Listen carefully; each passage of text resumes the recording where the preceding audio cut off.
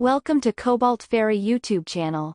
If you like our channel, please subscribe and make sure to click on the bell icon, so that you won't miss any future audiobooks we'll upload for free each week on YouTube.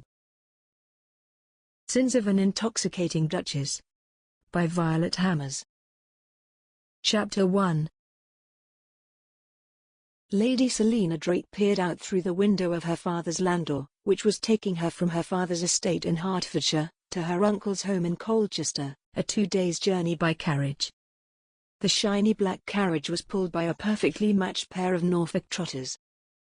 On the pale blue velvet seat across from her, Faith, her lady's maid, was sound asleep, snoring softly. Her head rested against the window. Her bonnet had slipped back, and her mousy blonde hair was tumbling out of her bun. Selina let her sleep. It had been a long journey. Selina was dressed in a smart grey frock, which wouldn't show the wrinkles after a long drive into the country. A simple straw bonnet covered her golden hair, the grey silk ribbon tied beneath her chin in a bow. From far off, she spotted the familiar facade of Kirby Hall, her uncle's country seat. It was like returning home, in some ways. She'd spent much time at Kirby Hall when she was young. It had been 5 years since her last visit. Her father, Lord Everett Drake, the Earl of Quinton, was travelling for business. He'd been called away to Paris to oversee some of his investments in silk. Her mother, Lady Quinton, never let an opportunity to go to Paris pass her by, and Selina's older brother, Thomas, was visiting a friend in the Lakes district. Selina didn't want to remain at Staunton, her father's sprawling estate, so she had written to her aunt and uncle, to see if she could visit. As it turned out, her cousin, Leah, was newly engaged, and they were happy to receive her. She was invited to stay through the spring, so that she could be there for the wedding festivities. The carriage pulled onto the long, winding drive that led to Kirby Hall. The estate was lined by white fences, which boasted grassy fields, filled with her uncle's thoroughbred horses. The driveway led the landau past an overlook, from which Selina could see Kirby from a distance, the large white house with 3 floors of shiny windows and the large lake in the foreground. Lady Selina leaned forward, gently tapping Faith on the shoulder. "Wake up. We're here," she said softly. Faith's grey eyes fluttered open, and she stretched. "I'm sorry, my lady," she apologized. "I didn't mean to drift off like that." "It's quite all right, Faith," Lady Selina replied. "It's been a long journey."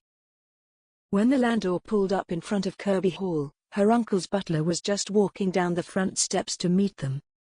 He was an elderly man, dressed in a crisp dark suit. It had been several years since Selina had seen him. In that time, his hair had turned to the color of frost. "Welcome back to Kirby Hall, Lady Selina," he said, opening the carriage door, and offering her his gloved hand. "Thank you, Mr. Wicks," Selina replied. "How was your journey, my lady?" he asked as she alighted from the carriage, her half-boots landing neatly in the gravel of the drive. "Lord and Lady Kirby, and your cousin, Lady Leah, await you in the withdrawing room, my lady," he told her. Lady Selina waited for him to help Faith down. Her lady's maid stumbled a little, breathing a sigh of relief when she was on the ground. "Right this way, my. Have the manservant bring your bags," Mr. Wicks said, ushering Lady Selina inside of the house. Selina turned to Faith as she walked. "Can you please make sure that my new silk gown made it here in one piece?" "Of course, my lady," Faith replied. "I'd like to wear it to dinner," Selina told her. "Would you mind pressing it?" "I'll see to it, my lady," Faith assured her. "Thank you, Faith."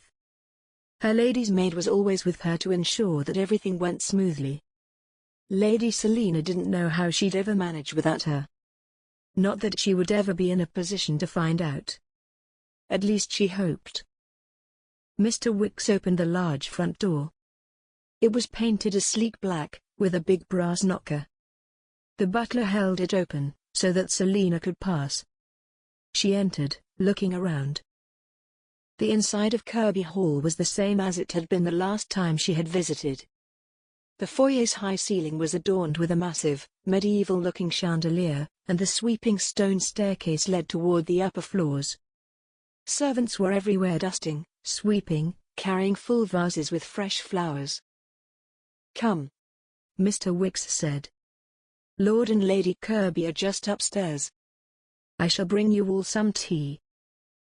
"That sounds marvelous," Selina said gratefully, following the man up the staircase and down the upper hallway lined with oil paintings depicting her Uncle Latimer's dour-faced ancestors. They looked down on her with marked disdain. "Please enter, my lady." Mr. Wicks opened the door to a withdrawing room papered in cream with delicate blue and pink flowers. Her aunt and uncle were seated, side by side on one of the settees. They both turned when the door opened. "The Lady Selina Drake has arrived," Mr. Wicks announced formally with a smile. Lady Selina. Her uncle, Latimer Bowles, the Earl of Kirby, stood. He was a tall gentleman who had salt and pepper hair. He was often riding or hunting, and it showed in his trim physique. "How was your journey?" Selina walked over, kissing the air beside her uncle's, and then her aunt's faces. "It was long," she replied honestly. "However, nothing too arduous. Luckily, nothing too interesting happened." She laughed. Interesting was all very well and good only when one was comfortably at home. "We're so glad that you could come." Aunt Georgiana, Lady Kirby, sat down beside her husband on the settee. She was a slim, elegant lady, with blonde hair very much like Selina and her own mother, Aunt Georgiana's younger sister. "Thank you for inviting me." Selina untied the silk ribbon beneath her chin and removed her bonnet as she walked over to the settee upholstered in royal blue velvet and opposite her aunt and uncle. She sat down, her eyes on the window across from her. A gentle breeze blew the filmy, white curtains, and she could see, through the window, a very fancy barouche landau with a pair of white horses rushing down the drive. "We're ever so glad that you could come," Uncle Latimer said, "especially during such a joyous time." Selina turned her gaze toward her aunt and uncle, who were beaming happily. "Indeed," Selina replied. "My mother was saying how pleased you must be to have your only daughter engaged." "We're overjoyed," Aunt Georgiana said. "With the entail on your uncle's estate, we were quite anxious to have Leah happily married as soon as we could. Wait until you meet the Duke. He's such a kind gentleman. He breeds horses on his estate," Uncle Latimer added. "Just like I do." Before Selina could ask anything further about Lady Leah's pending nuptials or sterling fiancé, the door opened, and Lady Leah Bowles entered. Selina's cousin was almost Selina's polar opposite. She had chocolate brown hair and eyes. Her skin was pale and freckle-free, nearly matching her cold, aristocratic demeanor.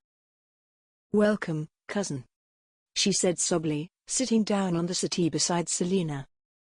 "Thank you, cousin," Selina replied, trying not to be burned by the frigid welcome. "Are you on your way out?" Leah was dressed in a stylish silk gown, in a dark blue which complemented her dark hair and eyes. Her hair was arranged elaborately in a chignon. "She's on her way to oversee preparations for the engagement party," Aunt Georgiana said, beaming with pride. "The Dowager Duchess expects me." Lady Leah beamed. "I see," Selina mused. "Well, I won't keep you.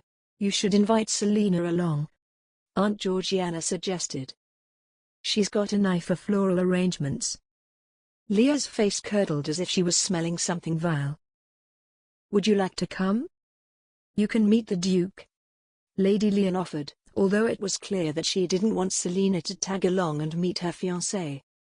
Leah and Selina's relationship had always been tense. "I'm sure I'll meet him at the party," Selina murmured. "I can't very well show up in my traveling clothes. You do look travel-worn," Leah said, eyeing her. Selina knew that Lady Leah had always been jealous of her, ever since they were young ladies. Selina smiled, gritting her teeth. "I suppose not to meet a duke." "No," That wouldn't be proper at all. Leah replied. I'm afraid I can't linger. I'm expected. A duchess is never late. She gave Selina a triumphant grin as she stood. Will you be home in time for supper, sweetling? Lady Kirby asked. I'm expected to dine with the Dowager Duchess and His Grace. Lady Leah replied. Very well. Her mother replied, smiling. She looked over at Selina. We'll have Lady Selina to keep us company. Tell that Duke of yours that he promised to show me that new hunter of his. Lord Kirby added. Father. Lady Leah said, horrified. I can't say something so gauche. With that, she left the room.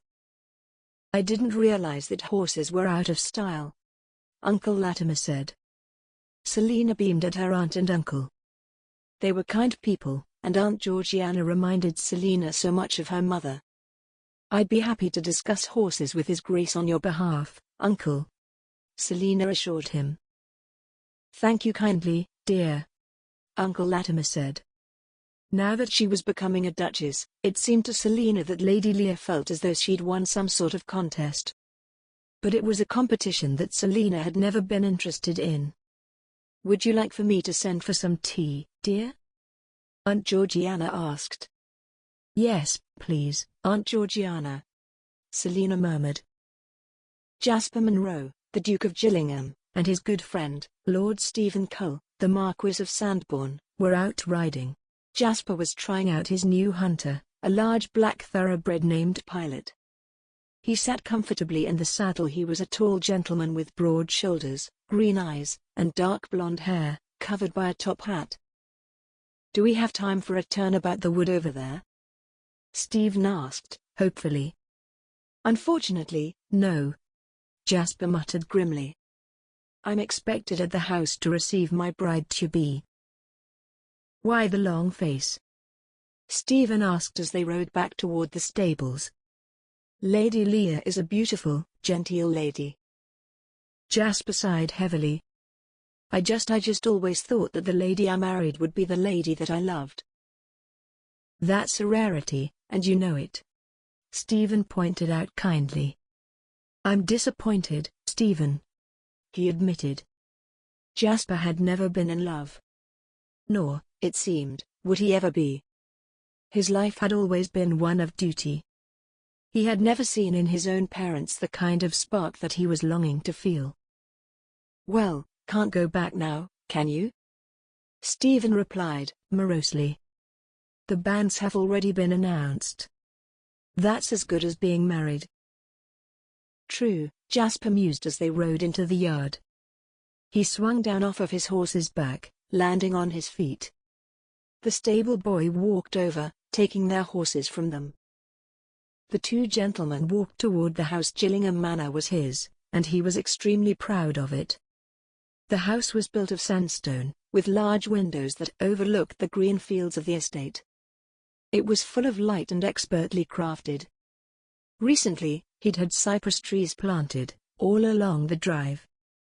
He was very proud of the Mediterranean flair that it added. Jasper sent his own carriage to collect Lady Leah, his intended. His manservant waited for the barouche landau to return. Looks like she's here, Stephen said, looking at Jasper sympathetically. Indeed, Jasper agreed. I suppose they're in the ballroom. I shall retire to my room, then, Stephen told him. Lady Leah had marked dislike of Stephen, which baffled Jasper. Stephen was outgoing, intelligent, and well-liked by everyone. The two of them had been friends since their school days. Jasper and Stephen parted ways in the foyer of Gillingham Manor. As he walked, he pulled off his riding gloves. At this hour, the day before the engagement party, servants were everywhere, rushing to fill all of his mother and his fiancé's strict orders. As he neared, he could hear their voices, coming from the ballroom, echoing in the vast space. When he reached the dark oak doors, he peered inside. Lady Leah stood next to his mother, the Dowager Duchess of Gillingham. They were both very similar aristocratic bearing, their slender figures, the way they dressed. Today, They both wore remarkably similar shades of dark blue. They got along well. Jasper, his mother said, frowning at him delicately. Where have you been? We've been going on without you. I was out riding with Stephen, he said, nearing the two ladies. His mother sniffed, disapprovingly. You smell of horse. I imagined so, he replied, smiling at her. She beamed back at him. She was pleased that he was finally settling down. So? What have I missed? We were going over the decorations, Lady Leah said, tucking her small hand possessively into the crook of his arm. The flowers will be brought in tomorrow, his mother said. Lilies and roses, fresh from the garden. She gasped, looking at Lady Leah. What if we had Martha add some jasmine to the arrangements? That's a splendid idea, Lady Leah agreed. Jasper felt suffocated, as though they were discussing flowers for his wake. For a brief second, he imagined himself, lying in a casket, surrounded by a large mass of white flowers. Oh, dear, his mother said, they're cutting the wicks all wrong. Jasper followed her gaze to where several servants set candles into the chandelier that was now lowered to within reach. His mother strode briskly over to them and abandoning Jasper with his bride-to-be. My cousin, the Lady Selina Drake, has arrived just today, Lady Leah said. I can't wait to make her acquaintance, Jasper replied politely, not actually meaning it. He was exhausted already. She's a bit of a strange lady, Leah replied, wrinkling her nose in distaste. What do you mean? Everyone's always making a fuss over her, she said, clearly unhappy that her cousin had arrived. She's going to try to take all of the attention. He looked closely at Lady Leah. He took her small hands in his and looked her in the eyes. He'd often thought, in a kind way, they were chocolate brown, similar to a horse's eyes. It was what made him sure that he could come to have healthy, lukewarm esteem for her. It will be your day, he assured her. Not hers. Alas, his feelings for her would never be passion or love. We'll see, she said doubtfully. Jasper squinted as he studied her. Lady Leah was everything that the next Duchess of Gillingham should be. She was a proper, elegant, well-educated lady. He noticed his scrutiny, staring back at him, her chin raised. What is it? She demanded. Are you happy, my lady? He asked gently. Her eyes widened. Of course, I am. She looked around at the room, clearly wanting to change the subject. You know, we could have invited a lot more people. Gillingham Manor is certainly large enough. Jasper cleared his throat. He'd requested that the engagement party be a small affair so that there would be fewer people to be a party to his agony. The fewer people, the better. Yes, well, more doesn't mean merrier, he replied. What? Of course, it does, she said, frowning at him. No, it doesn't. He felt pained. He agreed to marry Lady Leah Bowles because it was the right thing to do, according to the aristocracy. As the Duke of Gillingham, it was his duty to marry an aristocratic lady and then produce an heir. Or, give up his dukedom in favor of his younger brother, Reuben. Then, he would have to follow Reuben's orders. Something that Jasper would rather die than do. The fewer people to put on a face for, the better, he told her in a low voice. She blinked. What do you mean? She asked, frowning. Does it not bother you that we aren't in love? He asked, finally being honest with her. After all, why not? What could it hurt? Maybe she'd agree, and they could call the farce off. No, it doesn't, she said, letting go of his hands. No one marries for love. She folded her arms. Some people do, Jasper pointed out softly. Those are characters, in stories, she pointed out. She kept her voice low, but she was angry. So it doesn't matter to you? he said, watching as she shook her head.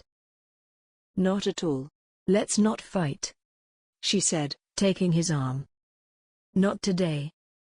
This is a happy time. She beamed at him. He nodded, swallowing. Chapter 2. Selina and Leah were in Uncle Latimer's carriage on the way to the engagement party. Leah's parents had sent the two ladies ahead of them. They were both quiet, looking out the windows as the fields belonging to Leah's betrothed passed by. Selina was dressed in a sinfully soft, spring green silk gown, which brought out the color of her eyes. It had come from Paris and was extremely à la mode, with puffed cap sleeves and a low décolletage edged in delicate cream lace. Her hair was styled in a bun, with golden ringlets framing her face. Around her neck, she had a string of freshwater pearls. Her cream-colored gloves came up above her elbows, and she had a matching satin clutch and a lace fan, also from Paris. Leah pouted as they arrived at Gillingham Manor, the landau swiftly passing the neatly placed cypress trees along the drive. She was dressed in cream, and her brunette hair was elegantly styled in a bun. She wore a net of pearls over her hair, to look more bridal. I wanted there to be more people, but His Grace insisted we keep it intimate. Why, pray tell? Selina asked. After all, Leah was the bride, shouldn't it be up to her? He's upset that we aren't in love, she mused. Love will come, Selina said, smiling at her cousin. If you let it. Leah shrugged, staring out the window. I care not. She beamed beatifically. I'm going to be a duchess. Who cares a whit for love? The carriage pulled up in front of the house. And look at my house. As long as you're happy, Selina said, keeping her eyes on her cousin. Leah's eyes cut over to Selina's. Something like annoyance flitted over her features for a brief moment and then was gone, replaced by a smug look. I'm very happy. Come, she said. Let's attend my party.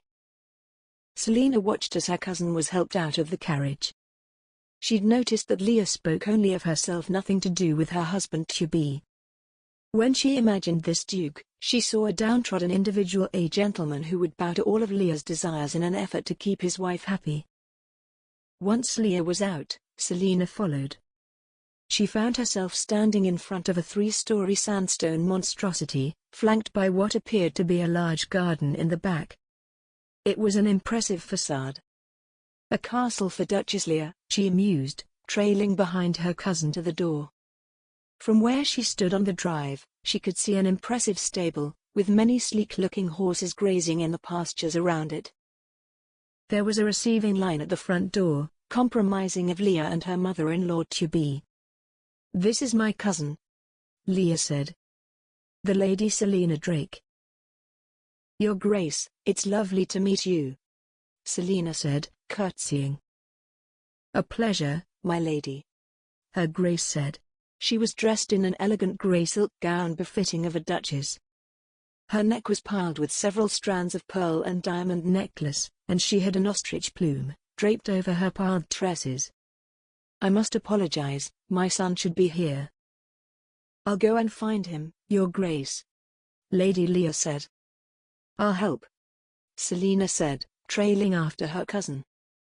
She entered, finding herself in a 3-story foyer, with black and white tiling on the floor. Selina was surprised at the small gathering at the engagement party. No wonder Leah was pouting. There were few people here to witness her biggest triumph. She wondered if the wedding was going to be small, as well. The interior of Gillingham Manor was impressive. The walls were papered in gold, with oil paintings of ancestors and woodland scenes hanging on the walls. Her silk skirts swished around her legs, luxuriously. Her feet, in their narrow little cream-colored slippers, barely made a sound as she walked. Large, white taper candles were everywhere, lighting up the room so that all could be seen. The candle light flickered, making the glass and the crystal sparkle. There were large floral arrangements, lilies, white roses, and jasmine, which gave off a soft scent. She scanned the gathering, recognizing the few neighbors who attended her aunt and uncle's dinner parties. She guessed that the others were family. Leah walked briskly, craning her neck as she searched for her missing fiancé. "What does he look like?" Selina asked.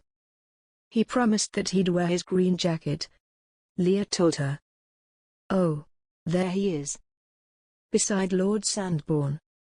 Selina followed Leah's gaze, spotting an immensely handsome gentleman, who looked absolutely disagreeable.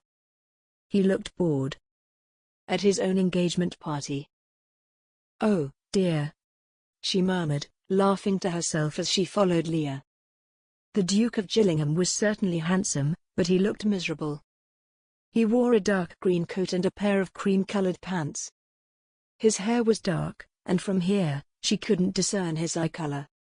He looked like any other member of the ton, so full of self-importance that he'd left no room for any character. "There you are, Your Grace," Leah said superciliously. "Your mother sent me to get you, our guests are arriving." She turned back to Selina, her hand on her fiancé's arm. "I told you about my cousin, the Lady Selina Drake." She eyed Selina, pursing her lips. "Cousin, let me introduce you to my fiancé, His Grace, the Duke of Gillingham." Jasper felt as though he'd been struck by lightning. He reached out for her hand, feeling electricity shoot through him. It was like she'd stepped out of a painting. She looked like one of Titian's angels. "Lady Selina," he murmured, leaning to brush his lips chastely over the soft gloves that covered her knuckles. He kept his eyes on hers. They were hazel green with a touch of honey. He watched a blush form on her cheeks. He now knew why Leah had been upset at her arrival. She was a lady who commanded attention. "Pleased to meet you," she replied, smiling kindly.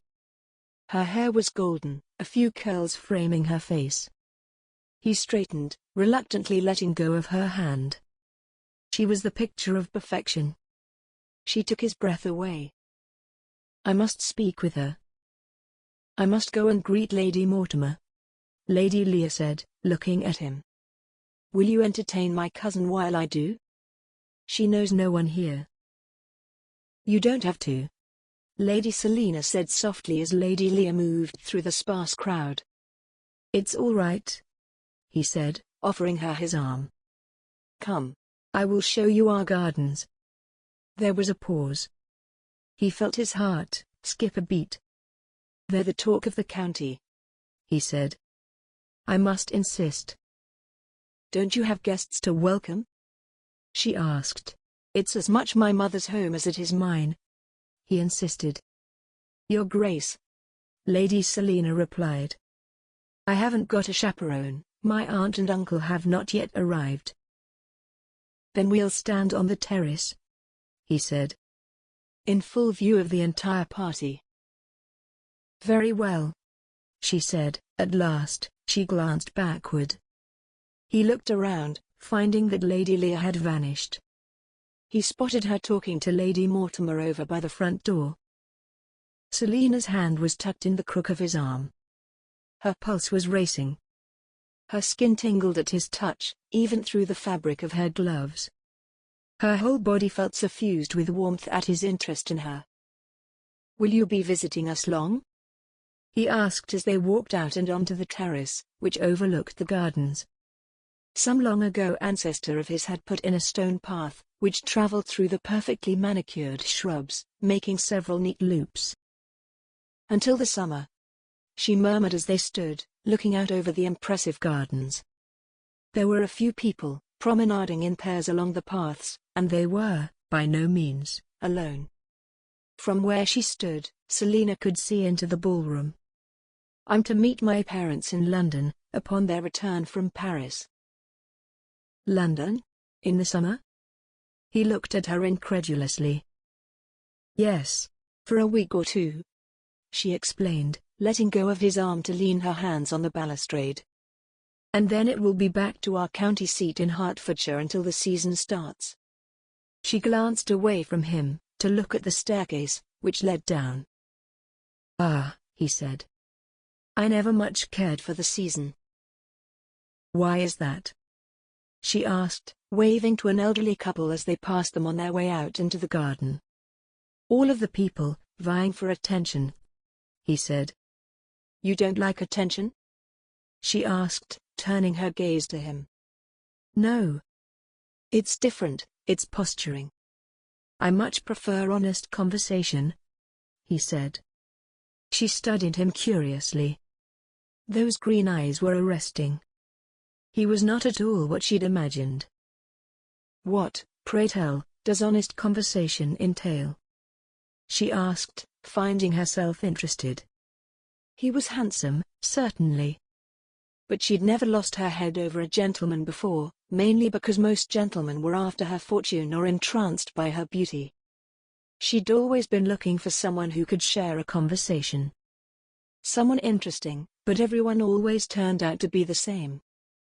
This was different. She found herself gazing at his lips. They were well-shaped, masculine, smiling at her. She raised her eyes to meet his. Well, both conversationalists must be talking about subjects on which they are genuinely interested in, preferably not themselves and their titles or inheritance. You'd lose over half the ton, she said. They both laughed. What should our conversation be about? She was dying to know. Love, he said. Love? What about it? She had to admit, she was disappointed. The smile fell from her face. Here he was, trying to flirt with her. Her own cousin's husband-to-be. It is an engagement party, he reminded her, a touch morosely. He looked at him. His bright green eyes were studying her with interest. Was he attempting to flirt with her? She didn't know him well enough to tell. After all, many gentlemen assumed that she was flirting with them, even when she wasn't. Very well, she said, deciding to take the bait. What about it? She looked away from him, her eyes traveling over the gardens, out to the fields, and off toward the small wood in the distance. He was quiet for a long moment. She let him collect his thoughts. Do you believe that marriage should be between two people who love each other? He asked, at last. I can't speak for other people, she said, coloring. I only plan to marry for love and nothing less. Then you know, he began, and she turned to face him. That you and Lady Leo aren't in love? She asked, pausing. She had figured, in the few moments that she'd seen them together. He looked miserable. To go any further might be dangerous territory. She looked over his shoulder, where she could see into the house through the French doors, which had been propped open to let air into the ballroom. Yes. Why do you ask? She wondered, looking him right in the eye. I don't know. He looked away, sighing. Perhaps it would be best if we didn't speak of it. After all, what good would this do? He was as good as married to Leah, who already had a marked dislike of her. How was she supposed to be a guest in her aunt and uncle's home if she stole a groom? You're right, of course, he agreed. Let's head back inside, shall we, Your Grace? Here you are, spending all of this time with me, and you're neglecting your own guests, she admonished. As they headed back toward the doors, there was a tall, dark-haired gentleman, who was just stepping out on the terrace. He raised a glass toward them. Hello, there, old bean, he said to the Duke. Selina looked at him with pleasure. Anyone who wasn't cowed by the powers of prestigious titles was a good person in her book. Lady Selina Drake, the Duke said. May I introduce to you my oldest friend, Stephen Cole, the Marquis of Sandbourne. A pleasure to make your acquaintance, my lady, Lord Sandbourne said, bowing to her. Selina smiled widely as she gave him a curtsy. Charmed, my lord, she said. She wasn't attracted to him in the least. However, he promised to be nothing more than a good conversation and a dance or two. Just enough to get the Duke of Gillingham out of her mind. Jasper watched Lady Selina dancing with Stephen. The way that she moved was entrancing, and the way that the light from the candles fell upon her golden hair gave her a bit of a glow. She was easily the most beautiful lady in the room. "The party is going well," Lady Leah said to Jasper. As per the rules of being politely engaged, Jasper and Leah had danced 2 dances together. They were now standing aside, to let other couples take a turn at being the focus on the dance floor. Naturally, Lady Selina was that focus. "Oh, yes," he replied, glancing at her. She was beaming, almost glowing with happiness. "Lady Mortimer particularly likes the floral arrangements," she went on. "She says we should do something similar for the wedding. She says that they're absolutely divine." "Perhaps we should," he said. He was feeling worse about the wedding. Now that he'd met Lady Selina, spoken to her, he didn't want to marry Lady Leah. Was it love? It was too soon to say. To marry someone that he didn't love, he couldn't conceive of it. He felt like he should be doing something to stop the wedding from happening. But what? What could he do that wouldn't be a scandal of epic proportions? "Selina's such an abominable flirt," Lady Leah said darkly. Jasper looked at her in surprise. She was scowling. "I didn't find her to be such," he said.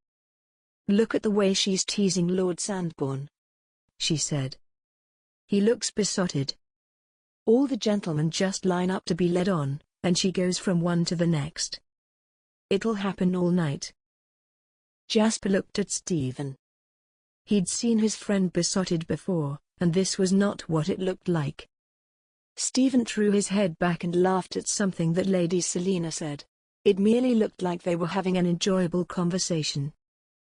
He recalled the way that her smile had faded the moment he began speaking to her of love. She could have flirted then, but she hadn't. She'd reminded him, gently, that he had a duty. It had been rather admirable, proper. The dance ended. He watched Lady Selina curtsy to Stephen, who bowed and offered her his arm. She took it. Stephen's gaze searched him out, and when he spotted them, he said something to Lady Selina, who nodded. Jasper looked down, his heart pounding as she walked toward him. "Here they come now," Lady Leah said grimly. "Lady Leah," Stephen said as he and Lady Selina neared them. "Will you do me the honor of a dance?" Jasper glanced at Leah, who was gritting her teeth as she smiled. "Of course, Lord Sandbourne. I'd be delighted." The two left, leaving Jasper alone with Lady Selina. She smiled, then snapped her fan open, covering her face, her alluring eyes studying him over the cream-colored lace. "Alone again, Your Grace," she said. His pulse was racing as he looked at her. He smiled, swallowing. It felt like his mouth was full of cotton. "Will you do me the honor of dancing with me, my lady?" he asked. He snapped her fan shut, revealing her smile. "Of course, Your Grace. After all, we're soon to be family." He offered her his arm, and she tucked her hand into the crook of his elbow. He could smell her perfume, lavender and rose. "Tell me, my lady," he said, so softly that no one else would hear. "Don't you feel it, too?" He looked her in the eyes. The smile had fallen from her face. "What if it's only infatuation?"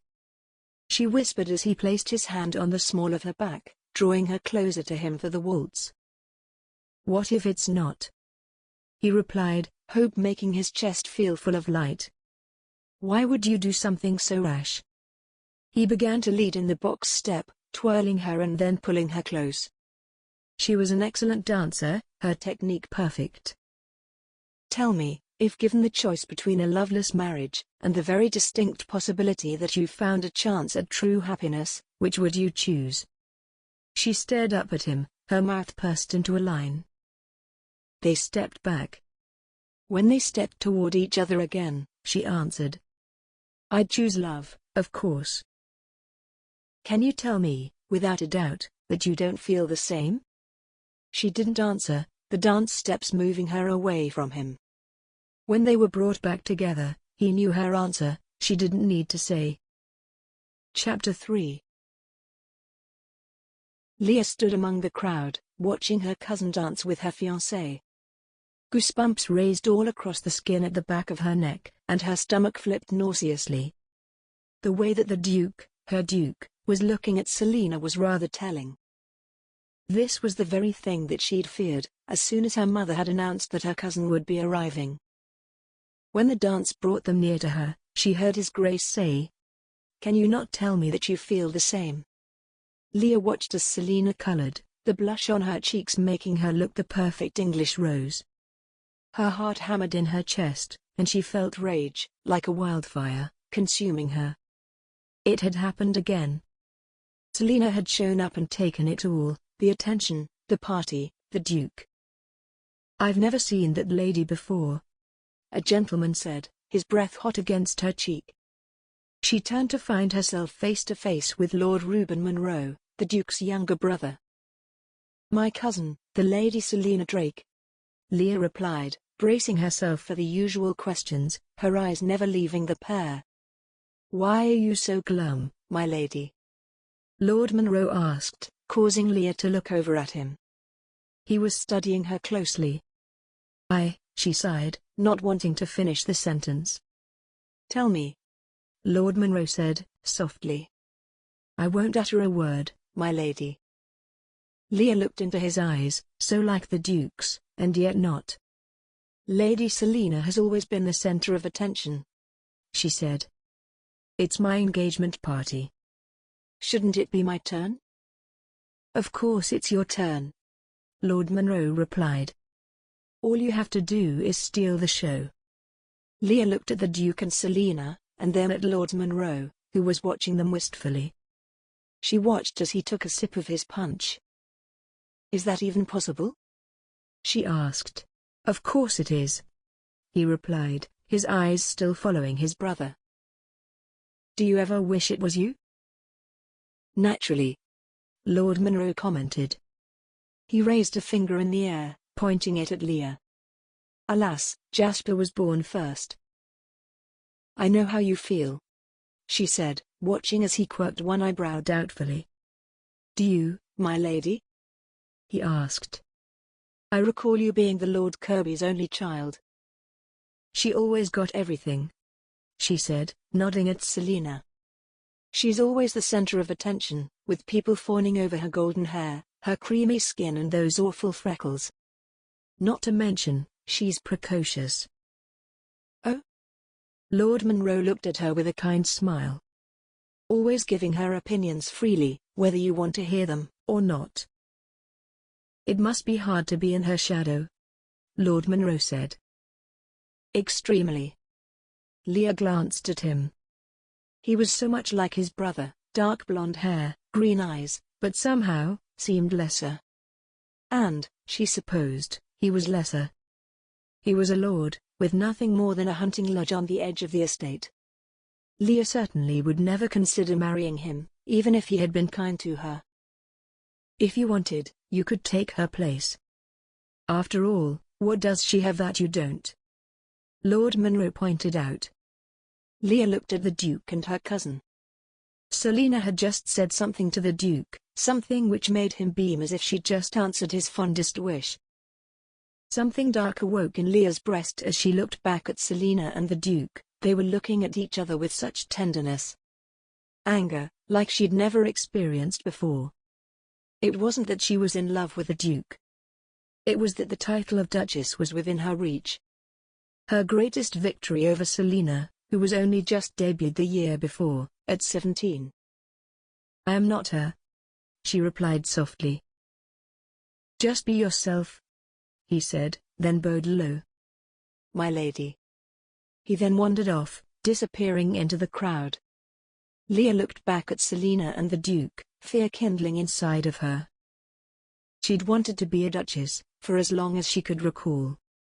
When she was a young lady, she'd attended a Christmas party, here at Gillingham Manor. She recalled the Duchess, dressed in a fine cream-colored silk gown, and how everyone had called her Your Grace, and she'd smiled beatifically. The house, the title, The handsome Duke, it was all supposed to be hers. Who cared for love? Most people married for titles and all the fancy trappings. Marriage was a contract, a business agreement, not a romance story. They were parting. Now, the dance was over. He bowed to her, his eyes on Selina as he kissed her hand. Selina blushed again, then turned and disappeared into the crowd. The Duke watched her go, his eyes wide. It was awful to watch. Selina didn't even need to marry. Upon her father's death, she would be independently wealthy, with £10,000 a year. She could afford to wait for silly things like love. Not to mention, her older brother doted upon her. He would happily let her live at the estate or their London townhouse for as long as she chose. Leah, on the other hand, was 23. If this didn't work out, she'd be out on the market again. To be unmarried at 24 was nearly unheard of. This might be the best that she could hope for. To become a spinster was out of the question. Leah shuddered. As the music ended, Lady Selina curtsied to the Duke and smiled at him. "I must say, Your Grace, this has been rather diverting," she said. "I believe your bride-to-be is waiting for you." She supposed that he'd wake up the next morning and realize that he'd made a mistake. She looked in Leah's direction. Her cousin was watching them closely, a look of rage on her face. The Duke of Gillingham looked at her, as though she'd slapped him. He stepped toward her, taking her hand, leaning down to kiss it. His eyes were on hers. "Until later, Lady Selina," he said. "Certainly, Your Grace," she replied. She moved off, opening her fan, and waving it in front of her face as she walked toward the punch bowl. It was a large silver bowl, and a male servant stood on the other side of the table with a ladle. He filled her a cup and handed it to her. "Thank you," she murmured, taking a sip. It was cool and sweet, with only the slightest taste of champagne.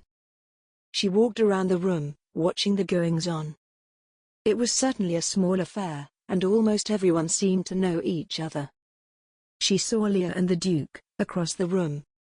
His Grace looked miserable, while Leah was smiling widely. Selina worried that he was trying to use her for an excuse to flee a loveless match. She resolved, then and there, to stay away from him. After all, love and infatuation were two very different things. And Selina meant to remain free unless it was truly love. She would protect her heart, and her fortune. Not that the Duke of Gillingham was interested in that. The whole business left her unsettled.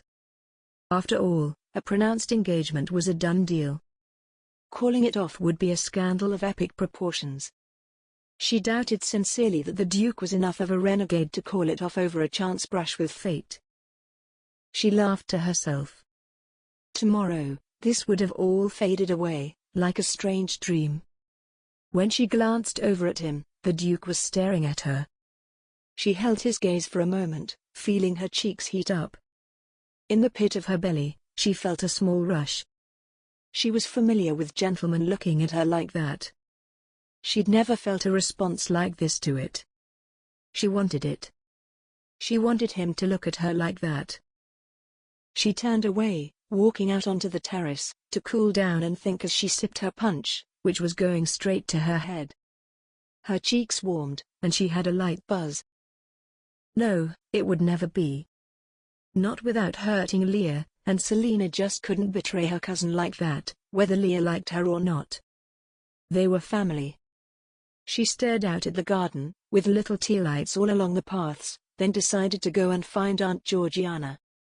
She finished her punch, then went to find her aunt. "Aunt Georgiana?" she said, touching her aunt on the elbow.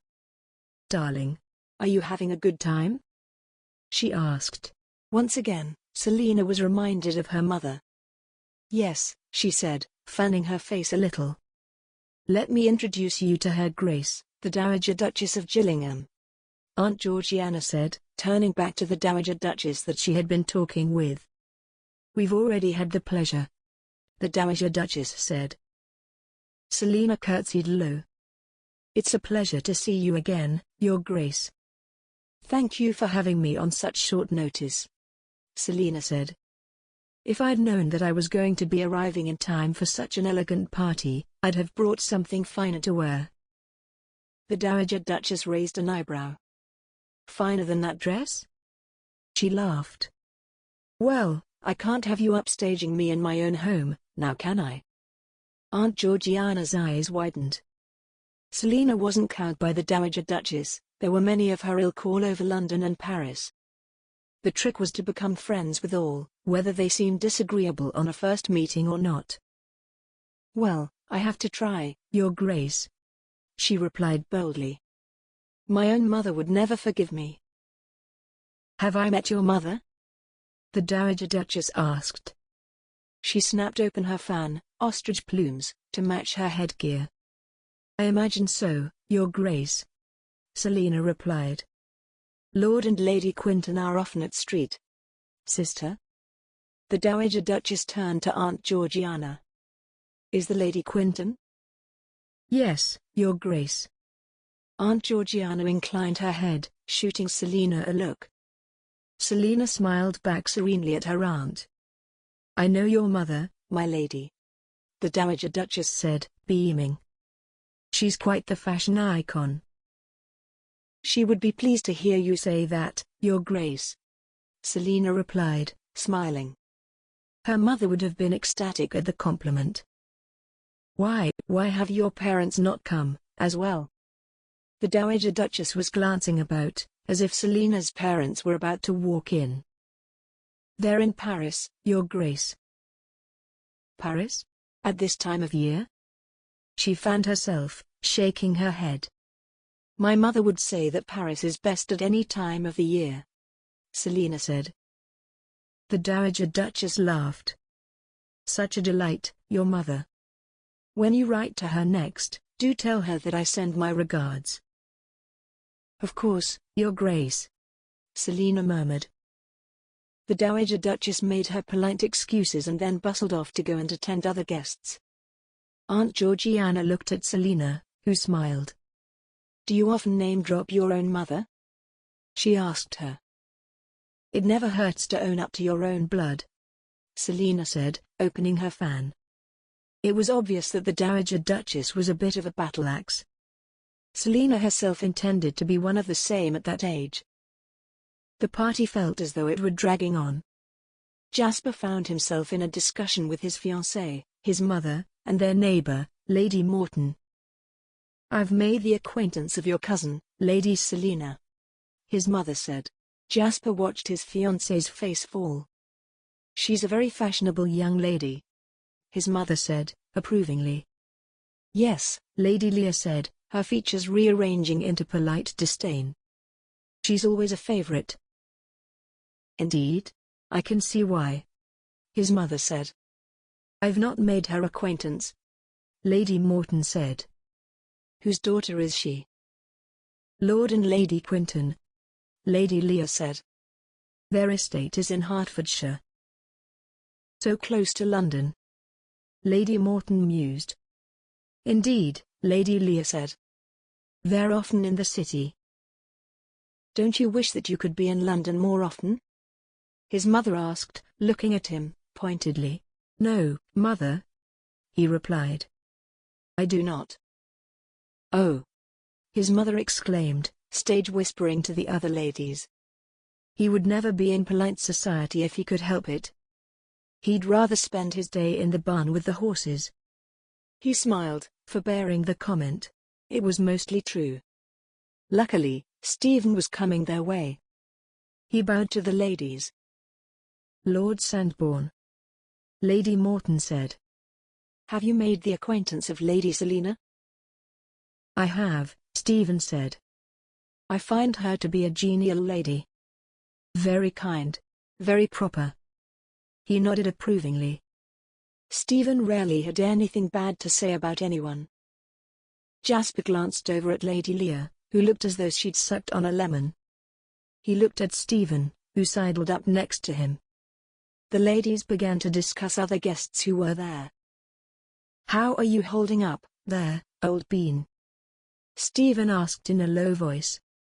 Jasper sighed. As well as can be expected, he replied. It was getting late. The candles in the hall were beginning to burn low. The room was quite warm. The last dance had just ended, and the few couples bowed and curtsied to one another. The musicians ended the tune with a flourish. Everyone clapped, applauding them. Selina found herself as she stood beside her aunt and uncle. She danced for most of the night, and her slippers were beginning to pinch her toes. Well, I suppose we should bid our farewells. Uncle Latimer mused. It's been a good night, hasn't it? The best, Uncle.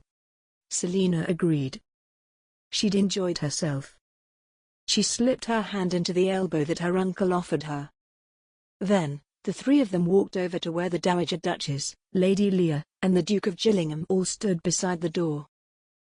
We're ready to take you home, my dear. Uncle Latimer announced to Leah. Your cousin has exhausted herself entirely. She's danced with nearly every gentleman here, and she's quite tired. Selina laughed. Have you had a good time, Lady Selina? The Duke asked, beaming at her. I've very much enjoyed myself, Your Grace, she said. I kindly thank you for allowing me to come at last moment's notice. It's my pleasure, the Duke said, bowing to her. She felt her face go hot as she curtsied to him. Their eyes locked for a moment. I must say goodbye to Lady Morton, Leah said. Mother, you come, too. Selina and I will call for the carriage to be brought round, Uncle Latimer said. Selina walked out of Gillingham Manor with her uncle, headed for their carriage. Don't they look good together? Her uncle asked as they waited for the carriage to be brought around. Yes, very good. Selina agreed, smiling. She knew that she felt a rush when she was near the attractive Duke, but she brushed it off as nothing more than mere fancy. With any luck, Lord Sandbourne would always be around. He was good for an interesting conversation, and nothing more. Jasper and his mother walked Lady Leah and her mother to the landau that waited to take them to Kirby Hall. He offered her his hand. Thank you, she said stiffly as he helped her up into the carriage. Something had happened at some point during the party, and she'd been bristly ever since. Jasper chalked it up to being tired. Lady Selina and her aunt and uncle were waiting in the landau. Lady Selina's face was turned away. He wished that she would look at him. He wondered what had caught her eye. Very soon, this will be all yours, his mother told Lady Leah, taking both of her hands. And I will get to go to my bed while you bid all of your guests good night. Lady Leah smiled at her. Thank you, Your Grace. You both must come to dine with us, tomorrow evening, Lady Kirby said. We can talk all about the party then. We would be delighted, my lady, Jasper replied, bowing low. Good night, my lady, Jasper said to Lady Leah. He could hear the reserve in his own voice. He bowed, bringing her hand to his lips. Good night, Your Grace, Lady Leah replied. Jasper shut the door. At that moment, Lady Selina turned back around, and their eyes met. Again, he felt thunderstruck, as he had when he'd first laid eyes on her. She smiled softly, raising her gloved hand in farewell. Then, he and his mother stood back, watching as the carriage pulled away down the long drive. That went very well, his mother commented as they both waved. Lady Kirby and Lady Leah's gloved hands were like small white birds, flapping its wings. Yes, very. Jasper felt exhausted, but at the same time, exhilarated. Thoughts of Lady Selina filled his mind. She was unlike anyone he'd ever met before. I'm off to bed, his mother said, leaving him at the front door. Jasper kissed the air beside her cheek. Good night, Mother. He watched as she walked up the stairs. Jasper had the strangest feeling that he'd been waiting for someone like Lady Selina to walk into his life. Now that she'd arrived, he didn't know what to do. Chapter 4. The next day, the party from Gillingham Manor was due to dine at Kirby Hall. Leah was anxious and out of sorts all day. She lost her temper at her lady's maid, not once, but twice. Now that Selina had arrived, she needed to outshine her. It had poured steadily, all day. She blamed her mood on the weather, which caused Kirby Hall to become draughty. She arrived downstairs to dine, dressed in her yellow watered silk gown. Yellow brought out the darkness of her hair and her eyes, and the soft cream tones in her skin. Around her neck she had a delicate pearl necklace. "Oh, darling," her mother said. "You look like a picture." Father walked over to her. "I quite agree with your mother," he said, squeezing her hand. Leah beamed. The door opened, and the butler peered inside the drawing room. The Duke of Gillingham, the Dowager Duchess of Gillingham, Lord Munro, and Lord Sandbourne, my lord," Mr. Wicks announced, standing aside so that the party could pass him. "Welcome, welcome," her father said as they entered. They all gathered together. "Where's the Lady Selina?" Lord Sandbourne asked. Leah felt her mood plummet. "I hope she's feeling well," the Dowager Duchess murmured, her hand going to her lips. Her mother frowned. "I haven't heard anything. Perhaps I should send Wicks to go and see." Leah felt exasperated. Selina was late, and everyone still talked of her. The Duke walked over to her, smiling. "Hello, my lady," he said, bowing. "Your Grace," Leah said as she curtsied. This was how it was supposed to go. He was supposed to give her preference, and smile at her, just in this way. "Are you well today?" he asked. "Very well," she assured him with a smile. "Are you well?" Then, Selina walked in. Leah's stomach curdled as she beheld her cousin, who looked exactly like a porcelain doll. Selina was dressed in a pale pink muslin dress, her hair fixed in a way that accentuated her heart-shaped face. She wore a delicate gold chain around her neck with one teardrop pearl hanging from it. "I'm sorry I'm late," she murmured, actually having the nerve to laugh as she curtsied to the whole room. "It's the funniest story, actually." Leah glanced around to find that everyone was beaming at her. "Well, go on, my lady," Lord Sandbourne said. "What caused you to keep us waiting for your presence?" "My maid had to fix my dress," she said, turning to show them a long rip in the muslin, which had been neatly fixed so that it was nearly invisible. "You see, I tore it, trying to catch one of my letters, which had blown out through the window." "Lady Selina, whatever possessed you to have a window open today?" the Dowager Duchess asked, scandalized.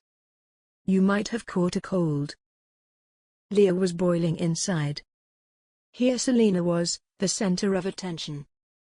And, for what? Ripping her dress while trying to save a piece of paper from blowing out through a window. "I do love the scent of a good rain shower," Selina replied. "I love writing with the fresh air coming into my room. And then the wind snatched my letter away. I couldn't have my mother's letter read by just anyone. Who knows what hands it would fall into? And what secrets they would learn." The Duke mused, his eyebrow quirked. "Indeed, Your Grace," Selina agreed, shaking her head. "No one should ever learn the secrets that my mother and I know of the latest Parisian fashions. It would be a scandal. All of London, in an uproar. We'd be exiled, and my poor mother would never forgive me." As everyone laughed, Leah gritted her teeth and raised her chin. Couldn't they see through this? It was just Selina's way of taking the attention for herself. Leah couldn't recall a single Christmas where Selina hadn't pulled some grand escapade and been the center of attention, except for the handful that she hadn't been present. "Your maid does a good job at repairs," the Dowager Duchess said approvingly. "I wouldn't have spotted it myself if you hadn't pointed it out." "Heaven knows, Faith certainly earns her pay with me around," Selina replied. Leah could only watch in horror. She scanned everyone's faces. They were all beaming at Selina in open adoration, including His Grace. Lord Munro was the only one, looking at Leah. He smiled at her, sadly. She didn't want his pity, however well intended. She looked away from him and down at her hands. Leah wasn't used to making herself the center of attention. She rarely spoke and less spoken to because that was what was expected of her. It was the ladylike thing to do. She recalled Lord Munro's words from the night before. This was her turn to be the center of attention. All she had to do was take it. "Your Grace?" she said, turning to the Duke. "Yes, my lady?" he asked, the Duke's eyes still on Selina. "Did you stay out of the rain?"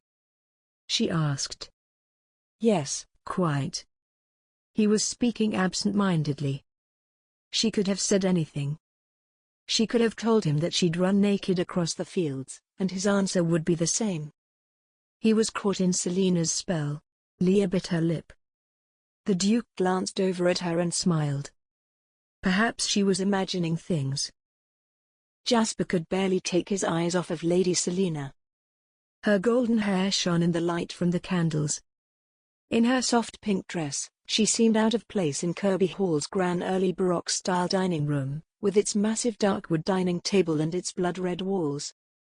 It was as though she'd stepped out of a soft spring rococo scene like the maiden on the swing in Fragonard's painting. Not that he had to look away. She kept everyone entertained with stories over dinner. She was well-traveled, even for an aristocratic lady. Her parents had taken her to the continent, and often. "What's the farthest south you've been, my lady?" Stephen asked her. Jasper noted that his friend was warming up to the lady. "The very toe of the Italian boot," she replied, taking a delicate sip of her wine, then setting the glass down on the table. "I stood on the sands of the beach and looked out upon the Mediterranean itself." "I've never been to Italy," Jasper said. "None of us have," Reuben added jovially. "You must go," Lady Selina told him. "The food is unlike anything we eat here. Garlic and tomatoes and olives." She beamed. "And the art. It's all so vibrant. So alive." "Don't tell me that you don't like England, my lady," Stephen said good-naturedly. "England is my home, my lord," Lady Selina stated firmly. "And I love her very much. But when comparing her to other places, she's very calm and staid." "I tried to get your aunt to travel," Lord Kirby said. "Oh, but we're so comfortable here," Lady Kirby replied. They beamed at each other. "That's the whole point of traveling, though," Lady Selina said excitedly, "is to not be comfortable.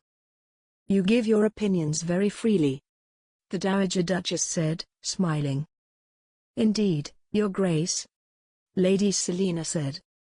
"My father always told me that if my brother gets the family estate, then I should be the one to get the brains." Everyone laughed at that. Jasper found himself even more intrigued by her. She was intelligent, witty, confident. When he glanced at Lady Leah, she was sulking. He could see why she appeared to dislike Lady Selina. She commanded the center of attention. He regretted, just a little, that he felt entranced by the very person that she seemed to dislike so much. He'd spent the entirety of the day, agonizing over what to do, for he knew that he must do something. After dinner, the party retired into the parlor. Selina seated herself by the window, where she could watch the rain. It pelted against the glass, dripping down. Footsteps approached, and she was surprised to find that Lord Munro, the Duke's younger brother, was joining her. "Lord Munro," she greeted him. He looked so much like the Duke, yet there were subtle differences. Lord Munro's face was wider. His nose crooked, as though it had been broken. He smiled at her, baring his long front teeth.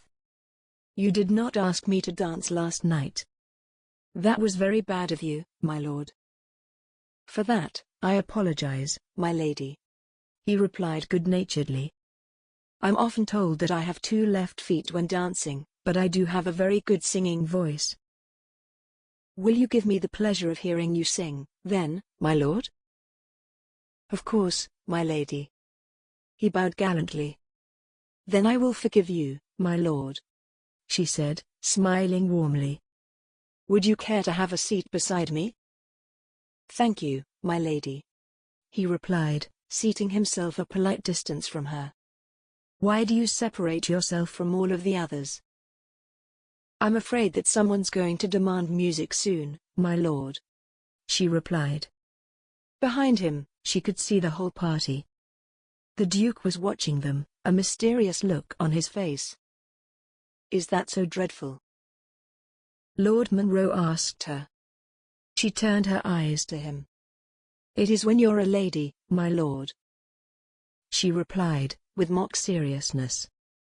You see, when you're a lady, you will always be prevailed upon to prove to all the world that you're accomplished. Is that so, my lady? His brow furrowed, and he was grinning lopsidedly. He was awkward, puppyish. There was the difference between the brothers. The Duke was dashing, all straight edges. It is so, my lord, she stated. I just don't know how to break it to the present party that I prefer to give dramatic readings of poetry to playing the pianoforte. I'm sure they would understand, my lady, he said, although, if it would help, I can take your place. I would much obliged, my lord. She smiled at him, turning her eyes to the rain, falling down the panes. Thunder rumbled from off in the distance, causing a chill to run down her spine. Ominous weather, Lord Munro commented. Indeed, she agreed. Jasper couldn't bear it any longer. When the ladies and Stephen moved to form a card game, he strode across the room, to join his brother and the Lady Selina. Your Grace, Lady Selina said as he neared. His brother turned, smiling at him languorously. What are you two discussing? Jasper asked, curiously. We're discussing the rain, Your Grace, Lady Selina said. It's very ominous weather, is it not? Very much so, my lady. How about we have some music? Lord Kirby suggested to the room. Selina, would you get us started? Seeing how Lady Leah is the bride, Selina suggested. Why doesn't she have the honor of doing so? Quite right, Lord Kirby said, turning to his daughter. Leah colored but stood up and walked to the pianoforte. That was very well done, my lady, Lord Munro said. I can't help noticing how often Lady Leah gets slighted in the present company. I wholeheartedly agree, my lord, she replied. It certainly doesn't help cousinly affection. I'll go and see if Lady Leah would care to play a duet, Lord Munro said, standing up. Oh, please do, my lord, Lady Selina said. I'd love to hear your renowned voice. Jasper felt a little flare of jealousy. After all, his younger brother was well liked by all, and he was not engaged to be married. I had no idea his voice was renowned, Jasper murmured. By his own admission, Your Grace, Lady Selina said, smiling widely. They both watched his brother walk over to his fiancée. Lady Leah stared at Reuben, wide-eyed, before nodding. The two began to pore over the sheet music, choosing a duet to play. Jasper glanced toward the other side of the room, where both Lord and Lady Kirby, Stephen, and his mother sat, playing a game of bridge. He and Lady Selina were unobserved, for the moment. Why don't you want to perform, my lady? He asked, curious as to why a lady who was so lively in talking was not desirous of taking the floor when asked to play. Certainly, you've noticed how Lady Leah wants to have attention? Lady Selina asked him. Not any more than any other lady, he remarked. That simply isn't true, Lady Selina replied. It's her turn to shine. She's the bride. Lady Leah began to play, and Reuben stood at her side, dutifully turning the pages for her. They sang together. Lady Lear's voice was a timorous soprano, and his brother was a rich, melodic tenor. "My goodness," Lady Selina remarked. "He does have a wonderful voice." "He does," Jasper agreed. He could feel her presence at his side. She was like a brilliant light, drawing him in like a moth. He had never thought that there would be a feeling like this, or that engagement to the wrong lady would disastrously entangle him. "It's as smooth as silk," she commented. As the two ended their duet, Lady Selina stood, clapping her hands. "Bravo!" Jasper watched her. She was enjoying herself. She sat back down, as the two musicians continued attempting a second duet for the company. She turned to him, folding her hands delicately in her lap. She smiled at him, and his pulse quickened. Was she not aware of the hold she had on him? Certainly, she knew how this whole situation tormented him. "My lady," he said, raggedly. "Yes, Your Grace?" she asked, then frowned. "Is something the matter? You look rather pale." He tugged at his cravat, feeling as though he were being strangled. He wondered how to bring it up without offending her, as he had during their first, disastrous conversation. He recalled how his heart had sunk as the smile had faded from her face. "What's this, Your Grace?" Lady Kirby said, walking over to them. "What are the two of you talking about?" Jasper felt caught. He opened his mouth, but Lady Selina answered for him. "How wonderful Lord Munro and Lady Lear's voices are," Selina replied smoothly. "Their choice in music is exquisite." Aunt Georgiana beamed as she looked over at her only daughter. "Yes, we hired that musician from Paris to give her lessons." Selina's eyes cut over to the Duke, who had a guilty look on his face. "I recall, a Monsieur Dubois, was it not?" Lady Selina asked, recalling the staid little musician, who spoke in a heavy Parisian accent. He'd listened to her play, once, correcting every mistake by tapping on her wrist with a finger. "It was," Aunt Georgiana said. "Your memory is extraordinary, my dear." "Like a trap," Selina said proudly. "Nothing gets away from me." "Very true, dear," her aunt said, beaming at her. "Wouldn't it be wonderful to hear them both perform that Scottish tune that we were discussing just this morning?"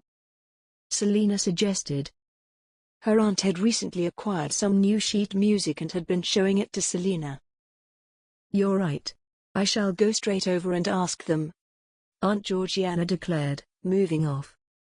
Selina waited, expecting the Duke to press her for protestations of love. She was often the object of affections for gentlemen. He had already shown himself interested upon their first conversation.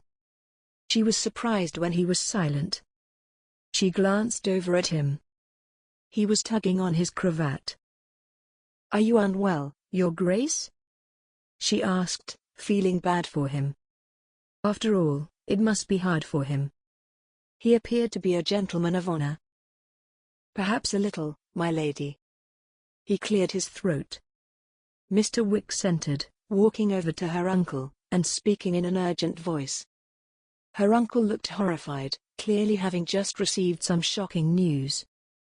"What do you think is going on?" Selina asked, burning with curiosity. "I'll go and find out," the Duke said, standing. Not one to be left behind when something was happening, Selina followed close behind. "They were attacked, my lord," Mr. Wicks was saying. "By bandits, out on the road." "Who was Wicks?" the Duke asked. "Lord and Lady Morton, Your Grace," Mr. Wicks said. "They're alive and unharmed, but shaken, from what I've been told. As soon as they returned home, they sent word." "Good grief," her uncle said. "We should go and check the roads," the Duke said, immediately taking charge of the situation, for which Selina silently applauded him. Her opinion was not wanted at the moment. "Stephen, Reuben, Lord Kirby, we should go, now." See if we see anyone fitting the description. He turned to the Dowager Duchess. Shall I escort you home, mother? I'll stay here, with the ladies, she replied. Come and collect me when you know it's safe. Very well, he said. The Duke's eyes met Selina's. She looked away. It was improper for him to be so concerned about her and not his fiancée. Luckily, he did as he was supposed and walked over to Lady Leah, bidding her farewell. All the gentlemen left the room, leaving the ladies in stunned silence. Aunt Georgiana took charge of the situation. Mr. Wicks, she called out. I believe some tea is in order. Chapter 5. Since the party from Gillingham Hall had taken the barouche, Lord Kirby lent all the gentlemen several of his best thoroughbreds. Jasper rode through the darkness, with Lord Kirby at his side. Reuben and Stephen had taken the northern road, toward the town of Willow Run. I don't see any sign of them, he remarked. The horse that he was riding was much lighter than Pilot, who was of a more muscular build. He sat all the way back. They likely went into the woods, Lord Kirby said. They wouldn't chance being seen at the inn. The innkeeper's a good sort. Doesn't suffer any blackguards. They sat on their horses, scanning the woods for any sign of a campfire. There was none, just pitch blackness. It was lightly drizzling, the heavy rain that had so captivated Lady Selina having sloughed off. This is true. They'd certainly stand out at his establishment, he said. It worries me, that they're being seen here, though. There were few dangerous folks in this county, for the most part, it was well-meaning and hard-working people. They didn't stand for drunkards or ruffians in their midst. It was just simple country folk, and the lords and ladies on their estates. Is it possible that they're deserters, Your Grace? Lord Kirby asked. After all, there's a regiment being housed in Brookville, just to the south of here. I'll stop by tomorrow, Jasper replied. I know the colonel well. Very good, Your Grace, Lord Kirby said. Let's go and see how the ladies are faring. Perhaps your brother and Lord Sandbourne have news.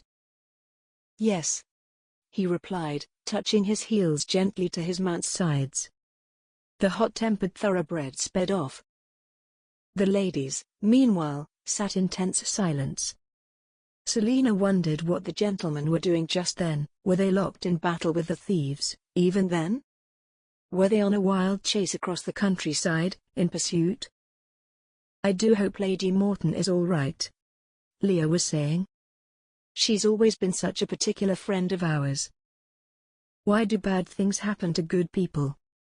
Aunt Georgiana wondered mournfully. Selina remained quiet. She'd often encountered intrigue such as this. After all, the world was a wide place, with people in it who were not as well-meaning as one would like to believe. Her father and brother had fought off robbers, once or twice, while they were on the road. It didn't make her question, she wasn't a bad person, after all. Her father's estate, Staunton, was very near to London. The crime rate in the nearby environs wasn't as low as it was all the way out by Kirby Hall. Many people were travelling through on their way in and out of London. You know, Aunt Georgiana, she said. It's not a question of goodness. They were after money, and they meant to have it. It wasn't against Lady Morton on purpose, I'm sure. Leah was glaring at her. How could you say something like that? She demanded, tearily. Lady Morton is a very demure and proper lady, Selina replied. Of course, she is. But it wasn't to test her faith, Selina explained, looking at the Dowager Duchess, who looked a tad surprised at Leah's outburst. They weren't thinking of her, only themselves. That's how bad men think. And I suppose you think you're so worldly, Leah went on. That you've been to all these exotic places, and learned so much about the world, while we're all bumbling about the countryside. That wasn't at all what I was saying, cousin, Selina said, gently. I was simply saying that, It doesn't matter what you thought, Selina. Leah hissed. Lord Kirby and the Duke arrived back. Oh, Your Grace. Leah flew across the room toward her fiancé. Did you find them? No. We found no Trace, he said. His eyes turned toward the others. We'll search a bit more in the morning. I doubt they're staying in the area. Selina frowned, wondering how it was that they could have disappeared so quickly. Usually, thieves were discovered out on the road, trying to get away. The next morning, Jasper rode to Brookville to visit the colonel. The regiment was staying in several houses along the main street of town. Jasper approached the brick house where he knew Colonel Fitz was quartered, knocking on the green wooden door. In a few moments, it swung open. A young lady gaped at him, wide-eyed. She was dressed in a simple grey frock, with a stained apron over it. "Good morning, miss," he said, bowing. "Can you tell Colonel Fitz that the Duke of Gillingham is here?" "Yes, Your Grace," she said, disappearing into the house.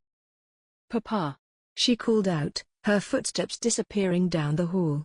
"Macy, I told you not to answer the door," her father said. The girl replied, but her voice was too low for Jasper to hear. There were heavy-booted footsteps coming down the hall. "Gillingham." Colonel Fitz's voice boomed. He was a large gentleman, dressed in a red coat, breeches and tall, black boots. "Your Grace." "To what do I owe the honor?" "Lord and Lady Morton were robbed out on the East Road last night," he said, following Fitz down the hallway. The house was full to the brim with the Colonel's children. "I was wondering if you had any deserters of late?" The Colonel sighed, a look of concern on his face. "To tell you the truth, I did, Your Grace. They left a few nights ago, to go out on the town, and they've yet to return. It may be them, or they may show up in one of the inns. When they do, you can be sure they'll be questioned." "Could I have descriptions of the men, so I can see if anyone has spotted them?" Jasper asked, following him into the study. It was filled with papers and books and maps. "To be sure, Your Grace," the Colonel replied, gesturing for him to sit. Jasper sat down. The Colonel sighed. "There are 3 of them, Your Grace. William Jordan is a slight man of 23. He's got red hair and blue eyes. Frederick Coyle is 25. He's got dark hair and dark eyes. And then, there's Jack Dawson, who is also 25. He's brown-haired and blue-eyed." "Thank you, Colonel," Jasper said, committing them to memory. "I'll go to the Mortons to see if the descriptions match the men that they saw. If I hear anything, I'll send word," the Colonel said. "I'll keep my own eyes and ears peeled. I'll start sending out patrols, to cover the roads." "Very good, Colonel," he replied. "It might help to check the woods, too. See if anyone's sleeping rough out there." "Quite right, Your Grace," the Colonel replied, frowning.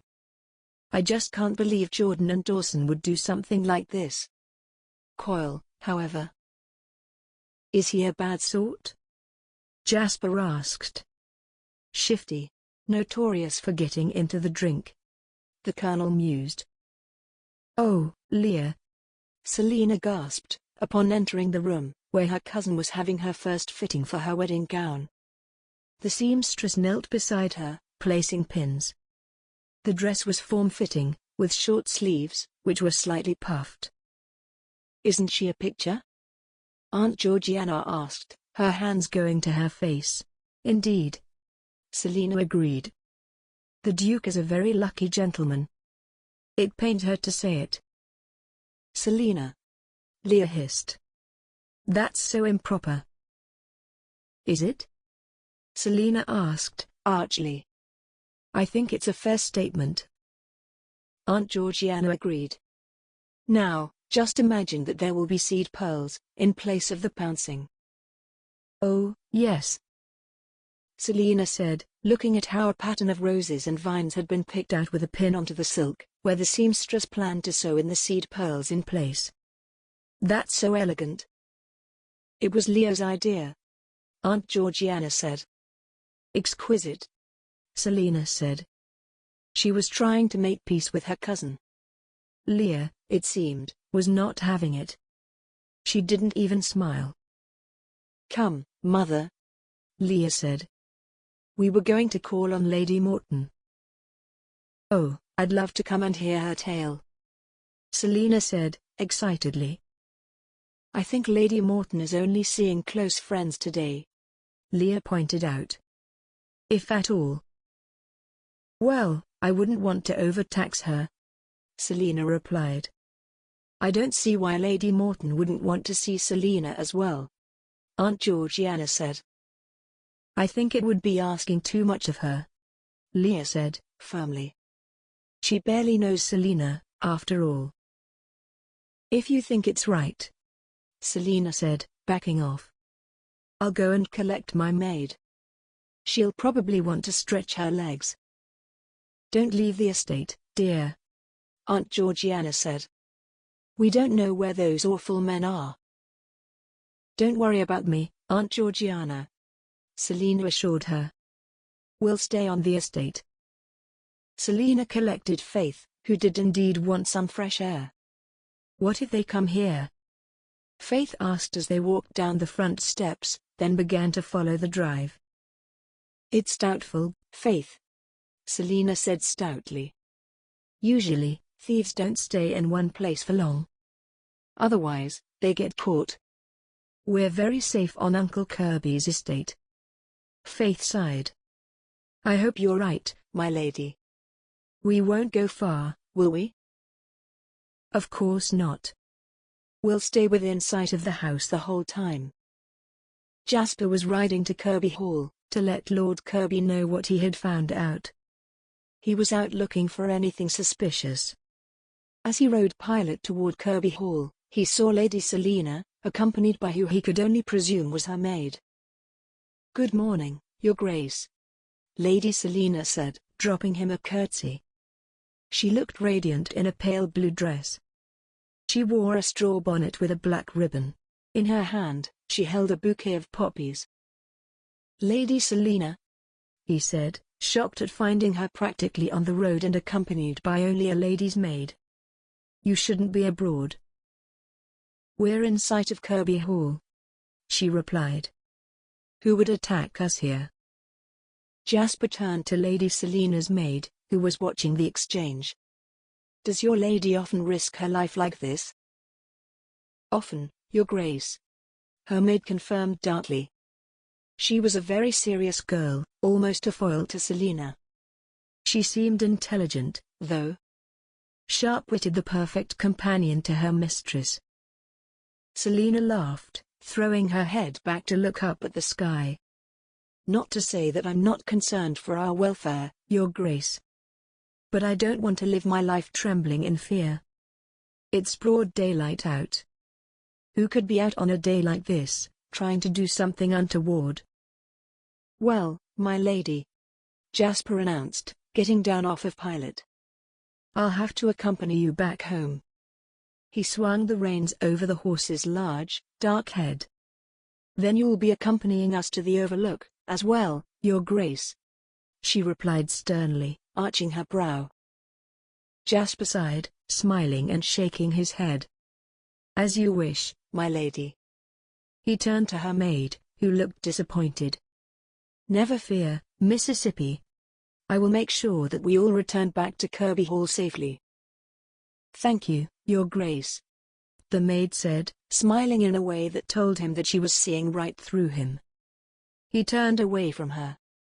He had no doubt that gentlemen were often bending to the indomitable will of the Lady Selina. He was different, though. He'd prove it. In a few strides, he'd caught up to Lady Selina, who was strolling slowly toward the Overlook. She glanced over at Pilot. "Who's this, Your Grace?" she asked. "Pilot," he replied, watching as she held her hand out. Pilot nuzzled the palm of her hand with his nose. "He's a beautiful animal," she commented. Looks very fast. He is, my lady, he said. Do you like horses? Yes, your grace, she replied, then stopped by the side of the road, adding a few blue wildflowers to her bouquet.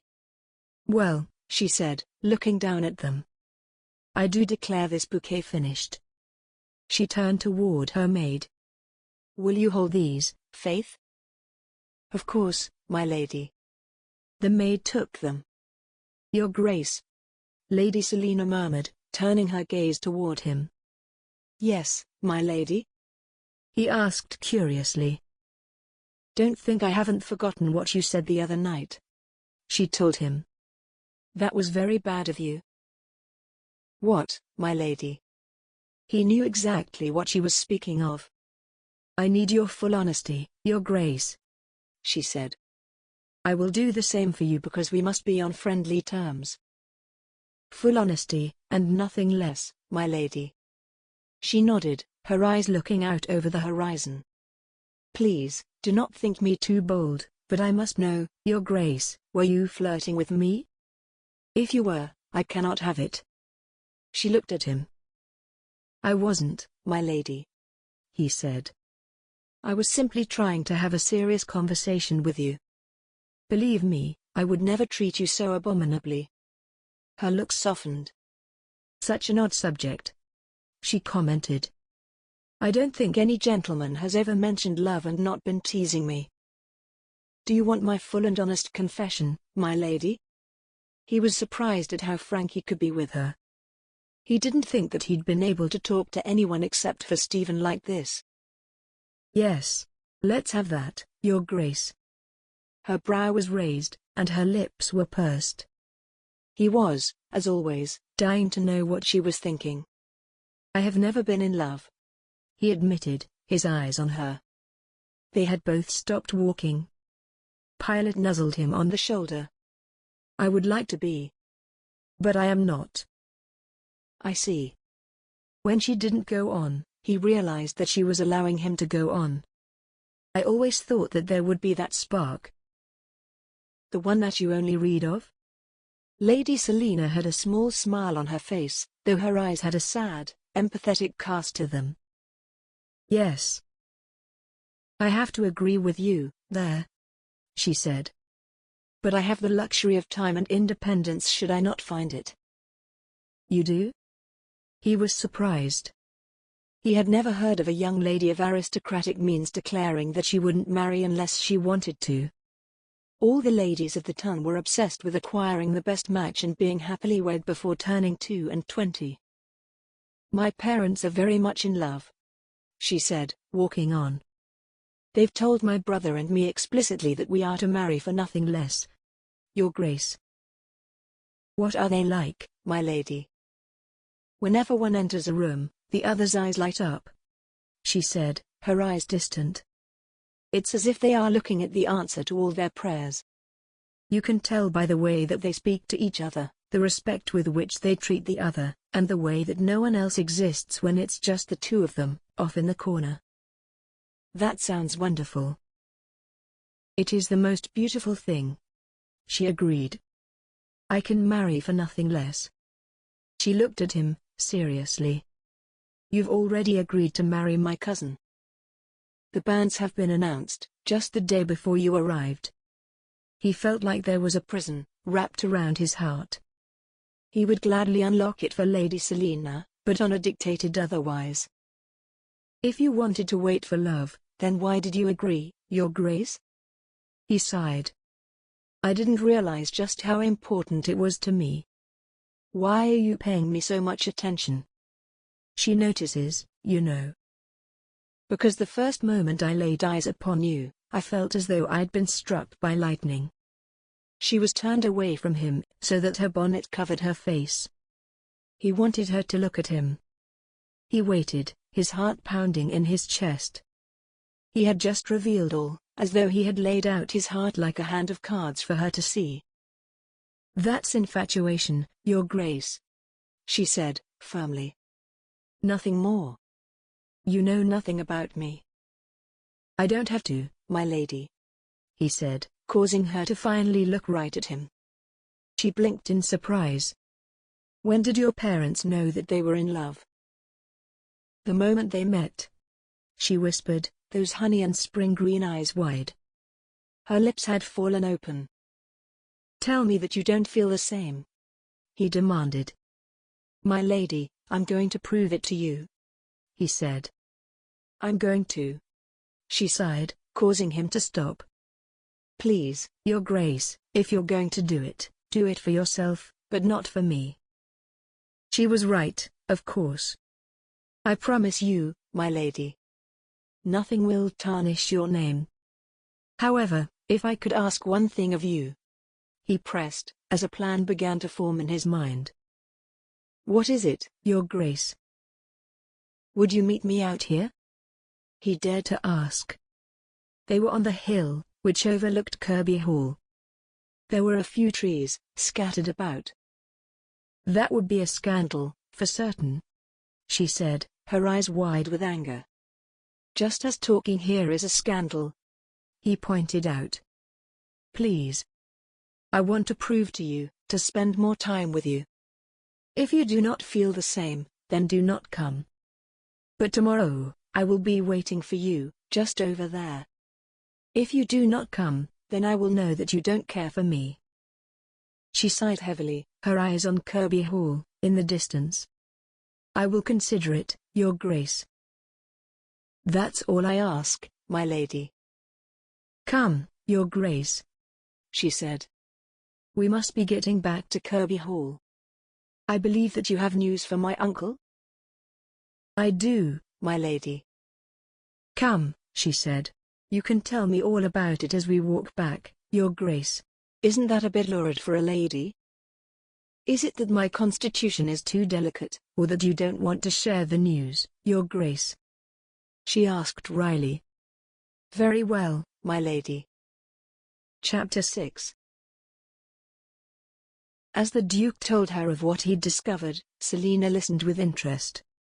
It seemed that deserters from the regiment had ambushed Lord and Lady Morton. Do you believe that they're trying to escape to Scotland? She asked. Perhaps, he replied. Or toward the continent, if to the south. What intrigue? She murmured, her mind spinning a little. It was a bit like a novel. Lord and Lady Morton's daring escape after a brush with evil men. Are you actually not frightened, at all, my lady? Not even close, Your Grace, she replied. I never go out unaccompanied. I remain on the estate when I take my walks, and I don't lose sight of the house. It's about being smart. Not taking unnecessary risks.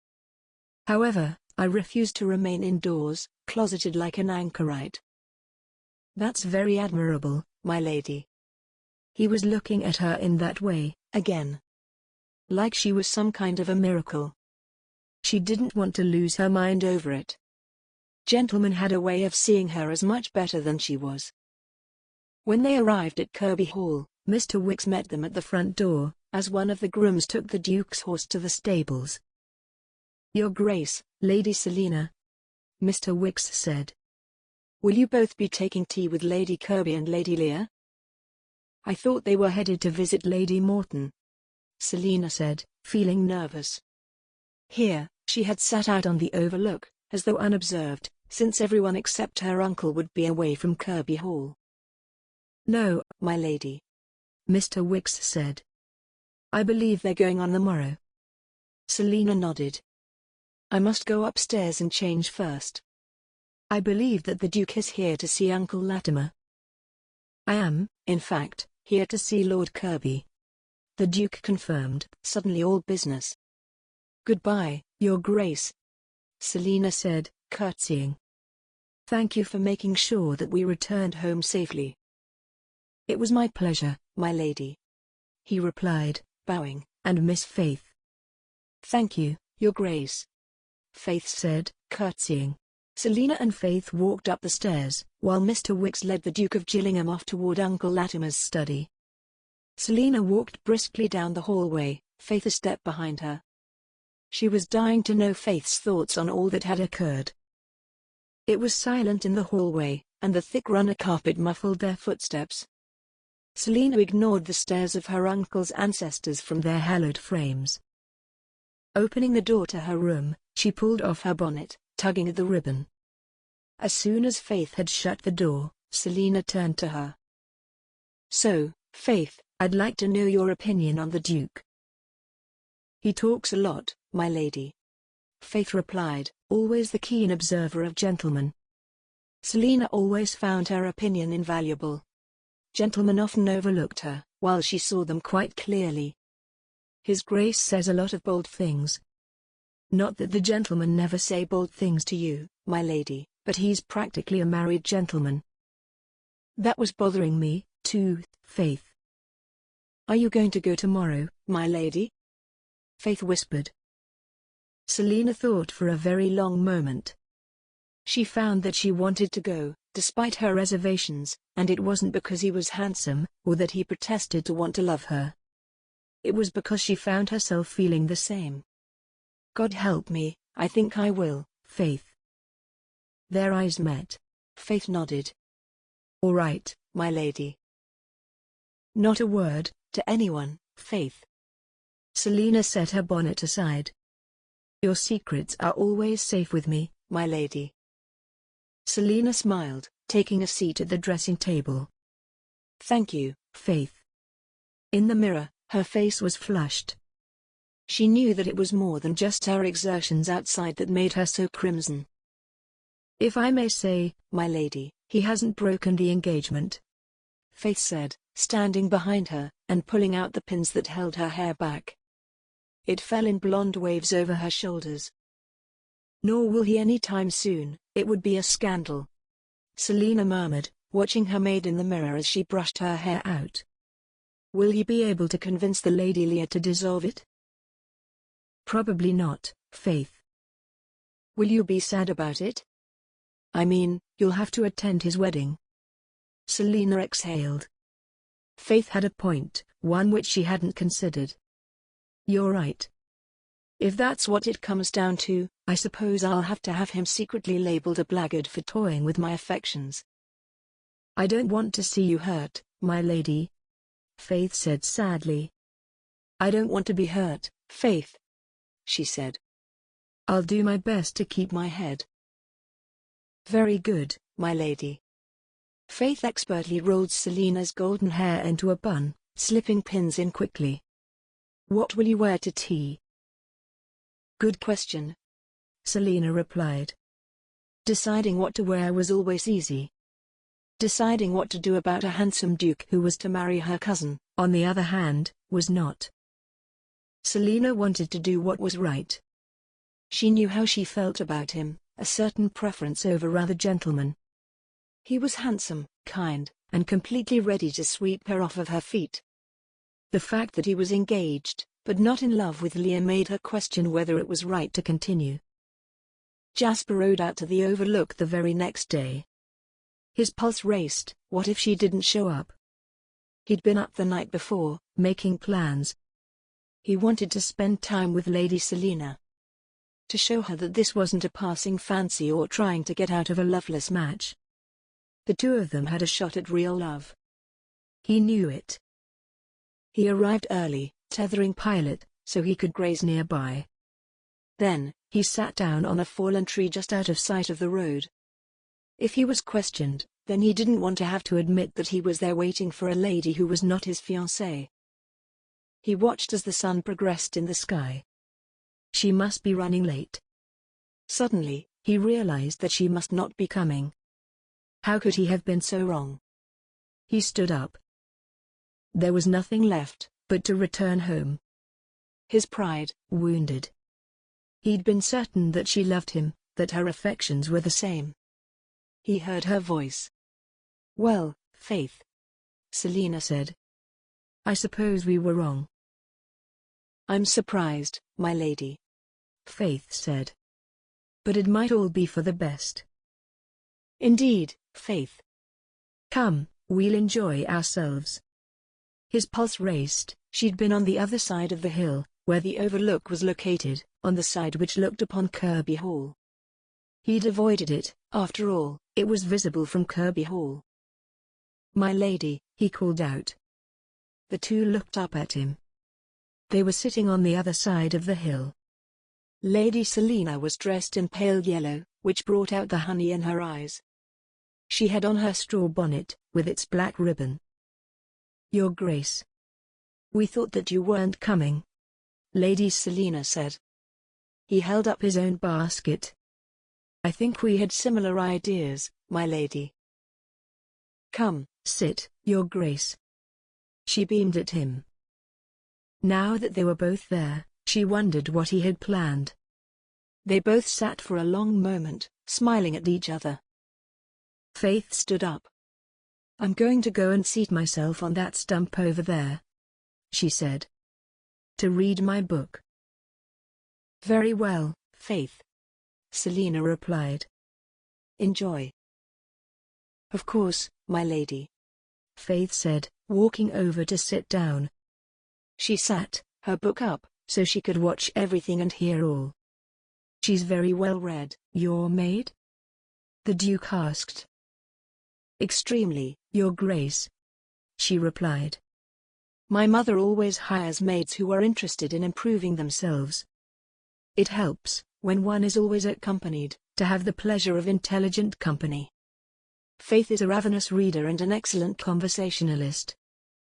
"Your mother is very progressive," he commented. "Naturally, Your Grace." Her mother would have positively bloomed to hear such a compliment. "Do you often meet up with gentlemen, out in the fields like this?" he asked with a smile, clearly teasing her.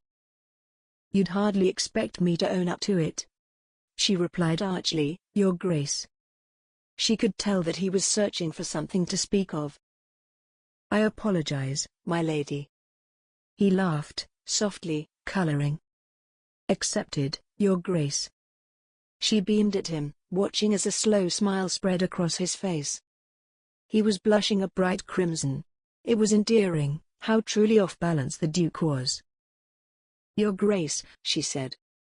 "Tell me, are you at all interested in scones?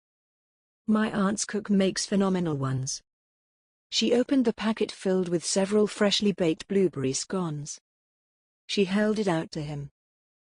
Leah and her mother arrived at the Mortons' estate, Tilney Wood. The day prior, they had sent word asking if she was able to see visitors, so soon after the attack.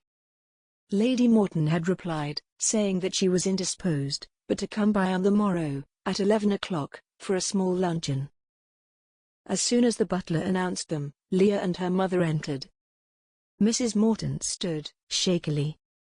Leah had always loved the Mortons' parlour. It had a stained glass window, of a rose, which bled ruby-colored light into the room, which Lady Morton had done up in light pinks and creams with dark hardwoods.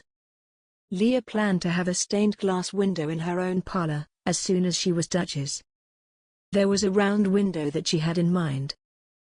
"Oh, Lady Morton," Leah said, going to her neighbour. "Lady Kirby." "Lady Leah. How good of you to come," Lady Morton replied. "How are you feeling, my lady?" Leah's mother asked. "I'm feeling much better. My poor nerves have been an absolute wreck." "Please, sit," Lady Morton said. "Were you able to see anything?" Leah's mother asked. "Mother, don't make her relive it," Leah said. "It's all right," Lady Morton replied. They were wearing masks over their faces. And it was dark, except for the light from the carriage lamps. "Did they take anything?" Leah asked, her hand to her throat. "My jewels that I was wearing," Lady Morton said sadly. "And Lord Morton's good pocket watch and cufflinks." "How awful," Leah's mother said. "Yes, it was a sapphire necklace, which had been in the family since my grandmother," she said tearily.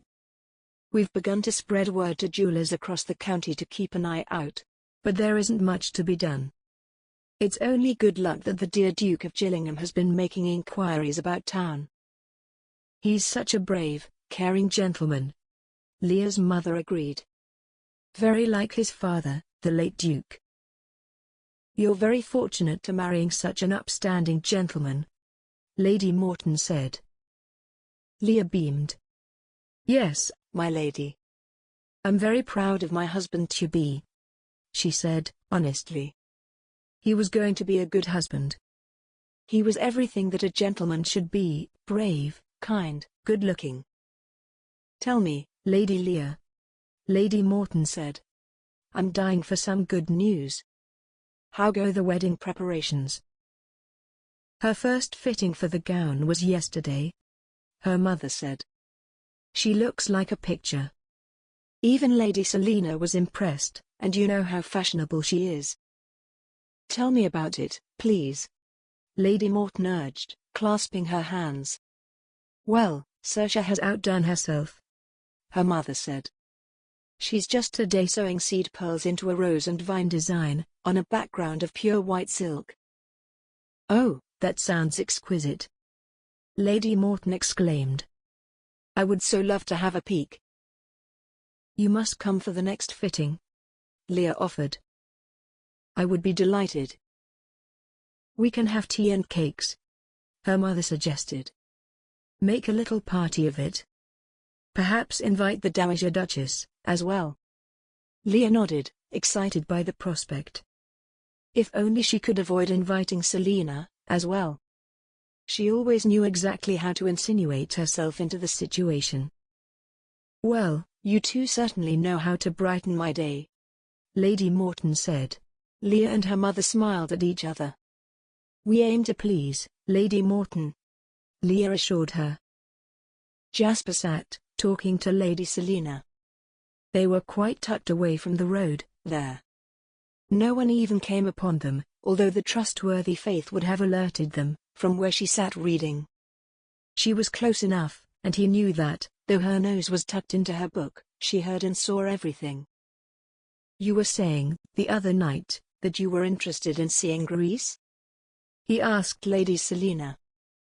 "Yes, Your Grace." He sighed. "Would it be too forward for you to call me Jasper?" "Yes, Your Grace." She smiled at him. "If I were to do so, then we would be on very intimate terms." "I'll convince you yet, my lady." She shot him a look, which he could only read was that he was being impertinent. "You wanted to know about Greece, Your Grace?" "Yes." He mused happily. "Would you like to go, as well?" "I've always been content to remain in the English countryside," he said.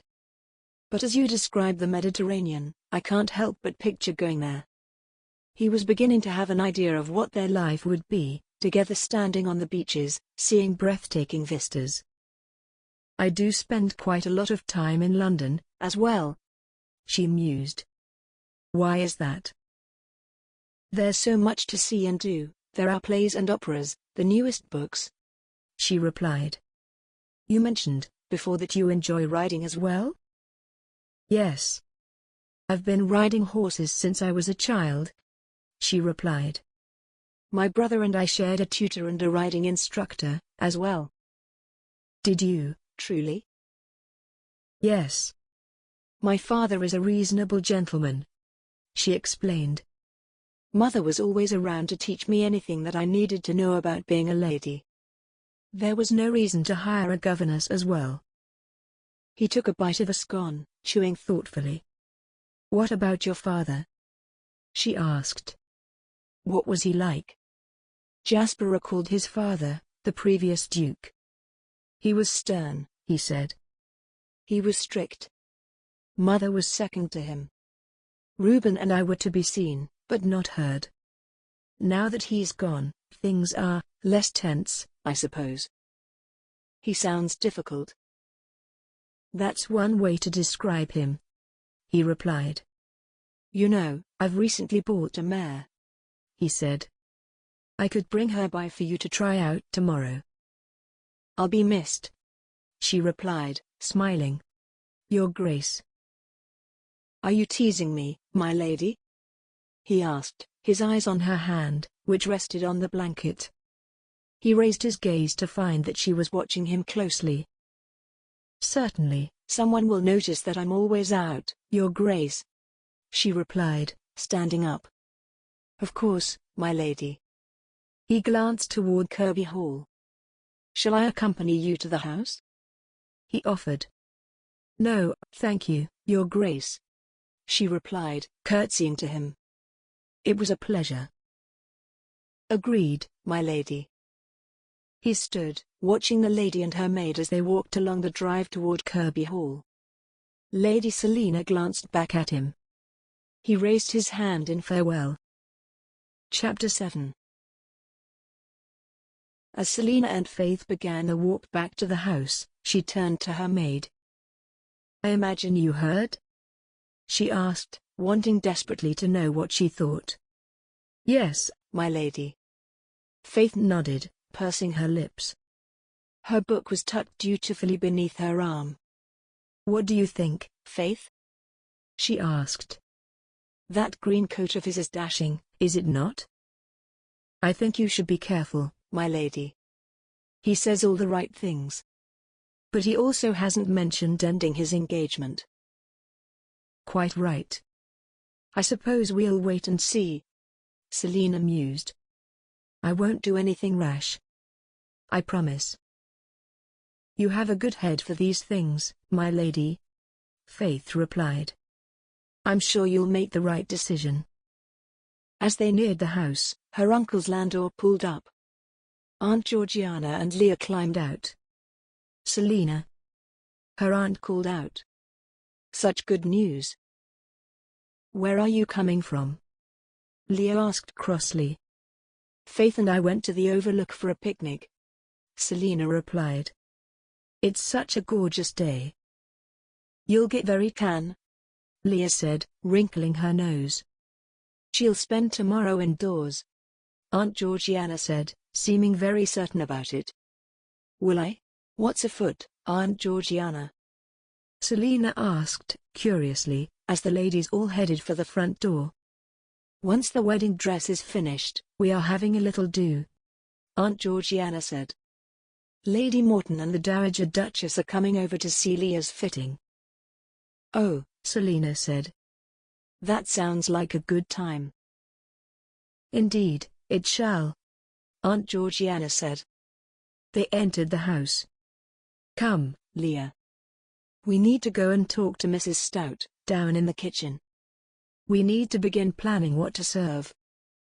Selina and Faith watched as the two ladies walked off. It's a good thing that you told him that you wouldn't be going, Faith mused.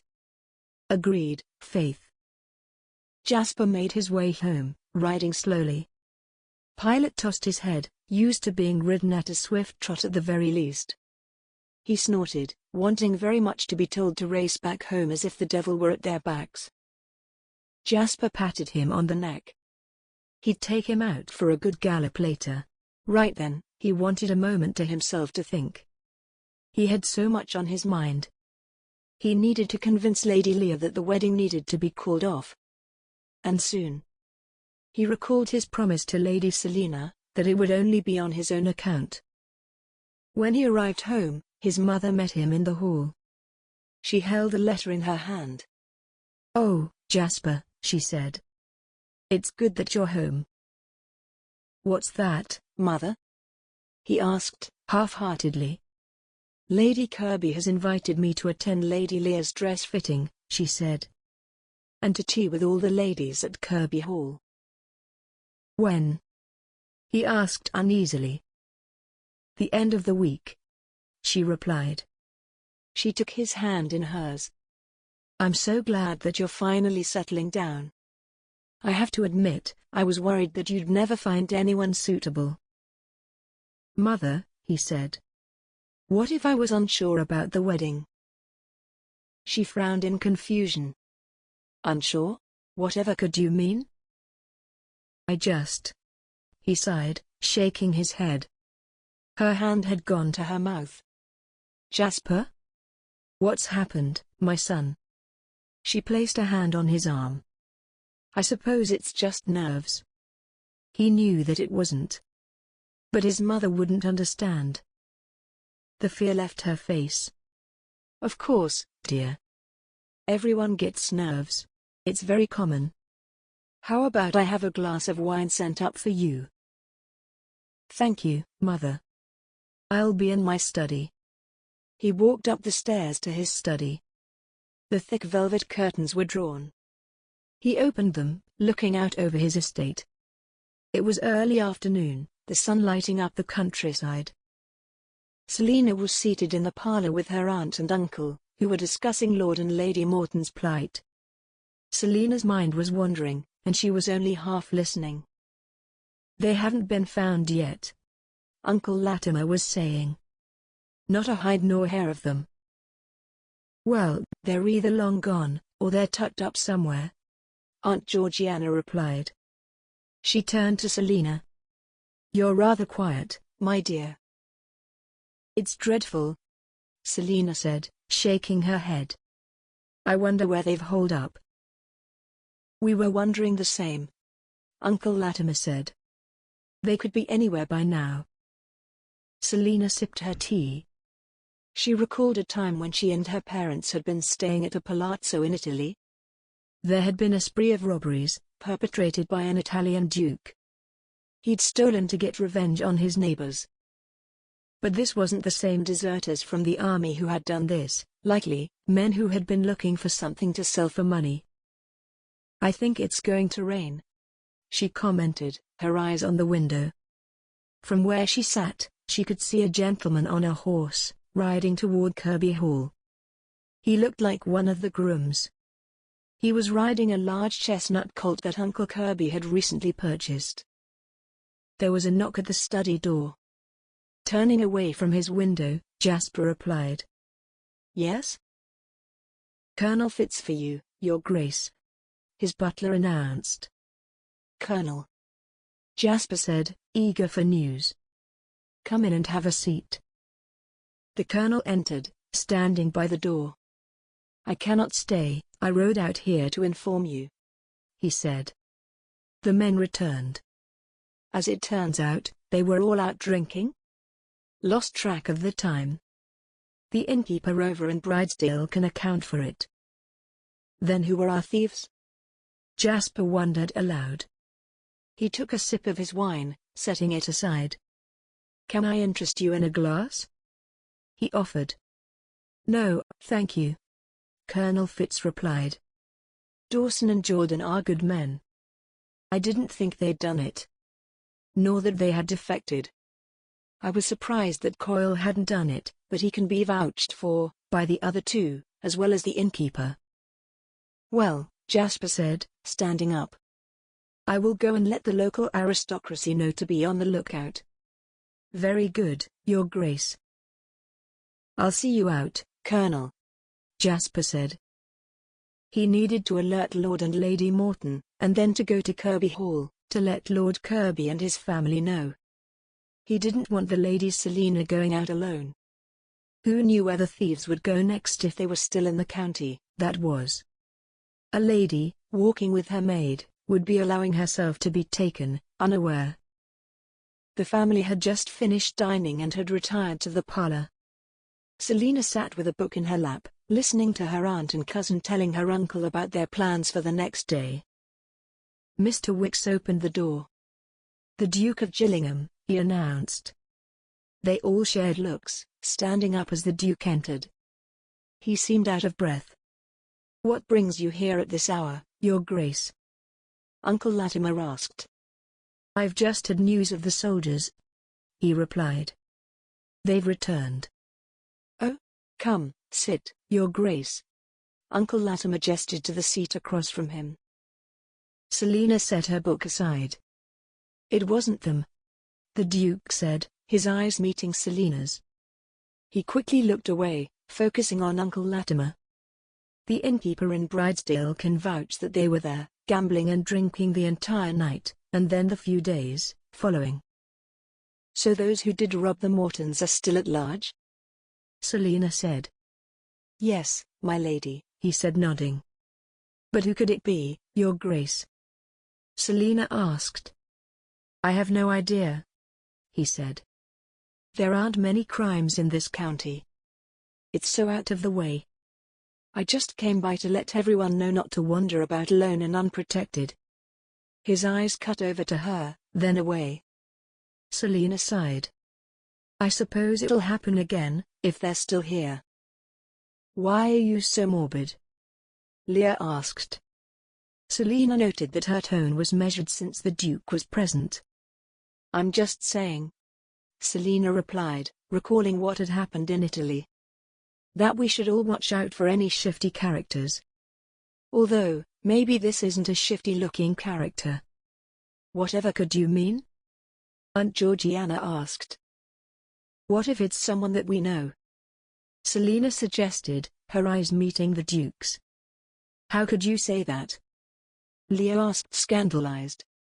It's all very easy to pin it on the poor and downtrodden. What if this villain is someone who doesn't need to steal? After all, it stands to reason, why come out here, where crimes like this don't happen often? It's so out of the way. Selina, her uncle said, impressed. That's quite some deductive reasoning. You have a point, my lady, the Duke replied, raising an eyebrow. But I can't think of a single person who would target the Mortons. They're very well liked. Selina was prepared for this. Well, when my family was vacationing in Italy, there was a particular villain who was making his way through the countryside, stealing from the wealthy by breaking into their homes. Did they catch him? Uncle Latimer asked. Yes, uncle. He was caught when he stole from a particularly well-prepared lady, who had posted guards around her home, both day and night. Who was he? The Duke asked. An Italian duke, she stated, looking around at everyone's shocked faces. He didn't need to steal at all, you see, she said. He did it compulsively. What an evil gentleman, Aunt Georgiana murmured. Agreed, Aunt, Selina said, turning her gaze toward the Duke. What I'm saying is... Are you accusing my fiancé? Leah demanded. Not at all, Selina replied calmly. How could I? After all, we were all together, with Lord Munro and Lord Sandbourne as well, during the attack. I'm just saying that our culprit may be among the local aristocracy. Everyone was silent, as they digested that thought. Leah was sitting close to the Duke, leaning toward him, her eyes on him, waiting for him to say something. When Selina looked at the Duke, his gaze was on her. She felt her skin flush hot. He is not mine. What was I thinking? Jasper looked at her. She was brilliant, sitting calmly, as though she hadn't just dropped an answer in his lap. I can't think of a single person who would do something like this, Lord Kirby said. That's why it's so brilliant, Uncle. No one suspects him. Lady Selina stood up, pressing a hand to her forehead. If I may be excused for a moment, I'm feeling a bit warm. You do look flushed, Lady Kirby said. Shall I send for some tea? I think I'll have Faith fetch a glass of water, Lady Selina said, walking out of the room. Jasper sat in silence, considering what had just been brought to his attention. Who would have threatened the Mortons, then stolen their valuables? It made sense that it was not someone poor. The horses had not been taken. The Mortons' pair were Cleveland bays, which were very expensive.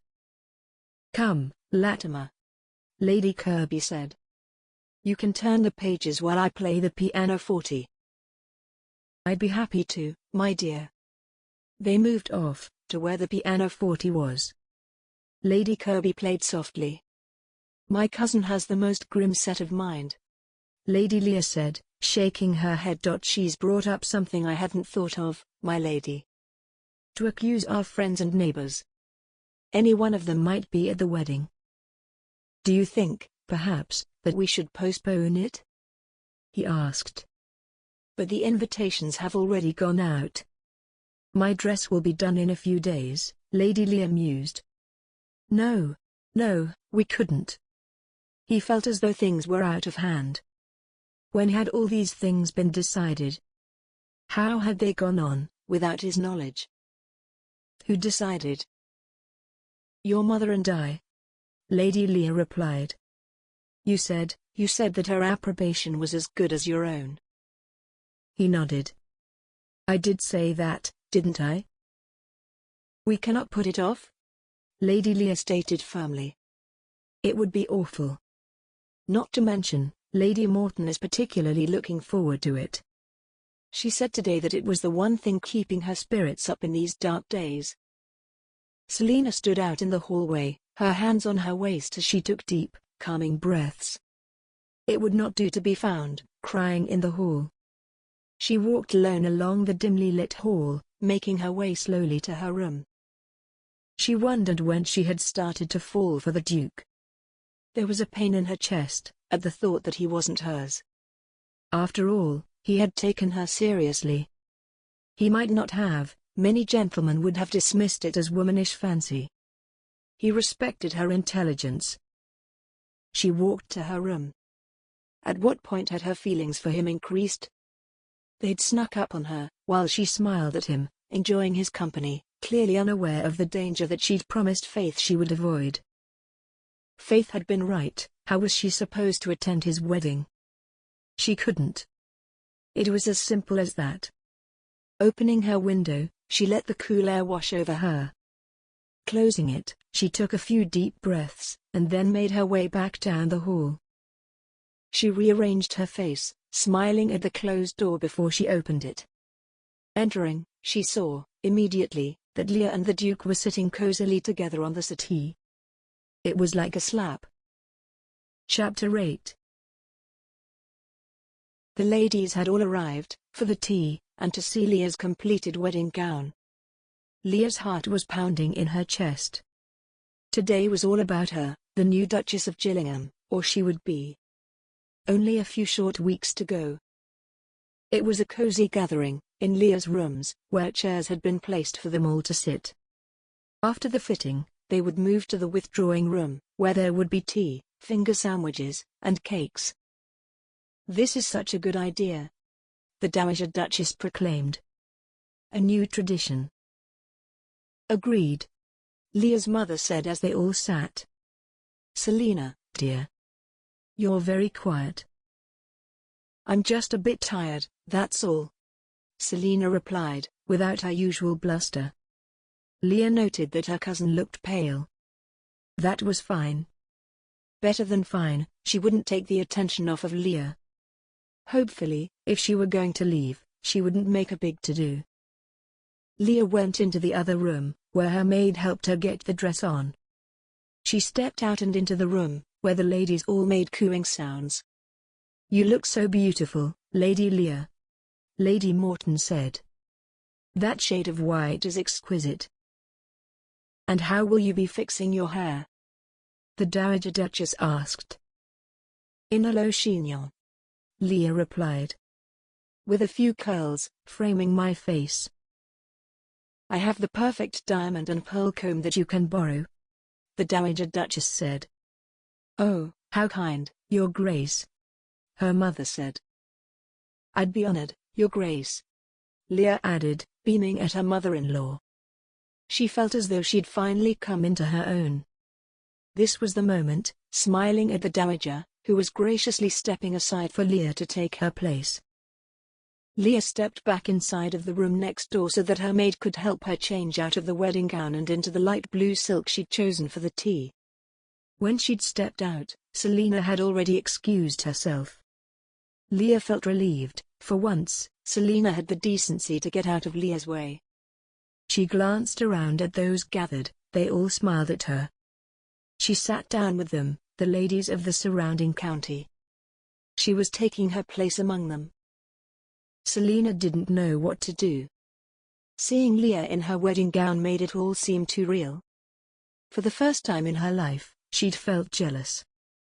Her pulse was thundering in her ears as she made her way to her room down the hall from Leah's. It was a strange feeling, and it had come over her so quickly. I don't at all feel myself, she said as she burst into her room. She didn't know what to do. She felt like she had to do something. But there was nothing to be done. All her life, she'd felt as though she had agency. Her parents had always made it so. The world was not what they'd prepared her for. She was a lady, and only gentlemen had the final say in what happened. The Duke of Gillingham was the one with the power to demand, to court, to marry or not marry Leah. She sank down onto her bed. False promises. The door opened, and Faith peered inside. "My lady?" she asked. "I'm feeling unwell," she murmured. "Is it seeing Lady Leah in her wedding gown?" Faith asked, sagely. That's when Selina burst into tears, covering her face with her hands. "Come now, surely there's something that can be done," Faith said, sitting down beside Selina. "But what, Faith?" she asked, dropping her hands to her lap. "Well, my lady," she said. "We could leave and head back to Staunton." "We might have to," Selina agreed. Suddenly, Staunton seemed like a safe haven, even empty of the usual bustle of the entire family. "It's quite all right, my lady," Faith assured her. "A gentleman was going to catch your eye someday. I just hoped it would be one who was free to love me in return," Selina sobbed. "Love is funny like that, my lady," Faith said. "I've only just finished that one Shakespeare play." Selina, despite her tears, laughed at that. "Please tell me you're talking of A Midsummer Night's Dream." "No, my lady. I'm talking of Romeo and Juliet." "Dear God, Faith, that's a tragedy." "But they fell in love with the absolute most difficult person, my lady, just like you and the Duke." Faith handed her a clean handkerchief, which she dabbed at her eyes with. "I suppose you're right, Faith. Star-crossed lovers is the term they use." She thought for a few moments, tapping her foot in agitation. "Come, Faith," she said. "I think a walk would suit me just fine." Beneath him, Pilot was loping along at an easy, rolling canter. Jasper could feel the horse's muscles straining slightly. Jasper surveyed the land around his own estate, soon leaving the rolling pastures when he reached the road. His main objective was to see if he saw anyone suspicious out on the roads. Perhaps a certain lady would be out, as well. His pulse raced as he considered meeting her out walking again. He slowed Pilot to a walk, so he could get a good look at anyone that he passed. As he rode, his thoughts were on Lady Selina, as they often were these days. He was fearful for her safety, with the men who had robbed the Mortons out there, still free. He considered the possibility of at least one of them being of noble blood. He couldn't think of anyone of his acquaintance who would do something of the sort. Jasper's pulse raced as he neared the drive which led to Kirby Hall. He had a very strong hunch that she would take another walk, since she'd said the other day that she would not meet him. Turning Pilot instead through the greenway, which led in between Lord Kirby's pastures. He touched his heels to Pilot's sides, urging him into a brisk trot. The pastures were filled, several of Lord Kirby's mares had recently foaled, and were out grazing, with their leggy little offspring darting about beside them. Jasper wasn't surprised when he saw two bonneted heads, rising above the zenith of a hill. He brought Pilot to a full stop, getting down. He slipped the reins over the horse's head, then marched over to Lady Selina and her maid. She spotted him, her smile fading. He wondered what could be wrong. "We meet again, my lady," he said.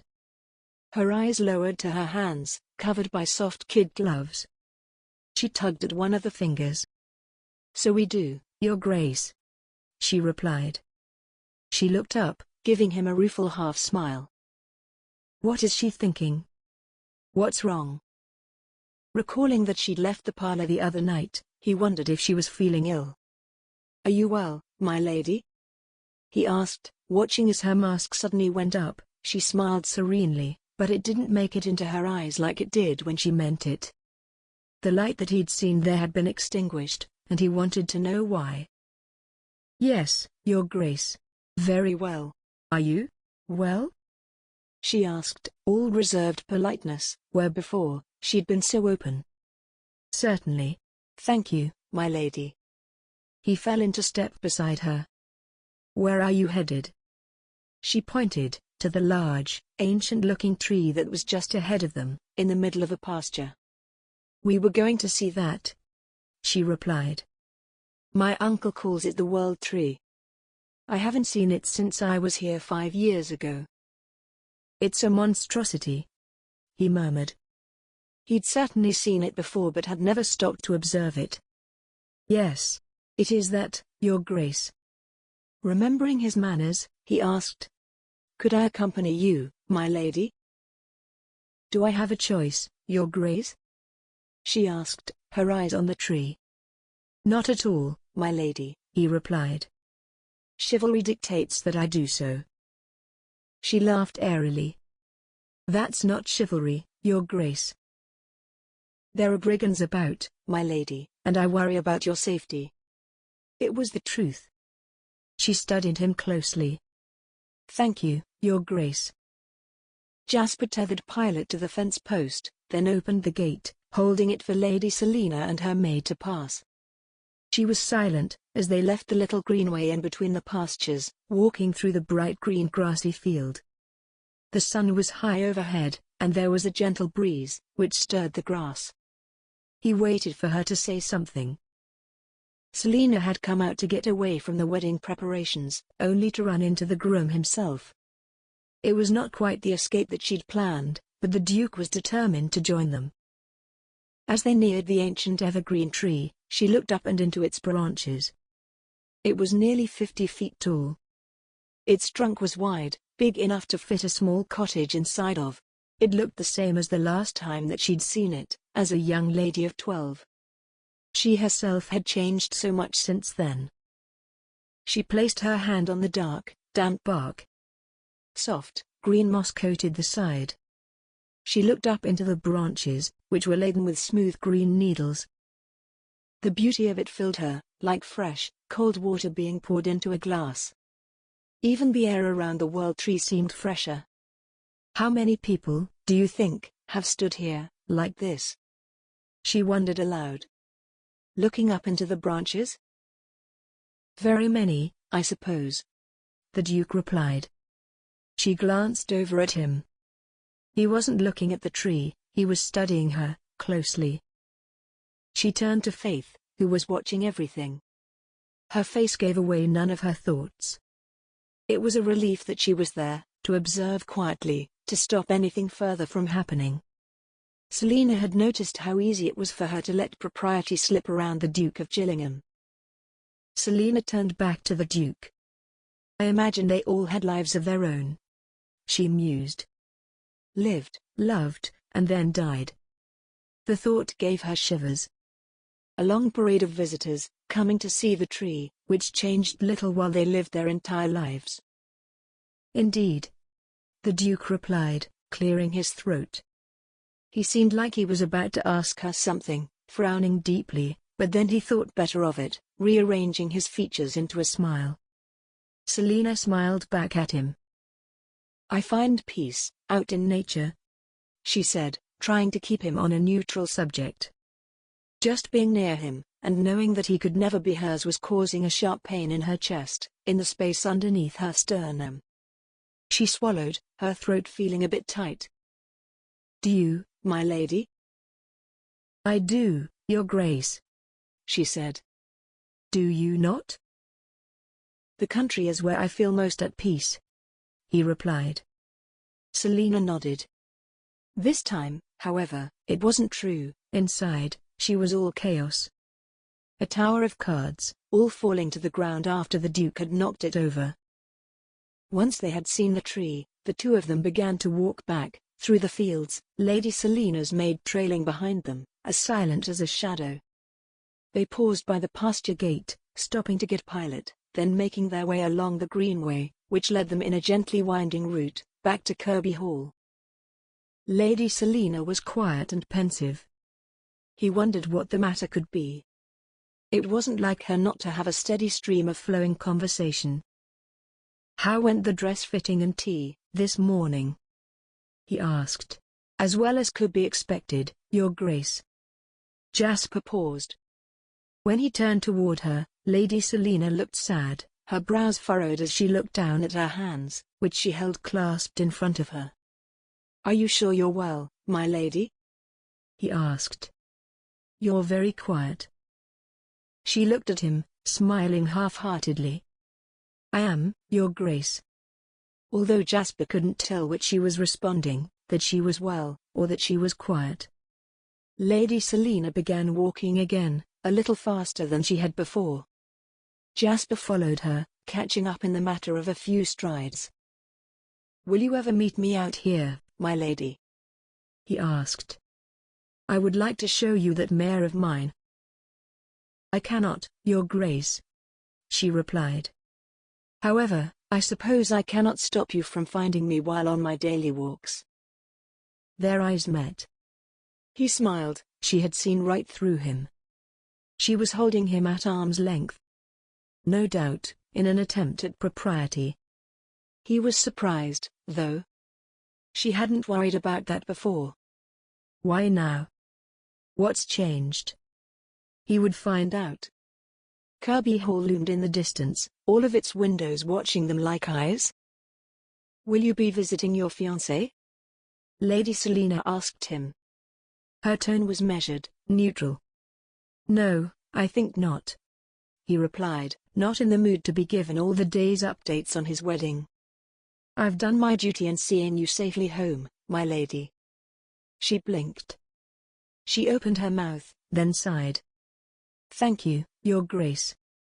She curtsied, then turned to her maid. "Come, Faith." Jasper bowed to her, then he stood there, watching the two of them as they walked through the greenway toward the hulking mass of Kirby Hall. He had the strongest feeling that she was keeping something to herself. How he wished that she would just speak to him plainly. He wished, too, that she would glance back. She did not. Chapter 9. "Where can we walk that he won't find us, Faith?" she asked in a low voice. Selina refrained from looking back. She knew how he would read it. She could feel his eyes, watching them walk away. "Nowhere, my lady," Faith replied, glancing behind them. "He's the type of gentleman who will stop at nothing to get his way." "You picked up on that, as well?" Selina murmured. Overhead, there was a flock of birds. She watched them as they dipped and then rose, as one. A cool breeze blew, causing her to shiver. Clouds were slowly moving in front of the sun, gathering like harbingers. Faith sighed as though she were world-weary. "Hard not to, my lady. I suppose we all have our own foibles. The Duke's is that he doesn't take no for an answer." "You're right," Selina replied. "It means that we'll have to move on, won't we?" "It's probably for the best, my lady. I'll write to my brother. See if we can go to the Lakes District, as well," she said, making her plans. She wasn't in the mood to go to her parents in Paris. The city in springtime was too bright, happy.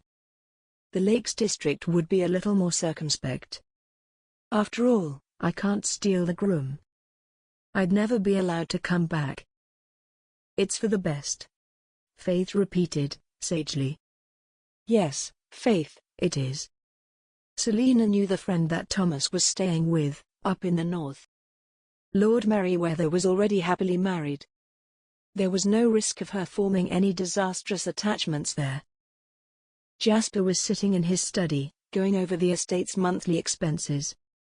Everything appeared to be in order. After selling several of thoroughbred colts, he had made a handsome profit, which he planned to invest the next time he went to London to speak with his solicitor. After leaving Lady Selina safely at home, he had returned to Gillingham Manor. His mind was still on her, her unfamiliar demeanor. She had seemed sad, contemplative. He wondered why. After all, they'd found each other, before it was too late. The problem of his engagement still nagged him. He wondered how to end it in a way that didn't sever any ties with Lord and Lady Kirby. After all, they lived in such close proximity. He had known the family all his life, and the two families often mixed.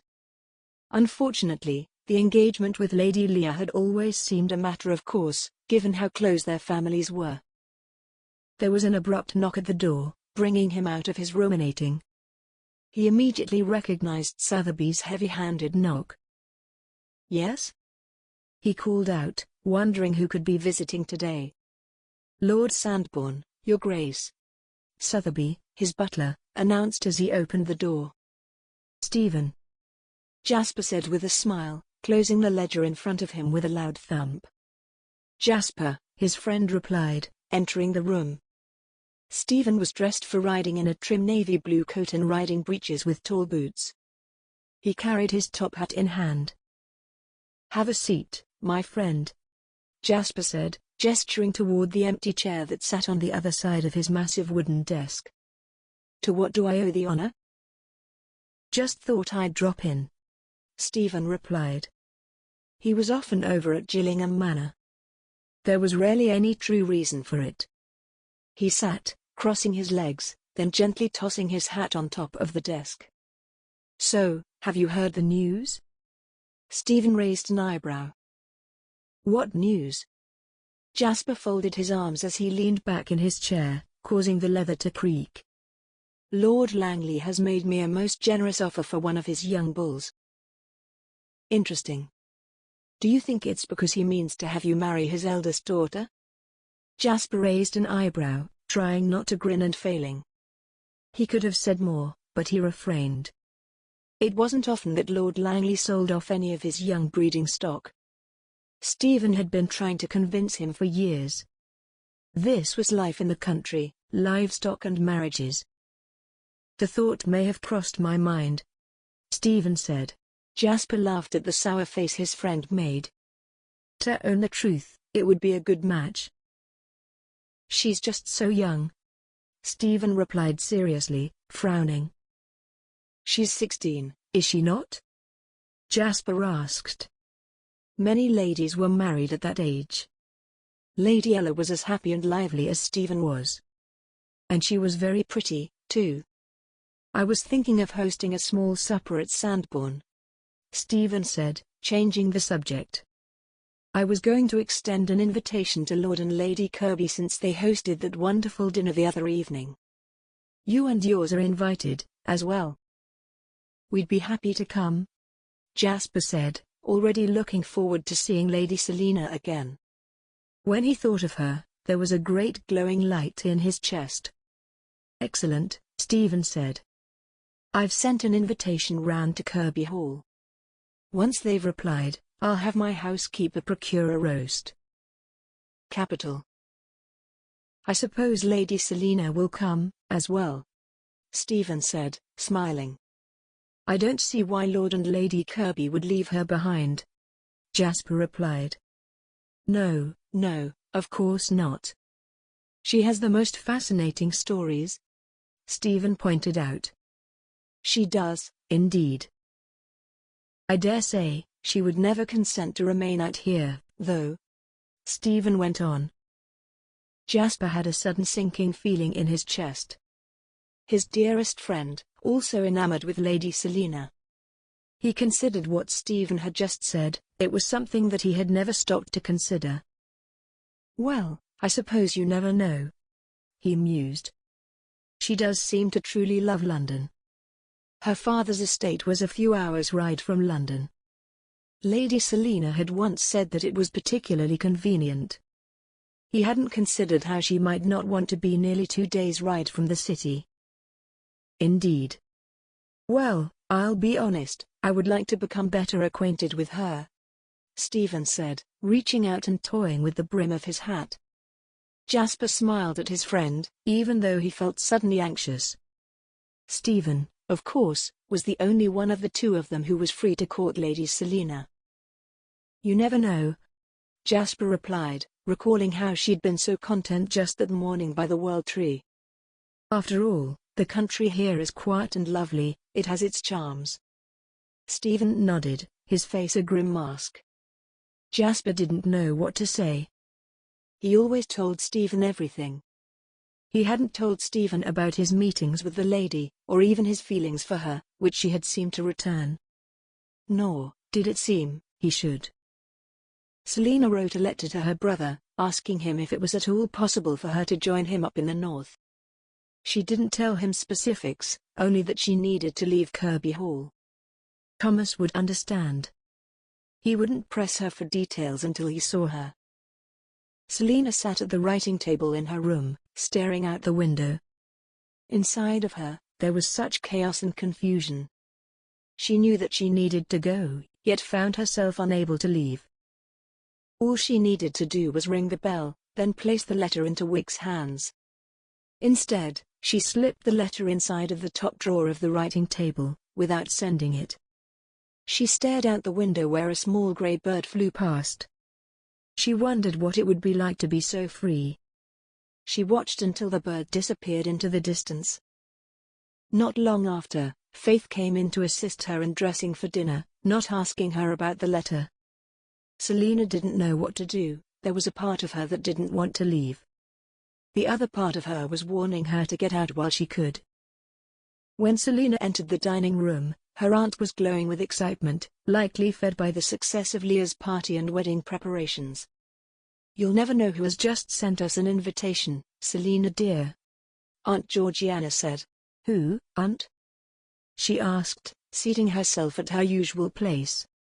She picked up the cloth napkin, shaking it out before smoothing it across her lap. "Lord Sandbourne," Aunt Georgiana said. "He's invited us to dine tomorrow evening." "Oh, lovely!" Selina exclaimed, putting on a happy face. "Dear Lord Sandbourne. He's such a kind gentleman." It was easy enough to pretend. She did like Lord Sandbourne, he was always so friendly. "Oh, yes. You'll love his estate," Aunt Georgiana gushed.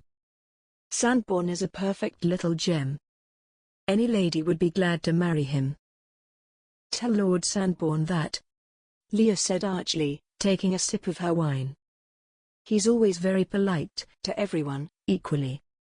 I often thought that Papa would have me marry him. Although, he's not as great a catch as my Duke." Selina felt she had to stick up for Lord Sandbourne. "Why not, Leah? What puts Lord Sandbourne at such a disadvantage?"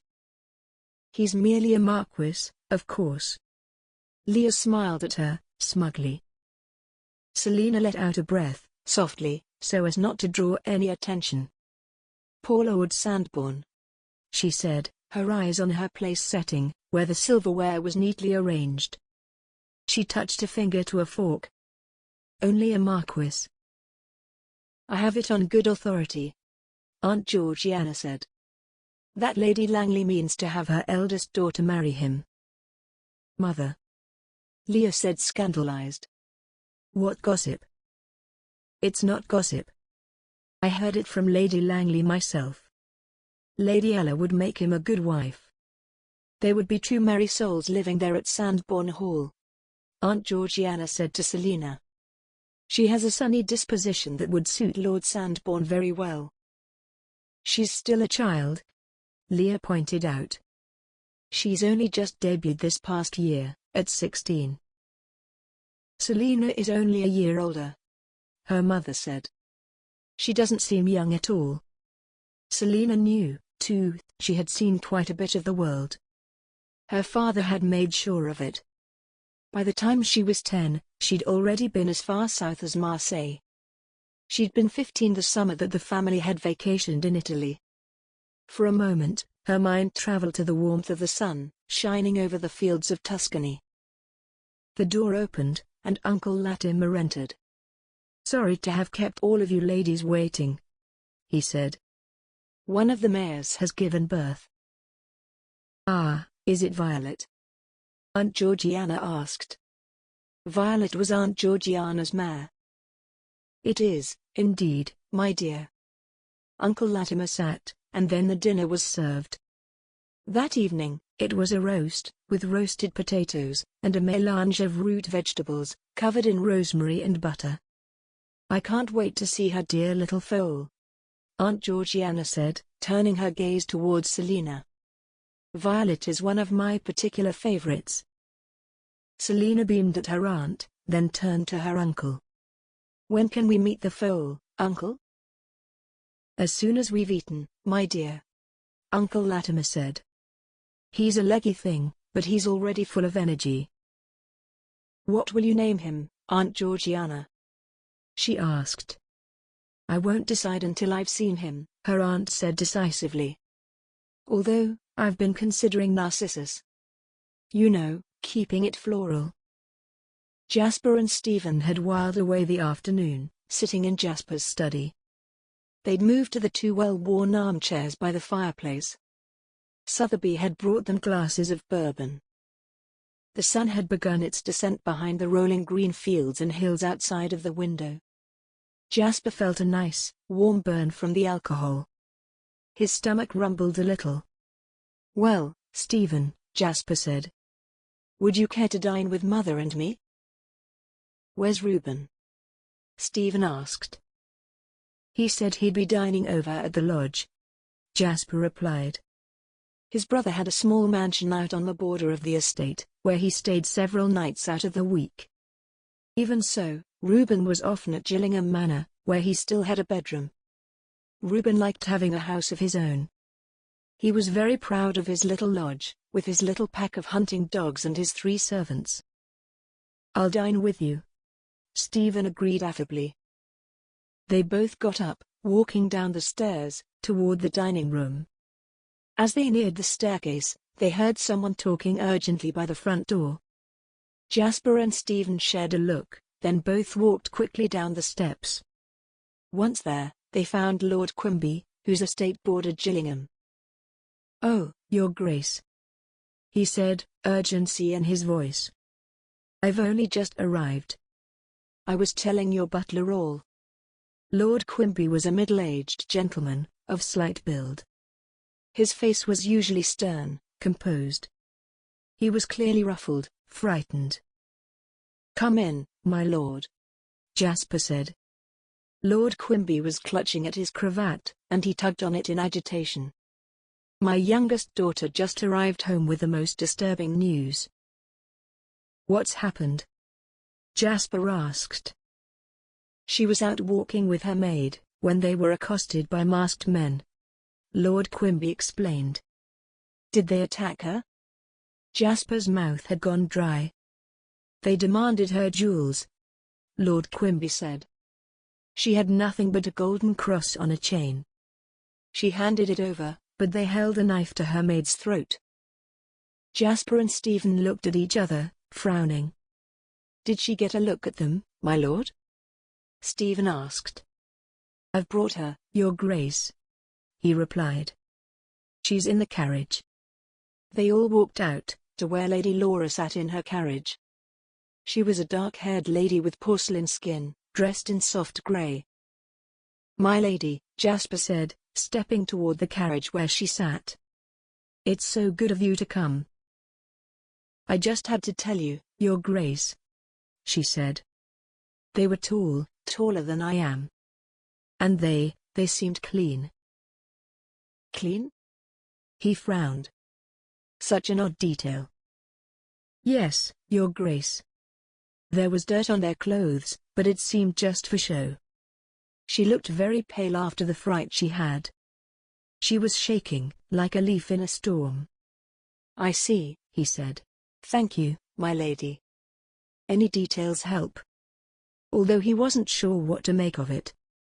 Most men were taller than Lady Laura, who was of slight build. He turned to her father. Take her home, my lord. Keep her where it's safe. His mind, meanwhile, was in chaos and his blood was running cold. It could have very easily been the Lady Selina who had been out walking with her own maid. He needed to do something to ensure her safety. He had the feeling that she wouldn't listen to him, though. She was headstrong. Perhaps she would listen to her uncle. Come, Stephen, he said. We'll dine quickly, and then I must head over to Kirby Hall. Do you think you could bring word to the Colonel in Brooksville? Of course, Stephen replied. Jasper felt tense. Every moment that passed, he felt like she could be out there, wandering the countryside with no one to protect her. He couldn't imagine what he would do if something happened to her. Chapter 10. While her parents and Selina were out in the barn, looking at the new foal, Leah remained indoors. There were new foals all the time. Why would this one be any different? Thus, she was the only one in the house when the Duke's arrival was announced. "What brings you here, Your Grace?" she asked. Mr. Wicks remained standing beside the door. "I had come to see your father, my lady," the Duke explained. He gave her an abrupt bow. "He's in the stables," she replied. She looked at her fiancé. "One of the mares has given birth." "You didn't want to see?" he asked. "What do I care for another horse, Your Grace?" she asked, setting her needlepoint aside. She was working on elegantly monogramming her new initials on handkerchiefs, LM in a soft grey along with a little sprig of lavender, her favorite. "I see," he replied, walking over to the window. She watched him, feeling proud of him. He stood, his hands clasped behind his back, which was held so straight. He was impressive, and she knew it. "Can I have something sent up for you, Your Grace?" she offered. "Wine, perhaps?" He didn't turn, watching out the window. "Thank you, my lady. I'm fine." "Will you be dining at Sandbourne tomorrow evening, as well?" she asked, even though she knew he would be. She felt a little nervous about being like this with him, despite Mr. Wicks's presence by the door. She wanted to prove to him that he could enjoy this, just the two of them, together. "Yes, my lady," he said, turning away from the window. When he looked at her, he didn't smile. His bright green eyes looked at her, studied her. She gave him a demure smile back, confident that he would not find her lacking in anything. Her heartbeat quickened as he walked over to stand behind the settee where she sat. He looked over her shoulder, at the embroidery that she was working on. "Your initials?" he asked. "Yes, Your Grace," she replied, holding the embroidery hoop up, so he could see her handiwork. "It's very nice, my lady." He stood there and was quiet. She wondered if he had something that he wanted to say. She waited patiently. "Would you care to have a seat, Your Grace?" "Yes, thank you." He strode to the settee across from her, then sat. He picked up the paper from the coffee table and then began to look at it. Leah continued her work. She smiled to herself. This was nice, how they would spend thousands of nights of their lives. Jasper sat, looking at the paper, meanwhile, in a state of horror. Now, there were handkerchiefs to go along with the marriage that he had no plans of going through with. So much would need to be changed, left unfinished or finished, but never used. He needed to put a stop to it. "Your Grace, I was thinking of improvements to make to the parlour at Gillingham Manor," Lady Leah said. "Improvements?" he asked, surprised. Following his father's death, he'd allowed his mother to make small changes in that parlour. They were all still very recent, a new wallpaper, and a carpet. "The Dowager Duchess said that I could fit it up for my own use," Lady Leah went on in earnest. "It will be where I will entertain guests." "What were you thinking?" he asked, expecting her to say that she wanted new curtains or wallpaper. I was looking at Lady Morton's parlour at Tilney Wood," she said. "She has a beautiful little stained glass window." "You want a new window?" he asked, incredibly surprised. "That's quite an expense." "I'm sure we can afford it, Your Grace." She was right, they could. But it would require a large amount of effort. "Has my mother said so?"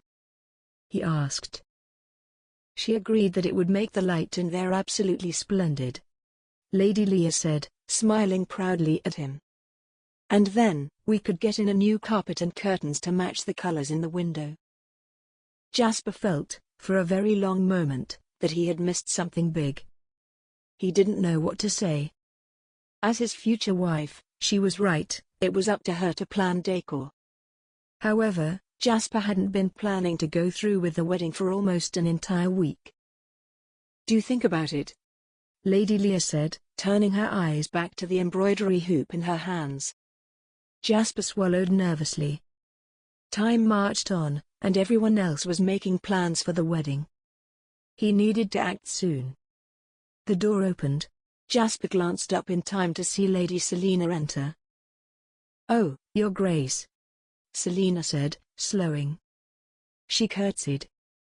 Her aunt and uncle followed after her. He was there because of her. He was worried that she would be caught, alone and unarmed, on the road. "I heard that you were seeing the new foal, my lady," Jasper replied, setting the paper aside. "Yes, Your Grace," Selina replied, turning toward her aunt and uncle, who were both beaming. "Narcissus is a dear little thing. He'll be very big soon." "Quite right, my dear," Uncle Latimer agreed proudly. He frowned at Jasper, curiously. "Your Grace, to what do we owe the honor?" "I was just come to tell you about some news that I've recently heard," Jasper said. "I was hoping that you'd have some time to discuss it." "Absolutely, Your Grace," Lord Kirby said, nodding as he gestured toward the door. "Come, we'll speak in my study." Jasper glanced at Lady Selina as he left the room. She had walked over to the seat by the window and was just then settling in and opening her book. The two gentlemen walked down the hall, where Lord Kirby's study was located. It was a dim room, a bit on the gloomy side. Jasper remembered the day that he'd arrived there, to ask for Lady Leah's hand in marriage. What an enormous mess he was in because of it. Lord Quimby's daughter, Lady Laura, was stopped by the brigands, he said, settling into a chair. While she was out walking. "Is she all right?" Lord Kirby asked. "Yes. They took her necklace, and they held a knife to her maid's throat, but they were allowed to return home, alive and well." Lord Kirby looked horrified. He stood behind his chair, his hands gripping it as he digested the information. I hardly know what to say. "I'm sure you understand why I want your house to be a safe haven," Jasper said. "I do," Lord Kirby said, smiling at him. "Never fear, Your Grace. All of my carriages have gone out with at least one of my grooms or manservants, carrying a pistol." "Very good, my lord," he said. "I do want to warn you, the other day, Lady Selina was out on the road, walking, accompanied by only her maid." Lord Kirby sighed. "Thank you for bringing that to my attention, Your Grace. I had no idea that she'd gone out." "She seemed utterly unrepentant," he pointed out. "Seems like her, Your Grace." Lord Kirby smiled. "She shouldn't be out like that," he said. "It's clearly not safe." "I quite agree, Your Grace," Lord Kirby replied, smiling. "She's so like her mother. Both of them are free spirits, who wander the earth like fairies." He smiled. That was an accurate descriptor of Lady Selina. "Well," he said, relieved that Lord Kirby had everything well in hand. "I should be getting off." "Is that all, Your Grace?" Lord Kirby asked him, frowning a little. Jasper stared back at him. He had no idea as to what else he could possibly need to discuss. "That's all, my lord." It seemed like Lord Kirby wanted to ask him something, but was thinking better of it. Lord Kirby opened his mouth, frowned even deeper than he was. But then, he closed his mouth, nodding. "Very good, Your Grace," he said. "I will speak to Lady Selina myself." Selina sat with her book open on her lap. She peered out of the window beside her, surprised to find that the Duke was in the drive, getting up and onto his horse's back. Uncle Latimer entered the room, not long after. He looked as though he'd aged in the time that he'd been gone. In her heart, Selina knew that the Duke had brought bad news. Papa? Leah asked. Where is the Duke? He's headed off, sweetling, he said. He'd just come to deliver some dark news. Without saying goodbye? Leah demanded, looking put out. What news, uncle? Selina asked at the same time. He had some urgent business to attend to, he said. Evidently, Lord Quimby's daughter was stopped by those brigands. She was out alone, with her maid. Selina herself froze. She knew, suddenly, what the Duke's urgent errand with her uncle had been. Aunt Georgiana and Leah began talking about the brigands. Meanwhile, Selina stared at the carpet in front of her. It was a cream color, with a blue border. Her pulse raced a little at the thought that it might have been her, had she been out late in the afternoon. Uncle Latimer came to the window, looking out at the Duke as he rode off. He says, Uncle Latimer said in a low voice, which couldn't be overheard on the other side of the room, that you were out walking. Yes, Selina replied. I was with my lady's maid. I never left the estate. I trust that you understand why you are not to do that anymore, Uncle Latimer said. Selina looked up at him. Indeed, uncle. He was very concerned for your safety, Uncle Latimer replied. He's right, too. You shouldn't be out alone. Not when there are bad men afoot. Selina nodded. Don't worry, uncle. I won't leave Kirby Hall unless I'm accompanied by someone who can protect me. Thank you, Selina. He patted her on the shoulder, then turned away. Selina turned her eyes to her book. She was fuming a little. The Duke expected to be obeyed. He was not about to order her around, especially while he was still planning to marry Leah. He went behind her back and then had her uncle approach her. It was underhanded, sneaky. She resolved to send the letter, which sat in the writing table. It would be best for all parties, if she were far away when he ended the engagement. Or, if he went through with the wedding. There was no way she could stay. Jasper rode with his mother and brother in the barouche landau, pulled by their pair of Windsor greys. He watched as the countryside passed by the window. The clop of the horses' hooves was loud on the road. Reuben and his mother were talking animatedly. Jasper listened half-heartedly. His mind was on Lady Selina. Do you think he'll show us the automaton? Reuben asked. For certain, the Dowager Duchess replied. Lady Selina will never have seen it. They were talking of the Sandbourne estate's most interesting treasure. A clockwork swan, which swam in a river of glass, while clockwork fish jumped in the stream. Stephen's father had acquired it from a jeweller. Sandbourne Hall was a large grey stone mansion, set in the very centre of fields, filled with the Ayrshire cows that Stephen bred. Ayrshire cows were cream-coloured with bright red splotches. They grazed out in the fields around Sandbourne. It was a bucolic scene, one which was as familiar to Jasper as his own home. The barouche landau stopped in front. Jasper stepped out, holding out his hand to help his mother down. She took his hand in her own, which was bird-thin. Stephen's butler greeted them at the door, leading them through the entryway. The walls were papered in maroon, and there were gold accents.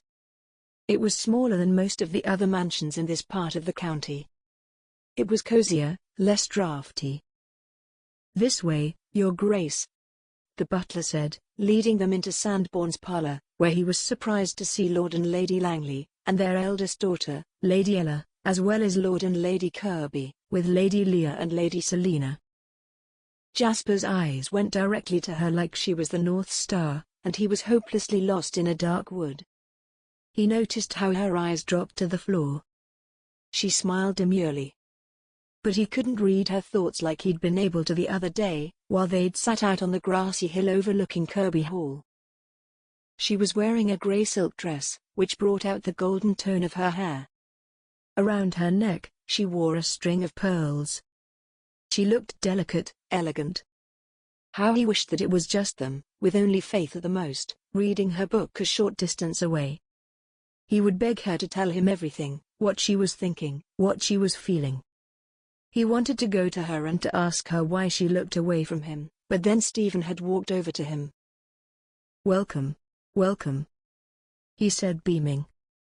"My good Lord Sandbourne," Jasper replied. The two friends shook hands. "Thank you for having us, my dear Lord Sandbourne," his mother said. "Thank you, Stephen," he said quickly. He smiled at his good friend, who was beaming from ear to ear. Come in," Stephen said, ushering them in among the other guests. "Now, everyone is here." Jasper noted the way that Lady Ella glanced at his friend. She was willowy, with dark eyes and dark hair. Stephen clearly had eyes only for Lady Selina. It was a shame. Stephen and Lady Ella would have been perfect for each other. Jasper found himself seated beside Lady Leah, on one of the settees. He noticed, with a shade of ire, that Stephen was standing beside Lady Selina, who was perched delicately on the other settee. He was talking to her animatedly, and she was all gracious smiles. Jasper felt himself begin to simmer. He had never before felt jealous, but he was. He had never been in love before. Pre-dinner cordials were handed out. Jasper sipped his, finding it blindingly sweet.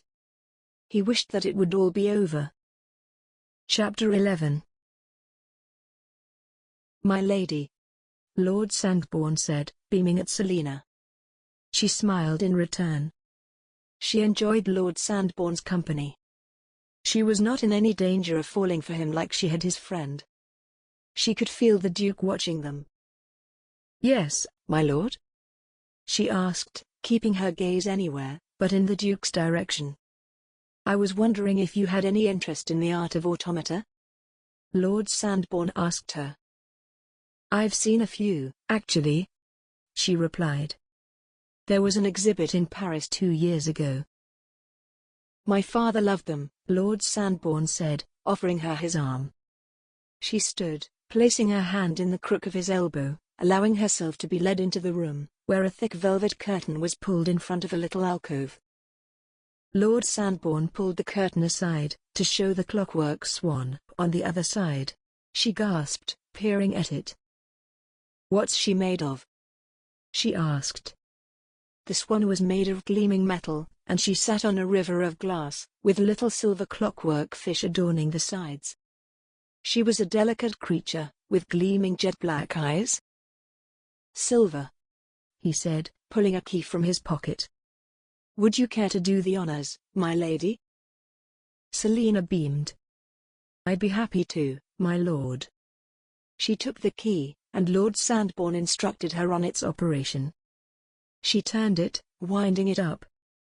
Then, the water, made of pieces of glass, began to move, so it looked like the swan was floating on a river. The swan's head moved, so it looked like she was feeding. Selina was astounded. Her movements are so lifelike, she exclaimed, clapping. As the swan moved, chimes inside of her clockwork sounded, ringing merrily like church bells. "Yes," Lord Sandbourne agreed. "She was my father's favorite thing." "It's amazing," Lord Munro claimed. "How much would something like this cost?" "It's priceless," Lord Sandbourne said, not answering the question. Lord Munro turned toward the Duke.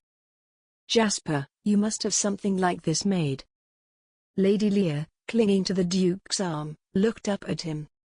"Yes, Your Grace. We can place it in the parlor." "Along with the stained glass window?" he asked. "What else should we add? A harp of solid gold and a tiara, as well?" He laughed, attempting to sound merry. Selina heard the note of bitterness in his voice. He tried to catch her eye, but she turned back toward the swan, who was just ending her swim. She looked at Lord Sandbourne. "That was quite a surprise, my lord," she said. "I've only seen one other like it," she said. "Truly?" he asked. Yes, there was an exhibition of clockwork and automata on display, she replied. Everyone went. Your father would have been very interested in it. Whose work was there? He asked. Several pieces of Athanasius Kirker's, she said. Kirker?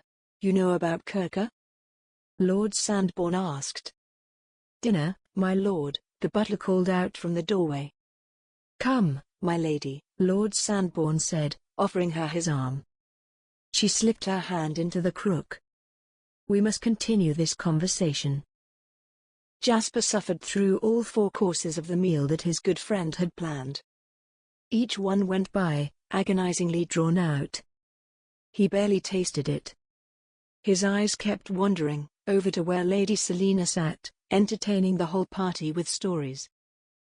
She was like the fairy queen. No lady in all the world was her match with her golden hair and her hazel eyes. The silver dress made it even more pronounced. Several times, she looked his way, and her smile would falter, just a little, and then the mask would return, and she would hide her true thoughts and feelings. Jasper knew that he was the only one to notice the little slip of her mask. She was upset with him, it was clear. What had he done, aside from doing what he thought would ensure her safety? He resolved to speak with her, as soon as possible. Once the party left the dining room, headed for the parlor, he watched, as she separated herself, going to the window, to look out over Sandbourne's cow-filled pastures. He trailed behind her. Something bothers you, my lady, he said, in a low voice. She turned toward him, a look of surprise on her face. There it was, the slip of the mask. It was gone a moment later, replaced by a grin. Not at all, Your Grace. I'm having a wonderful time. They might not see it, but I do, he said, looking out the window. She turned to look out through the window. Lady Selina was silent. He waited for her to say something until he couldn't any longer. You're avoiding me, my lady, he said. I cannot bear it. She sighed. You're marrying my cousin, she replied. Not only have I had to suffer through her dress fitting, but I've also been informed, via my uncle, that you are overly concerned about my welfare. He kept his gaze on the window, where they were both reflected. He saw her face, seeing how hurt she was. He'd meant to protect her, instead, he'd just driven home how she wasn't his. The very least you could have done was to tell us all the news, she said. Not to single me out, as you have done. You are not my lord and master. She turned to him. It cannot be both. Selina turned back to the window, finding herself dangerously close to crying. She inhaled deeply.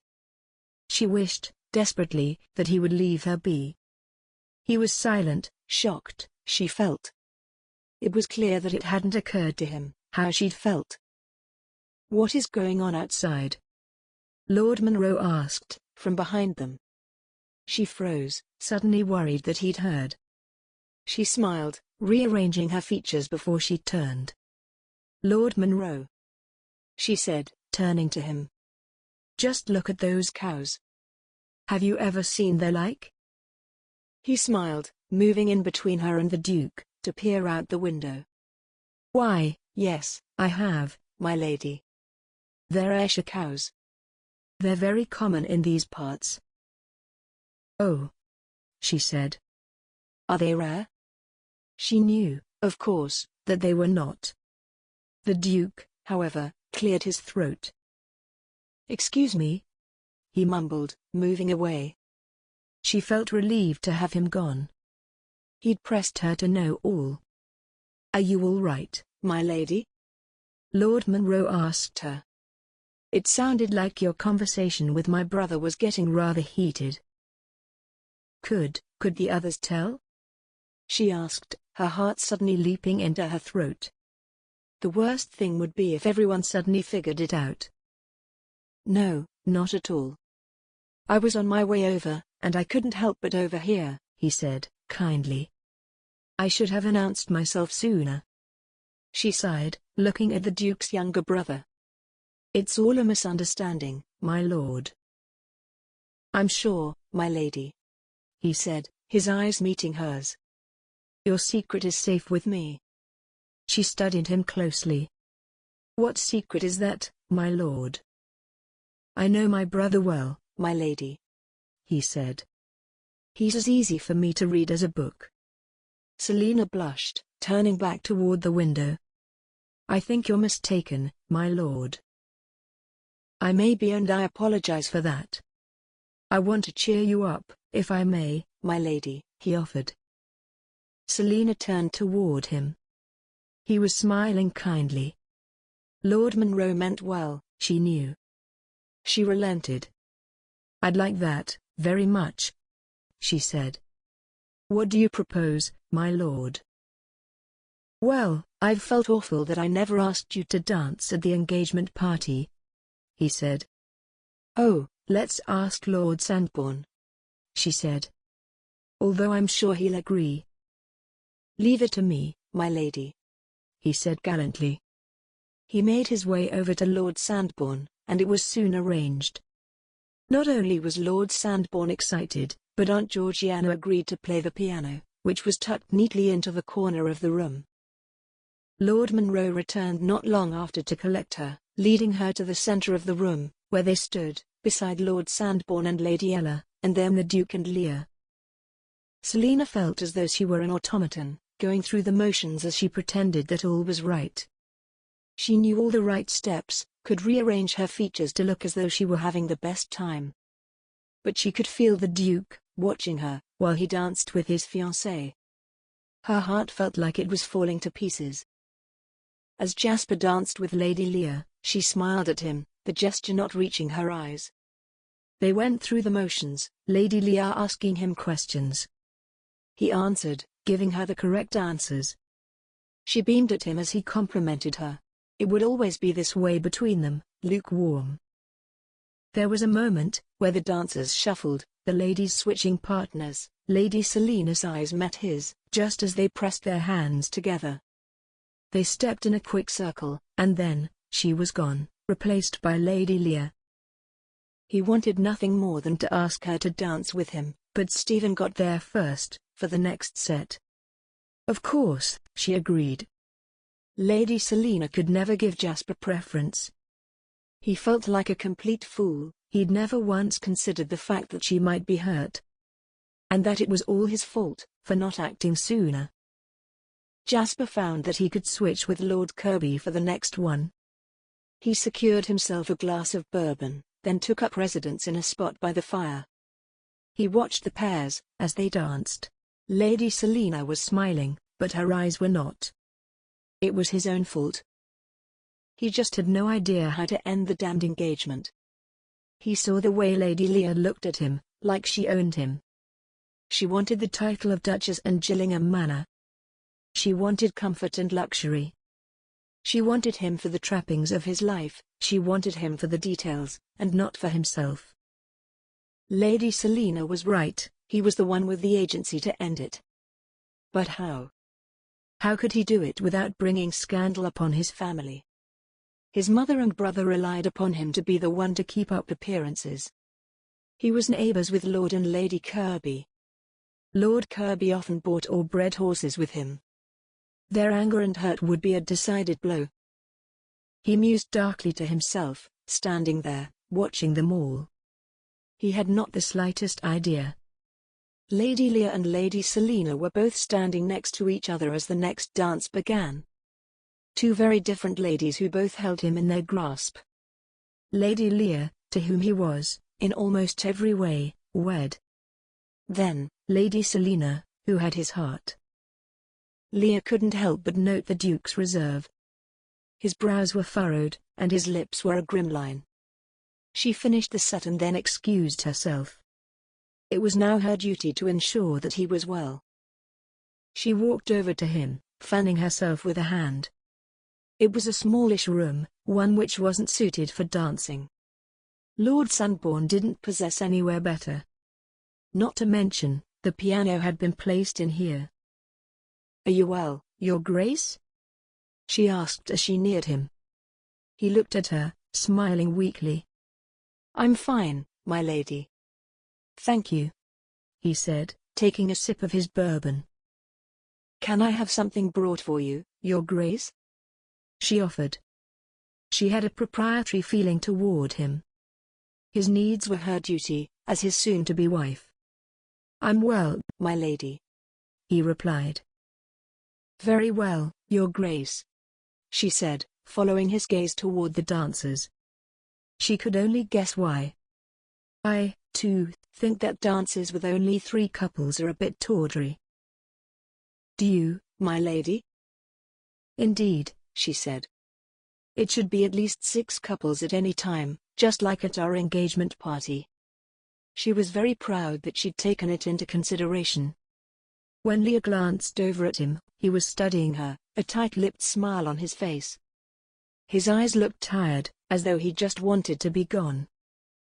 "But now there are only 2 couples," he pointed out. "So it is, Your Grace," she said. "When we host at Gillingham Manor, I will make sure that there are at least enough to make 6 couples. However, I'm sure that Lord Sandbourne didn't consider it at all." "He didn't, my lady," the Duke replied. "He's a bachelor, after all. He didn't expect there to be dancing." "He needs to find himself a wife," Leah said. "One who will remind him of the importance of these things." At the moment, Lord Sandbourne was dancing with her cousin. Lady Selina and Lord Sandbourne were all smiles, avidly talking about something. Selina, as Leah knew, always looked thus. "He looks to be enjoying his conversation with my cousin," she remarked, an idea dawning upon her. "Poor Lord Sandbourne," she mused. "The one who loves least has the most power." She would never move so far away from her beloved London. "You don't think she would?" the Duke asked, looking forlorn. Leah shook her head. Leah could recall seeing both the Duke and Lord Sandbourne as children riding through the nearby countryside. They'd been friends for as long as she could remember. Nearly inseparable. "Has he said something to you about my cousin?" she asked him, suddenly curious. His eyes widened as he looked at her. "He might have mentioned something in passing." Leah read that as a confirmation. His frown deepened. "Has she said something about the estates out here?" "No. However, I've known her all my life," Leah said. "She would never deign to live this far out of the way." "Not permanently." He nodded, looking back at the dancers. Leah followed his gaze. "I know how you care for him," she said. "It might be in his best interest to warn him of her faults." "What faults are those, my lady?"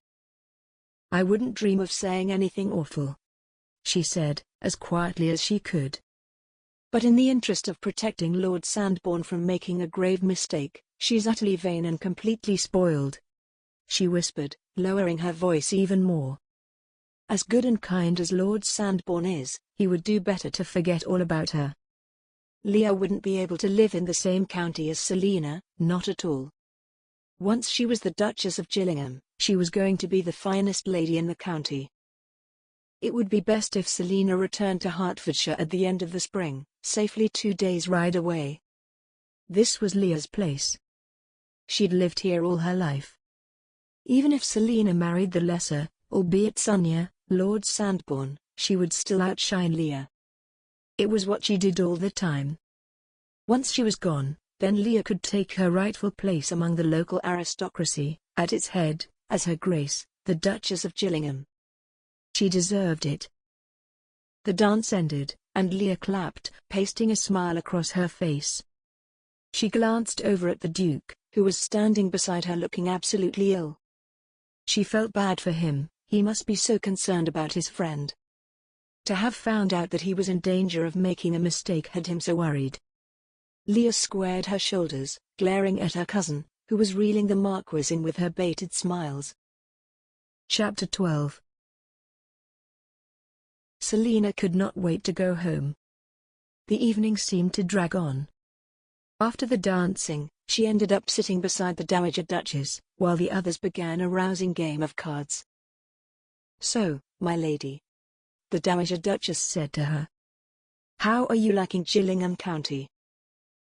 "It's so very serene out here, Your Grace," Selina said, smiling although she was getting rather sleepy. All the dancing, eating, and upset had plumb worn her out. "It is, isn't it?" The Dowager Duchess smiled at Selina, her green eyes lighting up in a way that was reminiscent of her son. "Very much so, Your Grace," Selina agreed. "When I was a younger lady, I loved being near the city. I always wanted to be there in our town home," the Dowager Duchess reminisced. "I threw such parties back then." "Are you much there these days, Your Grace?" Selina asked. "Only during the season," she remarked. "But it's enough. When I'm there, I find myself longing for the quiet of the country. Parties like this with just good, close friends." Selina smiled as she glanced around at all the friendly faces. She spotted the Duke, standing by the fireplace, his face grim. He took a sip from his glass. His eyes met hers. She got chills all over her arms. The desire was a hot flash in the pit of her stomach. She'd never felt this way before. "Your aunt tells me that you have just debuted this past winter," the Dowager Duchess said, breaking into Selina's thoughts. Tearing her gaze away from the Duke, she met the Dowager Duchess's eyes. Her Grace was smiling kindly. "Yes, Your Grace," she replied, recalling the fanfare and the elaborate dress she'd worn, the heavy diamond necklace that her mother had given her for the occasion. The Dowager Duchess squinted at her, as though trying to discern her. "Have you got your eye on a particular gentleman yet?" "I've only just debuted this past winter, Your Grace," Selina said. Even Selina could hear the weakness of her misdirection. The Dowager Duchess's eyes cut over to her son before returning to Selina's face. "Is that so, my lady?" she asked, her eyes studying her carefully. Her lips were smiling, but her eyes were squinting, suspicious. Selina wondered if the Duke had spoken to his mother. Selina swallowed. "Indeed, Your Grace." "How do your parents feel about that, my lady?" She tilted her head to the side, curiously. "They want me to only marry for love," she replied. "Nothing less." "Are your parents in love, my lady?" "Yes." "Very much so, Your Grace." She stared back at the Dowager Duchess. She was an intelligent lady. Selina could only imagine that the Duke had let something slip. Something which the Dowager Duchess was just then putting together. Selina's pulse raced. She had a particularly good poker face, despite never having played the game. She and her brother had practiced one wintry afternoon, and it had been a skill which Selina had often found of use. The Dowager Duchess leaned in. "Would you come and have tea with me sometime soon? I'd like to speak with you, privately." "I'd be honored, Your Grace. Although, it wouldn't be right to go without my cousin, would it?" She was a bit nervous, but the Dowager Duchess smiled at her, kindly. "Leave that to me. I think we have much to discuss, don't you, my lady?" "Perhaps, Your Grace." "You seem to have lost a little of your shine, my lady." "It'll pass, Your Grace," she said. "It may," the Dowager Duchess mused. "Or it may not." They both turned their gazes toward where the Duke was now sitting beside Lady Leah. Selina felt pain in her chest. Like a lump of hot coal, burning a hole, just beneath her sternum. "They are very well suited, in every aspect," the Dowager Duchess said. "Just like his father and I. But we did not love each other. I've always wondered how that would have changed my life." "Do you, Your Grace?" She smiled sadly. "I feel that I can breathe, now," she replied in a whisper. Selina was distracted, wondering who else could see. Her only relief was when it was announced that the carriages would be brought around. The Duke bid her cousin goodbye. He gave Leah a hand up and into the carriage. Then, he turned to Selina, offering her his hand. Their eyes met. Selina knew that it wasn't like this for everyone. Where one look from him sent chills running over her arms again. She placed her hand in his. He held it for a moment, helping her up into the carriage. Then, he was gone, the door slamming shut, and the carriage pulling off. She gazed through the window, her eyes on his figure, lit up by torchlight, growing smaller as she went farther away.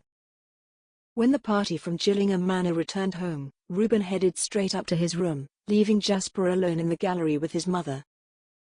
She was standing in front of his father's picture, staring up at it, thoughtfully. He was such a forceful presence, she commented. Even in the portrait, his father cut a severe figure. When painted, he had been about Jasper's age. There were similarities between him and his father, the hair, the shape of his face, but he'd gotten his mother's eyes. Yes, he was. She turned to him, looking up at him. She placed a hand on his cheek like she had when he was a child. "You're not at all like him, you know." "I know." "He did what was proper," she said. "But I hope that you'll do what is right, my son." "Whatever can you mean, mother?" "I saw how you looked tonight," she said. "You're not happy." "Is it that obvious?" "Very," she replied. "But I also noticed that Lady Selina was unhappy, too." "I don't want to cause a scandal," he said. She took his hands in hers. "Whatever you decide, I will support you. But what I will not support is you ruining Lady Leah's life. If you know that you won't be happy, then don't drag her into it." He smiled at her. "Thank you, Mother." "Of course, my son," she said. "I'm just not sure how to do it." "It'll come to you," she sighed, glancing once more at the portrait of his father. "Good night, Jasper." "Good night, Mother," he replied. He remained where he was, listening as her footsteps faded in the distance. He stared up at his father's familiar face. He was exhausted. The evening had dragged on, and he'd had a full dinner and several drinks. His limbs ached for bed. Footsteps, walking briskly, sounded in the hall. He turned to find Sotheby nearly running toward him. "Your Grace," he said, his voice urgent. "Yes, Sotheby?" he asked, knowing exactly what news he brought. "Quick, Your Grace," he said. "There's been another robbery this time. Lady Langley was murdered." His heart raced. Lady Langley had left Sandbourne, with her family, just before Jasper did. That meant that the robbers had waited for them. It could have been any of them, but Lord and Lady Langley had been the ones with the bad luck. Jasper rode to Kirby Hall, the first thing the next morning. He'd been up until late, having gone over to see Lord Langley and Lady Ella. They were both shaken, but neither of them hurt. He listened to their story, how a group of two men stopped them. Lady Langley had been held at knife point. She'd tried to fight back, and had been killed. Jasper was going to call off the wedding. Full stop. They could not have guests arriving for a wedding when there were thieves in the area. He arrived in time to meet Lord and Lady Kirby for breakfast. "Come, have a seat, Your Grace," Lord Kirby said, his plate full before him.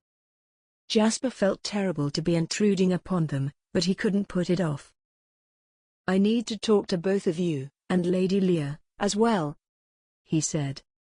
"She'll be down in a moment, Your Grace," Lady Kirby replied. "It would be best if it were just the three of you," he said, not wanting Lady Selina to be there. "I'll go and get her," Lady Kirby said, standing and leaving the room. "It's about the wedding, then?" Lord Kirby asked, knowingly. "Yes, my lord," he said grimly. Lord and Lady Langley were attacked last night. Lord Kirby frowned. Langley? Is he all right? Jasper shook his head. No, my lord. Lord Kirby gasped, setting his knife and fork down. He'd gone pale as a sheet. Good God, he whispered. We'd only just seen them. Jasper watched as realization dawned on Lord Kirby. Right, he said. We don't need guests arriving now. The two ladies entered, then, and Lord Kirby didn't say anything more. Your Grace, Lady Leah said, curtsying. To what do we owe the honor? She was smiling as she sat down in the seat across from him. There was another robbery last night, Jasper said.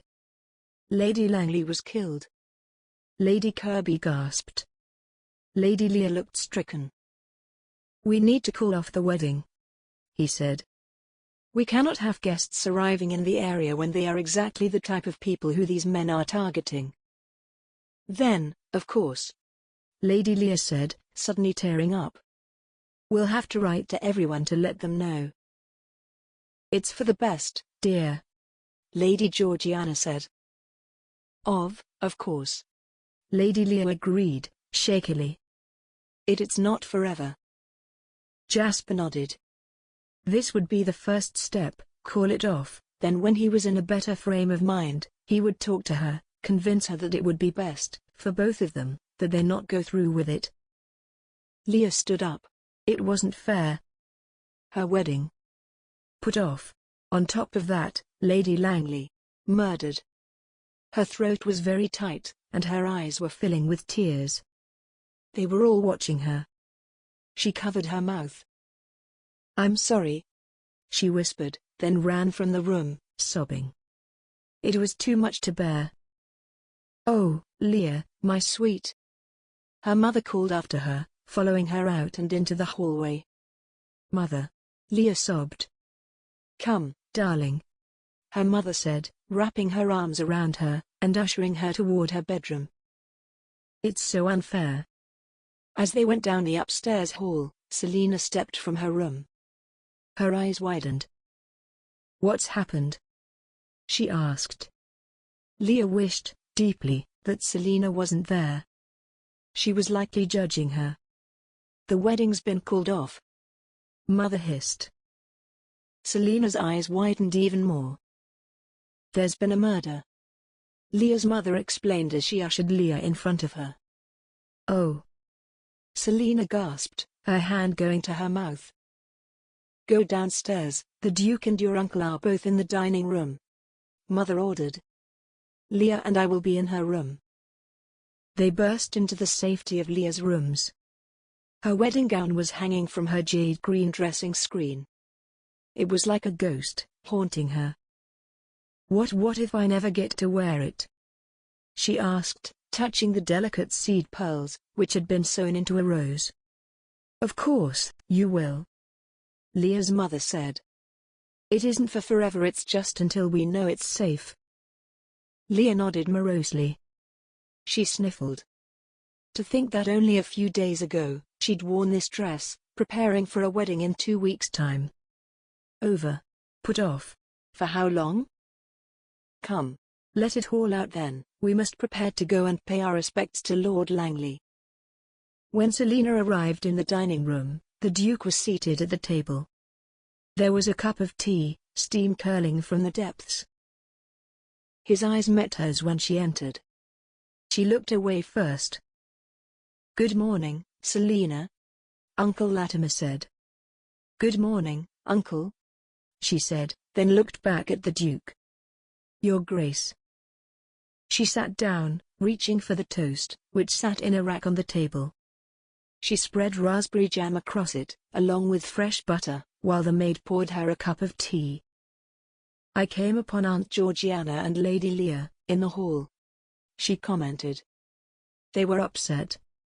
She was aching to know who had been murdered. The Duke has brought us some bad news, Uncle Latimer said. What is it? She asked. Your Grace? There's been another robbery, the Duke said. Oh, she gasped, her hand going to her face. That was worse.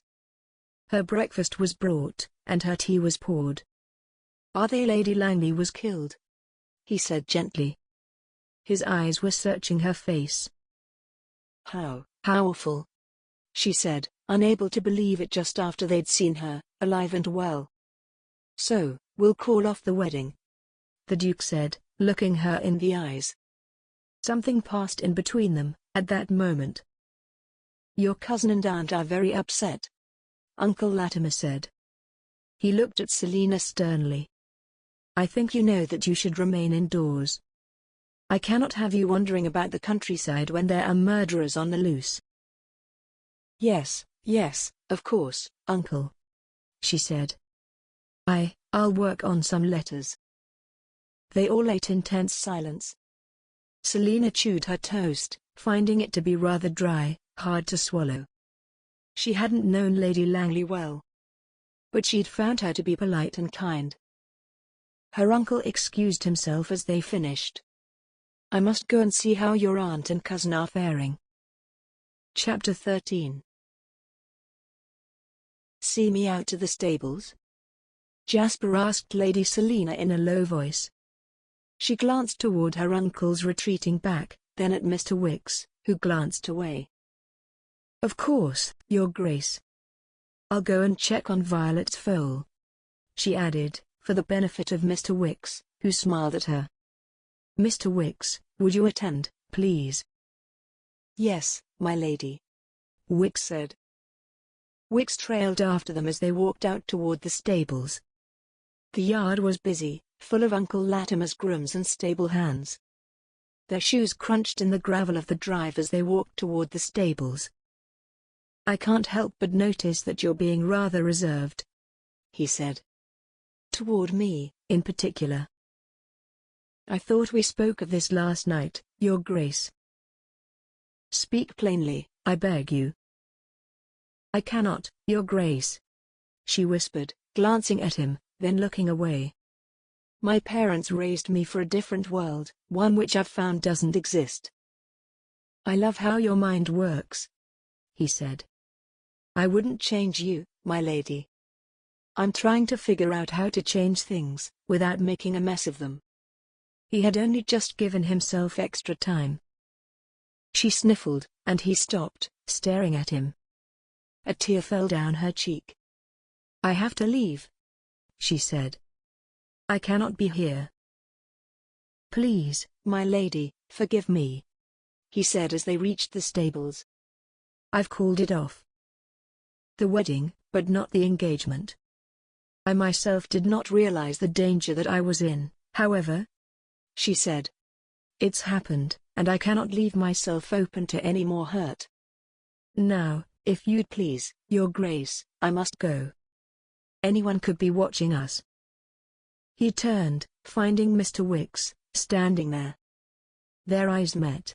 Mr. Wicks raised an eyebrow. Jasper looked away from the butler. He'd said too much. But then, what was there to lose? Lady Selina turned away, leaving him there as she walked back to the house. He needed her to come to meet him. He needed to prove to her that he loved her, would do anything for her. Selina sat in her room, staring at the letter that she had written to her brother. She felt sick, her stomach turning nauseously. She closed her eyes, leaning her head into her hand. She was resolved to send the letter. It was the only thing to be done. There was a knock at the door. Come in, she said, turning. Mr. Wicks peered inside. A letter has arrived, my lady. She stood up, crossing the room to accept it. Thank you, Mr. Wicks. He paused a moment, seeming to want to tell her something. My lady, he said. What you might have overheard, Mr. Wicks, she said. It's nothing. Very good, my lady. I wouldn't want there to have been a misunderstanding. That's all it was, she assured him. He left. When she looked down at the letter, she found that it had been hastily scrawled on a sheet of paper, then folded. She didn't know the handwriting. When she opened it, She found it was from the Duke. "How daring!" she murmured as she read it. "Please, "My lady, accept my sincerest apologies for hurting you. I must meet you where we met last. I'll wait there for you to show up." His signature was a large, flourishing thing at the bottom. She couldn't. She shook her head. "I absolutely cannot," she hissed to herself. "Anyone could come along. Not to mention, she'd sworn up and down that she wouldn't leave the house. There was a knock on the door. She walked to it, hiding the letter behind her back. "Come in," she called as she neared. The door opened, and her aunt peered inside. "Aunt Georgiana." "Darling," her aunt replied. She looked exhausted. "Your cousin, uncle and I are going to pay the family our respects. They're close acquaintances of ours." "I see," she said, her heart thumping in her chest. "Darling, you look pale," Aunt Georgiana said, frowning. She stepped forward, placing a hand in a motherly way to Selina's face. "You feel warm." "I don't feel well," Selina said. It was true. She felt agitated, overwhelmed by all that had recently unfolded. "You stay here, dear," Aunt Georgiana said. "Perhaps get into bed." Selina nodded. "We'll be back in a few hours," her aunt assured her. "Get some rest. Perhaps have some broth." She closed Selina's door with a soft click. Selina stood, frozen, for a moment. She wasn't usually one to lie. She always told the truth. Yet, the Duke had told her to meet him, and she wanted to go, despite her promise to her uncle, not to go running around the countryside, unaccompanied. She stood, peering out of her bedroom window until she saw the landau brought around to the front of the house. She watched, as they all got inside, and then it left. She waited until it was all the way over the hill, overlooking Kirby Hall. It was too good of an opportunity. When she peered into Faith's room, which adjoined hers, her maid was sound asleep, snoring softly. Her book was in her hands in her lap. Selina considered what she was about to do. It was quite daring, she had never done anything like this. To be running about the countryside, meeting a duke in secret. She found, though, that there was nothing to stop her. Now that her mind was made up, her feet were already moving. She snuck out of the house, making her way silently down the stairs and out the door. She made her way toward the field. Opening the gate, she went through, picking up her skirts as she broke into a run. Jasper stood beneath the branches of the great fir tree, peering up into them, and then turning back toward Kirby Hall. He could see the house in the far-off distance. There was a bit of a hill, blocking his view. She would have gotten his letter, by now. He'd given it to Wicks, who had looked at him strangely but had promised to give it to her, directly. Jasper wondered if, and what, the butler would tell his employer. Jasper found that he was past caring. Now, he could only hope that she'd come. He expected her to bring Faith. However, he saw her, alone, running toward him. Her hair had fallen loose out of her chignon. She was wearing her white dress, which made her look like an absolute angel. He ran to meet her, not thinking as he pulled her into his arms. She looked up at him, her cheeks flushed a bright rose. Her hands were flat on his chest. "I'd hoped you would come," he said. "I was starting to feel a bit worried that you wouldn't." "Of course, I'd come," she replied.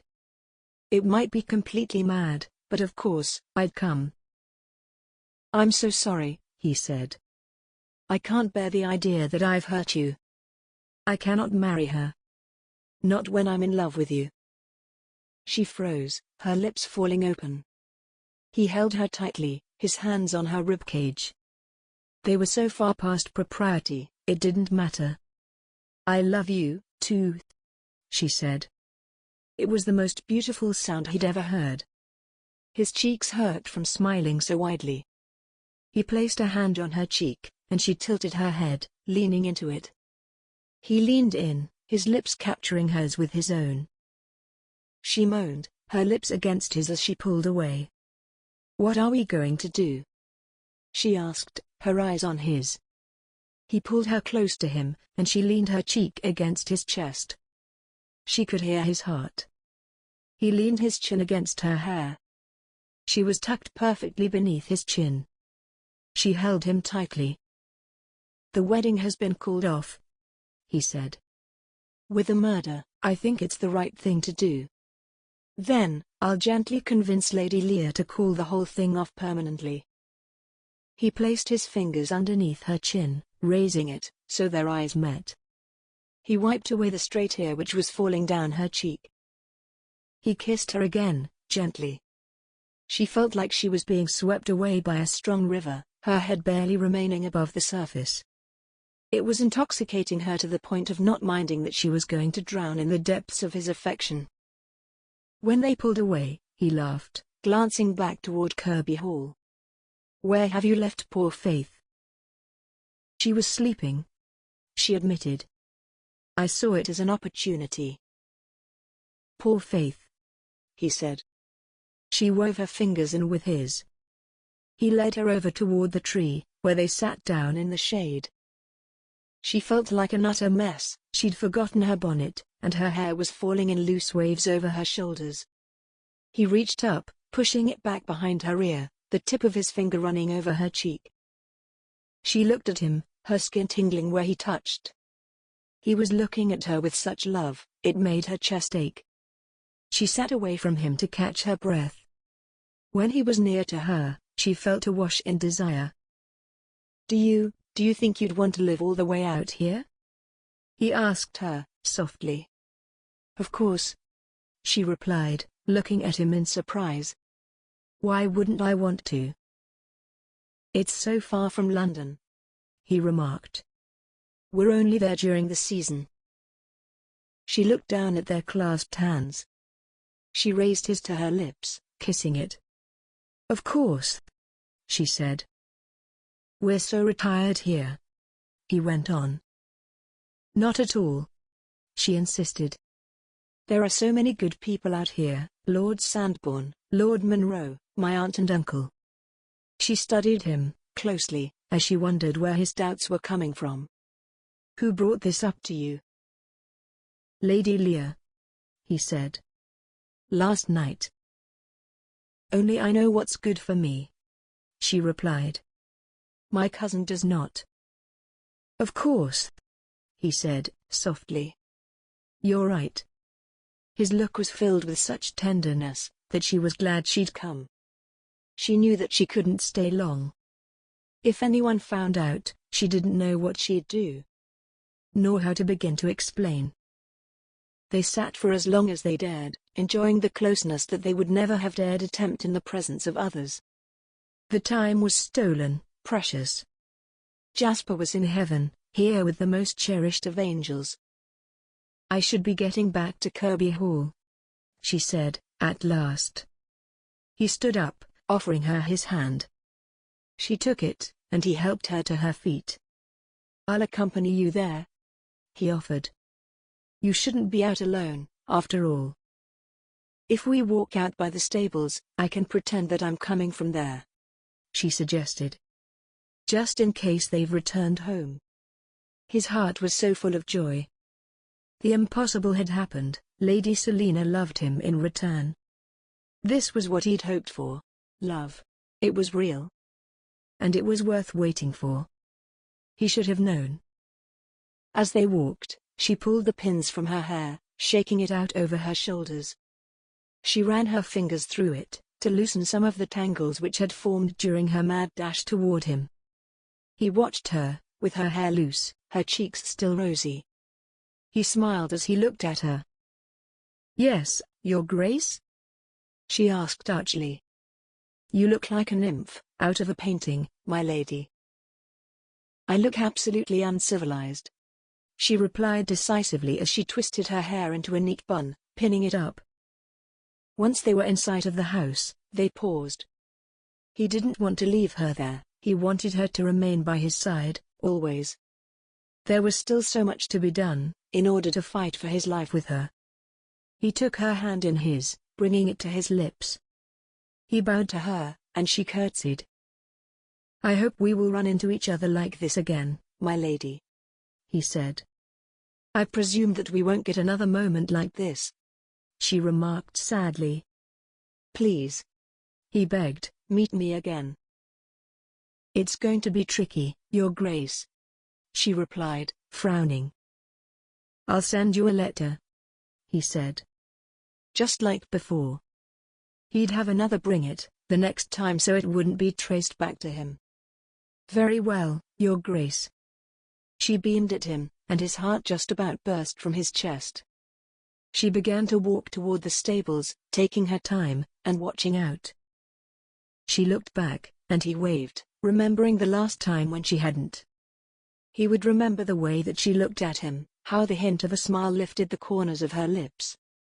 How her eyes had sparkled. She turned toward the stables, vanishing behind them. Once she had disappeared from his view, he turned to head back toward home. He needed to focus. These robbers were becoming even more dangerous, as time passed. Their behavior was increasingly erratic. Leah sat with her parents in the sitting room of Lord Langley's house. Everyone from the nearby estates was there: Lord and Lady Morton, Lord and Lady Quimby and their brood, Lord Sandbourne, Lord Munro and his mother, the Dowager Duchess, without the Duke. "Where is His Grace?" Leah asked Lord Munro in a low voice. "I believe he's out on an errand," the Dowager Duchess mused. "He has to go and speak to the Colonel of this." Leah nodded. She was disappointed that her fiancé was not in attendance. When he was present, she felt special. When they were together, they were the future of Gillingham County. The premier couple in the neighborhood. Alone, and not yet the Duchess, Leah believed herself to be lesser than she would be, soon. "I'm so sorry to hear of the wedding," Lord Munro said. "It's not forever," Leah insisted, her eyes on all the people who had gathered in Lord Langley's large and draughty stone mansion. It was an ancient edifice. One which had been in Lord Langley's family for generations. Just until it's safe. The Dowager Duchess smiled at her, sadly. "Of course, dear." Lady Quimby and her daughter, Lady Laura, approached. Lady Laura was currently the topic of many conversations. She, herself, had been accosted by the brigands and survived. "All of our preparations will go onward, of course," Leah told Lord Munro. "But His Grace was right, we cannot have noble guests arriving when the local aristocracy has been targeted so cruelly." "Quite right, my lady," Lord Munro said, shaking his head sadly. "It's such a tragedy." "It is," Leah agreed, looking over toward Lord Langley. He was seated in an armchair, over by the fire. He was staring off into space. Lady Ella had remained in her room, too overcome by grief and fear to be in polite company.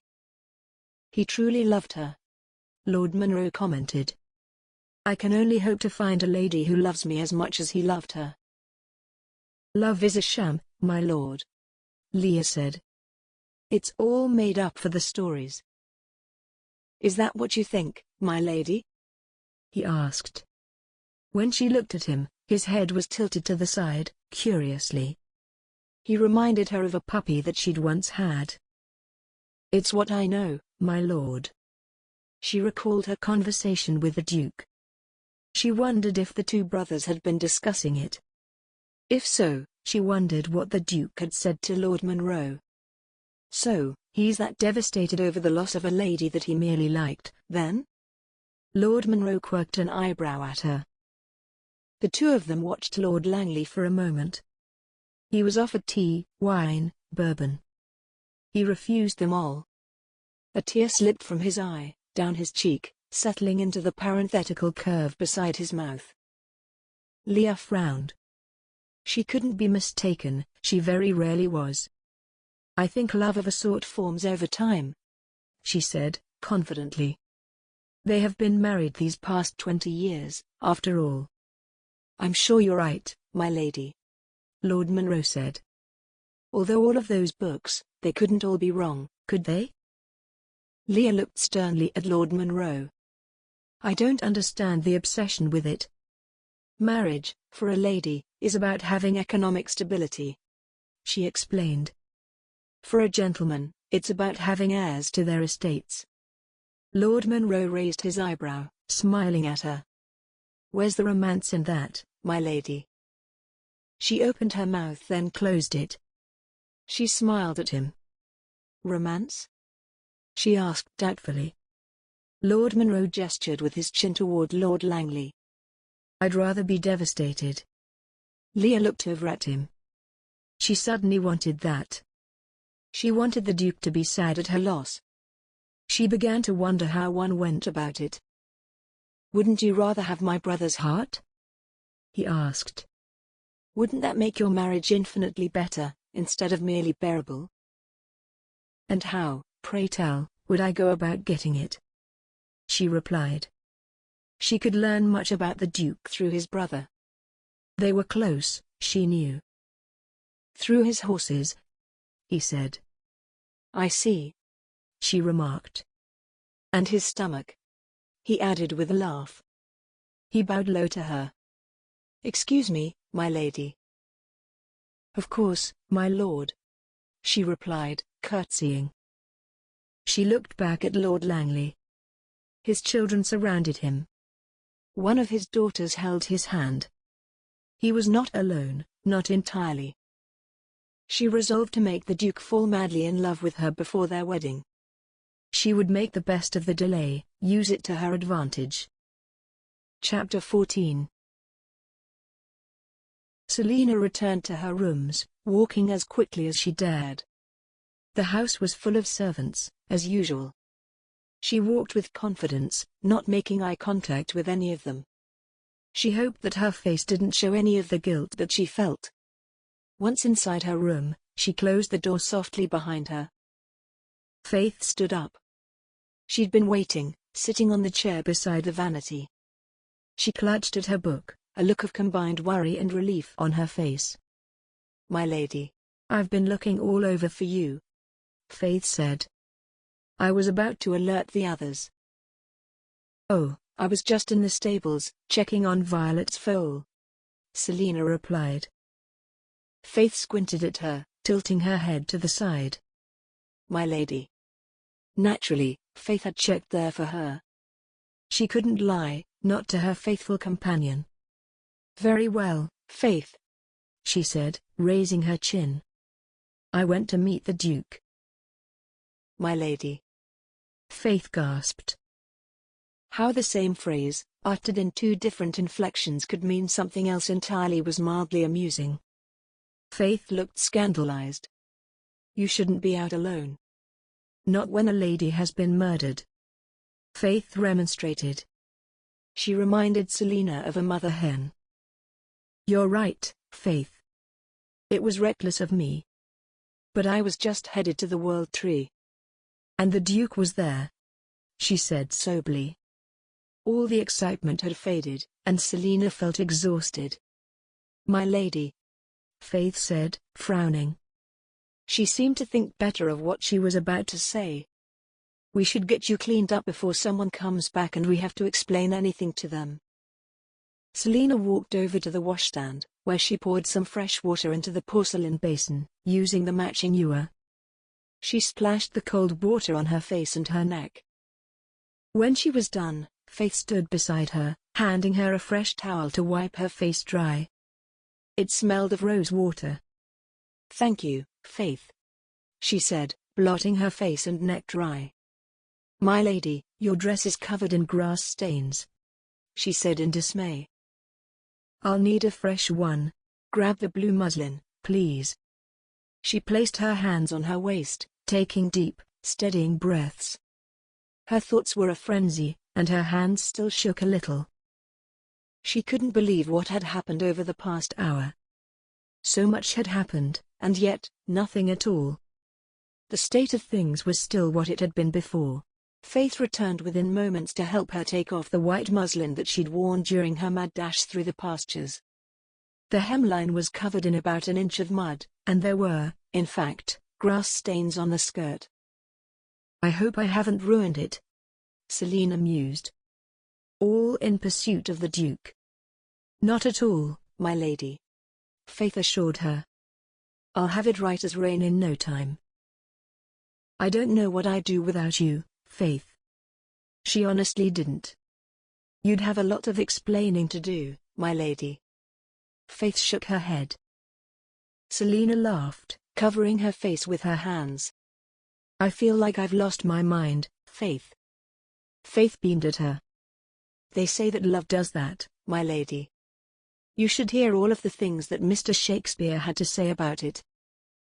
"I feel so silly, Faith," she said. "Are you happy?" "Not yet. But I think, soon, I might be." Faith smiled. "I'm glad for you, my lady. Now, let's get you out of this dress.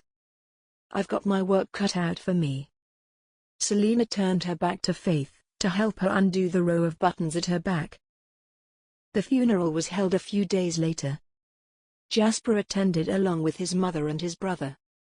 The service was a grim reminder: a lady had been murdered, taken from her husband and children. As the Duke, it was Jasper's duty to see that the regent's justice be carried out. They stood around the gravesite in the little churchyard, as the rain began to fall. When Jasper glanced back, he could see Lady Selina, dressed in black. It was meant to look severe; instead, it made her hair that much more golden, her skin that much more like fresh cream. He stepped over to Lord Langley. "My sincerest condolences, my lord," he said. Langley's eyes streamed with tears. "I truly loved her," he replied, sniffling. "And love her, still." "At least you have your children, to comfort you in your grief," he said, even feeling how weak his sentiments were.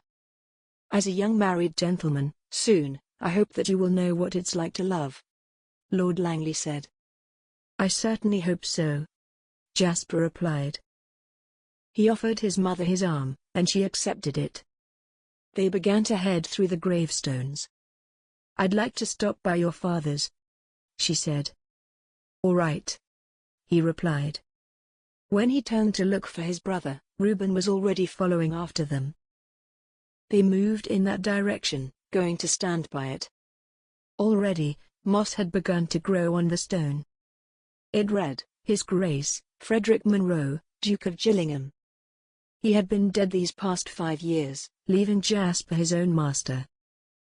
"He wasn't a bad husband," their mother mused. "Just very strict." "He had a temper," Jasper said. "He took it out on all of us." "Yes," she whispered.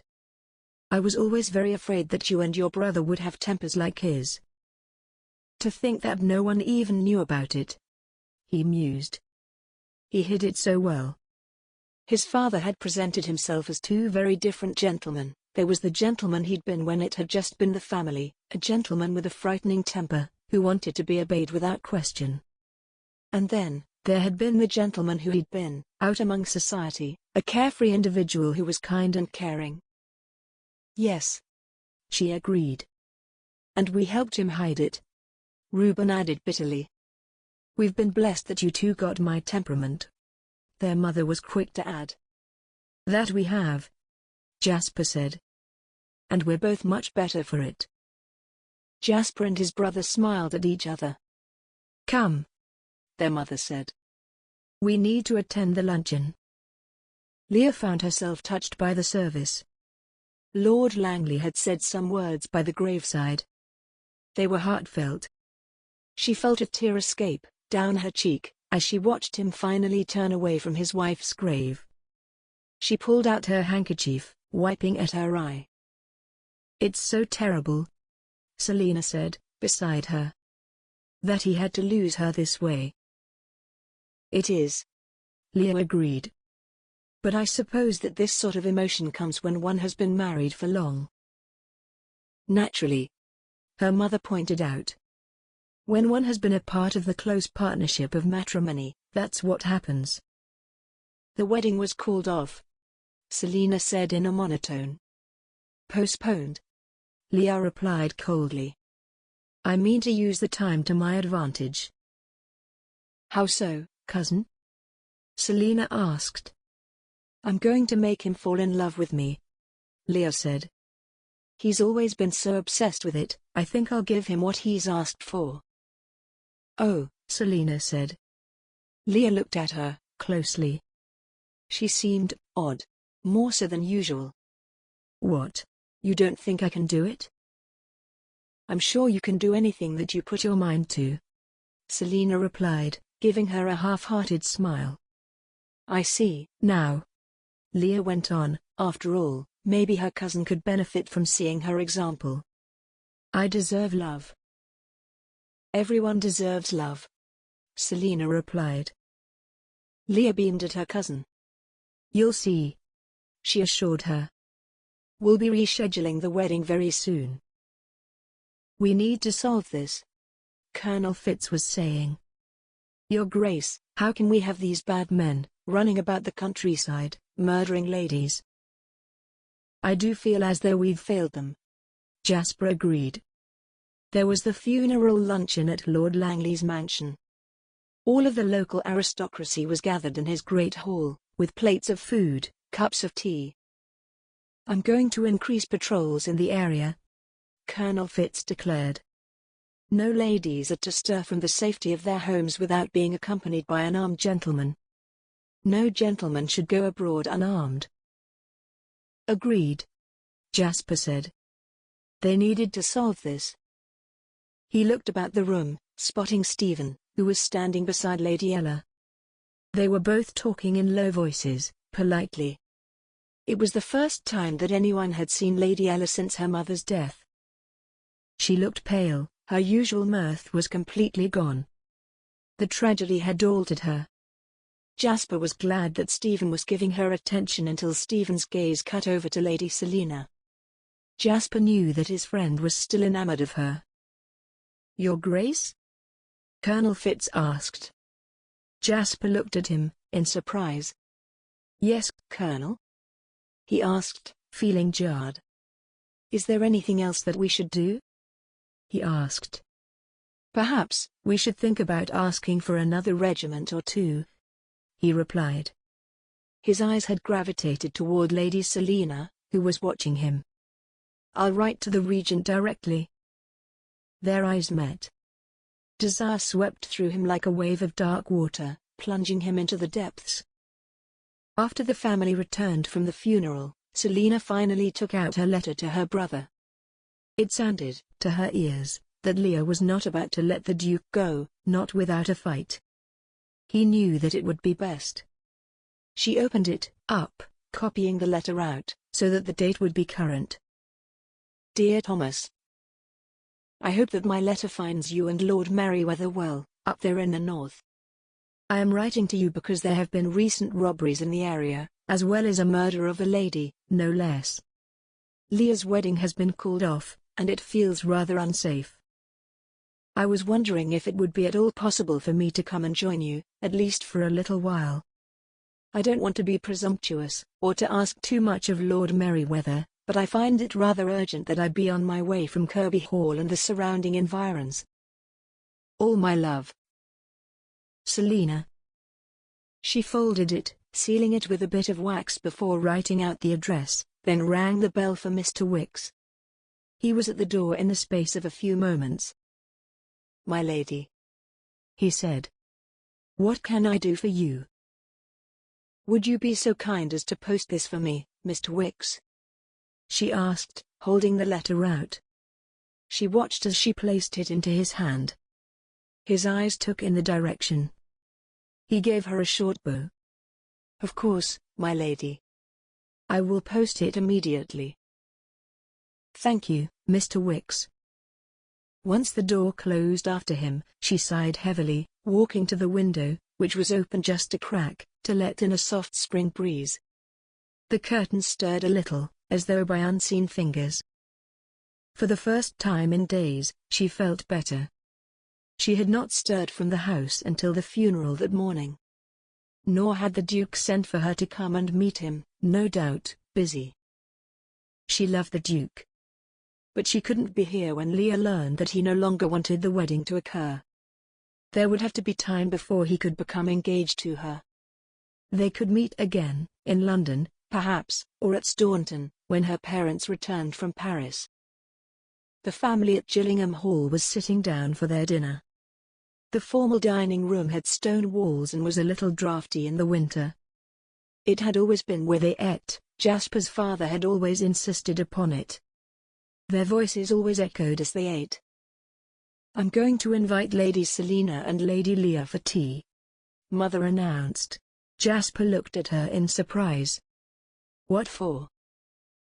"I want to talk to Lady Selina," she replied. "It would be rude not to invite your fiancée." "Quite right," Reuben said, chewing thoughtfully before swallowing. "Lady Selina is very beautiful." Jasper sighed. "Not my brother, too." It seemed as though every eligible bachelor in the county was interested in Lady Selina. He couldn't blame them. He, too, found her to be utterly faultless. "What's wrong with you?" Reuben asked. "You're quite huffy." "Lord Sandbourne is enamored of her as well," he said. "It seems like all of the eligible gentlemen in the county are." "Can you blame us?" Reuben asked. "I know that I have no chance with her, of course." "Oh, Reuben," their mother said. "You have so much to offer any lady." "What?" "She's going to come and live with me in my little lodge." Reuben laughed. "Not when she could have Sandbourne and a clockwork swan." "Lady Selina isn't that materialistic," Jasper said. "She's too good." Reuben was squinting at him, studying him very, very closely. Jasper's mother and brother both had the tendency to read him like a book. It was maddening. "What?" Jasper demanded, wishing that they both were less observational and more self-absorbed. Reuben looked at their mother, a slow smile spreading across his face. "Is His Grace in love with Lady Selina?" "In love?" Mother asked, her eyes wide. "So, then you're going to call it off with Lady Leah?" Reuben asked. Jasper swallowed. He knew that his face was deep crimson and very hot. His brother was about to give him a good teasing over this. "Have you any idea how jealous Lady Leah is of Lady Selina?" Reuben asked, shaking his head. "Oh, brother. I truly, truly from the bottom of my heart, feel very badly for you." "Is Lady Leah jealous of Lady Selina?" their mother asked. "Yes. Historically speaking," Reuben said. "Why has she never told me?" Jasper asked.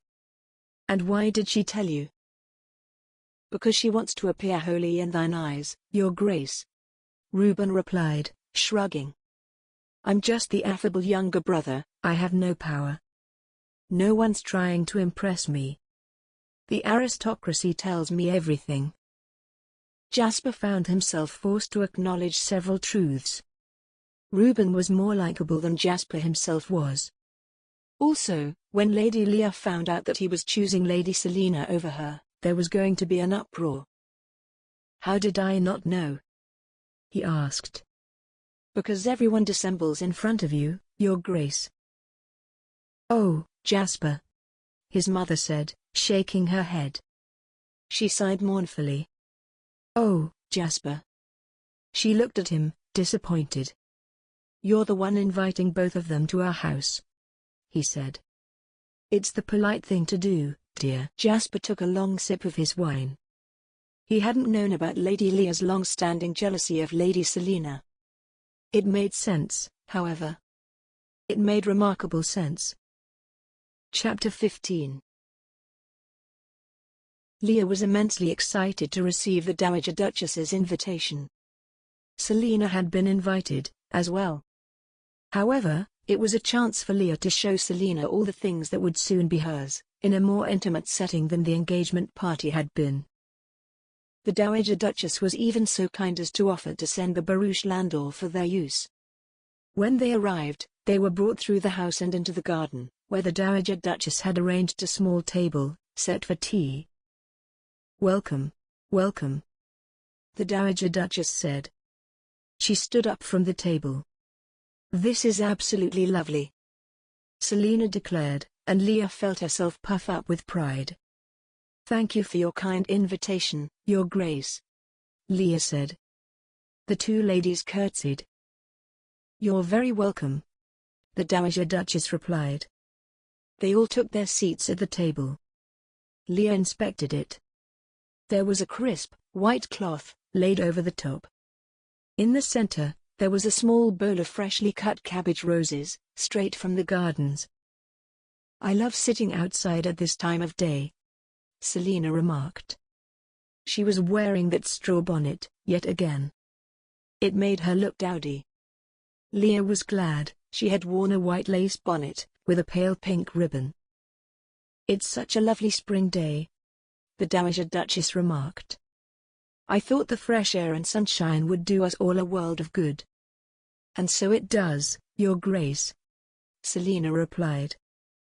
As the Dowager Duchess and Selina talked of the weather, Leah looked around at all that would soon be hers. The gardens were just turning green, and all the flowers were coming into bloom. Next year, at this time, it would be hers. Unless, of course, they hadn't rescheduled the wedding. Leah was horrified. By then, she'd be 24. The idea that she would still be waiting to become the Duchess in a year's time curdled her stomach. The tea was brought, and she studied the set. It was gold-rimmed, eggshell white porcelain, with pink flowers on it. She liked it very much. Hers, soon. She spotted the Duke from far away. He was dressed in that dark green jacket of his, which brought out the color of his eyes. She watched him as he walked nearer. She felt pride that he was to be hers. All she needed to do was to make him fall in love with her. Once that happened, she was sure he'd agree to set a new date. That meant she needed to get him away from the others.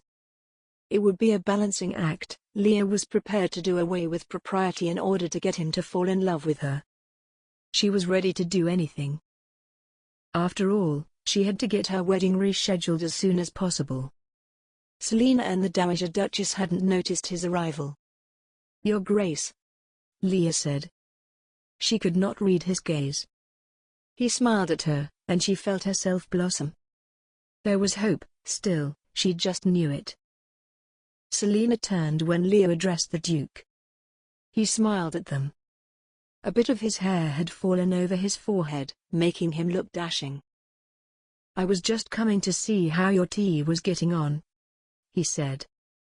"Very well, Your Grace," Leah replied. "I was just about to suggest that we all take a turn about the gardens," the Dowager Duchess said. "Would you care to accompany us, my son?" "I'd be happy to, ladies." He bowed gallantly. "Come, you must walk beside me, Your Grace," Leah said. "Of course, my lady," he agreed, offering her his arm. "And you must walk with me, Lady Selina," the Dowager Duchess said. Leah and the Duke walked a little bit ahead of the Dowager Duchess and Selina. They were within sight, but just out of earshot. It appeared that Leah was doing most of the talking. "I've wanted to speak with you, Lady Selina," the Dowager Duchess said. "Just us two." "Why is that, Your Grace?" "I think I know which gentleman has caught your eye," she said. "Yes, I believe you have." Her eyes were on the set of his shoulders in his green jacket. He turned his head, pointing toward one of the little fruit trees which lined the garden. Leah clung to his arm, leaning into him. "Should you need somewhere to go, I can offer you my protection, despite it being a little out of the norm.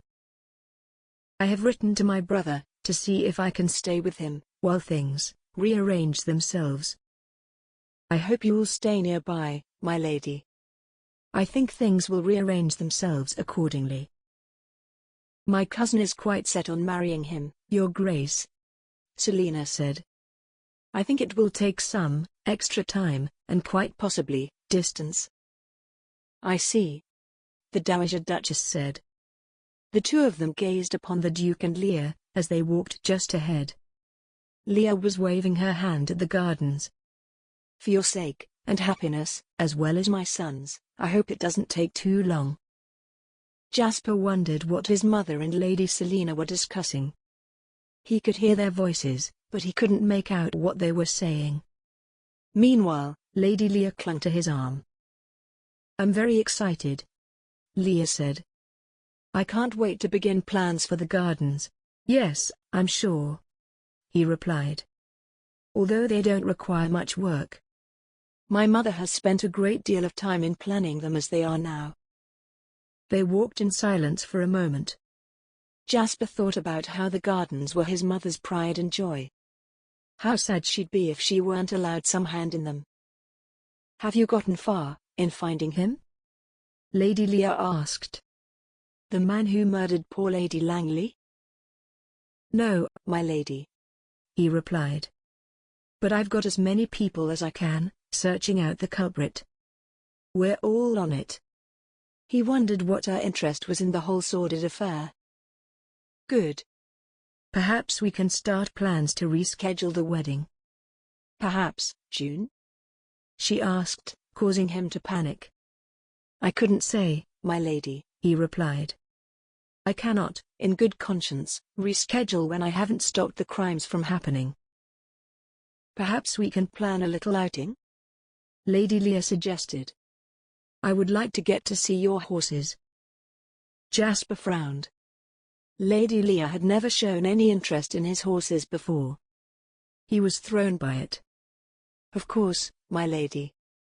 I can take you riding on the estate, if you'd like. I would. Very much, she said, beaming up at him. Leah was ecstatic when Selina and the Dowager Duchess caught up to her and the Duke. Selina wondered what could have made her so happy. His Grace is going to take me riding, Leah said, ecstatically. The Duke glanced at Selina. Would you like to come as well, my lady? He asked, frowning. I would be delighted, Your Grace, she said. Leah's face fell, but then she smiled. Why don't we invite Lord Sandbourne, as well? We can make a small outing of it. And dear Lord Munro. What if you're stopped? The Dowager Duchess asked. What if you're stopped by those bandits? We'll remain on the estate, the Duke said. But we can bring some of the grooms with us, and arm all the gentlemen. We should all be safe, then. I would certainly feel very safe, then, Leah announced. Excellent, Selina said. Her eyes met the Duke's. He was frowning at her, seeming like he was out of sorts. She wondered what the matter could be. She guessed that Leah was implementing her plans to make the Duke fall in love with her. It made Selina feel sad for her cousin. The whole situation made her sad. Come, the Dowager Duchess said. We'll walk you out to the carriage. Thank you for having us over, Your Grace, Selina said. It was my pleasure, the Dowager Duchess replied. It was a lovely afternoon. Jasper and his mother stood out in the drive, waving as the barouche landau began to grow smaller and smaller in the distance. Jasper, his mother said, exasperation evident in her tone. What are you doing? Please, just end this. For heaven's sake. I know, Mother. I should. She took his hands in hers. Lady Selina is considering going to her brother, up in the north. What? He demanded. Yes. Until things blow over, you've got her in a very difficult position, you know. Leaving? He asked in disbelief. You are the Duke, my son. You expect everyone to bow down to all of your wishes. But you have to think of how this will put things in their family. Let her go, then go to her when you are free. But she can't leave, he said, storming off. He thought of the day when she'd run to him. She had been wholly his on that day. His whole body ached with desire for her soft, pink lips. The way that she'd kissed him. He went straight up to his study, where he quickly wrote her a letter, begging her to meet him. He would send Sotheby with it in the morning. Lady Lear, Lord, and Lady Kirby, they were due at Lord and Lady Morton's for a luncheon. He would make his excuses, then slip away, to go and meet with Lady Selina. He tore up his letter, tossing the remains into the fire. She already knew all of this. He'd already said it, in person, and in much better form. Plus, he knew how she would react to him, demanding that she stay. She'd go, even sooner. He wanted her to stay with him. He couldn't bear having her so far from him. Not when he knew that she existed. It caused a sharp pain in his chest. It began to rain, the drops hitting against the window. He smiled to himself. Lady Selina loved this weather. He pictured her sitting beside the window in her aunt's parlour, watching the drops fall, the light from the fire making her face and hair glow golden. Selina was sitting in her room, writing a letter to her mother, when there was a knock on the door. The rest of the family was out. They'd had a prior engagement with the Mortons. She was ready to spend the time alone, reflecting. She had so rarely gotten a chance to be by herself, despite being in the country. Faith answered, murmuring something to whomever it was. "My lady," Faith said. "It's a letter for you." Selina turned, recognizing immediately the Duke's handwriting. She tore it open. "Meet me by the tree. Love, J." She flipped it over. There was nothing more. She raised an eyebrow, waiting for a moment to consider how she felt about this. She was going, of course, even though she was positive that he was skipping out on his engagement with the Mortons. "Come, Faith," she said, grabbing her bonnet. Faith paled. "My lady," she said, "it's dangerous." "The Duke will be there," she said. "He'll keep us safe." Faith went to go and collect her bonnet and book. They left the house and headed for the tree. He was pacing back and forth when they arrived. Selina frowned. He seemed agitated, and she wondered why. He looked up, freezing for a moment when he spotted them, and then he ran toward them. "What is it, Your Grace?" she asked. "My mother said that you were leaving," he said. "I think it's for the best," she replied. "I won't have you go away from me," he said, taking her hand in his. "When you tell my cousin that you are ending the engagement, permanently," she explained, carefully, "that is going to cause a tremendous uproar. Naturally. When she finds out that you're ending the engagement because of me, there's going to be an uproar of a higher magnitude than you have ever experienced before. Please don't go, I beg you. You can come stay at Gillingham Manor," he said. "That's improper, Your Grace," she said. "I think we're long past propriety, my love." She smiled, melting at the endearment. "Call me that again," she said. "My love," he whispered. "Don't go." She sighed, looking up into his eyes. He was intentionally pulling on her heartstrings. "Very well," she said, although she knew that nothing good would come of it. She could only hope that her brother would come to her rescue. Now that she was here, all was right. If she didn't go anywhere, then nothing would ever be wrong again. Jasper only needed her smiles, and her tender looks. "Everything is going to be fine," he assured her. "I'll take care of it." "Oh, I see," she said. He reached up, tugging on one of her blonde curls. She smiled at him. "I could spend all of my days, just like this," he said. "Sneaking about, you mean?"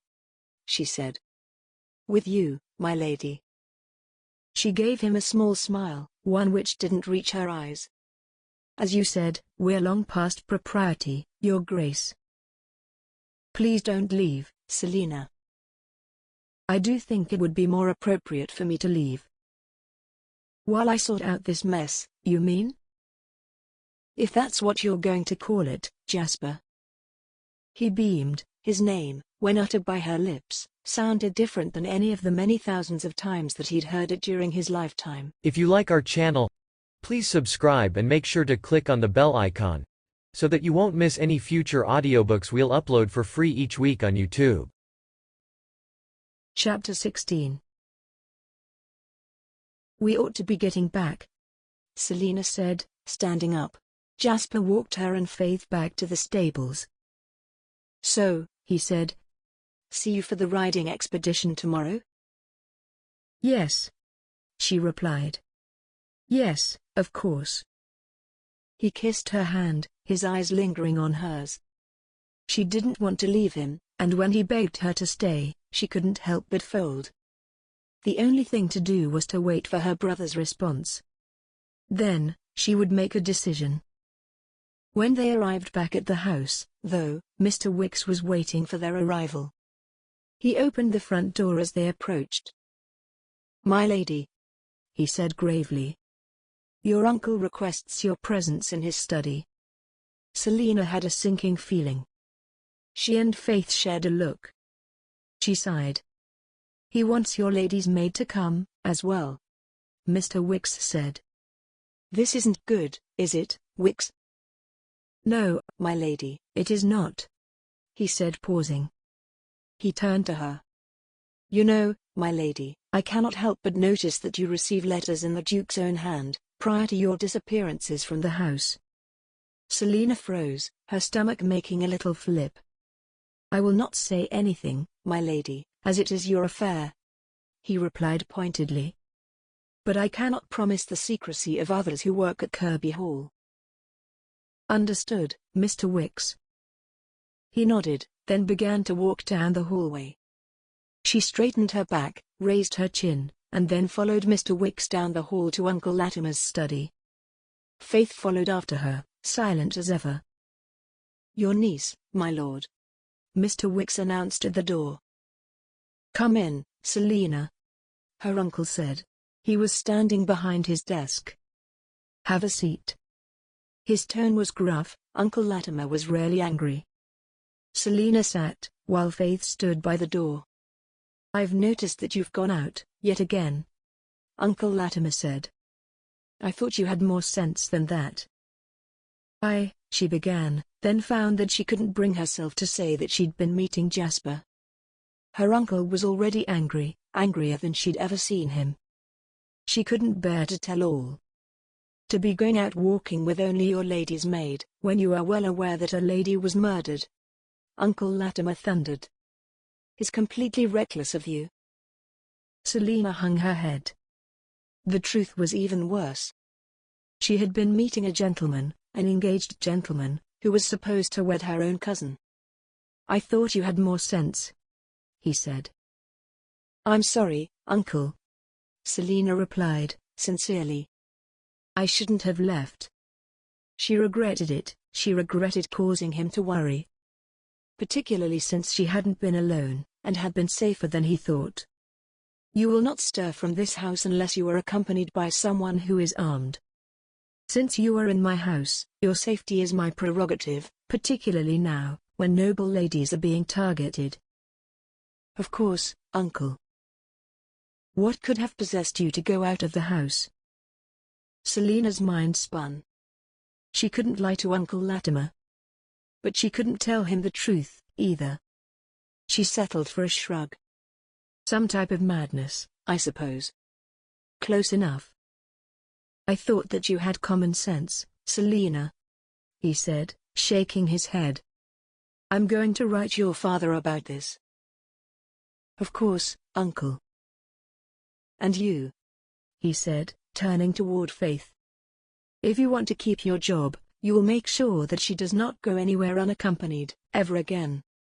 Faith nodded, her eyes filled with tears. "Yes, my lord." Uncle Latimer seemed appeased. He glared at them. "You may go."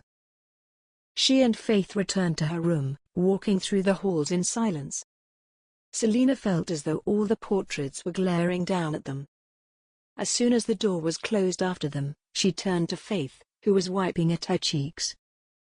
"I'm sorry, Faith," Selina told her. "I'll make sure that you won't lose your job. I promise you that." "He's right, my lady." "Yes, he is."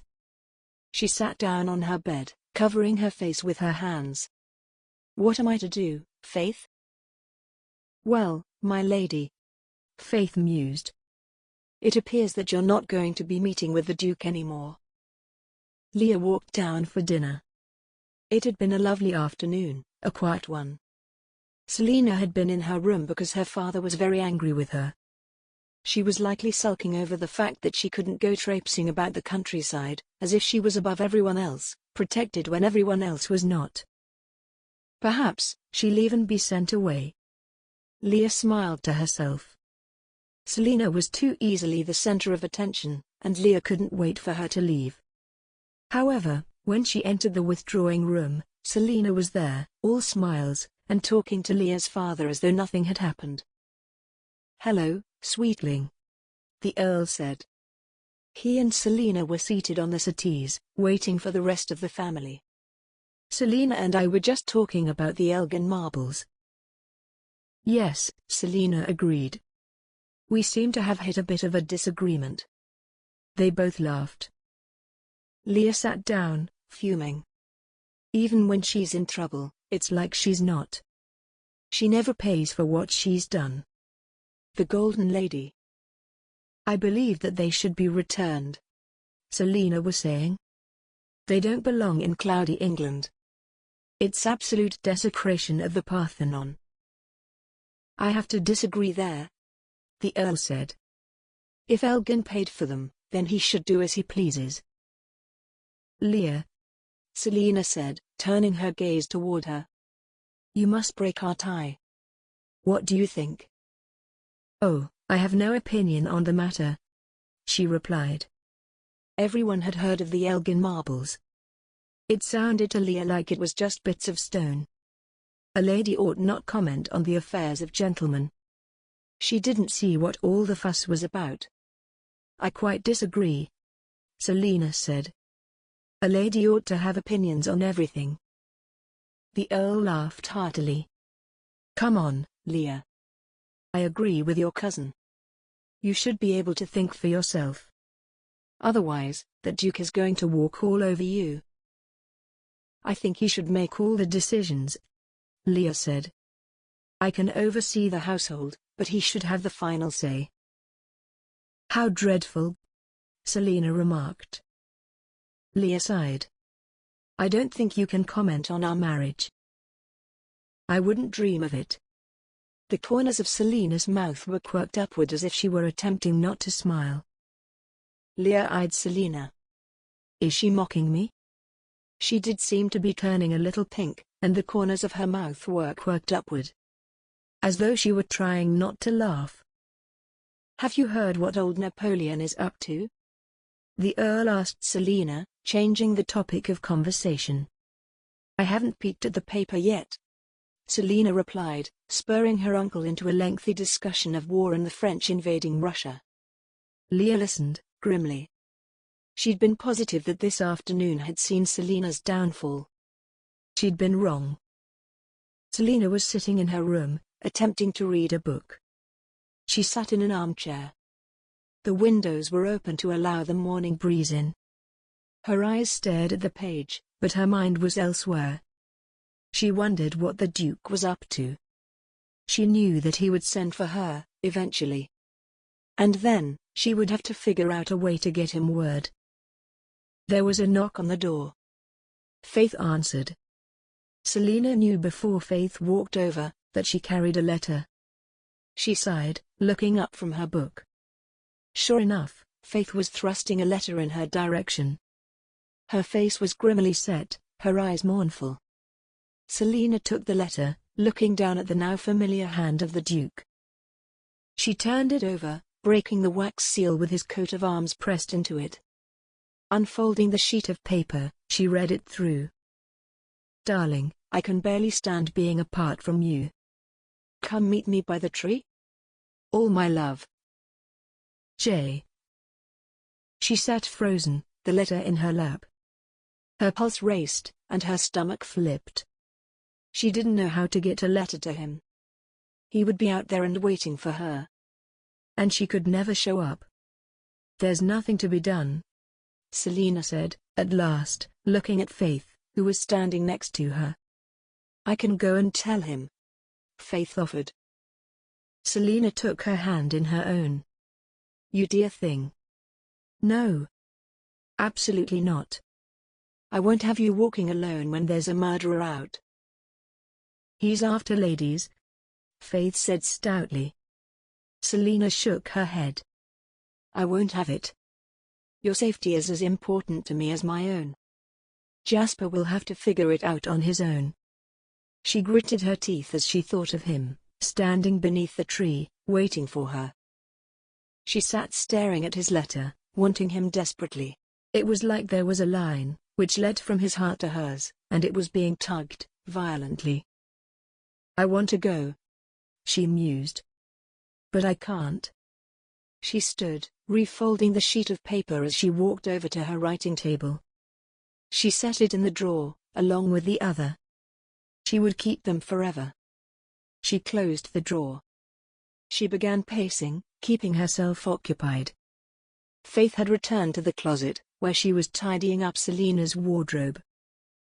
As she paced, Selina placed her hands on her waist. Her corset felt too tight. Her skin tingled with desire. She hated the idea that he was standing there and waiting for her. When had things gotten out of her own control? How had she gotten here? My lady? Faith asked. She was watching her, concern in her gaze. Well, you can't expect me to sit, Selina said. I haven't been for a walk today. How about you take a walk through the gallery, my lady? Faith suggested. Stretch your legs a bit. Yes, of course. Selina walked to the door, grateful to have something to do to keep her occupied.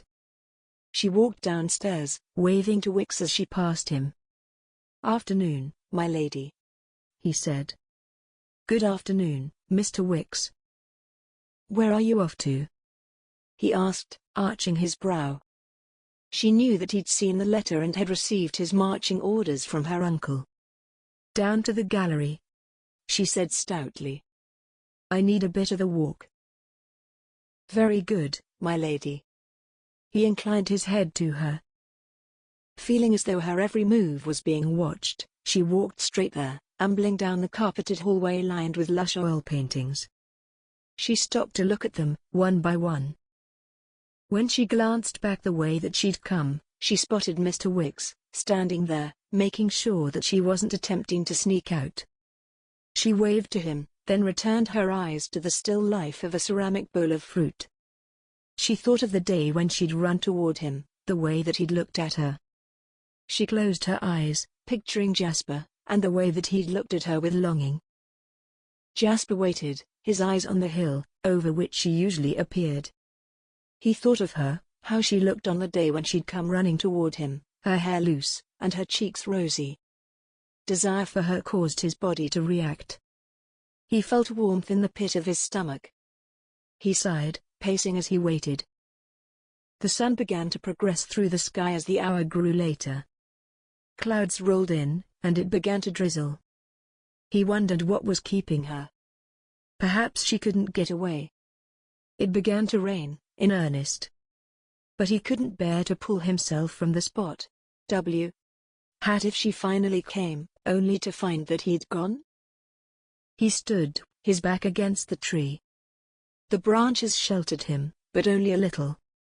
A drop of rain slipped down over his forehead, and he brushed it away. His stomach rumbled, and he was soaked through. He finally realized, with a shock, that she wasn't coming. She wasn't coming at all. He felt like a fool, standing there, in the pouring rain. He stood up straight and began to head for Pilot, who was grazing nearby. He slipped the bridle back on, then climbed up onto his saddle. Using his heels to guide the horse, he rode through the pasture gate. He headed straight for Gillingham Manor. He was going to find out the meaning of it. He was worried that perhaps something had happened to prevent her from coming to meet him, something bad. Perhaps she had encountered the men that he sought while she was headed to meet him. If that was the case, then he needed to alert everyone that she was missing. First, he would change. If she had merely not come, then he didn't want to be humiliated by showing her that he'd waited in the rain. He didn't know what to think. Jasper arrived back at Gillingham Manor, where he climbed down off of Pilot. His groom exited the stables, frowning a little at Jasper's sodden appearance. "Give him a good rub down," Jasper ordered. "And if you would, saddle Archer for me. I'll need to go out again, immediately." "Of course, Your Grace," the groom said, taking Pilot by the reins. "Thank you." He turned and walked toward Gillingham Manor. When Jasper entered the house, it was very quiet. The servants were finished with their daily chores, and he suspected that his mother was in her rooms, sitting quietly. His brother was likely at his lodge. He was relieved not to have to explain himself. He kept up a brisk pace as he headed for his room. His valet met him there. "Your Grace?" Frederick asked, frowning a little at his wet clothes. "I'll need dry clothes, Mr. Frederick," he ordered. There was a light rapping at his door. He opened it, to find his mother, standing there. "Jasper!" she exclaimed. "You're soaked through." "I got caught in the rain, Mother," he explained. "But, where were you? You've been gone all afternoon with no explanation." "I was worried. I have to get over to Kirby Hall." "Is something wrong?" "Maybe. I won't know until I get there." "Then, you can stay for a little supper? I'll have Mrs. Landon bring you some soup." "No, Mother. I can't stay." "Jasper?" She gave him the same searching look that she'd given him since he was a child. It was almost as though she were looking inside of him. "It's fine," he replied. "Everything's fine, I hope." "I'm worried about you. You're acting strangely." He sighed. "I know." She gave him an odd look of concern but nodded. "I'll be in the parlor." She left, to his relief. He turned to Frederick, who had a clean and dry suit of clothes set out for him. Chapter 17. He rode hard for Kirby Hall, unsure as to what he would find. The rain had slowed to a soft drizzle. When he arrived, he was shown to the parlor. When he walked in, his eyes went to Selina. She sat on a settee, dry and safe, a book was open in her lap. She smiled at him sadly. He felt like he'd been slapped. Has she changed her mind? What is the meaning of this? "Your Grace," Lord Kirby said. "Welcome." "Lord Kirby, Lady Kirby," he replied, bowing to them. "Lady Leah." "Lady Selina." His eyes gravitated towards Selina, who returned her gaze toward her book, which sat open in her lap. Jasper joined the family on the settee. They were all looking at him curiously. "Your Grace," Lady Leah said. "Are you well?" He tugged at his cravat. "Yes," he lied. "What brings you out to Kirby Hall this evening?" Lord Kirby asked affably. He hadn't thought of an explanation. "I wanted to make sure that everyone is well." "Very well, thank you, Your Grace," Lady Kirby said. There was silence. Jasper was filled with wretched thoughts. He looked over towards Selina. "And you, Lady Selina? Are you well?" he asked. She looked up from her book. "Very well, Your Grace. Thank you for asking." His mind seemed to falter. Here she was, safe, although, biting her full, lush lip anxiously, a gesture which made Jasper dark, improper thoughts, his whole body reacting in want of her.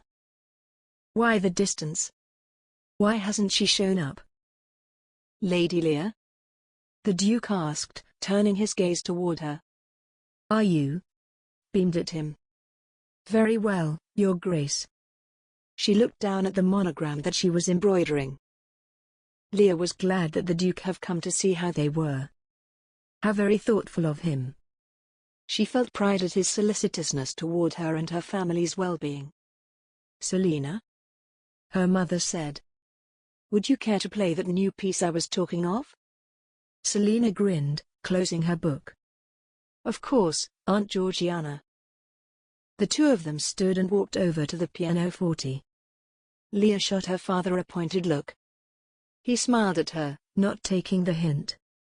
She'd spoken with her mother of this, that she and the Duke would need space, little moments together, which would help them to progress. Mother had agreed wholeheartedly. Lear tilted her head, pointedly widening her eyes at her father, who finally got the message. Smiling, he stood up, walked over to the window where he looked out at the sky and hands clasped at his back. Lear beamed at the Duke, who was seated on the settee beside her, his hands folded upon his knee. Is your cousin well? He asked. She just said that she is. She replied, then lowered her voice. I mean, my father was very disappointed in her yesterday. She snuck out with only her maid to go traipsing about the countryside. His eyes widened. Oh? He's ordered her to remain indoors. She replied, raising her eyebrow. Otherwise, he'll send her away. It wasn't true. But the Duke didn't need to know that. Oh, he replied. It's very dangerous out. I hope you haven't been out on your own. I never would, Your Grace. She replied, happy to prove herself well behaved. Good, good. He said, nodding. She waited for him to bring up the next topic, ready to entertain him with a little anecdote about her visit to Lady Morton, earlier that day. But he was silent. When she glanced over at him, he seemed deep in thought. What are you thinking of, Your Grace? She asked, curiously. He blinked, suddenly brought out of whatever reverie had him so distracted. What did you say, my lady? I was wondering what it could be that is you so thoughtful. She said. Nothing, my lady. He shook his head, looking down at his hand. His lashes were so dark against his cheek. Lear thought of how her children might have lashes like that. He stood up suddenly. Well, Lord Kirby. I've intruded for too long on your evening. Don't be so formal, Your Grace. The Earl said. You're going to be family soon. You're most welcome to stay, for as long as you like. I must be going, my lord. Do not forget, Your Grace. Lear said. You promised to take me riding on your estate tomorrow. Yes, of course. He replied. And Lady Selina is coming as well, is she not? He glanced over to where she sat, beside Lear's mother. I am, indeed, Your Grace. Selina replied. Lear felt annoyance, and she looked over at her father. Is she allowed out? After her behavior, the other day? She asked. You will be accompanied, so there's no reason that I can think of, the Earl said, to Lear's disappointment. Lear smiled at the Duke, anyway. I will send the barouche landau, to bring you both to Gillingham, he said. How kind of you, Lear said, twirling one of her curls, then curtsying to him. He bowed low. And then, he was gone. Lear sat down. There. They had to have made some progress. Not as much as she'd hoped, but these things took time. The horse riding, no doubt, would prove fruitful. She'd make sure to be near him, there to dazzle him with her gentility, when set beside Selina, who was proving herself wild. Selina felt mortified. She stared at the pianoforte's keyboard, her face hot. How could Lear have humiliated her thus? especially after the hurt look on Jasper's face when he saw her sitting there. She knew that he was confused, perhaps even hurt. And there was not a thing she could do to assuage it. She stood up. "Excuse me, Aunt Georgiana," she said. "I'm feeling tired." "Of course, dear. You do look flushed." Selina held up her skirts, so she could walk as quickly as she could. She practically broke into a run as she made her way down the hall to her room. She entered, closing the door behind her. She made it to the window, just in time to see him, riding away. He was on a different horse, one that she'd never seen before. She watched him, until he disappeared from view, thinking of the way that he'd looked at her, as though she'd slapped him, and she wasn't able to do anything to reassure him that her affections were unchanged. Selina breathed a long sigh. Her chest ached in the space beneath her sternum. She was caught. Completely unable to do anything. She knocked on the door to Faith's small room that was beside her own. "Faith?" he called out. There was no answer. When she peered inside, her maid was gone, likely down in the kitchen, eating her own dinner. She closed the door. When faced with her solitary room, she burst into tears of frustration. She knelt down on the floor, her face in her hands. How was this supposed to work? She'd never felt so stuck in her entire life. Her parents had raised her to feel confident, to advocate for herself. The situation here took all of that away from her because everything needed to be such a secret. She hated the way that the moment he entered the room, something inside her bloomed. She couldn't help but stare at his lips, recalling their taste, the way that they felt when pressed against her own. She hated the way that his eyes took her in, the passion that she saw there. She hated how she had to hide behind a veneer of propriety when she felt like she was on fire with a burning desire that never felt satiated. She considered tomorrow's outing wretchedly as she wiped at her cheeks with her hands. She'd have to see Jasper with Leah, yet again. And she'd have to put on a jolly face. Right back where she'd started. She got up off of the floor. There. She'd had her moment of weakness. Now that it was over, she could move forward. She would make sure to have a moment with him tomorrow, reassure him. Jasper went straight home. He joined his mother in the parlor but found himself pacing in agitation. He excused himself, noting her concerned expression. Alone, in his room, he could barely sit still. He was afraid to have hope. On the one hand, she might have been prevented by her uncle. However, it might also be that she'd changed her mind. He didn't know if he could bear it if she had. Finally, he sat in his armchair, staring into the flames. He got himself a clean glass and his decanter of bourbon, pouring himself a healthy serving. He took a long sip, swallowing. He exhaled, feeling the liquor burn his throat. He took another sip, feeling the alcohol hit his bloodstream. What will I do if she's changed her mind? Ever since he met Selina, he'd felt like he was finally master of his own fate. That he'd escaped a loveless match. What a cruel twist of fate, if she'd suddenly fallen out of love with him. Could she be so capricious? He was always so light-hearted with everyone. Why should he presume that she wasn't also doing it with him?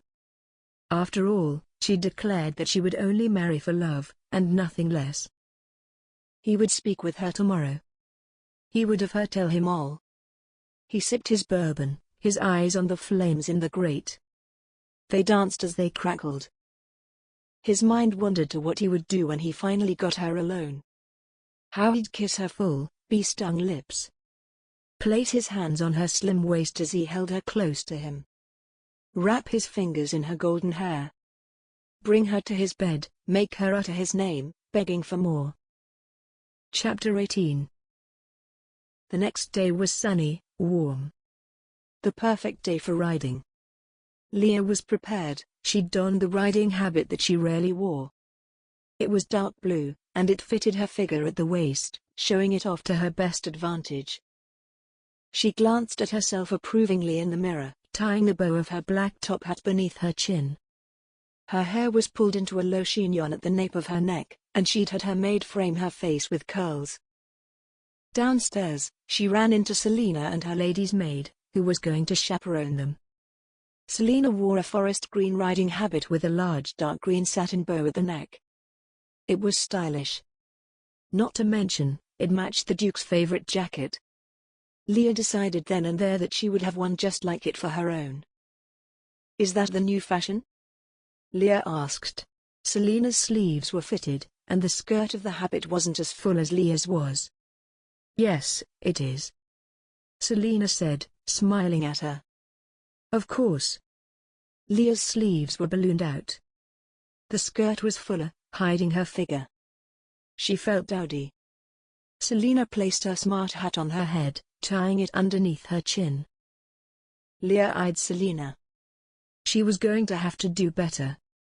She wished that her mother had the same inclination for the latest fashions, just like Aunt Araminta. It had given Selina the edge that Leah didn't.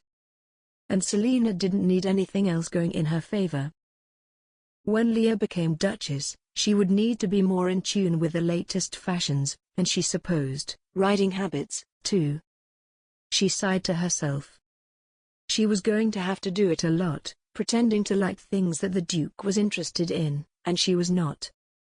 They lacked similar interests entirely, but that wasn't going to stop Leah. Leah's lady's maid came bustling down the stairs. "It's about time you got down here," Leah said, archly. "Sorry, my lady," Maria said, tugging nervously at her habit. "Come," Leah said to Selina. "The carriage will be here any moment." When the four of them stepped out the front door, it was just arriving, the elegant lacquered barouche landau being pulled by the two Windsor Greys. When they arrived at Gillingham Manor, the Duke was there to greet them, offering his hand to help them down. "Good morning, ladies," he said, bowing to each of them in turn. "Lord Sandbourne should be here at any moment." "What of Lord Munro? Is he accompanying us as well?" Selina asked. "Unfortunately, my brother had an emergency to attend to," he said. "He'll be joining us for luncheon, however." "I do hope he's well," Selina said. "He is. Very well.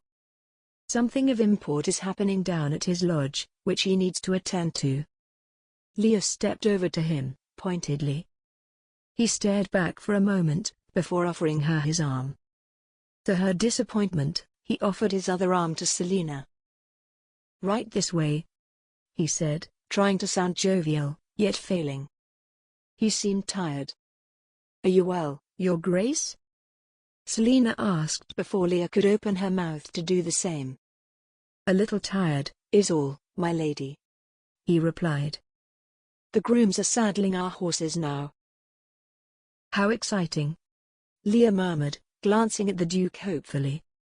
"I hope you've brought me the best one." "They're all very good," he assured her. "I've chosen my mother's mare for you. She's very docile."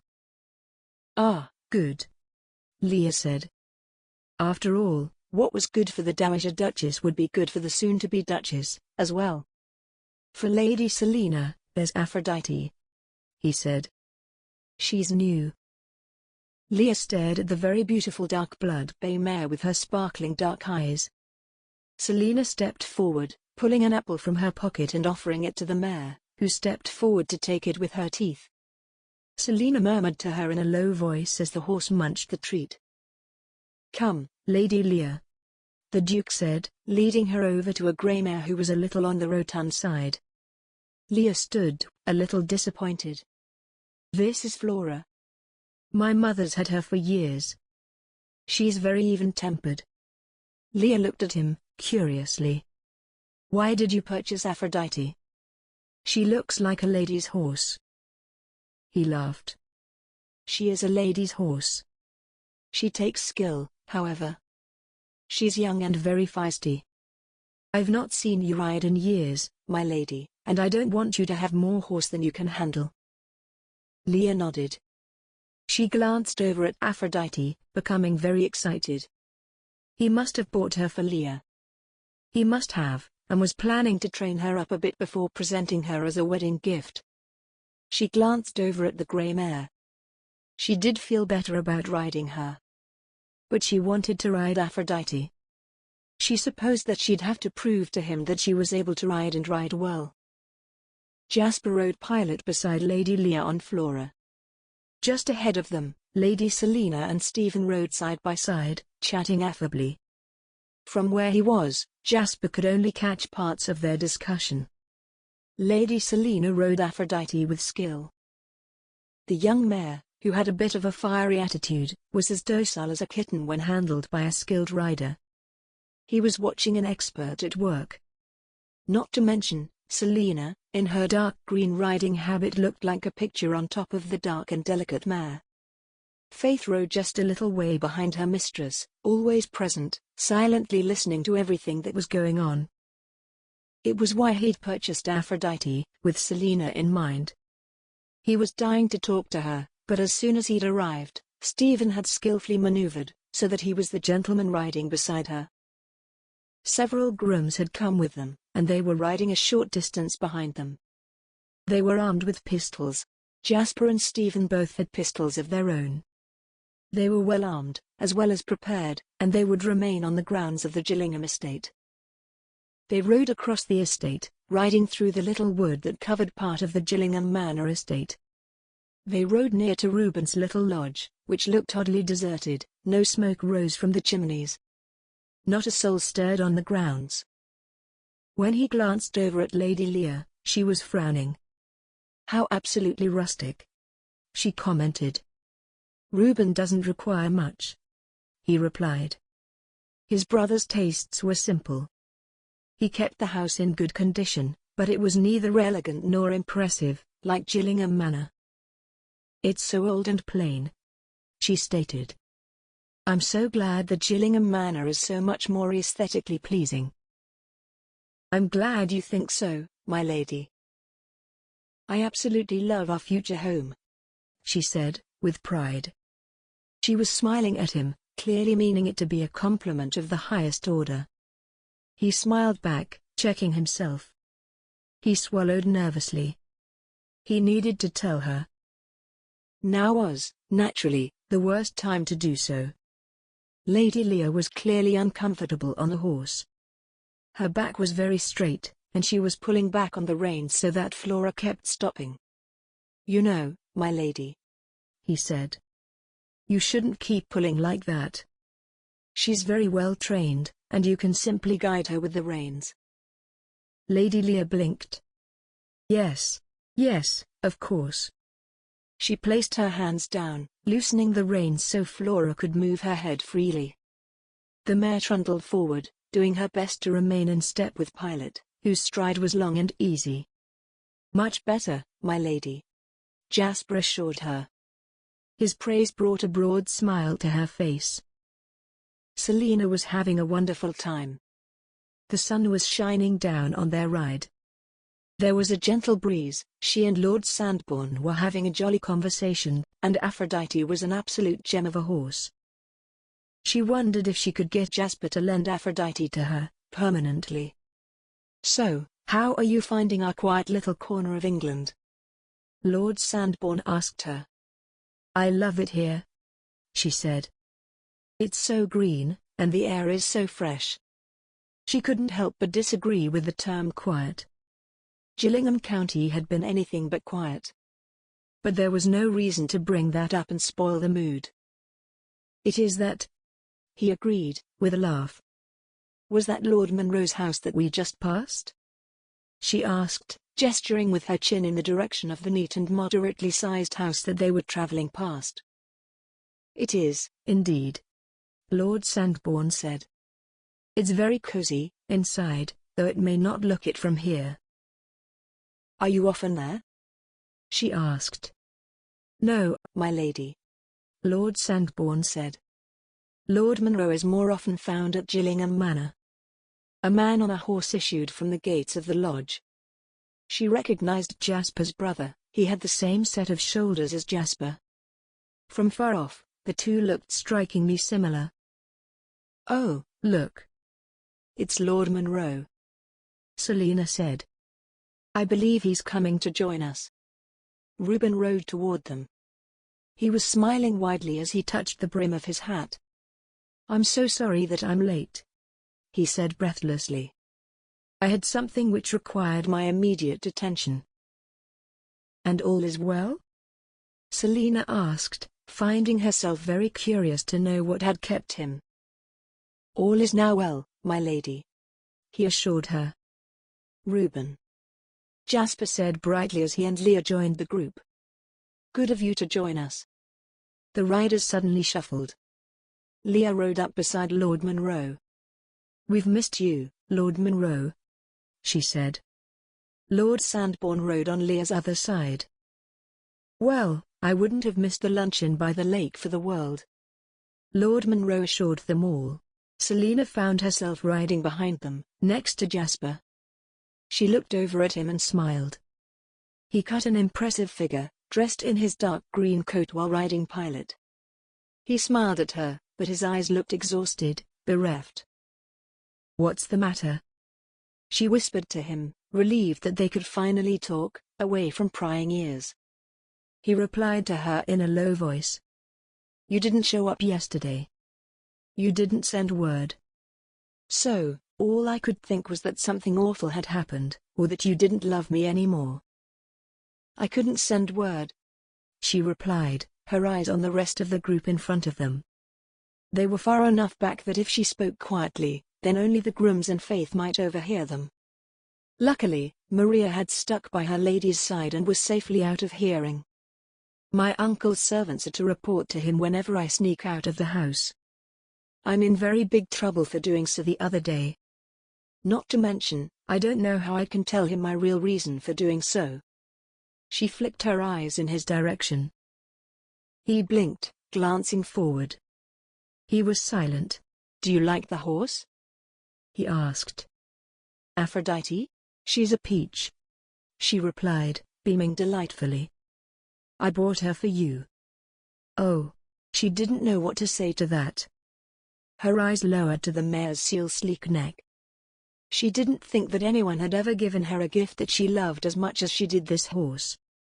"Why do you sound so surprised?" She looked down at her hands, her eyelashes brushing her cheeks. "This makes it all rather real, doesn't it?" "Indeed," he said. "I'm sorry that you were upset," she said. "My hands were tied. I apologize for getting you in trouble." They rode in silence for a few moments. Selina felt relieved, everything was right between them again. They'd come to an even deeper understanding than they'd had before. "I'd love to see how she handles a good canter," Selina commented brightly. He beamed at her, then turned toward the others. "The lady would like to see how Aphrodite handles a canter. We'll meet you all over by the lake." They spoke among themselves, then Lord Sandbourne turned to yell back, "Lady Leah would like to continue going slowly." "Never fear, Lord Munro and I will accompany her safely to our destination." Jasper glanced over at Selina, who smiled wickedly. They both moved off of the path, angling their horses into the vast green meadow. Selina urged Aphrodite into a smooth, rolling canter. Behind them, one of the grooms and Faith followed closely, the sounds of their mounts' hooves a reminder that they could never truly be alone, as things currently stood. They both rode through the fields, headed for the small silver slip of the lake, which sat at the center of the Gillingham estate. She felt like she was flying. Aphrodite had a smooth gait. Beside her, Jasper and Pilot kept pace easily. "He could go much faster, couldn't he?" she asked with a laugh. "He could," he replied. They reached the lake in record time. They could still see the others. Faith and the groom who had accompanied them waited. Jasper jumped down off of Pilot, then walked over to help Selina dismount from her side saddle. She got down easily without help. He arrived by her side just as her feet landed on the soft ground. Jasper turned to help Faith down, instead. They all stood beside their mounts. Selina produced another apple for Aphrodite, as well as one for Pilate. "What else do you have in those pockets?" he wondered curiously. "Just apples, unfortunately," she said, scratching Aphrodite's forehead. "She's lovely." "I'm glad you two get along," he murmured. She beamed. He was pleased. He had expected it to go well, and it had. From far off, Lord Sandbourne waved. Selina raised her hand and waved back. "This was a good idea," she said.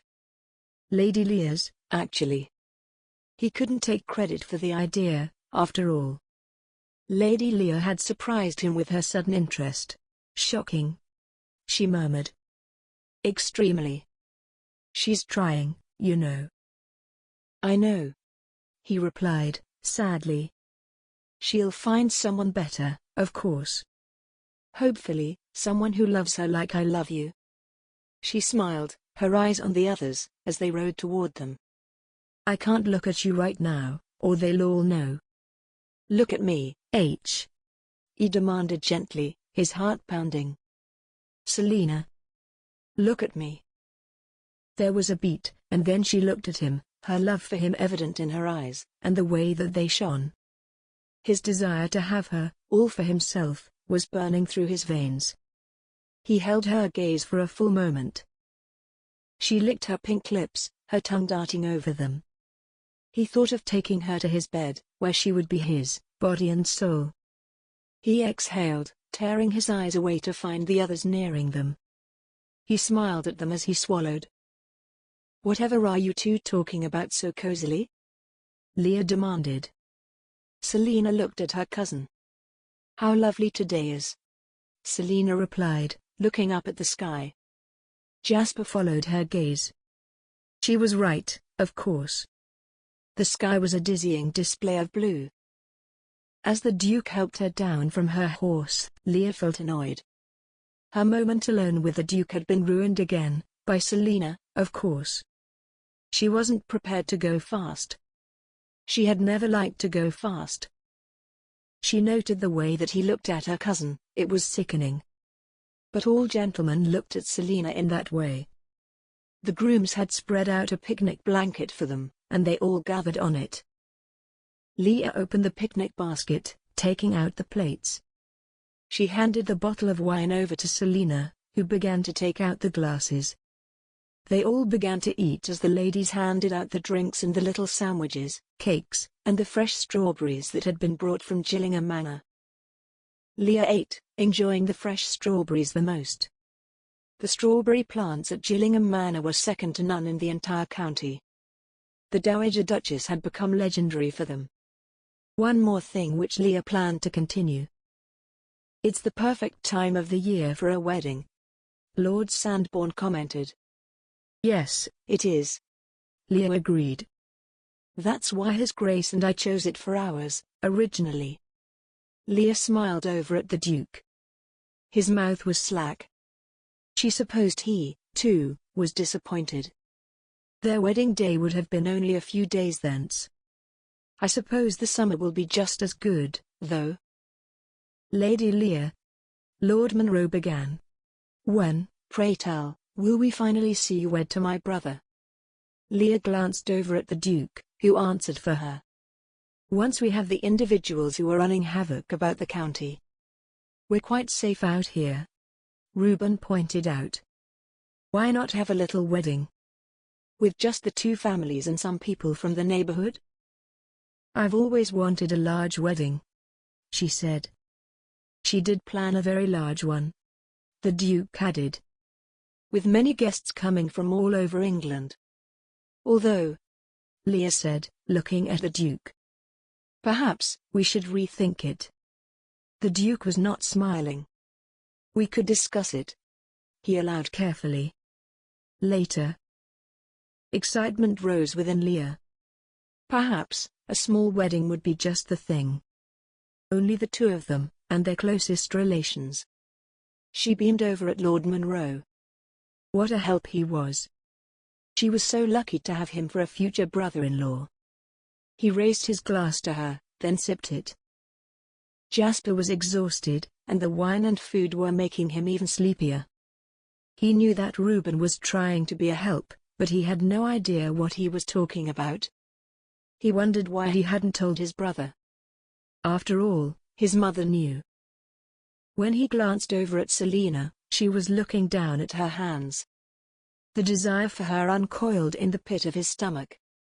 It was absolutely tormenting him. His earlier, ungentlemanly thoughts were still foremost in his mind. Seeing her there, biting her lip again, drove him to distraction. He knew the taste of her lips, craved it. He looked over at Leah, who was smiling as she ate more strawberries. She was glowing. Perhaps Reuben's prodding could be helpful. He could use the moment to tell Leah what was truly in his heart. Perhaps she would see reason if he could do it delicately enough. She raised her eyes, smiling at him. He had the worst feeling about it. He smiled back, then turned his eyes toward the sky. He could see clouds beginning to roll in. "Perhaps we should be heading back," he suggested. Chapter 19. Selina and Leah were driven back to Kirby Hall in the barouche landau with Faith and Maria. The two cousins were quiet as they went. Selina's mind was as full as her heart was. To think that he'd bought a horse for her. They both alighted from the carriage, their maids trailing behind them. It was just beginning to rain as they walked quickly up the steps toward the front door. "Naturally, it starts raining before we reach home," Leah mused fretfully. "Of course," Selina agreed as the door opened to admit them. "Ladies," Mr. Wicks said, stepping aside so they could enter. "How was your ride?" "Wonderful, Mr. Wicks," Selina said. "The weather was perfect, up until the very end." "It was a bit warm," Leah stated, wrinkling her nose. "And I smell horrid." "There's a letter for you, my lady," Mr. Wicks said to Selina. He produced it, handing it to her. "Thank you, Mr. Wicks," Selina said, recognizing her brother's handwriting. She hurried up the stairs, so that she could read it alone. As soon as she closed the door after her, she popped the wax seal, unfolding the letter. It was disappointingly short. "My dear Selina, I believe it's high time for me to be leaving Lord Merryweather's. I was considering coming to you, in Gillingham County. Perhaps you could see if Uncle Latimer and Aunt Georgiana would be able to put up with my presence. I'd love to see Leah's wedding, if possible. You know how much I love weddings. Warm regards, Thomas." Selina laughed to herself. Her brother hated weddings. However, she could read the subtext of the message easily. He and Lord Merryweather had a disagreement of some sort. She was curious to know the reason behind it. Despite the rain, Jasper rode out to Reuben's lodge. He hadn't been out there in a while. He figured, if Reuben needed assistance with something, then he'd be best able to offer it in person. Reuben's butler brought him into the parlor. It was a small room, which Reuben had fitted up in dark blue, the walls painted white. It was very plain, only what was necessary existed there. No paintings or fancy silk wallpaper for his brother. "Jasper," Reuben said, smiling. He had a bottle of brandy on the table beside him. He had a few letters, which he was attending to, but he slipped them into the drawer. He stood up, and the two brothers hugged. "What brings you out here?" "Just coming to visit," he replied. "Care for a glass?" Reuben asked. "Please." Reuben walked over to the wooden sideboard, producing a second glass, and setting it in front of Jasper. He poured him several fingers of brandy before sitting back down. The brothers clinked glasses, then sipped in silence. "It's been a while since your last social call," Reuben said. "That's because you always come to me." Reuben smiled, wrinkling his nose. "Your house is nicer. If you want, I could have yours updated for you. It could be a gift." No, absolutely not. It would ruin the rustic charm of the place, Reuben said, laughing merrily. Do tell me, though, what brings you out here? I wanted to see if you needed anything. You never said what kept you earlier.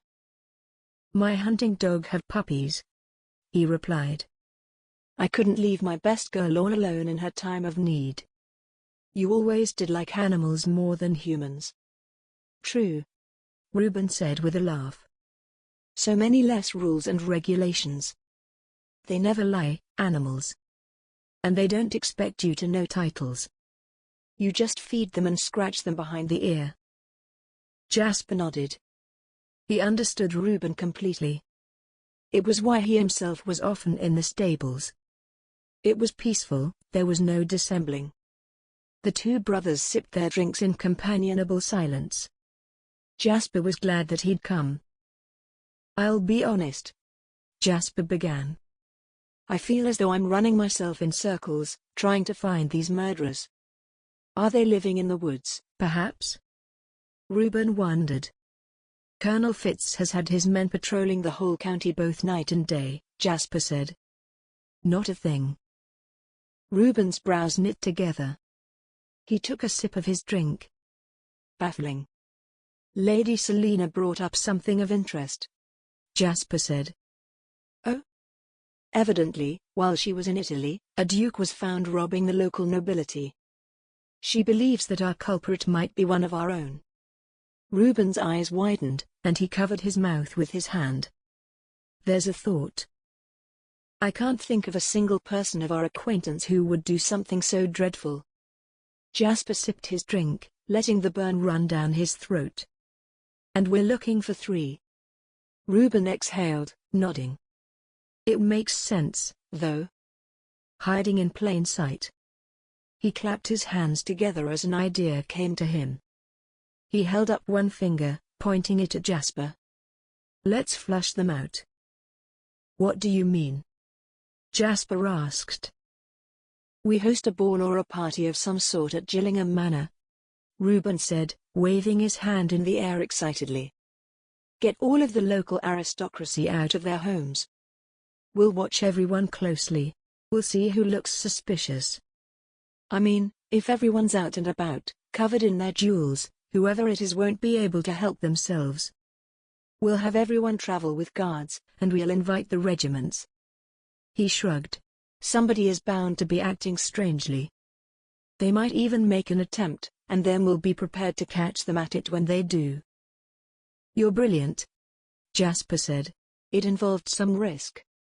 But it was a bold counterstroke, which might prove to be highly effective. I have my moments, Reuben replied, sipping his brandy. We'll only be able to tell a few individuals, though. Keep it a secret, so they don't know that we're onto them.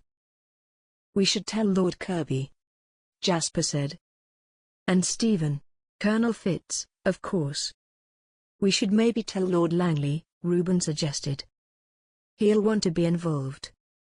Jasper nodded, his mind at work, coming up with plans. He felt better already. His brother was an invaluable ally. If he ever died, he would make a good Duke of Gillingham. Not that he planned on dying.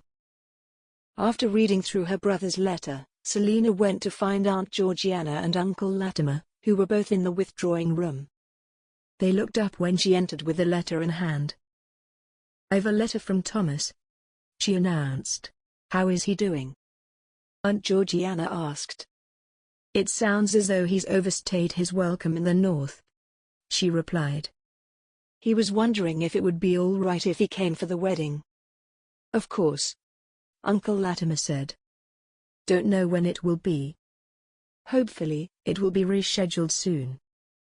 I'll write to him to let him know that he's more than welcome. Thank you, Uncle Latimer. Her uncle laughed. Of course. Then, you can both travel to Staunton together at the end of your stay. That was my thinking, as well, she agreed. She refolded the letter, frowning. Her uncle looked at her, expectantly. I just want to apologize to you, Uncle. I'm sorry for going out. It was reckless and thoughtless of me. The most important thing is that you're safe, my dear, he said. I can't imagine what we'd do if we lost you. Thank you, Uncle. Your kind concern means so much to me. Yes, well, let it be a lesson learned, he said, taking her hand and patting it. Agreed, she said, squeezing his hand. She waved her brother's letter. I'll write to my brother and let him know that he'll be hearing from you soon. Yes, Uncle Latimer said. I'll write to him this evening, so that we can get our dear Viscount out of Lord Merryweather's hair. I wonder what he's done this time. I do too, Selina agreed, curtsying and then leaving the room. Her brother was often hot-tempered. He got himself into disagreements frequently. He was also a known flirt with the ladies, something which got him in trouble with the gentlemen. He was a good brother, though. He and Selina were very close. She was dying for him to meet Jasper, so she could find out what he thought. If Thomas approved, then her parents would approve. The brandy was making Jasper feel more relaxed. Reuben was a gracious host, refilling his glass as soon as he emptied it. The two brothers talked of their plans for capturing the individuals responsible for the recent robberies and the murder of Lady Langley. Jasper's mind was still racing, making plans. He looked over at his brother and smiled. I should come over here more often. You'll have to, Reuben said. Why is that? Your wife will be in Gillingham Hall, Reuben replied, smiling at him warmly. He took another sip. Jasper groaned, shaking his head. That would be the case. If he had been planning to marry Lady Leah, however, that wasn't the case. He knew that once he married Selina, he would never want to be away from home for very long. He looked at his brother. Can I tell you a secret? Reuben smiled. Of course, brother. I'm in love, he said, his heart thundering in his chest. Good, Reuben said, clapping his hand on the tabletop. It took you long. With Lady Selina. Reuben's eyes widened, and he sputtered, setting his glass down with a loud thunk. What? The moment I first laid eyes on her, at my own engagement party, no less, I have been hopelessly in love with her. We've been meeting in secret for weeks now.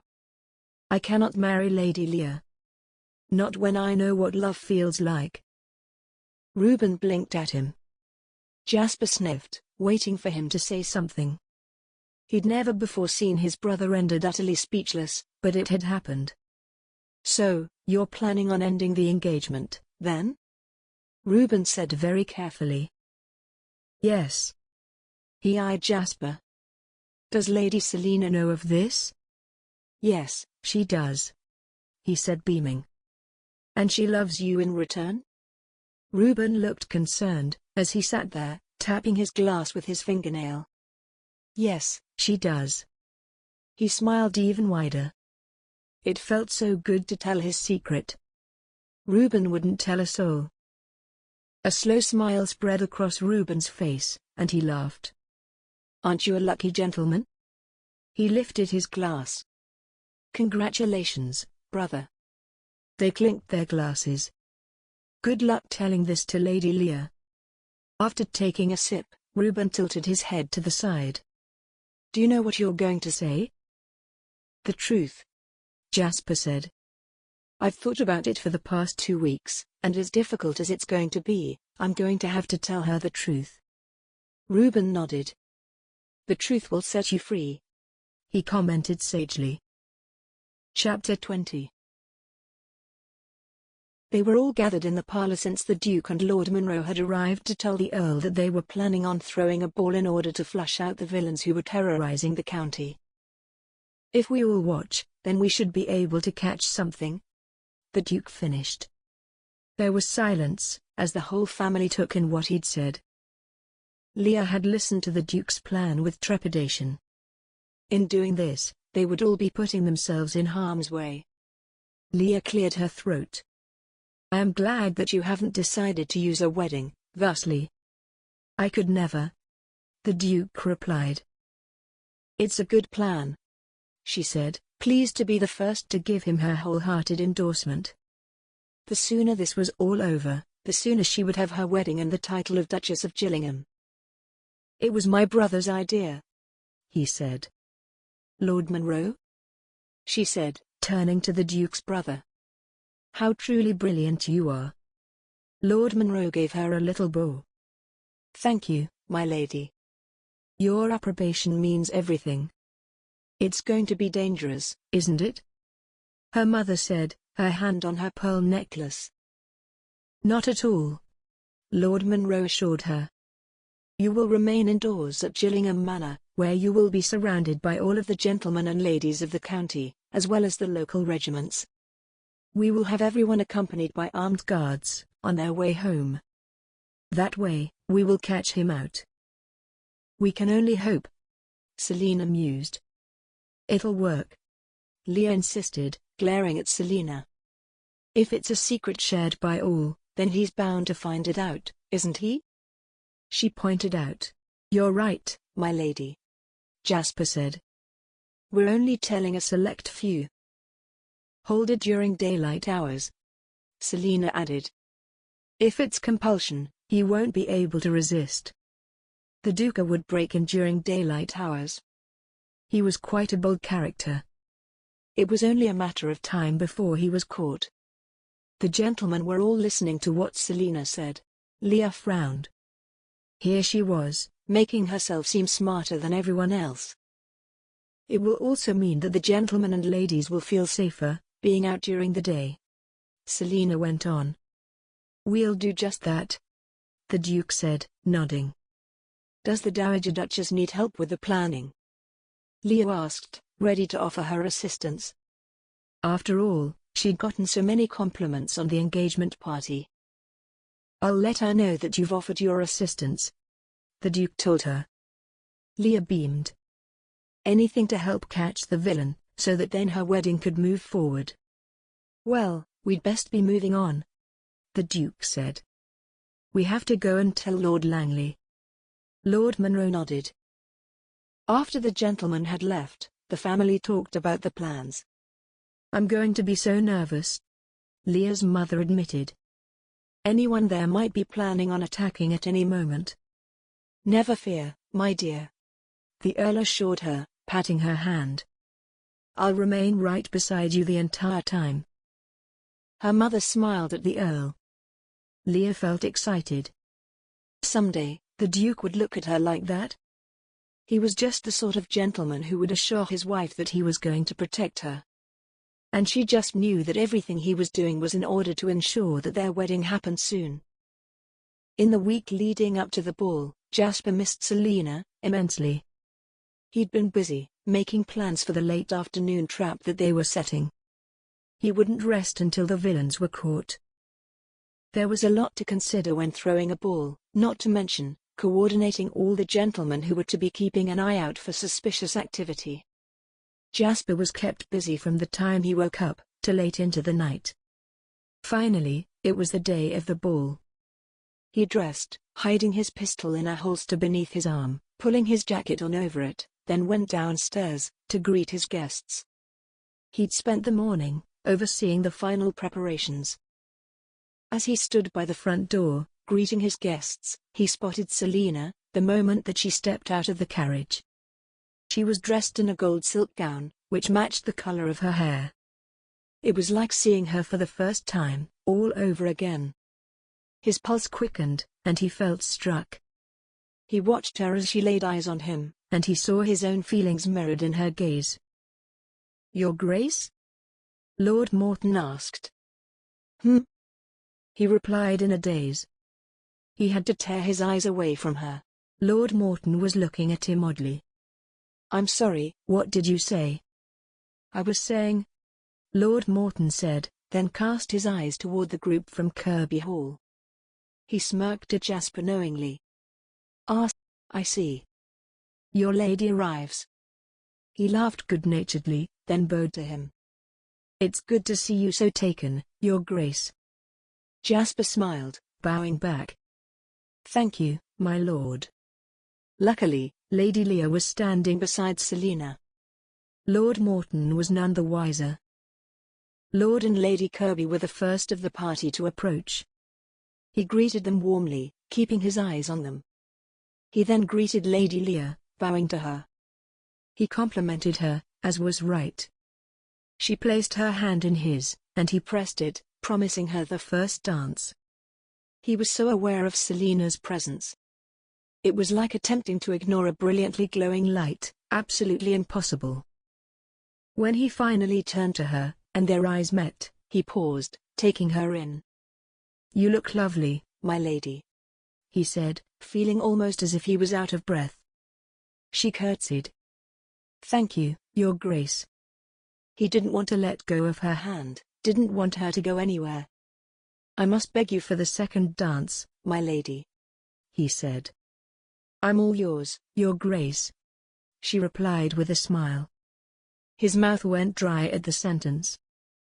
God, that I should be so lucky. It took all that he had in him to let go of her hand. He could feel the space in between them growing as she walked away. He couldn't bear the distance, not for much longer. He was sure that after tonight, there would be nothing stopping him from ending his engagement, and then he would have the freedom to pursue the lady that he loved with every fiber of his being. He pictured Selina, dressed in white, like an angel, walking down the aisle, toward him. He had to force himself not to go any further than that. The next arrival stepped toward him and he had to put her out of his mind and focus. Selina moved through the crowd. Even though the gentleman hadn't asked for her assistance, she still planned on keeping an eye out for anyone acting suspiciously. So, she walked around the edges of the room, fan open, and in front of her face as she fanned herself lightly. It was very warm, the whole county's nobles had turned up, and then some. The room was filled with the low hum of conversation. Everywhere she looked, candlelight illuminated soft, colorful silks and the glint of diamonds. Her own dress was soft, the silk fabric lightweight. Her skirts swished around her legs. Her little dancing slippers pinched her toes.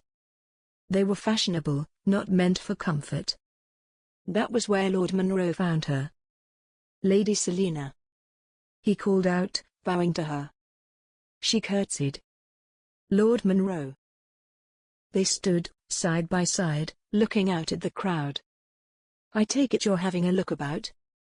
he asked, lowering his voice. "Indeed," she said, holding her fan in front of her face, to hide their conversation. "No one would suspect that I've my eye out for anyone out of the ordinary. It merely looks as though I'm taking a look at the ladies' dresses and for any potential dance partners." "That's very smart," he said. "His Grace tells me that you knew of an Italian duke?" "Yes, I did." "You knew him personally?" Lord Munro folded his hands behind his back, standing straight, and letting his gaze travel the room. "Yes, actually." "Did he show any signs that he might be?" He trailed off, giving her a meaningful quirk of the eyebrow. "Yes," she said, leaning toward him to whisper. "Whenever there was mention of the crimes, he would get a bit twitchy. Not a whole lot, mind you. But just a little." She showed him what she meant, twitching her hand, like the Duchess would, when he got agitated. "Ah," he said, turning his gaze toward those gathered. "So, if I started a conversation with someone about the crimes and then watched them closely, perhaps, they'd be..." She trailed off meaningfully. "Twitchy," he finished, nodding. "Indeed." He mused. They were both silent for a moment, observing the crowd. "Has anyone asked you for the first dance?" "No, only the second," she replied. "My brother?" "Yes," she said, grateful that she had her fan because she blushed at the mere mention of him. "He told me about you," he said. "Did he?" She didn't know how to feel about that. They hadn't agreed to keep it a particular secret. While she had faith to bare her soul to, she supposed Lord Munro was that person for Jasper. A tricky situation, he mused. To put it delicately, she replied, glancing sideways at him. He was smiling at her warmly. I'm all for it, he told her in a low voice. I want to see him happy. And he has been, of late. Happier than he had been. I didn't realize why until he said. They both shared a warm gaze. He nodded, and she could tell that he was genuinely happy for his brother. I'm going to make a round, he said, bowing to her. May I collect you for the first dance, then, my lady? Of course, she said, curtsying. She watched Lord Munro move off, through the crowd. There were very few people, of all of Selina's wide acquaintance, who were as content as Lord Munro. She realized that they'd soon be brother and sister, a thought, which she found pleasant. She smiled to herself. If tonight went as Jasper hoped, then soon all would be settled. Once the inward flow of guests was done, Jasper entered the great hall. He made a slow, circuitous lap around, making his way through the crowd. He pretended that he was looking for someone. Meanwhile, he studied everyone. They were all smiles, having a good time. Punch and wine were being served, and there was a late afternoon supper planned. His mother had taken care of all the preparations on her own, she'd spared no expense. It was as lavish as any other party that had been thrown at Gillingham Manor. No one would be any wiser. He listened to conversations, then went out onto the terrace that overlooked the gardens, where he ran into his brother, who was just coming in from the path, carrying a glass of wine. Anything? He asked in a low voice. Nothing, Reuben confirmed, taking a sip of his drink. Jasper was disappointed, but he knew that the culprits would likely be watching and waiting for the perfect opportunity. And when they did, he would be ready. They're likely going to try something while they're all on their way home, Reuben pointed out. I doubt they do anything while here. It's crowded, after all. You're probably right, he said.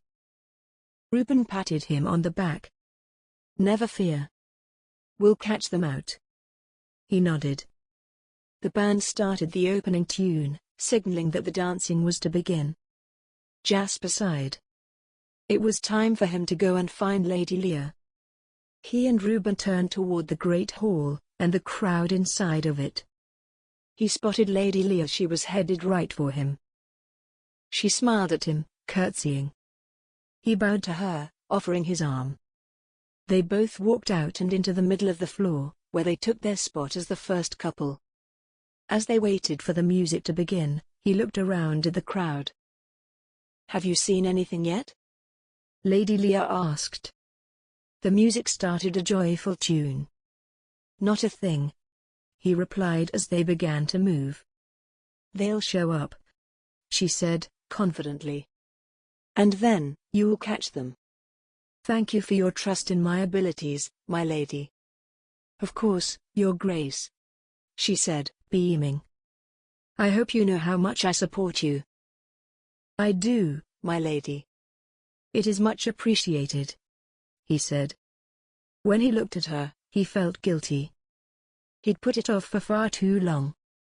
He'd led her on, allowing her to plan for and expect a marriage. And for what?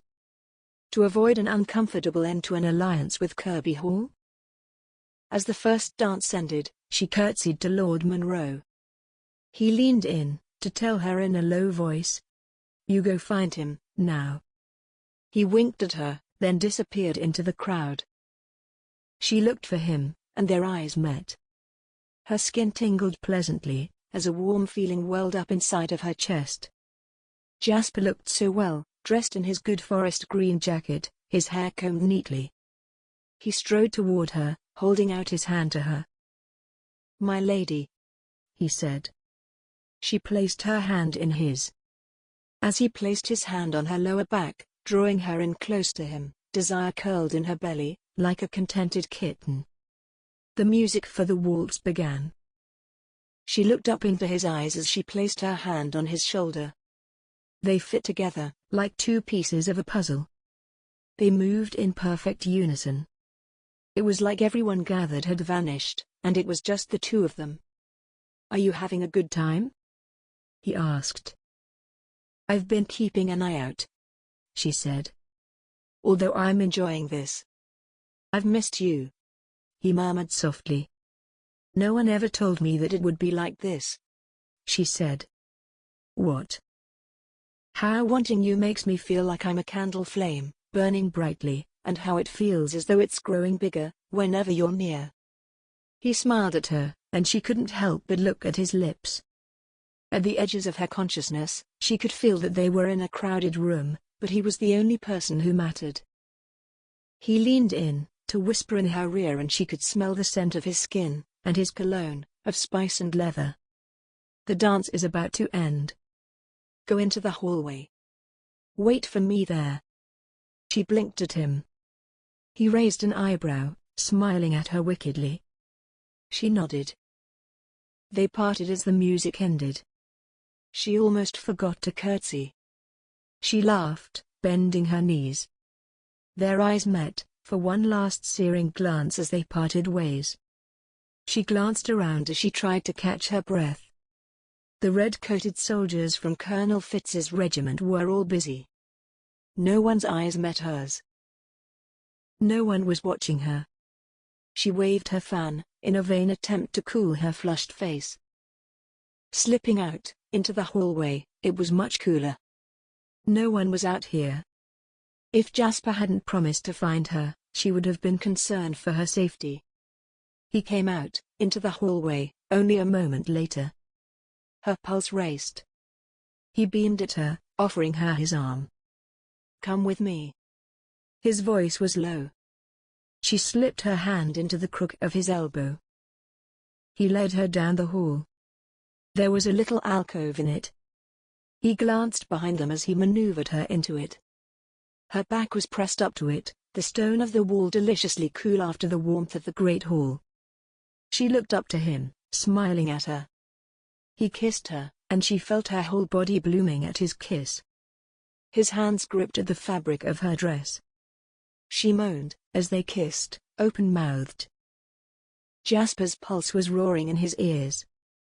He was under the spell of Selina's soft moans. He didn't even hear Stephen coming until he was already behind them.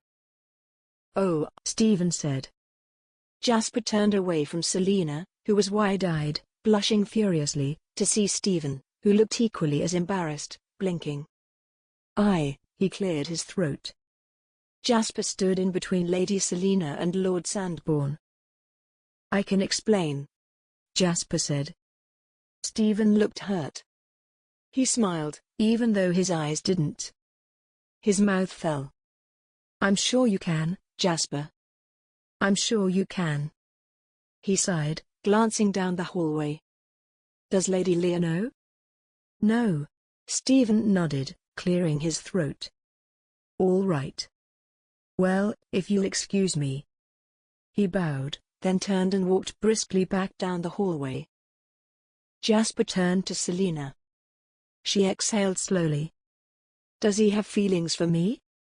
I believe so." She nodded, covering her face with one hand. "I wish you'd warned me. From now on, you'll know everything that I do," he said. "I promise." "We should return," he said and moved past him. He laced his fingers through hers and pulled her to a stop. She glared at him sassily. "Not together." He kissed her, chastely, on the forehead. "You first." He listened to the sounds of her footsteps, moving down the hallway. His heart was still pounding, and there was the matter of his arousal. He took deep, calming breaths, turning back toward the alcove. He'd often thought it would be a romantic place. As it turned out, he was right. Chapter 21. Selina held her fan up, in front of her face, as she re-entered the ball. She was still blushing furiously. Looking around, she didn't see Lord Sandbourne anywhere. Had he left? She'd known that he was interested, but not that interested in her. He'd been kind to her, and she hadn't seen the depth of his affections. She'd only considered how she wasn't in danger of affections. She felt bad for Lord Sandbourne. He'd clearly been hurt. When she glanced toward the door, Jasper was standing beside it, his eyes on her. Behind the fan, she smiled, her cheeks blushing a furious crimson. Suddenly, there was an outburst, a lady screamed, and there was a flurry of excitement. Selina froze, turning to look. "My necklace has been stolen!" the Dowager Duchess exclaimed. "In my own home." Both of her sons ran to her. Selina watched in horror, her hand going to her neck, where her pearl necklace remained safe. "Right off of my neck," the Dowager Duchess was saying, her hand on her throat. "I know that I latched it properly." There was another exclamation. "Mine has been stolen, too." Selina watched in horror as two more ladies found that their necklaces had been removed from their necks, without them noticing. "A talented pickpocket," she mused underneath her breath. "How brazen." Their culprits had, in fact, come to the ball. Despite all of those who knew to be looking, they had still gotten away with pulling off another heist. "Close the doors," Jasper yelled. "No one leaves without turning out their pockets." Colonel Fitz and his soldiers moved to the doors. Everyone was all talking, checking their valuables to make sure that they were there. And then, everyone was placed in a long line. She wondered who it could be. She frowned as she looked around at the crowd. She counted as many people as she knew: the Mortons, the Langleys, the Quimbys, her aunt, uncle, and cousin. Lord Munro. With a sudden chill, like a cold finger down her spine, she realized that the one person who was missing was Lord Sandbourne. Jasper was on high alert. He watched the crowd, even as he stood beside his mother, who was in tears. As he stood there, Selina walked up to him. "Are you all right, my lady?" he asked, suddenly worried that she'd been robbed, too. Her brow was furrowed in concern. "May I speak to you for a moment?" she asked. "Of course, my lady." They both walked a little way away from the others. "What is it? Who's missing?" she asked pointedly. He looked around, his eyes scanning the room. Suddenly, his heart started pounding as he realized. "Stephen," he said, shaking his head. "It can't be." "It might be, Your Grace," she said, biting her lip. "What am I supposed to do?" He couldn't imagine showing up at Sandbourne, with the regiment, to arrest Stephen. "Maybe go over, with just a few men?" she asked. "If you don't find anything here." Yes, of course," he said, suddenly knowing that he wasn't going to find anything on anyone who was currently in attendance. Whoever had done it had snuck the jewelry away, long before it was noticed missing. She was looking at him sadly. "I'm so sorry." "Me too." He turned away from her and began to steel himself for what had to be done. His mind swam. Stephen? A thief and murderer? He would have never suspected him. But, he supposed, that would have been the best cover, to have been the Duke's best friend, and then to help with the investigation. He tried to recall if Stephen had intentionally led him in the wrong direction. Jasper could barely think. Leah was horrified. She was relieved that she'd worn a simple gold chain with a little heart pendant. It was of no real cost.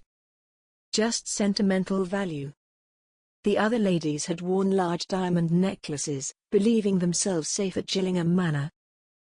The Dowager Duchess had promised her one of her diamond necklaces as a wedding present. Perhaps even the one that had just been stolen.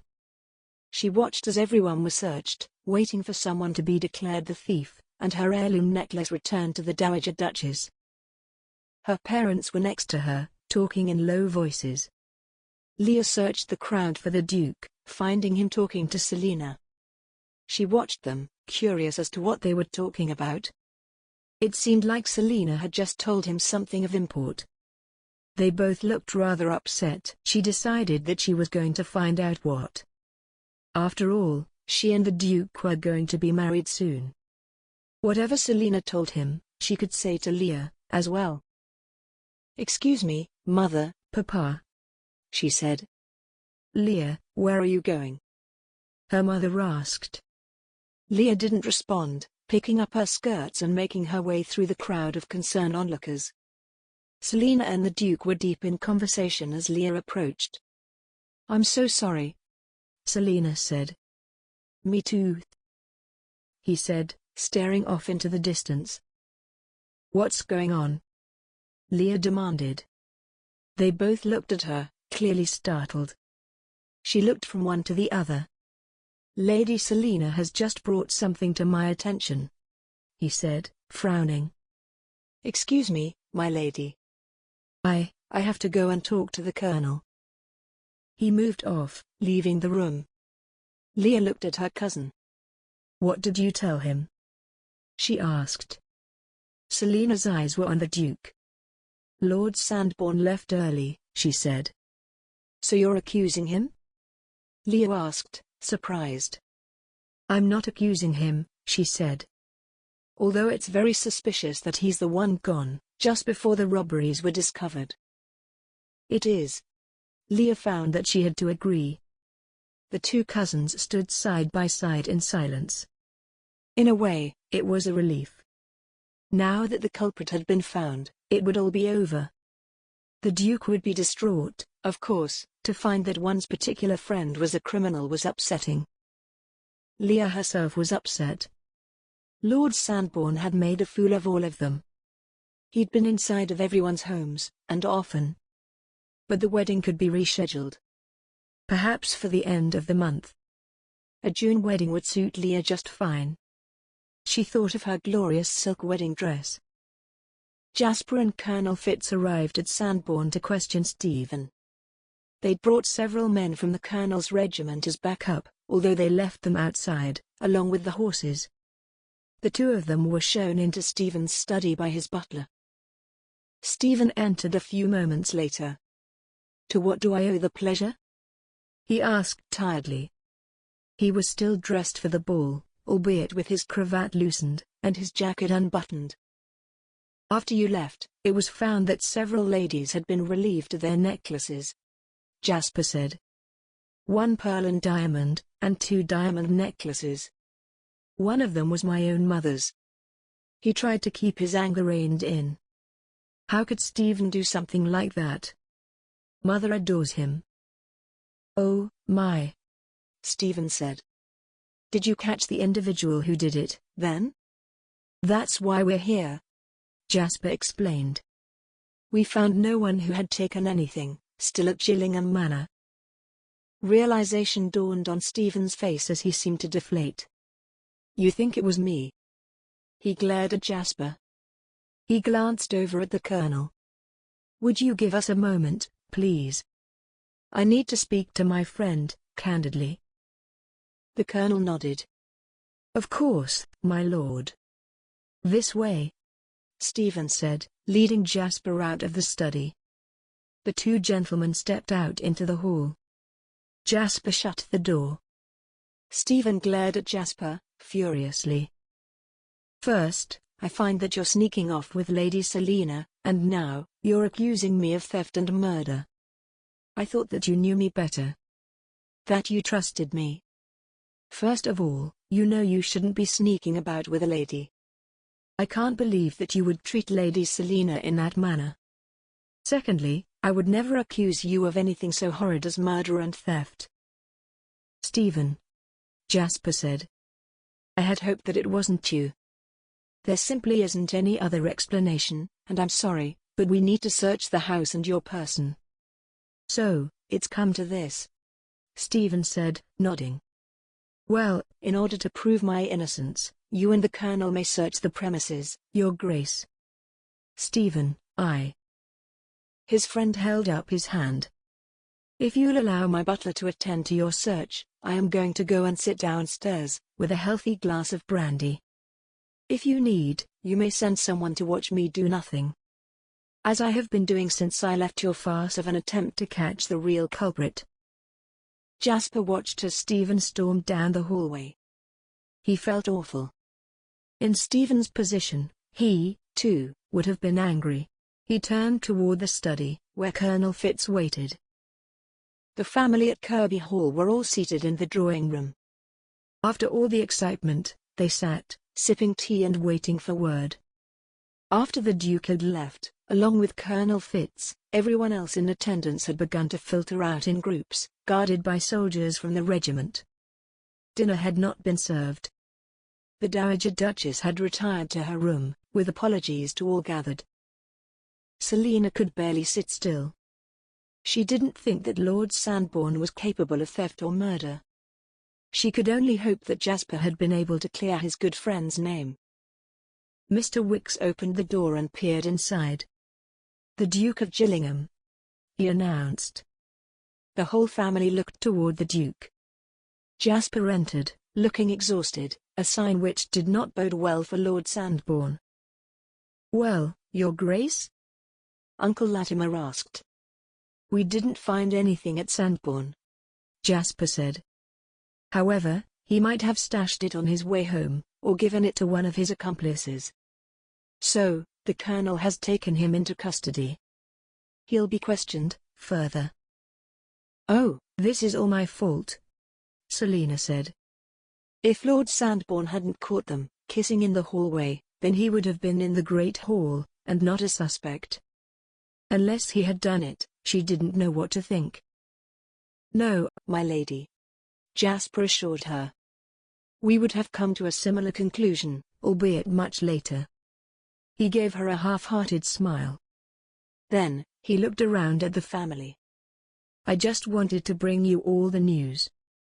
If you'll excuse me, I have to get back to my mother. She's likely devastated. Those pearls were a family heirloom, and she's also very close to Lord Sandbourne." He bowed, and then he was gone. Selina placed her hand over her heart as her pulse roared in her ears. The whole drawing room melted away as she thought. Nothing seemed to fit in. Lord Sandbourne seemed so harmless. Chapter 22. Jasper woke early the next morning. He lay in bed, thinking about all that he needed to do. He needed to head over to Colonel Fitz's home in Brookdale, to see what had come about since last night. He'd gotten word from Lord Langley, who had ridden to as many houses as possible. There were no further robberies, leading them to believe that the culprit was at the moment in custody. Throwing back his comforter, he swung his legs out of bed, got up and walked to the window, where he peered through the curtains, out over the green fields of Gillingham estate. Jasper wondered who could have helped Stephen, though. By all accounts, it had been either 2 or 3 individuals who worked in Jasper's mind. Stephen had been with him at the time of several robberies. Particularly, the ones with only 2 perpetrators. Turning away from the window, he walked over to his nightstand, where he poured water into the basin. He splashed it on his face. He couldn't believe that it had been his friend. How could he have not seen this coming? When had Stephen become a murderer? He wanted, more than anything, to see Selina. She was the only person who might calm his mind, put him at ease.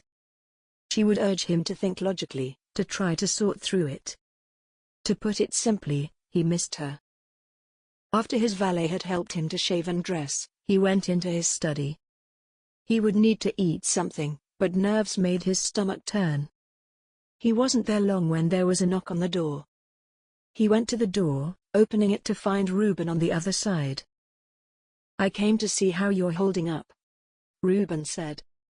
"Thank you for coming," Jasper replied, standing aside to let his brother in. Reuben walked over to one of the leather armchairs by the fireplace, taking a seat while Jasper continued to pace. "What are you planning to do?" Reuben asked, at length. Jasper was silent, as he considered the answer to that question. He shrugged, turning to his brother, who sat watching him, his fingers steepled in front of him. "I don't know." "Why not?" "You're the most powerful gentleman in the county. Why can't you just go out and then arrange things so that you're happy? You think too much about what others think and expect from you." Jasper laughed bitterly. "That I should be so lucky." You've been friends with Sandbourne for how long? Reuben asked. Nearly 20 years. Do you think he did it? Reuben wondered. No, don't answer that. Answer this, do you believe him capable of those crimes? No, I don't Believe he's capable of harming another human being. Jasper replied. Don't you owe it to him to clear his name? You're right. Jasper, I've always admired you because you've always done the right thing, Reuben said. without hesitation. Lately, it seems like you've hesitated at every turn. I've gone and done what the ton expects me to do, but not what I believe in, nor what I've wanted, in my heart. Then get going, Reuben said, getting up. And please, for heaven's sake, release Lady Leah. She's got to have a whole chest's worth of monogrammed handkerchiefs that will need revisions by now. Jasper smiled at his brother. Thank you. Any time. I'll remain here, with Mother. If you need me, you'll know where to find me. I will, Jasper said. Perhaps I'll have a better plan in mind by the time I get back. Good. I'll be ready to go, Reuben promised, following Jasper to the door. Jasper nodded, then turned and headed at a fast walk to the stables. He didn't know how he was going to clear Stephen's name. He just knew that something needed to be done immediately.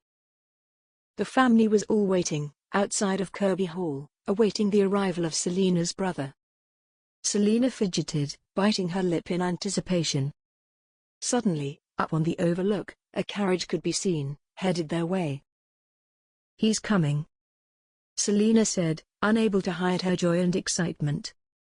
They all waited, as the sleek black carriage, drawn by 2 dark horses, pulled up, and the tall, slim figure of her brother got out. Thomas, she said, running into her brother's arms. Selina, he exclaimed, picking her up off of her feet and spinning. He set her down on her feet. Let me look at you. When they both stepped back, he placed his hands on her shoulders. He looked at her, with eyes that were so similar to her own that it was like looking in the mirror. You look pale and thin. And you look very pleased with yourself, she whispered, as they both walked over to where the family all stood, waiting to greet him. Like the cat who's eaten the canary. He did the Lakes district had done him good. He was rosy-cheeked and well-rested, despite his long journey. With a wink, he offered her his arm. She placed her hand around his arm, letting him get away without telling her everything. There would be time, and better secrecy. The family all greeted Thomas, who was golden-haired and green-eyed, like his sister. Selina was incredibly proud of her older brother. He might have been a flirt, but he was a good gentleman. He cut an impressive figure, dressed in his dark coat, with his top hat in hand. He spoke genially with Uncle Latimer and answered all of Aunt Georgiana's questions with alacrity. Well, he said, at long last. If you'll excuse me, Uncle Latimer, Aunt Georgiana. I've had a long journey. Mr. Wicks will show you to your room, Aunt Georgiana said. We're putting you in the West Wing, so you have some space. Thank you very much for inviting me, Thomas said. I'm so happy to be here. I'll come and help you settle in, Selina said, springing to her feet. Thomas nodded, smiling. Thank you, my darling sister, he said. You know how I need you to help me sort things out. He offered her his arm as he looked toward the others. I'm a complete mess when I'm without her. They were led into the hallway by Mr. Wicks, who silently led them to the room in the West Wing. I'm in the East Wing with the rest of the family, Selina whispered to him. There won't be any sneaking out for us, then? Thomas joked. There won't be any sneaking at all, she told him. There's a murderer on the loose. Thomas looked at her, the smile melting from his face. It sounds like we have a lot to discuss. Jasper arrived at Colonel Fitz's home, where he was shown into the dining room, where the Colonel was at breakfast. Pardon me for the early intrusion, Colonel, Jasper said. Have a seat, Your Grace. The colonel replied, gesturing with a porcelain cup of coffee. Some luck we had last night, eh? He took a sip of his coffee, wincing at the bitterness. What are you planning to do, Colonel? Jasper inquired, sitting down. He drummed his fingers on the tabletop. He was going to advocate for Stephen. He knew that he was his friend's only chance. Well, we'll question Lord Sandbourne throughout the day, he replied. Hopefully, with the right line of questioning, he'll break and reveal all.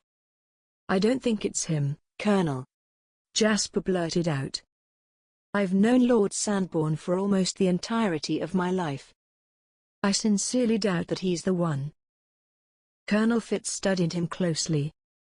I hate to tell you this, Your Grace, but I disagree. Jasper nodded. I thought that you would, Colonel.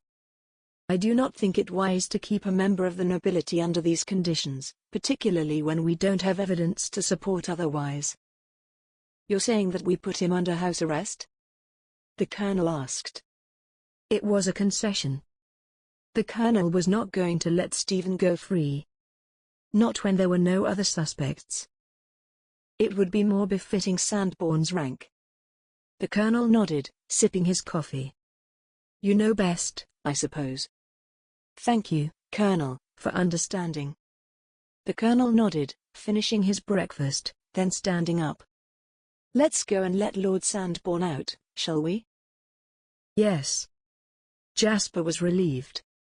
He'd been ready for a battle, and it had only taken a short discussion.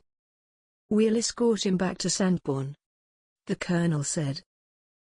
Again, you have my sincerest thanks, Jasper told him, following him down the hall.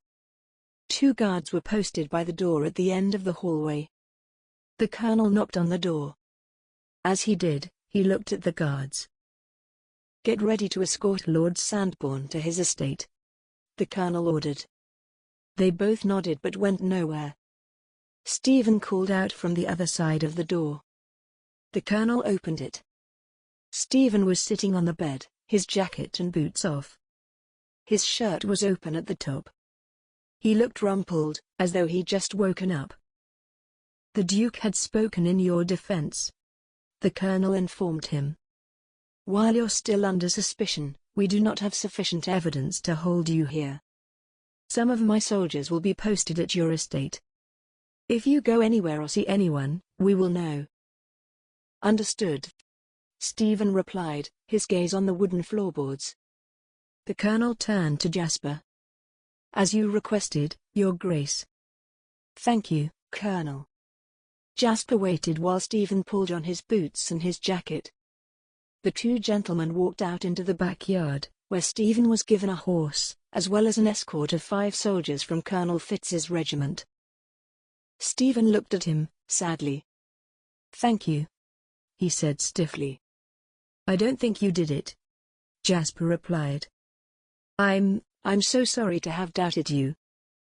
Stephen's gaze was still on the ground. Apology accepted, Your Grace.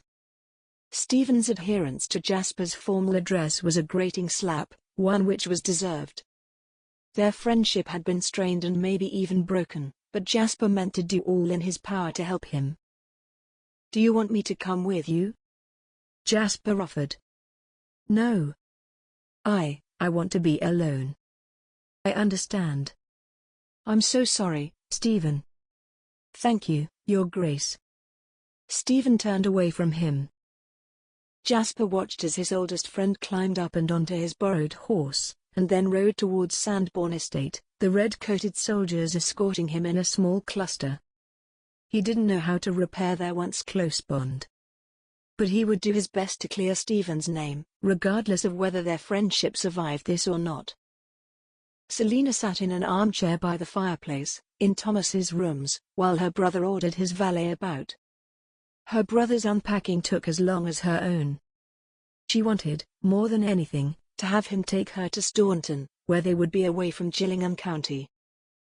It appeared, however, that her brother meant to stay at Kirby Hall for quite a while.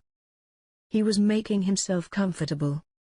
A fire had been built up, to fend off the slight chill of the rainy day. Thomas was sipping a glass of brandy, watching his valet unpack. He was orchestrating, offering the poor man advice. "What happened with Lord Merryweather?" Selina asked. She was dying of curiosity as to what had sent him thither. "I may have pursued the wrong lady," he replied, squinting and shrugging.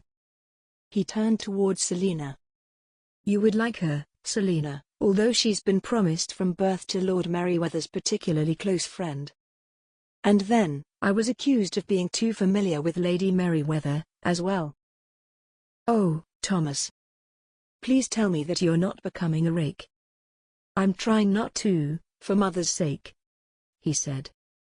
"You mentioned that you were in a bit of a situation, yourself." "I may have fallen in love with the wrong gentleman, he said. "Selina?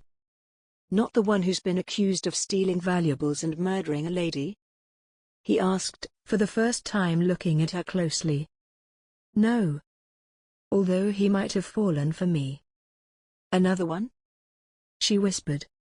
"Leah's fiancé, the Duke of Gillingham." "Selina, no," Thomas said, the corners of his mouth turning upward. He laughed, shaking his head. "You and I are so similar." He came over to sit down in the chair facing her. He crossed his legs, holding his glass on top of his knee. "Tell me everything." "I'm in love with him," she said, blushing. "He's wonderful, truly. Everything that a gentleman ought to be." "Rich, tall and handsome?" Thomas asked, raising an eyebrow.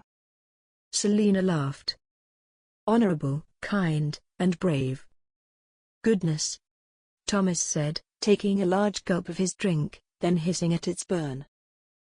"I don't know what to do," she said. "I was caught sneaking out to go and meet him." Thomas grinned. "You sly minx.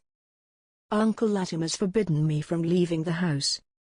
"Well, not to worry, now that I'm here, I can cover for you. He told me earlier that he's leaving you to my care." "Thank you, but I'm not going anywhere while there are murderers about." "I'd like to meet him," he said, tilting his head curiously. "What's he like?" He's wonderful," she said. "You'll like him very much." "Selina, why hasn't he broken the engagement?"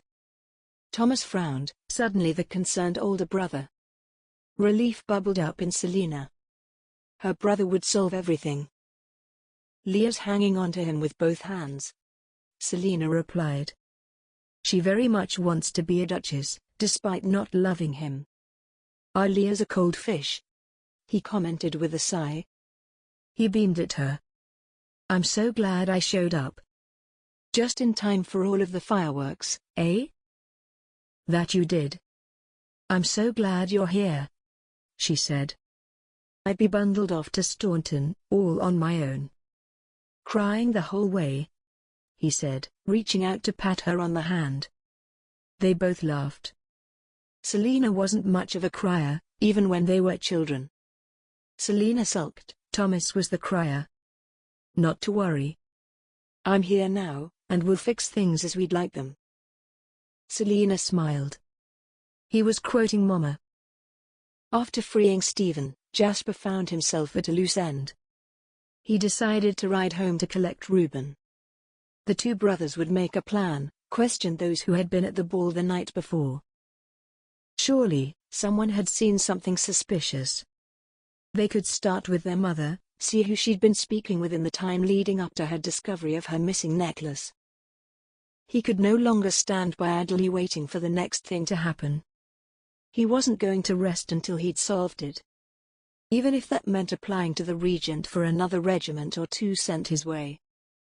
When he arrived home, however, one of the soldiers who'd been accompanying Stephen was there, waiting for him. "Your Grace," he said, bowing to Jasper. "Lord Sandbourne has sent for you." "It's urgent," he says. "What's happened?" Jasper asked, a dark foreboding. Stephen was angry with him. He would have only sent for him if it was truly bad. "Someone's broken into Sandbourne Hall," the soldier explained. Jasper got right back up into the saddle. "Let's go," he said, turning Pilot around. He couldn't believe it. He didn't know what to think, aside from the fact that in Stephen's absence, they had gone to Sandbourne Hall. They had all been so busy focusing on Stephen, and making sure that everyone else had returned home safely, that Sandbourne Hall had been left unwatched. Jasper was shown right into the parlor when he arrived at Sandbourne. Stephen stood there, in front of the little alcove, where the clockwork swan was kept. In a brutal act of vandalism, the clockwork swan was smashed, all over the floor. "My father prized it so highly," Stephen murmured sadly. "I'm so sorry," Jasper said. "This isn't the worst, Jasper," Stephen said. "They took my household staff captive, tying them up downstairs, and threatening them with death. And then, He paused, shaking his head. "What else?" he asked, his chest tight with fear. "Come with me," Stephen said, leading him down the hallway, to his study, where a frame had been taken down. The vault behind it, the door hung open. "All of my money, my mother's jewels. All of it, gone." "You have no investments? Nothing at the bank in London?" "No, nothing," he says. "Those went a long time ago. I thought that it would make things simpler, not to have any." "It's almost as if they were setting you up." Jasper's mind was at work, assessing the scene.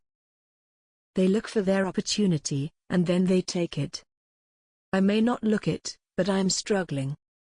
And now—" "Don't worry. I'll help you." "You?" Stephen shrugged. "I feel like it would be best if I just sell it." Sell Sandbourne? It was unheard of. It was Stephen's inheritance, like his title, something that he was supposed to pass on to his own children. "I've never had a head for farming, not like my father did," Stephen replied. You're merely in shock." Once Stephen had recovered, he would think differently. "I'm sure of it. Or maybe I'm awake for the first time," Stephen said, laughing. Jasper stared at him in surprise. This was a side of Stephen that he'd never encountered before. Bitter. Defeated.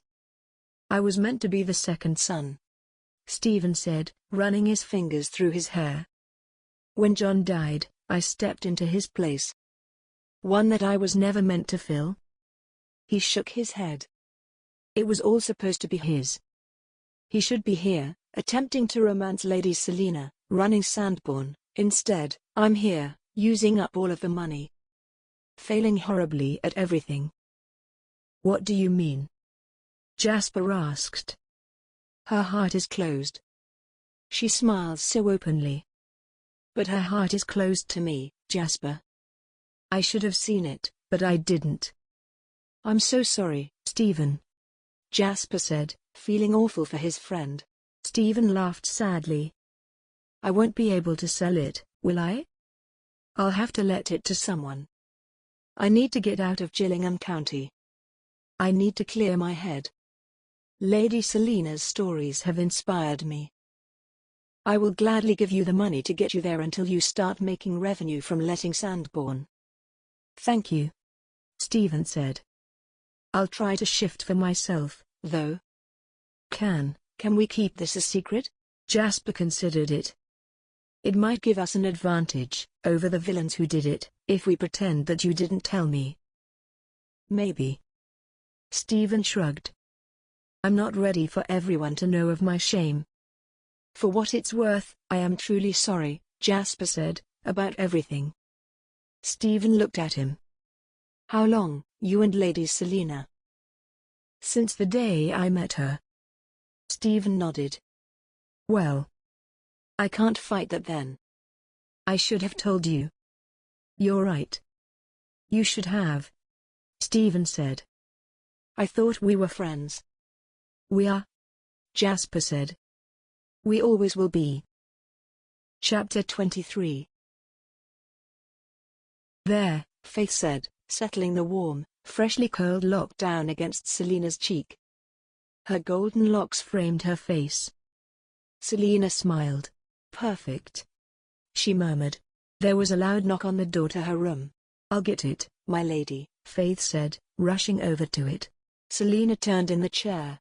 Faith had just finished curling her hair to perfection. Faith opened the door to reveal Thomas, who was dressed dapperly in a midnight blue coat. His golden hair was combed back. "I was wondering if I might accompany my sister to the little gathering," he said, smiling. Aunt Georgiana and Uncle Latimer were throwing a little party to celebrate Thomas's arrival. "I'm ready," Selina replied, beaming at him as she stood. She was dressed in her pale grey silk. Around her neck she wore her string of pearls, and her hair was pulled back into a low chignon. "Excellent," he said, offering her his arm. He looked at Faith. "You've done marvelously, Faith." "Thank you, my lord," the lady's maid said, curtsying to him.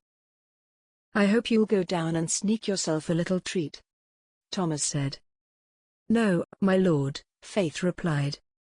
"I plan to snuggle up by the fire and finish my book." Thomas raised his brows, impressed. "Very good, Faith. Carry on." "I'll see you later, Faith," Selina called behind them. "Enjoy your evening, my lady," Faith replied. Selina knew that she would tidy up after the preparations, then sit and read until Selina returned. "Is he coming this evening?" Thomas asked. "Yes," she replied, coloring a little. "Good. I want to look him in the eye," her brother whispered. "See what kind of a gentleman he is." Selina laughed nervously. Thomas would never give away her secret. But she knew, too, that he would be watching Jasper closely, making sure that he was the right gentleman for his sister. It's the very same thing she planned to do as soon as her brother had set his sights on the lady he planned to marry. They walked down the staircase. Aunt Georgiana and Uncle Latimer were standing by the door to greet their guests. Selina and Thomas.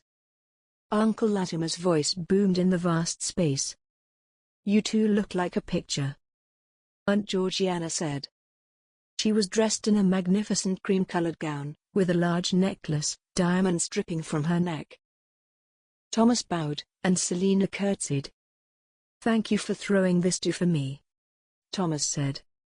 "We want you to feel welcome," Aunt Georgiana replied. "And we haven't hosted in ages."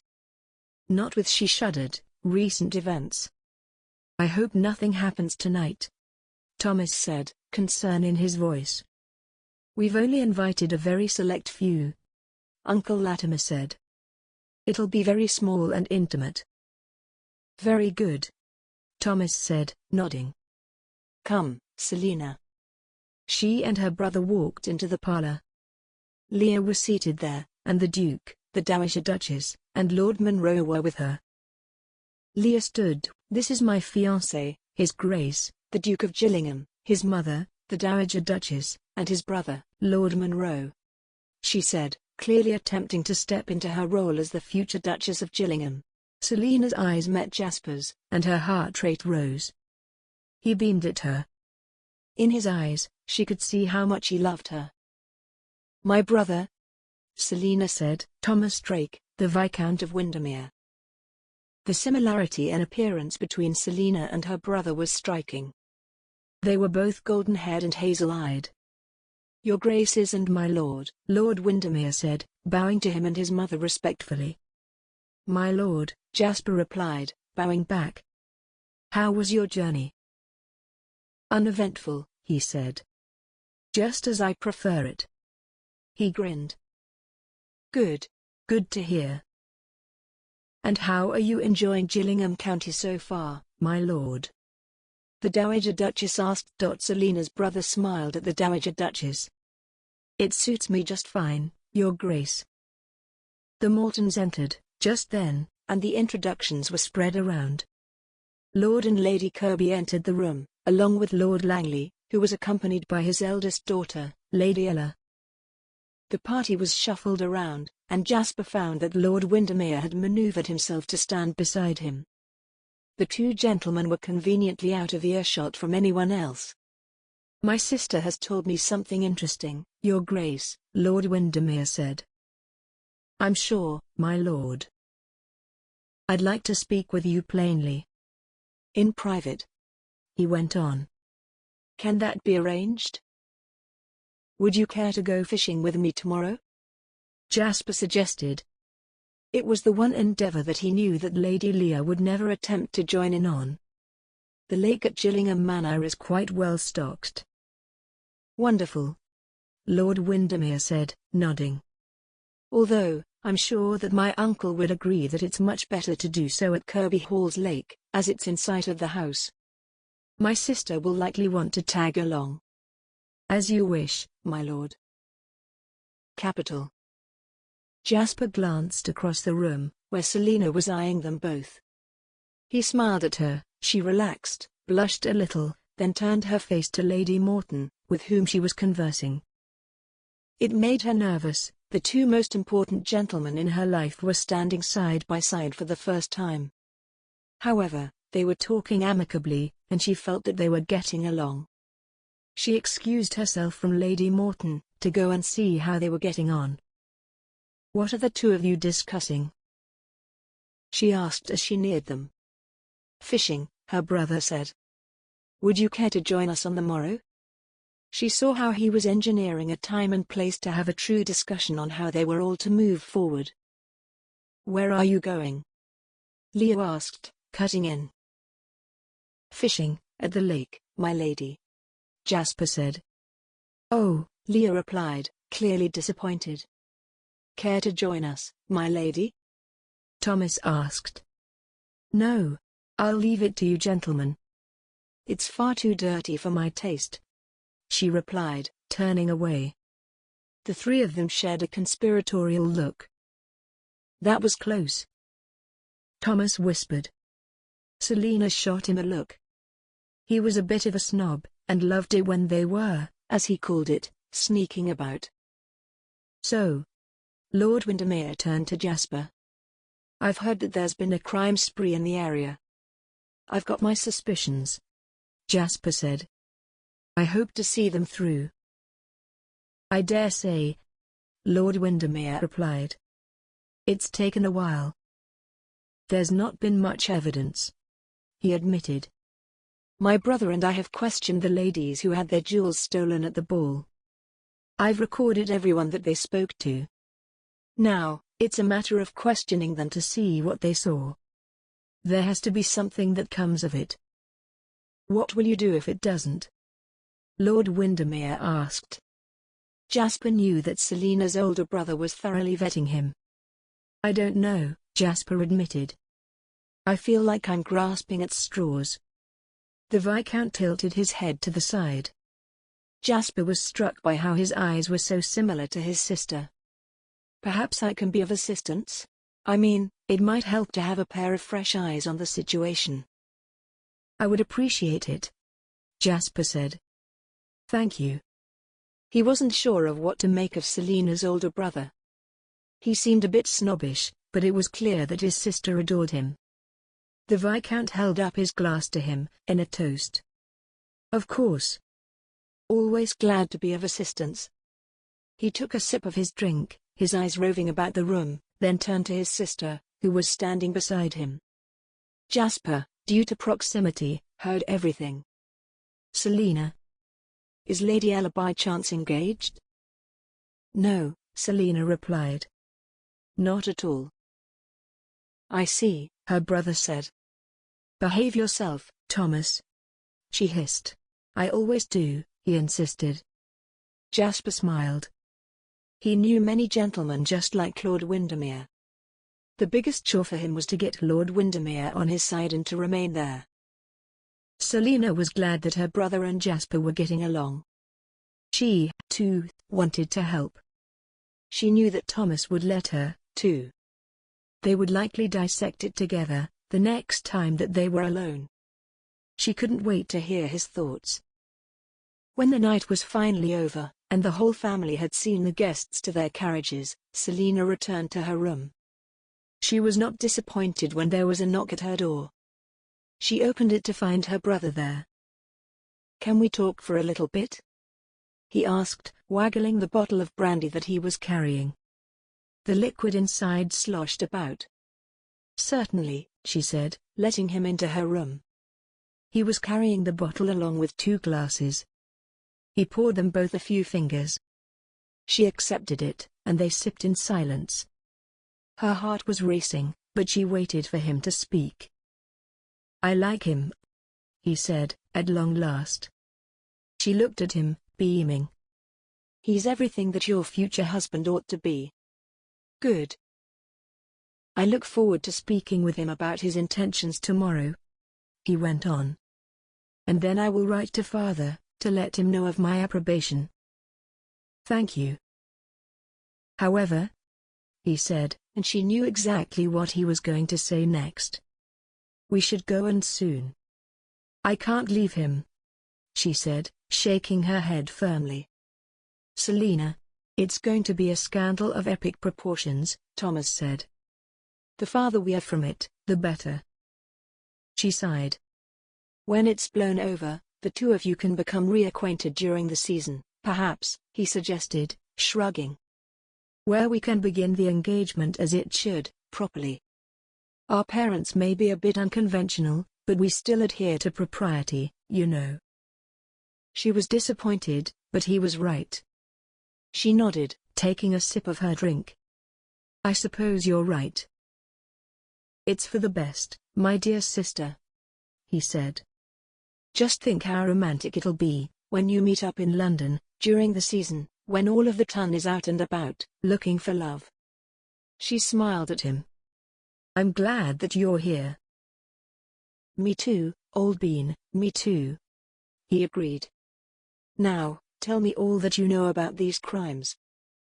It was a bright, sunny morning. Jasper rode Pilot over to Kirby Hall, where Lord Windermere and Selina met him out front. They were carrying poles and the other gear, and Selina held a basket with some refreshments in it. Jasper left Pilot with one of the grooms, and then they all walked in a group, toward the other side of the lake, where they would not be overheard. "How is Lord Sandbourne holding up?" Selina asked. "About as well as can be expected," Jasper replied. "He's been wrongly accused, and if you can keep a secret, Sandbourne Hall was robbed while he was in custody." Her hand went to her lips. "No." "Yes. His staff was tied up, downstairs, then his safe robbed and his clockwork swan smashed." "Oh, dear," she said, going pale. "It's all my fault." "No, not at all, Selina," he assured her. "You came to a logical conclusion. If anything, it's my fault for letting them take him into custody." They arrived at a good spot, all the way on the opposite bank from Kirby Hall. The gentlemen both prepared their rods, casting off. Selina meandered a short way away, picking a bouquet of wildflowers. Jasper settled in. He knew that Lord Windermere wanted to question him thoroughly, so he waited for the other gentleman to proceed. "She's told me everything," Lord Windermere said in a low voice. "Everything?" "Well, all that's relevant," he said with a chuckle. "Although, I have to ask, Your Grace, why haven't you ended the engagement with Lady Leah? If you've been sure, why are you still going forward with that?" "Don't think that my intentions with regard to your sister aren't honorable," Jasper began, his eyes on the lake. "That's the thing, it does, in fact, lead me to question," Lord Windermere explained. "If you're keeping Lady Leah in suspense, then you could easily do the same to my sister." "I can see where you're coming from," Jasper admitted. "I love your sister. I would never do that to her." He glanced over at Selina, whose back was to them. She knelt down to pick another flower, adding it to her handful of buttercups. "I believe you," Lord Windermere said. "I want to believe you. I am willing to give you the benefit of the doubt since you seem to have your hands full." I'm going to do everything in my power to stop the wedding, he said. I can see it in your eyes that you desire her, Lord Windermere said. Do you love her? Yes, he said, with no hesitation. Let me take her to Staunton, then, Windermere urged. Until things blow over. Jasper panicked at the idea of Selina being away from him for any amount of time. Perhaps you can both reunite in London during the season, Lord Windermere said. The season? Next winter? Absolutely not. He planned to marry Selina as soon as possible. By late August, at the very latest. He couldn't imagine being away from her for months. If Selina asks it of him, my father will extend an invitation to Staunton. He's like putty in her hands. Jasper turned to Lord Windermere. Their eyes met. Windermere looked sad for him. This is for the best, he insisted. Jasper felt a flash of anger. He was used to others bending to his will. Lord Windermere seemed to be cut from a similar cloth. I don't want to be away from her, Jasper replied firmly. I can understand that, Lord Windermere stated, not backing down. It's going to be hard for me when she marries. How are you both going to leave, if you're here for the wedding? Jasper asked. Leave it to me, Your Grace, Lord Windermere replied. I'm good at coming up with reasons to flee. Jasper sighed, looking away from the Viscount. How long do you need? He didn't like that he'd been backed into a corner. Unfortunately, the Viscount was right. It would be best if Selina wasn't a guest at the very home of those who would be most upset by the end of his engagement to Lady Leah. Lord Windermere beamed, triumphantly. A week. I don't want it to seem abrupt. Will it give you enough time to make a plan and be prepared to put it into effect? I've already got one. Jasper admitted, he'd planned to have it done by the end of the week, but he could put it off. Give Selina and Lord Windermere time to make their polite excuses and head for their father's county seat. Capital, Lord Windermere said. There was a downward tug on his line. Oh, I think I've caught one. Leah watched from her room, as the two gentlemen fished, and Selina picked wildflowers. They looked like a merry little group. She wondered what they could be talking about. Her wedding had been called off, with no sign of it being rescheduled. There, in the privacy of her boudoir, she became suspicious. Everything had fallen apart, starting with Selina's arrival. It was now or never. It was up to Leah to start putting things back into motion. She would go herself, to see the Dowager Duchess, who had always been on her side. She had told Leah, right after the engagement had been decided, just how glad she was that Leah was to become her daughter-in-law. She would go to speak to the Dowager Duchess, to help her advocate on her behalf. Together, they would confront the Duke, get him to reschedule the wedding. What if the culprits are never caught? The title of Duchess was rightfully hers. Gillingham Manor, hers. The stolen pearl necklace, hers. Standing there, watching the trio on the other side of the pond, Leah had the sneaking suspicion that Selina meant to take it all. Selina was standing in between the two gentlemen. Leah froze when she saw Selina place a hand on the Duke's arm. Selina's face was turned toward the Duke, and Leah's stomach did an awful flip as she gritted her teeth. Leah wouldn't stand idly by and watch Selina usurp her. It was everything that she had always feared. The Dowager Duchess would help her, she just knew it. Turning away from the window, Leah put on her best bonnet. She collected Maria to act as her chaperone, and then went downstairs, where she ordered the carriage to be brought around for her. Off to Gillingham Manor, my lady? Mr. Wicks asked her. Yes, Mr. Wicks, Leah said. I'm going to see if the Dowager Duchess might help me get this wedding rescheduled. He looked at her, sadly. I'm sure you will, my lady. She frowned at him. Of course, I will. She scoffed. The Dowager Duchess would make him honor his commitment. She was a good lady. One who cared for Leah more than she did Selina. "Come, Maria," she ordered.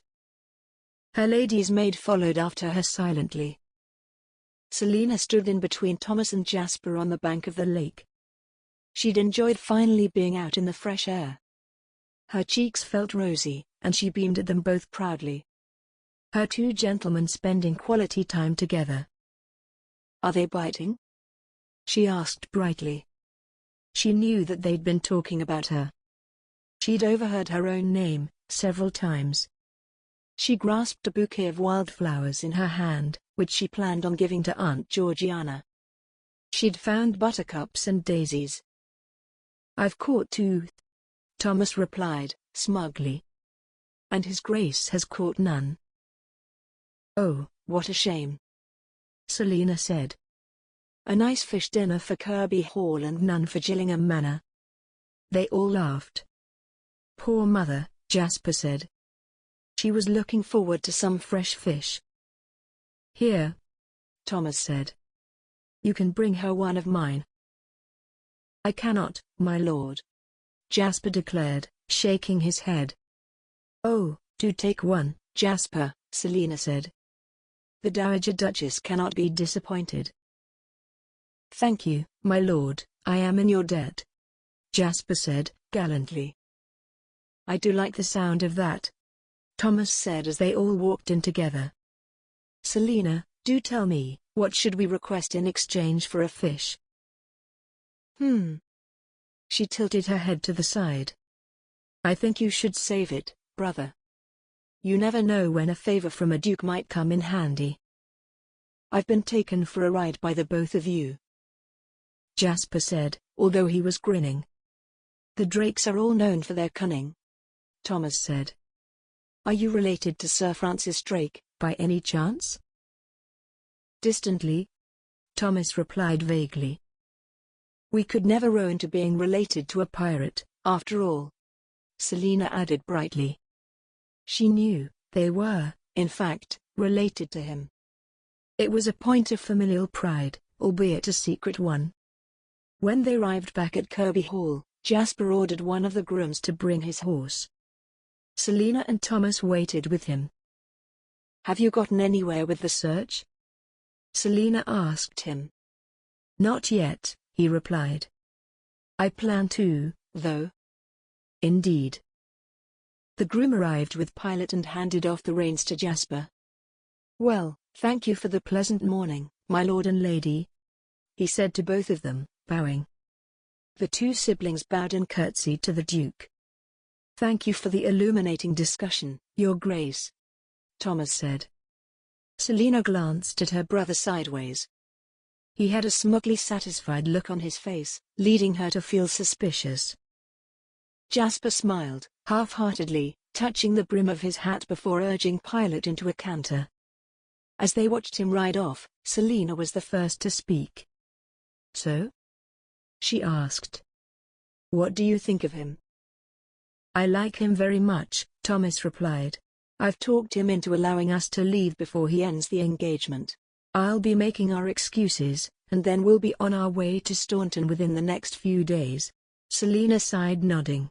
"Good," she said. She didn't want to leave Jasper, but she knew that her prompt removal was necessary. Chapter 24. When Leah arrived at Gillingham Manor, she was shown straight to the Dowager Duchess, who was sitting in the parlor. She smiled at Leah kindly, and Leah dared to allow herself hope. "Lady Leah," the Dowager Duchess said. "How kind of you to visit me." "Come, Grace," Leah said, curtsying. "I've come on an urgent errand." "Oh, then do sit down," the Dowager Duchess said, frowning in concern as she sat back down on the settee. "What can I help you with?" She looked toward the door, where the butler stood. "Tea, please, Mr. Sotheby." "Yes, Your Grace," the butler replied.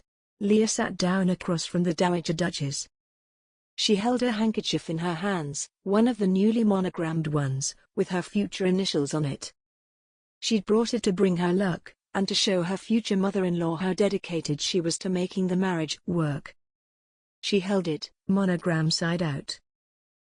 "Now, my lady," the Dowager Duchess said, kindly. "What can I help you with?" She folded her hands delicately in her lap. "Your Grace," Leah began, "I was wondering if you would be so kind as to speak to your son on my behalf." "In regard to what?" While a frown furrowed the Dowager Duchess's brow, her lips were curved upward in a sympathetic smile, which gave Leah hope. "That our wedding be rescheduled immediately," Leah explained, looking down at the monogram on her handkerchief. She rubbed her finger over the delicate stitching.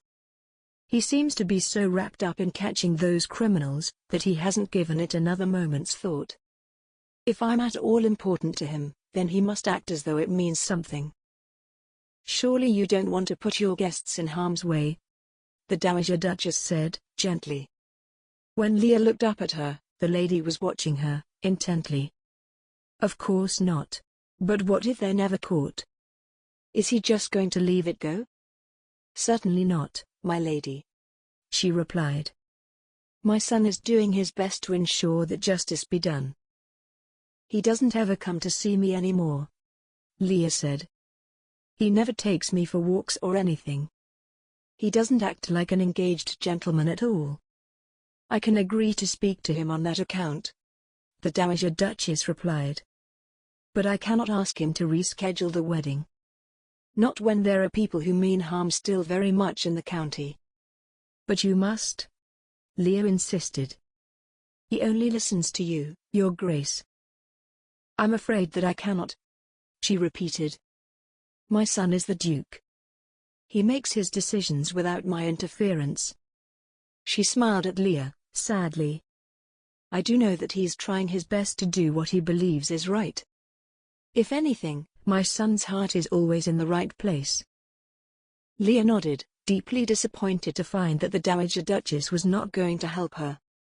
She had thought that they were on their way to becoming very close, but clearly, Leah had been mistaken. The tea things were brought, and the two ladies talked of other, less fraught topics. Leah struggled the whole time to keep her attention on the discussion. She had the niggling feeling that there was something that the Dowager Duchess was not telling her. Inside, Leah was panicking. Her suspicions were now worse than they had been when she arrived. By the time that they had daintily sipped the tea, finished a small portion of tea cake, and exhausted most polite lines of conversation, Leah was desperate to return home. "Unfortunately, I must return to Kirby Hall, Your Grace," she announced. The Dowager Duchess nodded, and both ladies stood. She took Leah's hands in her own, pressing them. "I wish you all the best, my lady." Leah looked the lady in the eye. "Thank you, Your Grace." As the Dowager Duchess accompanied Leah down to where her carriage waited, Leah wondered what it could be that she knew and wasn't saying. After freshening up and placing her bouquet in a little vase of water, Selina went to go and find her brother. He was in the library, furiously writing at the large wooden desk. "To whom are you writing so intently?" Selina asked. "To father," he replied, not looking up. "To let him know that we're heading to Staunton at the end of this week." "You've gotten Jasper to agree?" she said, finding herself surprised. Thomas was known to be persuasive. But Jasper was a gentleman who was not to be swayed easily, especially when it came to herself. "Reason is second to none," Thomas replied, finally turning toward her.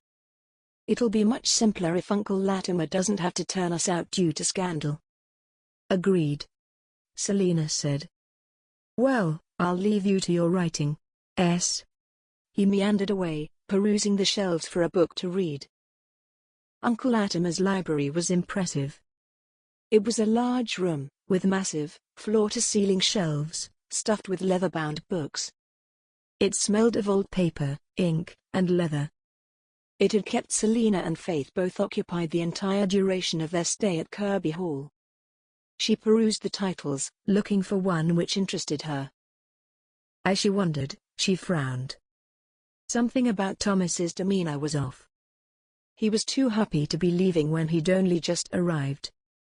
He had convinced Jasper too easily.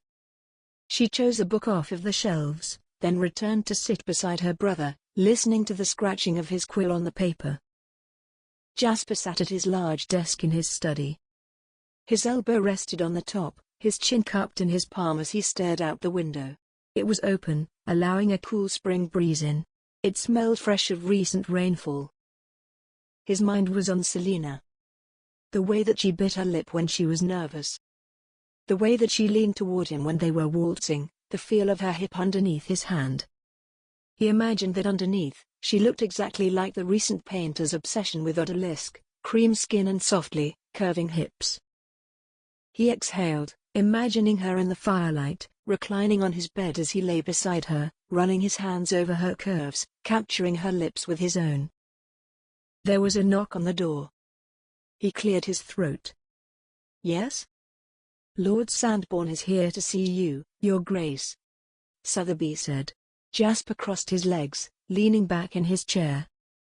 Send him in, please, Mr. Sotheby. Very good, Your Grace, his butler replied, shutting the door with a soft click. By the time Sotheby had brought Stephen up, Jasper was composed. Stephen, he said. It's good to see you. Come and have a seat. He studied his friend, who looked a little better than the last time that he'd seen him. Stephen was gaunt, almost a ghost of his former self. Hello, Jasper, Stephen replied, taking his usual seat, just on the other side of the desk. He looked down at his hands, which were palms up in his lap, as if he expected there to be something, and was surprised to find them empty. Jasper waited for him to speak. Stephen sighed, then looked at Jasper. Sandbourne Hall has been let, he said, at last. Oh? Jasper couldn't discern Stephen's feelings about it. To a retired naval captain and his wife, he said. They seem like genteel people. That's very good, Jasper replied carefully. I hate to ask anything of you, Stephen said. Please, Jasper said. Ask anything. I'm happy to help you, especially when you're in a difficult position after the robbery. His friend had lost nearly everything. I'll need a place to stay, Stephen said. Until there's money for me to go elsewhere. Of course, Jasper replied. You'll have a room here at Gillingham, anytime that you need it. Thank you, Stephen said, his voice breaking.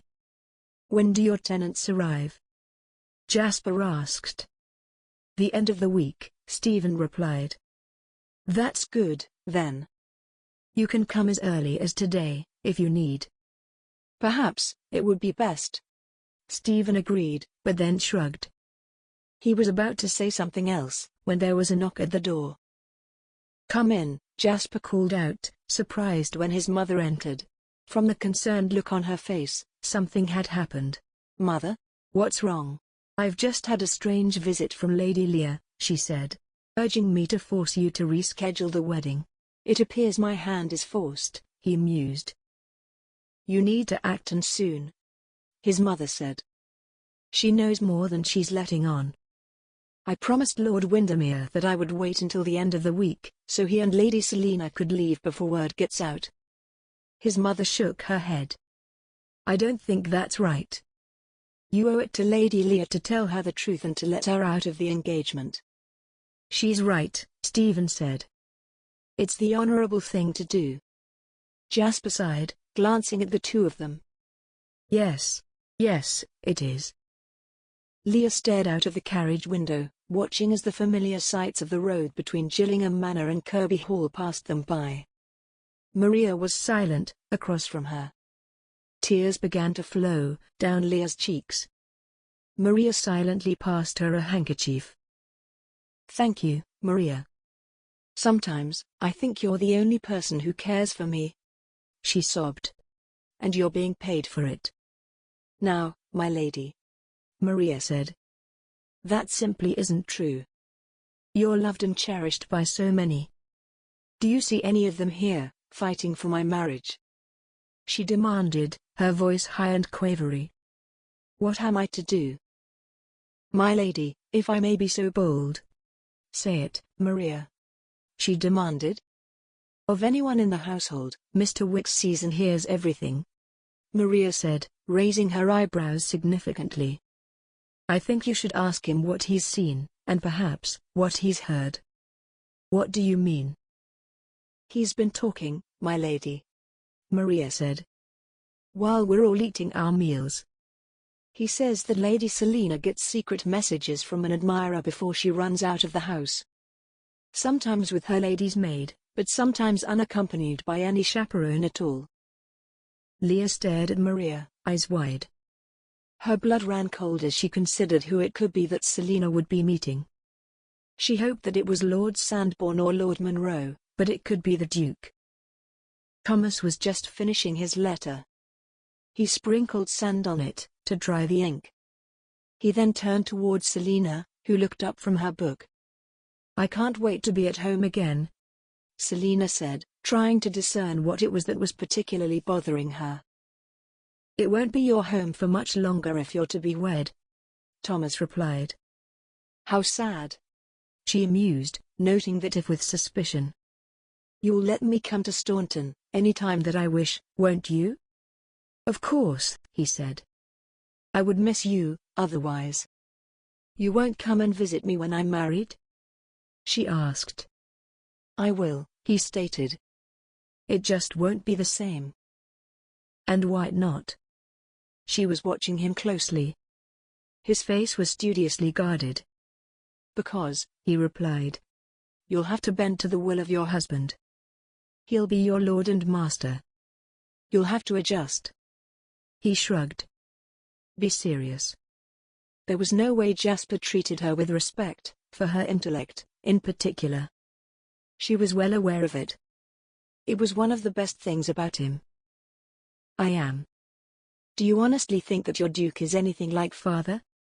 He was ready to order even me to do his bidding. You don't like him?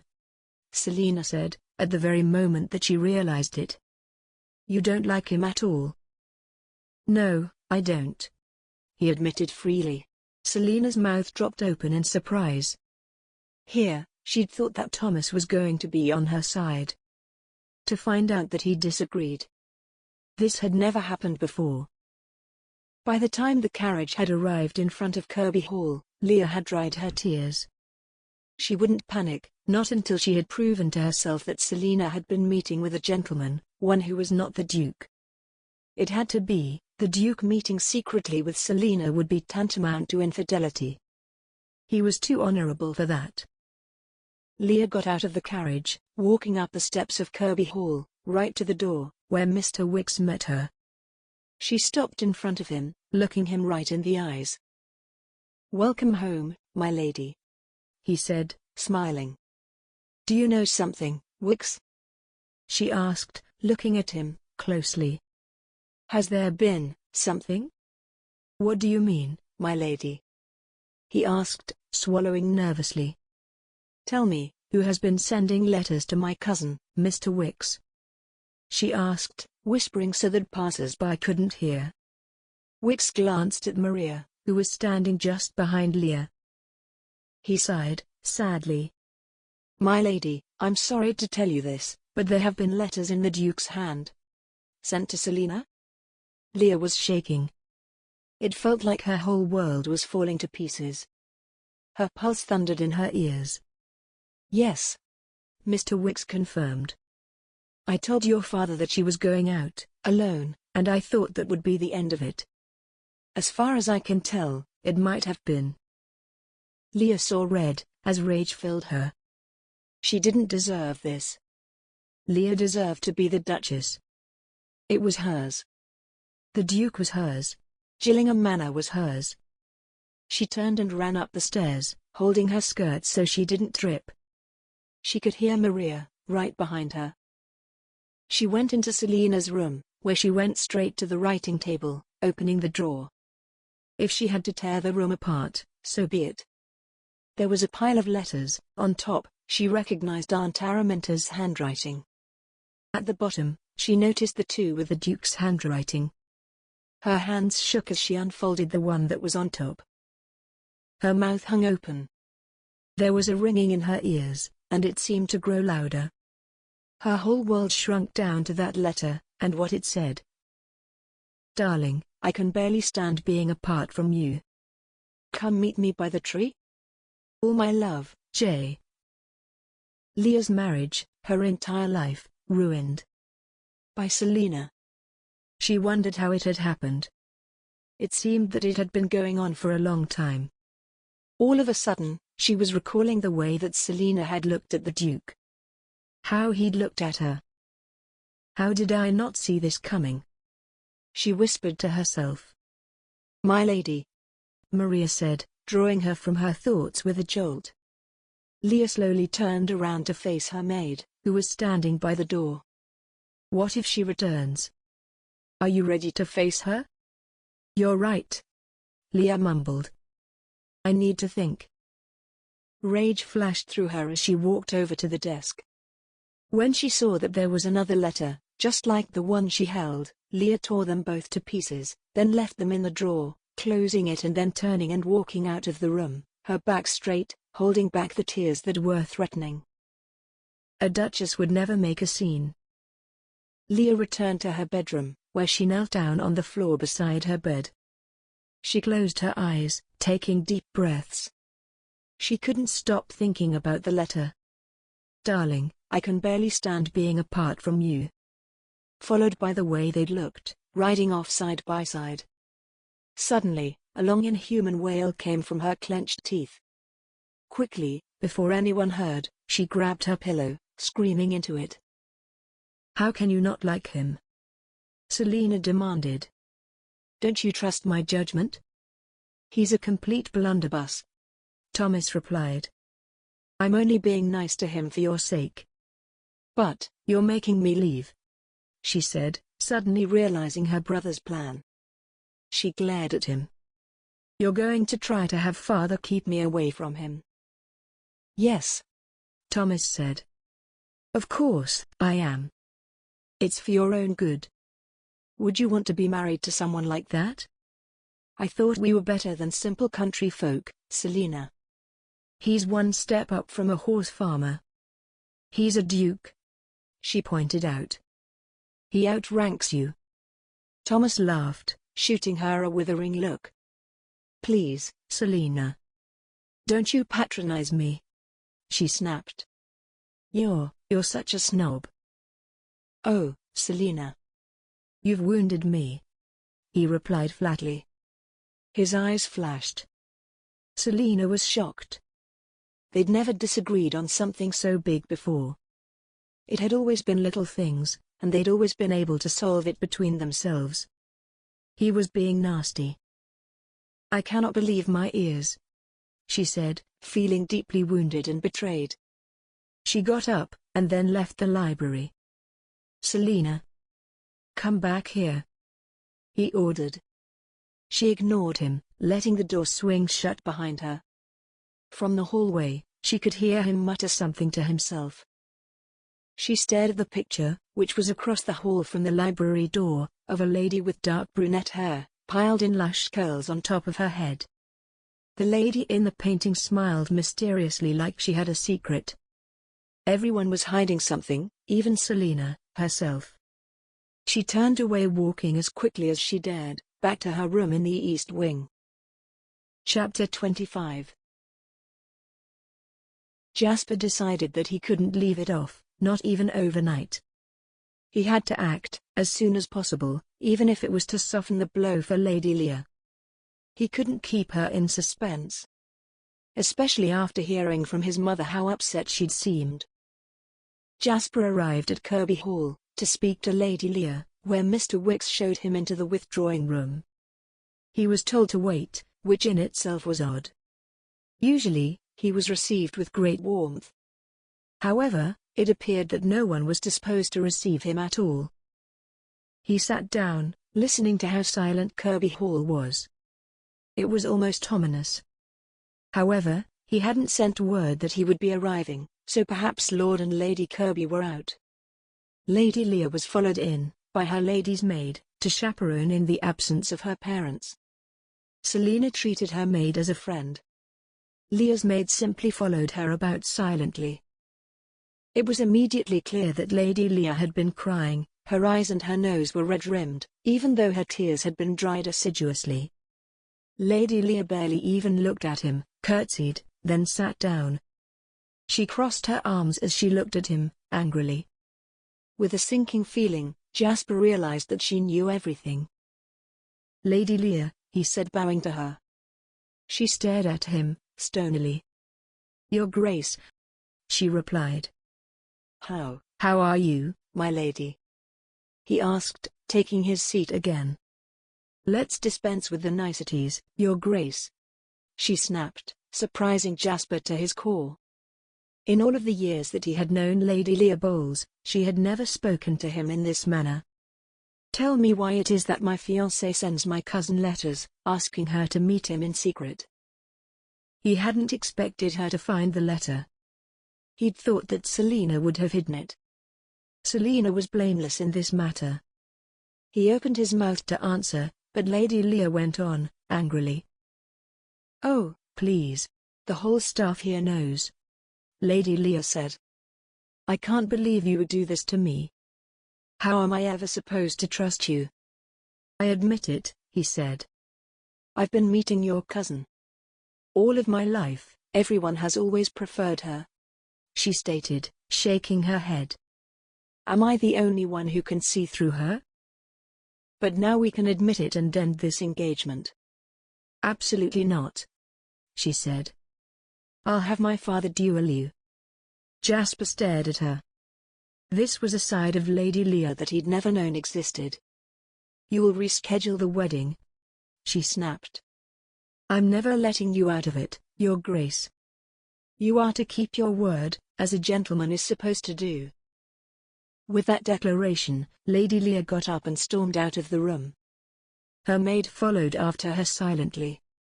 Jasper sat, alone in the room, staring at the blue velvet settee across from him where Lady Leah had been. He'd known that it wouldn't be easy. Lord Kirby came in, a few moments later. "Your Grace," he said, bowing. "My lord," Jasper replied. "My apologies that Lady Kirby and I were not here to receive you. We were visiting Lord Langley." "It's quite all right," Jasper said. "I came unannounced to speak to Lady Leah."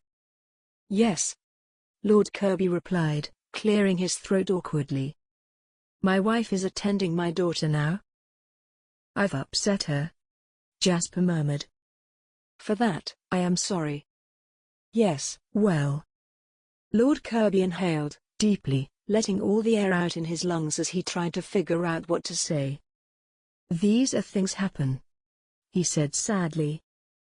"I suppose, yes," Jasper agreed. He wanted to make sure that Lord Kirby was not, in fact, going to duel him on Lady Leah's behalf, but didn't feel that he had the right to do so.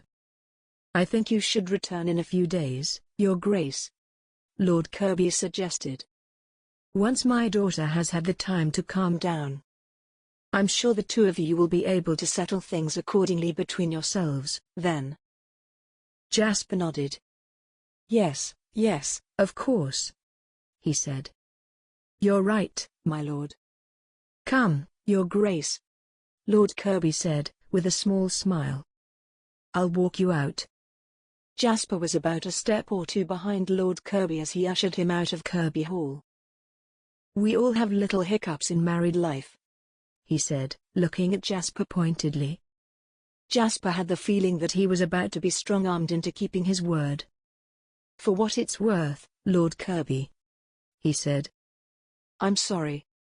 "I'm sure you are, Your Grace," Lord Kirby said. "Don't worry. Everything always shakes out in the end." Jasper had the feeling that Lord Kirby thought he was apologizing for something else, and not what he was, breaking the engagement. He mounted his horse, then rode home. Selina had returned to her room, where she'd let herself have a good cry.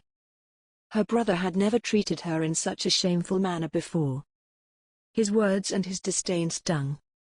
Finally, when she'd let all of her feelings out, she sat in a chair by the fireplace. It was too warm a day for a fire, so she stared into its depths, wondering how she was going to convince her brother to change his mind. After all, her father valued Thomas's opinion highly. "My lady," Faith said, coming in. "The whole house is in an uproar." She closed the door after her, turning the key in the lock. "What is it?" Selina asked, knowing that Faith was coming up from the kitchen, where she took her meals with the rest of Kirby Hall's household staff. Selina wiped at her damp cheeks, sniffing. "Lady Leah's found out about the Duke's letters," Faith said, in a very loud whisper. "The whole of the downstairs is talking over their evening meal." Selina felt a wave of panic wash through her, icy, cold. She ran to her writing desk. When she saw the state of the letters, she paled. They were torn to pieces, placed back inside of the drawer for Selina to discover. It was a clear message. "Oh," she said, horrified. "Oh, dear." She clutched the ruins of Jasper's dear, lovely letters in her hands. Leah had been there, and in her rage, had destroyed them. She sank down into the chair. She looked at Faith, who was equally shocked. Her hand covered her mouth. "My lady," she gasped, "your poor letters." "She's left all of Mother's letters untouched," Selina said, stating the obvious. Her mind was a whirl of worry. "Well, I suppose the cat's out of the bag, my lady." "There's an understatement," Selina mused. "I suppose I should go and tell Thomas. He'll want to leave." "I'll start packing," Faith said, stoutly. "Thank you, Faith." Selina walked toward the door, to find both Thomas and Uncle Latimer standing in the hallway. "Oh," she said. "I was just coming to find you." "We must be on our way," Thomas insisted. "My sister and I shouldn't be here." "No one is going anywhere," Uncle Latimer stated firmly. "Leah's beside herself, and she's blaming it all on Selina." Jasper went straight home, where he found Reuben sitting in the parlor with a decanter of brandy. "How did it go?" Reuben asked, smiling hopefully. "Not at all how I expected," he replied, getting himself a glass and joining his brother. "Good or bad?" his brother wondered. "Bad. Very, very bad." "Tell me all about it," Reuben said, pouring Jasper a few fingers. Jasper took a large sip of his brandy.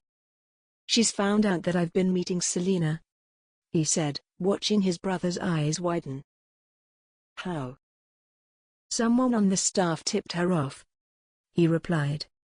"Then, she somehow found letters that I'd sent to Selina." He took another large sip. "She says that she's going to have her father challenge me to a duel if I don't keep my word and marry her." "Christ, what a mess," Reuben said, grimacing. "What are you going to do?" "Give her a few days to calm down, then try and talk to her rationally and reasonably." "What else can I do?" He shrugged helplessly. The very worst thing that could happen was that he had to face Lord Kirby in a duel. Reuben sat, tapping his glass with his fingernail as he thought. "To tell you the truth, I don't know." Selina's stomach somersaulted at her uncle's words. She wanted to be gone from there. "No one is moving from this house until we've figured things out," Uncle Latimer stated firmly. "You cannot keep us here," Thomas replied. "I insist that we be on our way. And I insist that we're going to solve things in a dignified manner. No one is running off until the matter of my daughter's engagement is settled. She's demanding that I duel the Duke of Gillingham, and before I risk my life, as well as the life of another gentleman, I want to know the truth of the matter. The both of you will remain here until things have been settled." Selina didn't like how that sounded either. The mention of a duel sent her into an even deeper panic. Her uncle looked them both in the eye, sternly. Selina nodded. "It seems that there's been infidelity and secret letters," he said, looking at Selina with a measure of surprise and concern. "Leah's accusing that you snuck out to meet with the Duke?" That you were exchanging love letters with him? What devil possessed you to do something like that? She swallowed, bowing her head in shame. She sighed, then looked her uncle in the eye. She would not be ashamed of her own actions. The least she could do was to have some backbone and own up to her part in the matter. I followed my heart, uncle. There's no shame in that. I'll admit, it wasn't the best way to go about it, but if you're not going to let him out of an engagement that his heart isn't into, then why are you forcing him into a marriage where he does not love? That is a matter which I myself need to consider at the moment, Selina. Uncle Latimer replied sternly. Until such a time as I have a moment's peace to think, you are not to stir from this house. He looked pointedly at Thomas. The both of you. Don't make me pull rank on you, Thomas. The look that he shot her brother could have turned fire to ice. Uncle Latimer stormed off in the direction of his study. Thomas and Selina looked at each other. Her brother closed his eyes, sighing heavily. He shook his head, and then he left, too. Selina returned to her room, where Faith was already packing. Just put it all back, Faith. It appears that we're to stay. Leah was lying on her bed, still fully dressed. Her hair was a complete wreck, and she'd been crying for so long and so hard that she'd given herself a headache. Her mother placed a cool washcloth on her head. There, she said soothingly. Just let it all out, and Papa will solve everything, my love. I can't believe he'll have to duel the Duke. Leah moaned. No, love, your father will solve everything peaceably, her mother said. There will be no dueling. But then how will he get the Duke to do as we want? Leah sobbed. I'm supposed to be Duchess. It has to be me, Mama. It will be, sweetling, her mother said, beaming at Leah, as she caressed her hair, just like she had when Leah was a little girl. Leah smiled at her mother. She fully believed that her parents would solve everything. She closed her eyes, letting her mother gently bathe her tear-stained face with the cool, damp cloth. There was a knock at the door. Come in, her mother called out before Leah could tell her not to. Leah opened one eye to see who had come, hoping that it was Wicks announcing the Duke's arrival, to apologize and reschedule the wedding. Leah was disappointed to see Selina. She glared at her cousin. Make her go away, Mother. Selina. I just wanted to apologize. Selina blurted out. Absolutely not. Leah stated. Leah, Eleanor said. Out, Leah roared, sitting up. You've ruined everything. She turned to her mother. Why is she even still here? Why hasn't Papa thrown them out of Kirby Hall? The very last thing that I wanted to do was to hurt you. Selina insisted. Well, you have. Leah replied coldly. And now, I demand that you leave. You can apologize all that you want, but I will never forgive you. You're dead to me. When the Duke returns to make good on his word and to apologize, I want you gone, vile seductress. Leah watched the hurt that filled Selina's eyes with a cold pleasure. Selina nodded, then turned and went out. Leah breathed a sigh of relief, settling herself back down onto the pillows. You could be gentler, my love, her mother said. No, not with her. Leah was to be Duchess. Selina was not about to take that from her. If she had to fight for it, then so be it. Leah was made of sterner stuff than anyone had realized. She lay back on the bed. Please, Mama, she said. I can't have swollen eyes when the Duke comes back. Leah didn't think that he would be there that night. She needed to change the subject, though. Jasper and Reuben were still sitting and drinking together when Stephen arrived from Sandbourne. Hello, old friends, Stephen said, entering after Sotheby announced his arrival. Have you come to stay, then? Reuben asked. Yes. Sandbourne has been let by a retired captain, Stephen replied.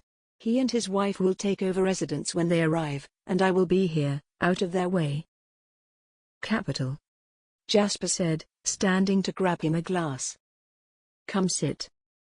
So, Stephen, Reuben said, what exactly are you planning on doing, now that you're no longer tied down to your county seat? Once I have income, I'm headed for Italy and Greece, he said wistfully. He still had that air of exhaustion about him, but it was lessened. Jasper has quite the tale to tell, Reuben said, shaking his head and running his fingers through his hair. Stephen blinked, sitting down as Jasper placed a glass in front of him, then Reuben filled it. Lady Leah found out about Selina and myself, Jasper said. Oh, no. Stephen said. Oh, yes. Jasper replied, raising his eyebrows. She's threatening to have Lord Kirby duel me if I do not continue the engagement. Stephen's eyes widened. Good Lord. Never a dull moment around here these days. He placed the glass to his lips and took a long sip. That's the truth, Reuben said, still tapping his glass with the fingernail of his index finger. What are you going to do? Stephen asked. That's what we were trying to figure out, Jasper said. I can't think of a blessed thing, except how much I need to see Selina. Then let's make it so, Stephen announced, decisively. For the first time in what felt like an age, Jasper felt like the usual Stephen was returned. There has to be some way to get the two of you together. Stephen glanced at Reuben, nodding emphatically. Perhaps, Reuben allowed. Although it will be difficult, now that everyone knows. If anyone can make it happen, it's the three of us, Stephen said. Jasper smiled at his friend and his brother. He was right, of course. Chapter 26. Selina stayed in her room, where she was brought dinner. From what news Faith brought her, it sounded as though Leah remained in her rooms, as well. After Selina's botched apology, it was clear that it was for the best that the two cousins remained apart. Selina sliced her meat while sitting at the writing table. Her poor dear letters were utterly destroyed, they remained in a pile by the side of her plate. She couldn't bring herself to put them on the fire. My lady? Faith asked. Yes, Faith? Selina glanced at her maid, who was seated in an armchair, her book in her lap. What do you think will happen now? It sounds, to me, at least, that Leah's not letting go without a fight. I don't think that Uncle Latimer will accept a duel on Leah's behalf. Her stomach roiled nervously. But I also don't know that he won't. She didn't want things to come to that, not with death. But she knew that Jasper wouldn't give her up. He loved her. I'm frightened, my lady, Faith admitted. As am I. Setting down her knife and fork, she sighed. She pushed her dish away. I don't know if I can eat. You must keep up your strength, my lady. And you must keep your hope. She looked over at dear Faith, who was looking at her, smiling in earnest. Everything will turn out right, Faith said, gently. I'm sure of it. Selina smiled, holding out her hand. Faith stood and stepped forward, taking her hand. Selina pressed her fingers gently. I don't know what I'd do without you, Faith. You'd have no decent clothes left, my lady, she replied teasingly. You sly thing, Selina said, laughing despite herself. Faith beamed at her. Selina turned back to her plate, spearing asparagus with her fork. Despite being cooked in butter and fresh rosemary, it tasted of ashes. She speared another. She would make it through dinner, as well as whatever the next few days demanded of her. She was resolute, she would prevail. She would do whatever was necessary so that she ended up with the gentleman that she loved. She would. Leah had spent the night, sleeping fitfully. She kept waking, still full of anger. In the darkness, she promised herself that all would be solved. She would be the Duchess. The next morning, she was taking her tea in her room, alone, when she received a letter. "This has arrived for you, my lady," Mr. Wicks said, delivering it right to her hand. "Who's it from?" she wondered, looking at the unfamiliar wax seal, the unknown hand. "It was delivered by a courier," he replied. "I know not, my lady." "Thank you, Mr. Wicks," she said. She broke the seal, which was made with green wax. It was of 2 intertwined snakes. She knew of no one with handwriting such as this. It was so fine, with exquisite flourishes. The ink was dark, very expensive. The paper was fine, very thick. It had to have come from a gentleman. "My Lady Lear, I have heard all about your current predicament.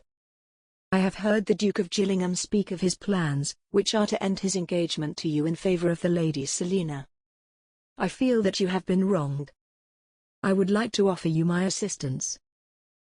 If you can, slip out this evening, and meet me in the garden of Kirby Hall at 11 of the clock. Tell no one. You have my word that no harm will come to you.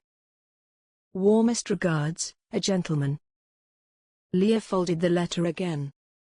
She placed it on her lap, then covered it with her skirt. She needed to consider how best to proceed. There was a great risk involved in this. It might be the evil individual who had killed Lady Langley. Then again, it might be someone else. Someone who was willing to fight for Leah. She needed someone strong on her side. Selina breakfasted in her room the next morning, as well. She sipped from a cup of tea, chewing the fresh pastry that had been brought to her. It was a flaky crust with strawberry jam. "So," Thomas said from the door. "This is what it's like to be under house arrest." She turned to look at him, swallowing the bite of pastry. "I'm only allowed to go into the gardens," she murmured. "Can I interest you in a stroll?" "Of course," Thomas said, seating himself in one of the armchairs. Selina leaned against the writing table, taking a sip of her tea. She hoped that he was there to apologize. She waited for him to speak. At length, he did. "I'm sorry about what I said yesterday." She raised an eyebrow. "You were very mean." "I know." "There was no reason for it," he said, finally looking at her. "It's hard to have you suddenly about to marry. Now that I've thought about it, I've realized that no gentleman will ever be good enough for you, not to me. Whoever it turned out to be was due to get eviscerated by me." "And?" Selina asked, smiling. "And I apologize. I will do whatever it takes to see you married to the gentleman that you are so enamored with." "Apology accepted," she replied, sipping her tea. Thomas exhaled. "That's a relief." "I am sorry, Selina." "I know. We've never disagreed like that before," she said. "Let's never do it again." "But what will you do when I find the lady that I'm going to marry?" "I'll take your word that she's an absolute angel and welcome her warmly into the family." Her brother seemed to deflate. "You're so much better than I am." "Naturally." She sipped her tea, turning her gaze toward the window. The sun was beaming down brightly over the bright spring grass. "I just wish that I could see him," she commented. "That would make everything better." "Let me help," Thomas suggested. "How?" After breakfast, Jasper and Stephen retired to his study to discuss plans for how to get him to see Selina when her brother's arrival was announced. "Lord Windermere," Jasper said, surprised. "Your Grace," Selina's brother replied, ceremoniously pulling a letter from his jacket pocket. "I come bearing word from my sister." "Thank you, my lord," Jasper replied, accepting it. "Have a seat." He undid the seal, with its black wax, a letter S intertwined with the letter D. He had never received a letter from her before. Anticipation made his palms tingle. "We were just talking about how we were going to get the two of them together." Stephen filled Lord Windermere in.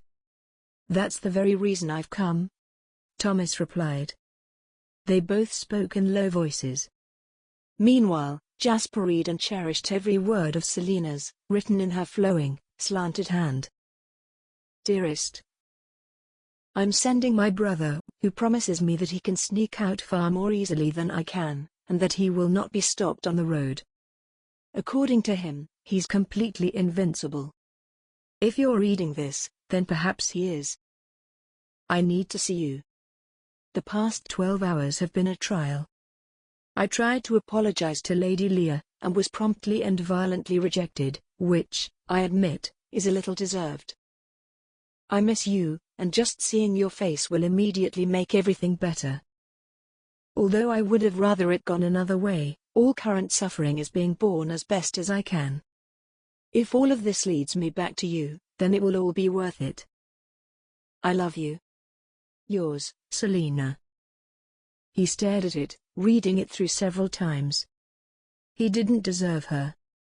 But he would have her, and do his best to deserve her.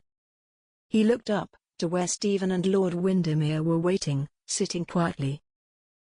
How did you get out of Kirby Hall? Jasper asked him. I took the servants' hallway out, Lord Windermere replied simply. Few people watch it. It's a dark, gloomy thing, but it lets out right by the stables. Can you get Selina out that way? I could, and we could have faith cover for her, he stated. After all, Selina has been confined to her rooms until further notice. We'll meet you both out by the World Tree, Jasper said. She knows where that is.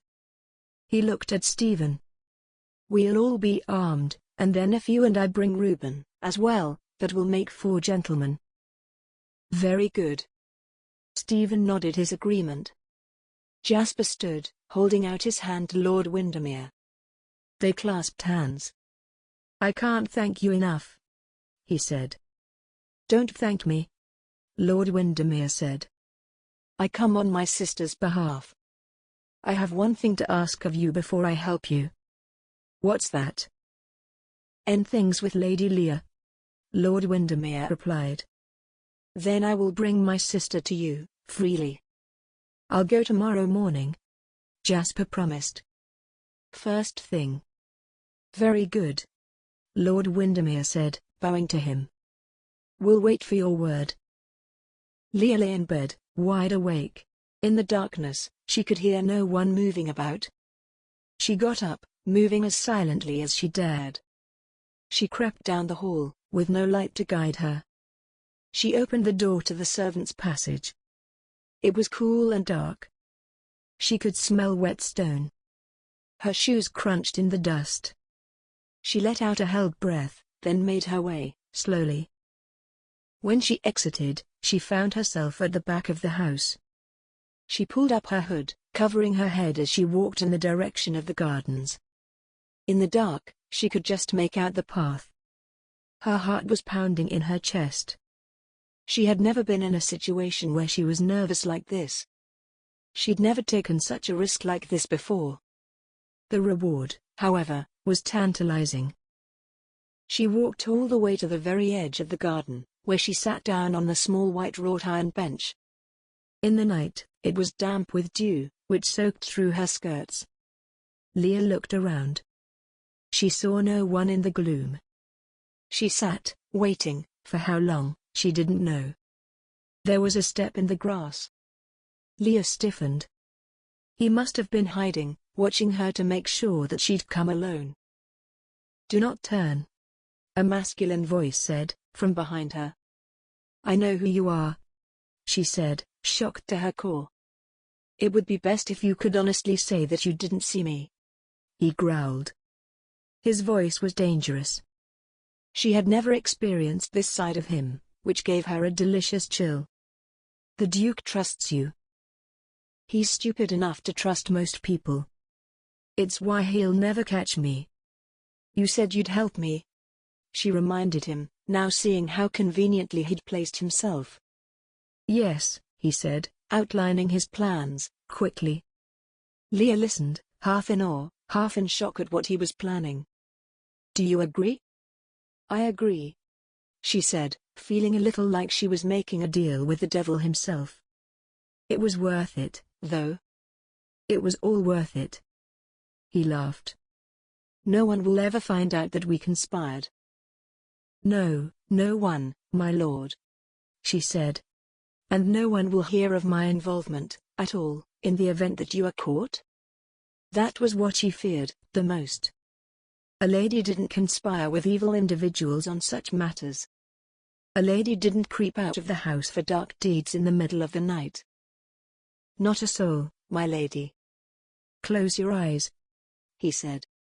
She closed her eyes as he stepped forward, pressing his lips roughly to hers. She moaned as a flash of desire filled her. She kissed him back. Then, he was gone.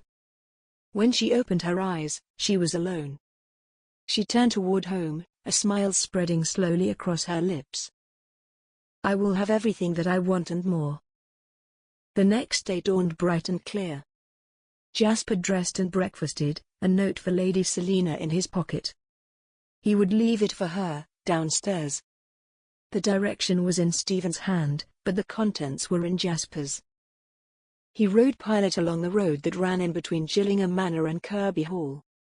He was going to talk to Lady Leah and put an end to it all. He felt free and light. Soon, it would be over. Then, Lord Windermere would be willing to help him meet with Selina. Not being able to see her at all over the past few days had been interminable torture. He missed her. She was all that he could think about. He'd pored over all of his memories of her, pale substitutes for the real lady. He turned a bend in the road. Pilot came to a stop, tossing his head. Jasper sat back, tugging gently on the reins as he beheld two riders, their horses stopped in the center of the road. They were both dressed in dark clothing, hoods pulled up over their heads. They wore dark cloth masks, which covered their faces. Here they were, at last, two of the demons who had plagued Gillingham County. One pulled out a pistol, pointing it in Jasper's direction. "What's this?" Jasper demanded. He wasn't going to cower in front of them. He would not. His own pistol was holstered at his hip. He cursed himself for not pulling it sooner. "Get off your horse," the one ordered. "Absolutely not." "Get down, or he'll shoot, Your Grace," he said. Jasper didn't recognize his voice. He wondered if he was speaking lower than normal, affecting that northern dialect, which was uncommon in Gillingham County. His pulse raced, at the same pace as his mind, looking for anything that he recognized of them. He slowly got down. As he did, he slipped his hand to his pistol. "What do you want?" he asked. "I carry nothing of value."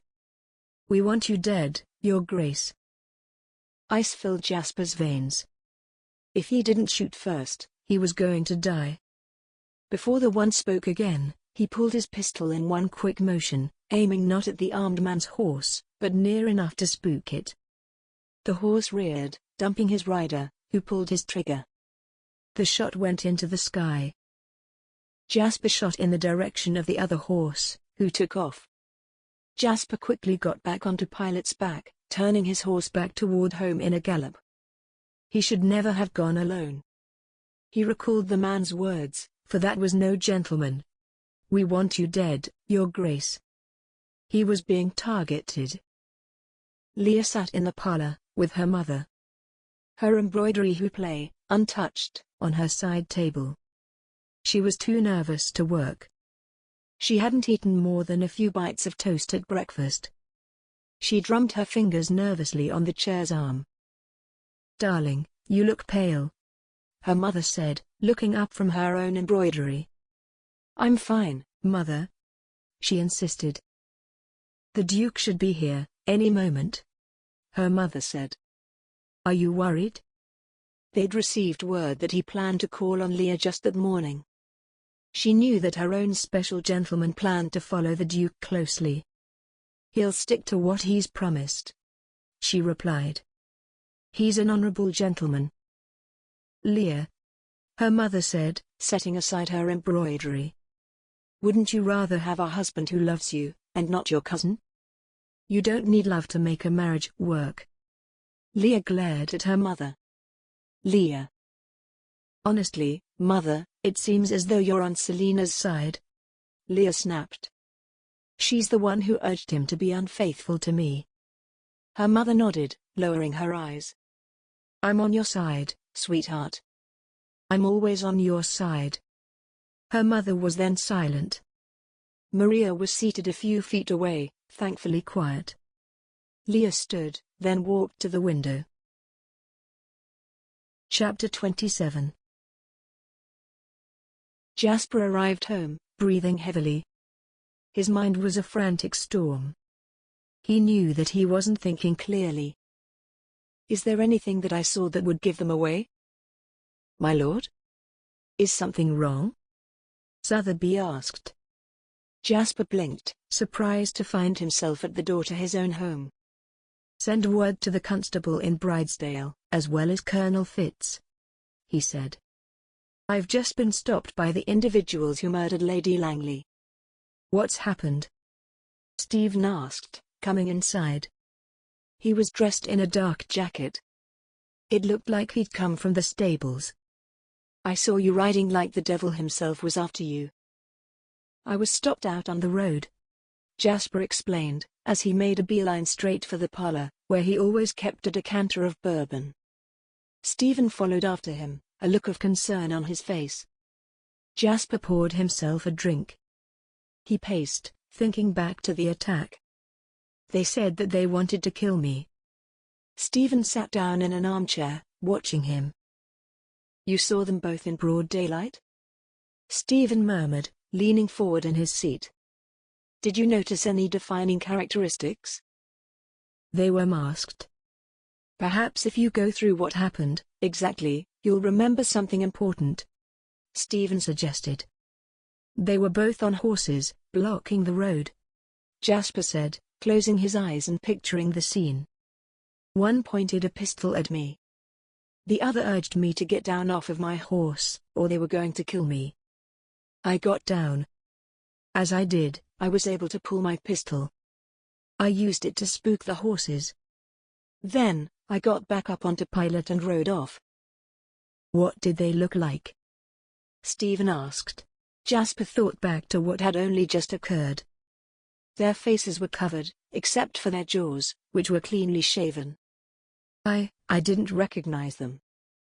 What about what they wore? It was fine clothing, Jasper mused, taking a sip of his drink. But given what they've stolen, they could have easily afforded nice clothing. It doesn't mean anything. Did only one of them speak? Stephen asked. Yes. He didn't sound genteel. There was a definite roughness to his voice. He explained. I immediately thought that he wasn't a gentleman. Wait, Jasper, the other one never spoke. Tell me more about the one that didn't speak, Stephen said. He was drumming his fingers on the arm of the chair. He was seated on a horse, but I suppose he was about my height, Jasper said. That certainly doesn't narrow down the search.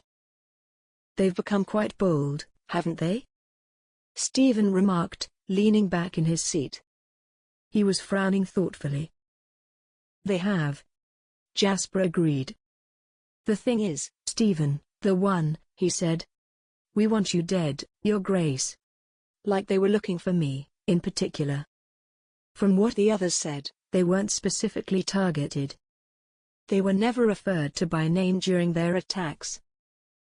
They're going after you, Stephen said. Why now, though? What's changed? Did they have a list, and now I am next? Jasper suggested. Or are you the one that they've always been after? Stephen added. Good Lord, Jasper uttered, his eyes widening. What if you're right? The horror dawned upon him. All of the victims, so far, were aristocratic. But with each robbery, murder, they got closer and closer to Jasper. His mother, his best friend, had both been targeted. What if they were trying to get him to make a mistake? Maybe nothing's changed, he remarked. Maybe they were always trying to get to me. Is there anyone who would want to get revenge on you? Stephen asked. Jasper thought back over his life. It started only just this spring. He mused. As he thought, he couldn't think of a single person he'd wronged. Not until recently. Lady Leah wouldn't do such a thing. And Stephen had forgiven him. Selina joined her aunt and uncle in the drawing room, in the hopes that she had perhaps been forgiven, if only just a little bit. Thomas sat over by the window, reading a paper. She crossed over to where Aunt Georgiana and Uncle Latimer were sitting, talking in low voices. She curtsied. "Good morning, Aunt and Uncle." "Good morning, Selina," Uncle Latimer said, smiling. Selina sat, relieved. The Duke was supposed to come and talk with Leah. Aunt Georgiana told her. "He's not shown up." "That's unlike him," Uncle Latimer said, frowning. "But he's been doing quite a lot of things that aren't like his usual self." Selina's face felt hot as she blushed a deep shade of crimson. Nothing was forgiven, of course. Who's to know what a gentleman is truly like? Thomas mused, from across the room. It's only when the chips are down that a gentleman shows his worth. The door to the parlour opened. "Lord Sandbourne," Mr. Wicks announced. "My dear Lord Sandbourne," Aunt Georgiana said. "What brings you here?" "I've come in my friend's stead," he explained. "The Duke sends his regards and apologies. He was unable to come today, because on his way here, he was stopped and accosted by two masked men, who threatened to kill him." Horror, like a finger of ice on her spine, caused Selina to gasp. Is he all right?" she blurted out. Lord Sandbourne smiled at her kindly. "Yes, my lady," he assured her. "He's speaking with Colonel Fitz, as well as the constable from. They're trying to discern what to do next." He pulled a letter from his pocket. "I was to deliver this for the Lady Leah." "I will take it to her, immediately," Aunt Georgiana said, accepting it from Lord Sandbourne. "I should inform the staff," Uncle Latimer said. "I'll need them to be on the lookout. Particularly if they're targeting my daughter's fiancé." "Of course, my lord," Lord Sandbourne said. Once Aunt Georgiana and Uncle Latimer were gone, Lord Sandbourne pulled another letter from his pocket. "I was told to give this to you," he said. Selina let out a sigh of relief. "Thank you." "And he's unhurt?" "Just a little shaken," Lord Sandbourne assured her. "There's not even a scratch on him." Thomas stood up, walking over to them. "So, he means to move forward?" "Of course he does," Lord Sandbourne said. "He loves Lady Selina." Selina was reading the note. "He wants me to meet him today?" "Yes. It would be safe. I will be nearby, as well as Lord Munro and Lord Windermere." "He didn't fulfill my one request," Thomas pointed out. "Unfortunately, he was not able," Lord Sandbourne said. "I'm going to see him, Thomas," Selina said. "You can either come or stay. It's entirely up to you." "Selina." "No. I almost lost him today," Selina snapped. "I'm going to meet him." Thomas nodded. "Very well, then. Let's be on our way." Leah had waited. It was unbearable, sitting and chatting pleasantly with her parents and cousin Thomas when she was waiting for news of the Duke's untimely demise. She'd waited all morning. The stress of it had made her stomach turn. She'd finally excused herself to go and be alone in her room, where she wouldn't have to dissemble any longer. She was seated on her window seat, and she saw the moment when Lord Sandbourne, accompanied by a group of red-coated soldiers from the regiment, arrived at Kirby Hall. It was only a few moments before her mother came in, and Leah stood up, her pulse thundering in her ears. Her mother looked devastated, as though something bad had happened. "Something's happened?" Leah asked. I'm afraid it has, my dear, she said, holding out a letter to her. Leah frowned when she saw that it was the Duke's seal and hand. She broke the seal and unfolded it, shock and rage filling her the more that she read. Dear Lady Leah, I apologize for not coming today to speak with you. I was on my way over, when I was accosted by two masked men who threatened to kill me. Unfortunately, I will be unable to come to speak with you today. It's my greatest shame that I will be unable to continue the engagement. I know that you feel that it is something that you wish for. For this, I am truly sorry. I will come and we will talk at length. However, I hope that you will find it in your heart to let me go, without having your father duel me. There's no reason for him to risk his life. Not when I am doing this for the best. You deserve a husband who loves you. You deserve love. I hope that this helps you to soften your heart. Please, please don't be angry with your cousin.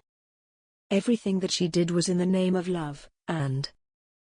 Without finishing it, Leah crumpled the letter up and threw it onto the fire without finishing.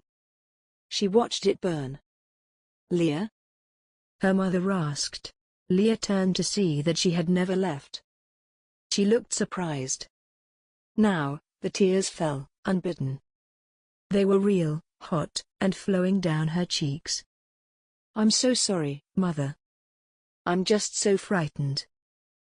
Come here, sweetling, her mother said, holding open her arms. Leah went to her mother, letting herself be comforted. She sobbed. She couldn't believe that she had to wait, to suffer through 1,000 indignities. She would get her revenge. He had promised her, then sealed that promise with a kiss. He wouldn't fail her a second time. Jasper and Reuben walked to the meeting place, together. The colonel and his regiment were out in full force, looking for any sign of the individuals who had perpetrated such violence. As they neared, he saw that Selina was walking toward them. She was in the company of her brother, her lady's maid, and Stephen. As soon as she saw him, she broke into a run. He met her halfway. She threw her arms around him, and he held her close. Her head tucked perfectly underneath his chin as he wrapped his arms around her slim figure. She was dressed in a pale green muslin dress. I thought that something horrible had happened to you," she said, turning her face up to him. Tears were spilling from her beautiful eyes. He wiped them away with his thumbs. "I'm sorry that you were allowed to fear," he said. "Did you get a good look at them?" she asked. "I did, but they were masked," he explained. There was nothing discerning visible. She nodded, frowning. "I'll keep my eyes open for anyone suspicious." "I know you will, brave lady," he said. She smiled at him, her eyes lighting up. He wanted to remember her, this way, loving him as much as he loved her. He laced his fingers in with hers. "It'll all be over, soon, I promise." "I know. I have faith in you." He beamed down at her. That she trusted he was able to do it meant everything. He himself wasn't so sure. Just seeing him made everything better. He looked entirely uninjured. Not even a scratch, that she could see. She could feel her brother, Lord Sandbourne, and Lord Munro watching from over by the tree. They all gathered underneath it. Jasper followed her gaze. "We should go talk to them," he said. She held Jasper's hand so warm and real in her own. It was like a blessing, to have him whole and solid beside her. "What's our plan?" Thomas demanded. "If the two of you need to leave Kirby Hall, then you can come to Gillingham Manor," Jasper said. "Out of the question," Thomas said. "The impropriety of it. Uncle Latimer says that we're not to leave Kirby Hall until things are settled," Selina said flatly. "I'm going to come to speak to Lady Leah on the morrow. This business needs to come to an end," Jasper said raggedly. Selina glanced over at him. The combination of Leah's not letting go, coupled with the attack earlier in the day was wearing on him, and it was beginning to show. He had dark circles, pressed underneath his eyes. "Whatever you decide to do, I'll follow suit," Selina promised. "You can make no such promise," Thomas said. "I will and I am," she replied, her obstinacy about to brook no debate with her brother. The two siblings stared at each other. Finally, Thomas rolled his eyes, sighing heavily. "Fine," he snapped, folding his arms. "If Father's angry about it, then you'll be the one to answer for it." "Of course," Selina replied evenly. She was glad that he was finally letting her choose what happened. She turned to Jasper. "As soon as Uncle Latimer releases us, we'll come." He nodded, smiling. Jasper spoke to Thomas. "I'll have everything settled, I promise," he said. Thomas looked doubtful. Leah was in her room when she received another letter from her gentleman. It was delivered by Mr. Wicks. She waited until the butler was gone, and then she tore it open, her eyes devouring the precious message. "My lady, the Duke will come to speak to you on the morrow. You are to arrange it so that you are both in the gardens. Take him to where we met, and then we will take it from there. Regards." She threw the letter on the fire, watching the paper curl up and turn to ash. Now, she was going to be an active participant. Obviously, he needed her to play a part. It would not fail with her assistance. She would make sure of it. She walked over toward her dressing table, sitting down, and looking at herself in the mirror. When did I become so pale and bitter? She looked the same as she had, before all of this began. She was still the same dark-haired beauty who had been engaged to the Duke. Something dark had taken root within her. An inner strength and fortitude that she had never known existed inside of her. She was stronger than anyone had ever expected. She smiled to herself. Chapter 28. Jasper arrived at Kirby Hall the next day without incident. Lady Leah came down to the entranceway. "I thought we could take a walk through the gardens," she said. She was stiffly formal. Her lady's maid trailed along behind them, like an ever-present ghost, always watching. "Very well, my lady," he replied, bowing to her. He offered her his arm, and she perched her hand into the crook of his elbow. They both began to walk through Kirby Hall's maze-like hedgerows, which were surrounded by lush floral displays. They were silent as they walked. "My lady," he began. "I'm sorry for how things have fallen out. You should never have had to find out about it in the manner in which you did." "You're right," she said. "You shouldn't have done it at all." "I should have told you what my feelings were," he said. "I wanted to wait until things were less complicated. But instead, everything's even more snarled than it was weeks ago. All you have to do is give her up, Your Grace." "That's the thing, Lady Leah, I cannot give her up. I'm in love with her, and I cannot go forward and marry you." She stared at him, coldly. "I had a feeling that it would come to this," she said. "How dare you betray me like this?" "I'm sorry," he says. "I'm so sorry. But I cannot marry without love." "Love?" she mused, her lip curling. "Yes, my lady. There's no such thing, Your Grace." Her stubborn refusal to believe in love baffled him entirely. How could someone be so blind to the reality of something that was, in his experience, so wonderful? "Yes, there is," he said. "I know that it exists. I hope that someday, you'll find it, too. Because you deserve to be loved and cherished. Like you do, Selina." "Exactly." He smiled at her. What she said next shocked him to the core. "I hope that you learn what it feels like to be so cheated," she replied, turning her face away from him. "I'm so sorry," he said because he was. He froze when he heard the metallic crack of a pistol being cocked, from behind them. "We meet again, Your Grace," a masculine voice said. The Duke turned. Leah watched his face as he looked at the three masked men who were now separating both of them from the safety of Kirby Hall. One of them was holding Maria, one hand over her mouth, the other wrapped around her middle so that she couldn't escape. Her face was pale with fright. "Oh, Maria!" Leah gasped, playing her part. She gripped the Duke's arm, pretending to be in terror. In an attempt to protect Leah, the Duke stepped in between Leah and the three men. Leah watched. Suddenly, she realized that she was about to watch the Duke die. It was both terrifying and exciting as a prospect. The Duke was not armed. He had left the grooms who'd accompanied him back at Kirby Hall. "Please," the Duke begged. "Let the lady and her maid go." "I don't believe that we will," the one man said. Leah knew that her gentleman wouldn't speak. She knew which one he was. He'd given her a little wink. Leah let go of the Duke's arm, stepping to the side, so she was out of the way. That was when the Duke did something that none of them had expected.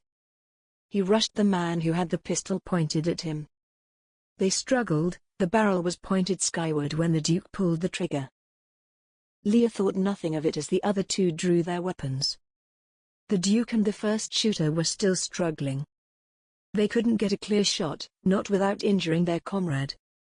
Leah covered her mouth with her hands, watching as the Duke and the bandits did battle. 3 against 1, it wasn't fair. It was perfect. The two bandits struggled with the Duke, while her gentleman pulled his sword, which was at his hip. He was the one who still held Maria, except it was only by her wrist. The Duke was wrestled onto his back, held down by the two, while her gentleman placed his sword at the Duke's throat. He opened his mouth to say something, which would have revealed all, when, to Leah's disappointment, several of her father's grooms came running, equipped with weapons. "Stand down," one of them said to the masked men, "or I'll shoot." Leah and her gentleman shared a look. She knew that her face was twisted in fury. How dare he fail her, a second time? He turned away, jumping through the hedge at the back of the garden. In moments, it was over, the masked men had all fled the scene. Leah stepped over to Maria, who was breathing heavily, tears rolling down her cheeks. She handed her maid a handkerchief. She stood, silently pondering the failure of her gentleman. This was more than a setback. All he'd had to do was to slice through the Duke's throat. They'd had him, right where he should have been. Instead, he'd run. The constable from Bridesdale had arrived, along with Colonel Fitz. They were using as much manpower as possible, in the hopes that they would catch them. As the group entered through the back door, Selina came running down the hallway. Her eyes were wide in fear. "Are you all right?" she asked him. He took her hands in his. "Yes," he assured her. "My lady," the constable said. "We're going to question them." Selina nodded, looking at Jasper. "I'll speak to you later," he promised. When he turned away from her, he noted Lady Leah's look of disdain. Lord Kirby looked very tired. The entire group was ushered into the parlor. Jasper sat, a glass of brandy in his hand, listening to Lady Leah's lady's maid give her version of the story. I didn't hear them coming," Maria said, her voice shaky with hysteria. "I was looking out over the gardens. They must have been following us," Lady Leah added, smoothly. "Is that so, my lady?" the constable asked. "It is," Lady Leah replied. She was seated beside Jasper. Her hand sat in her lap. Jasper frowned. For someone who had been in grave danger for the first time in her life, Lady Leah seemed calm, unruffled. When standing beside her maid, who was in tears, she seemed off. "They must have been waiting for us to get to a point where they were in between us and Kirby Hall," Lady Leah pointed out, "stalking us." Maria burst into a fresh wave of tears. "I've never been so frightened in my life, Constable." Maria was dabbing at her eyes with a handkerchief. She was clearly still in distress. "I'm so terrified," I can barely recall what happened. Lady Leah added. Not one thing? Jasper asked, watching Lady Leah's eyes widen. She shook her head. Not a thing, she confirmed. He remembered what she'd done. Stood there, while a blade was pressed to his throat. She could have easily cried for help. She'd done nothing. If you recall anything more, please let me know, my lady, the constable said. Lady Leah stood up and curtsied. Come, Maria, let's get you some tea. She led her maid off. As soon as the door closed, Jasper looked at the constable. I feel like she's a bit too calm, he commented. I was almost beheaded in front of her. The constable nodded. You noticed that, as well, Your Grace? I did, he said, standing up. Well, I can have you seen safely to Gillingham Manor, the constable offered. Thank you, Jasper said. Selina peered inside the room. He walked to her. I'm fine, as you can see, my lady. Good. I heard what had happened, and She was a wreck, Lord Windermere said from the hallway. Try not to get yourself killed, Your Grace. The constable is going to accompany me home, my lord, Jasper said, tiredly. I won't stir until I've had at least another brandy. Selina squeezed his hand in hers. He felt relief. It's over, he told her, a warm feeling enveloping him as he said it. The next morning, Selina was walking the garden path. She'd been sworn that it was safe, watched.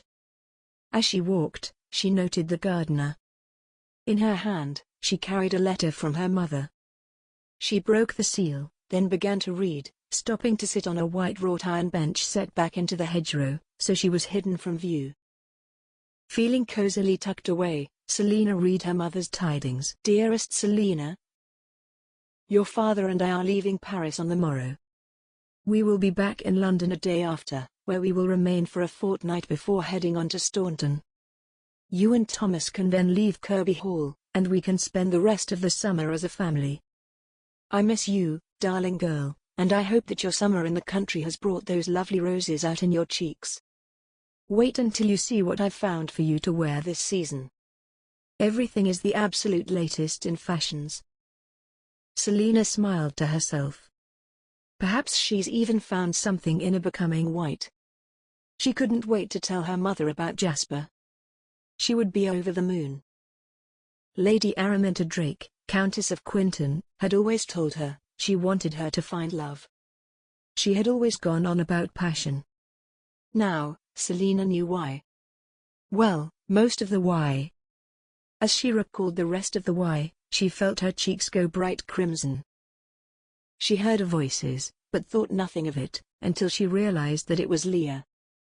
She was talking to someone angrily. It sounded like they were coming nearer. Selina froze. They were, luckily, on the other side of the hedgerow. How could you fail me? Leah demanded. I was promised his death, twice now, you've failed. Selina's blood ran cold. She could barely believe her ears.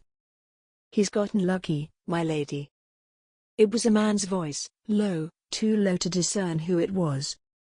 He might, even, be disguising his tone. Given their subject matter, no wonder. Selina knew, she was overhearing a conversation which she wasn't meant to. How much longer do you need? Leah asked. I don't want to wait too much longer. He's ended the engagement. Now, I want him dead. Selina's pulse was beating fast, her heart felt like it was about to pop a hole through her sternum. What if they find me here, listening? She could be murdered. She got down off of the bench, hiding herself as best as she could in the hedge, covering her mouth. Soon, my lady, I promise, the male personage said. And if he's discovered, with Lady Selina with him, perhaps. He trailed off significantly. Selina knew, she, too, was in grave danger. They all were. When Leah next spoke, her voice was farther away. Don't fail me another time, Third time pays for all, my lady, he replied. Who was that? As soon as she dared, she peered up and over the hedge. He was tall, with dark hair, but he was looking away, out over the fields of Kirby Hall, Leah clutching his arm. He turned, and Selina ducked back down, without seeing his face. Selina closed her eyes, trying to calm herself. It was most important that she wasn't seen. She needed to get word to Jasper. Remaining bent over, Selina began to run, keeping the hedges in between her and the other two. As soon as she was out of sight of the rest of the garden, she picked up her skirts, running as fast as she could, toward Kirby Hall. It was now a matter of life or death. She needed to tell Jasper, immediately, what she'd heard. When she arrived at the house, she found Mr. Wicks. "I'm going to need the carriage brought around," she said, breathing heavily. "I'm heading up to get my brother to accompany me." He looked at her queerly but nodded. "Very good, my lady." Mr. Wicks moved off. Selina went to fetch her brother. The gentlemen of Gillingham Manor had just sat down for their luncheon when some unexpected guests were announced. Sotheby opened the door. "Lord Windermere and Lady Selina," he announced. All three of them stood up as Selina and her brother entered. Selina was pale, her eyes wide. Immediately, Jasper knew something had happened. "Selina, what's wrong?" Jasper asked, walking to her. She placed her hand on Jasper's arm. She was breathing heavily, as though she had run all the way from Kirby Hall. "I was just in the garden at Kirby Hall," she said, speaking quickly. "I overheard Leah talking to someone, that she had arranged for your death and that he's failed her twice now." Jasper's mouth dropped open in surprise. He believed her. Selina would never lie to him. He would have never expected this to be the case. "Lady Leah, conspiring to have me killed? Could you tell who it was that she was speaking to?" Reuben asked. Selina shook her head. "No, I couldn't." He was speaking in a low voice. It was almost hard to make out what he said. "Come, sit, my lady. You look pale," Jasper said, pulling out a chair for her at the table. She sank down into it, breathing a sigh of relief. Sotheby, who had stayed, poured her a glass of bourbon. "Here, my lady," he said. "It'll do you some good." She sipped it, wincing at the taste as she set it down again. "What are we going to do?" she asked. The four gentlemen all looked at each other. It was clear that they were all still in shock at the news. "How do we prove that a well-bred lady has conspired to murder someone?" Stephen wondered aloud. It sounded like a fanciful bit of fiction from the imaginative writer Mrs. Radcliffe. "We'll have to catch her at it," Reuben replied. "She might be the weak link that leads us to them at last." "Good listening, my lady." "It was hard not to overhear," Selina admitted. "I was sitting quietly, reading a letter from my mother." "You're lucky they didn't see you," Lord Windermere said gravely. "You could have been killed, yourself." The thought of it sent a frisson of panic through Jasper. "I was tucked away," she replied. "As soon as I heard them, I just tucked myself away a little more." They were all silent, every one of them lost in thought as they tried to come up with a feasible plan. Jasper knew that it would have to be his move.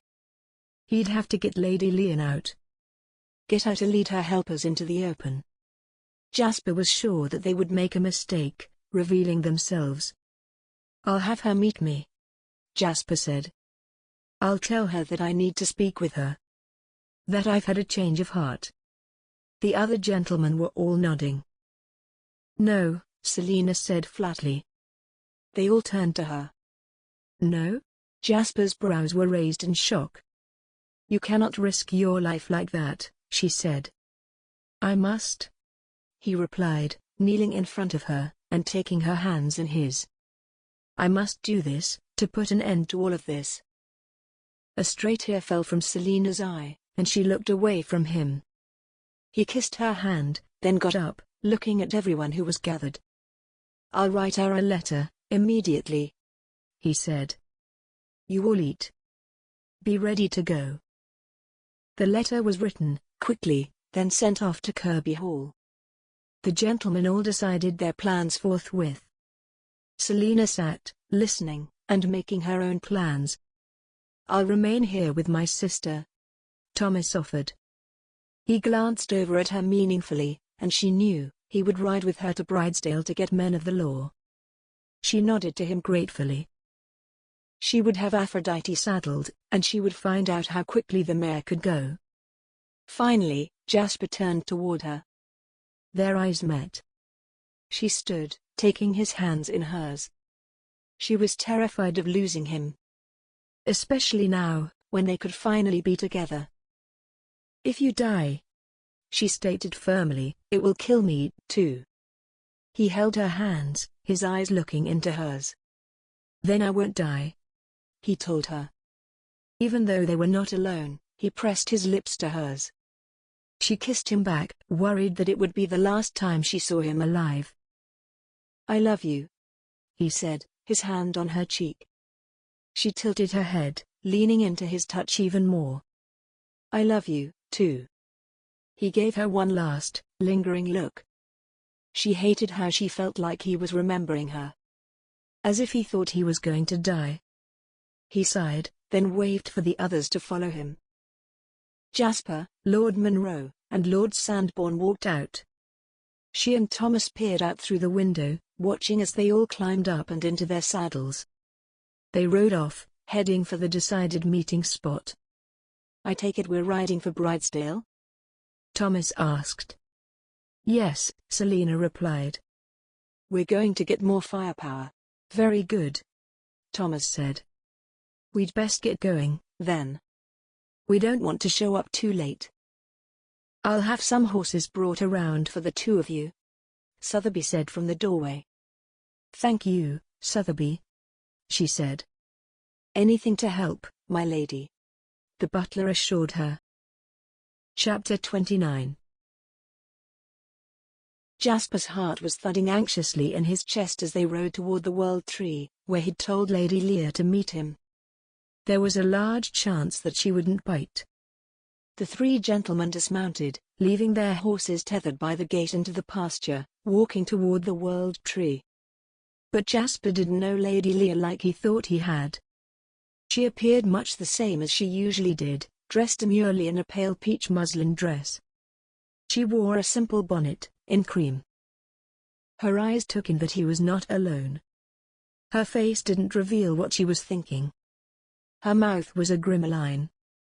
Jasper dismounted, walking over to her, confidently. "You come accompanied," she said, clearly not trusting him for a moment. "No one should be traveling without protection," Jasper replied, noting that she had come alone. Not even her lady's maid was in sight. This, in itself, was odd. "Especially not me, as I am clearly being targeted." She nodded, looking at him with those brown eyes. He could feel the anger and resentment emanating from her. "You wanted to talk to me?" she asked. "I wanted to talk with you," he said. "Your letter said that you believed yourself to be wrong," she said, her tone accusatory. She'd spotted the ruse, and yet, she'd still come. "That you want to marry me?" "I lied," he replied. "I believe you've conspired to have me murdered." She smiled, her eyes were cold. This was the real Lady Lear. Calculating, mean, angry. "So I have," she replied. Two masked men in dark clothing come out of the nearby stand of trees, the very same who had attacked him only the day before. "I thought there were three," Jasper said, wondering where the third was. "There are," Reuben said. As Jasper turned to his brother, Reuben shot Stephen in the shoulder. Stephen crumpled into a heap on the ground.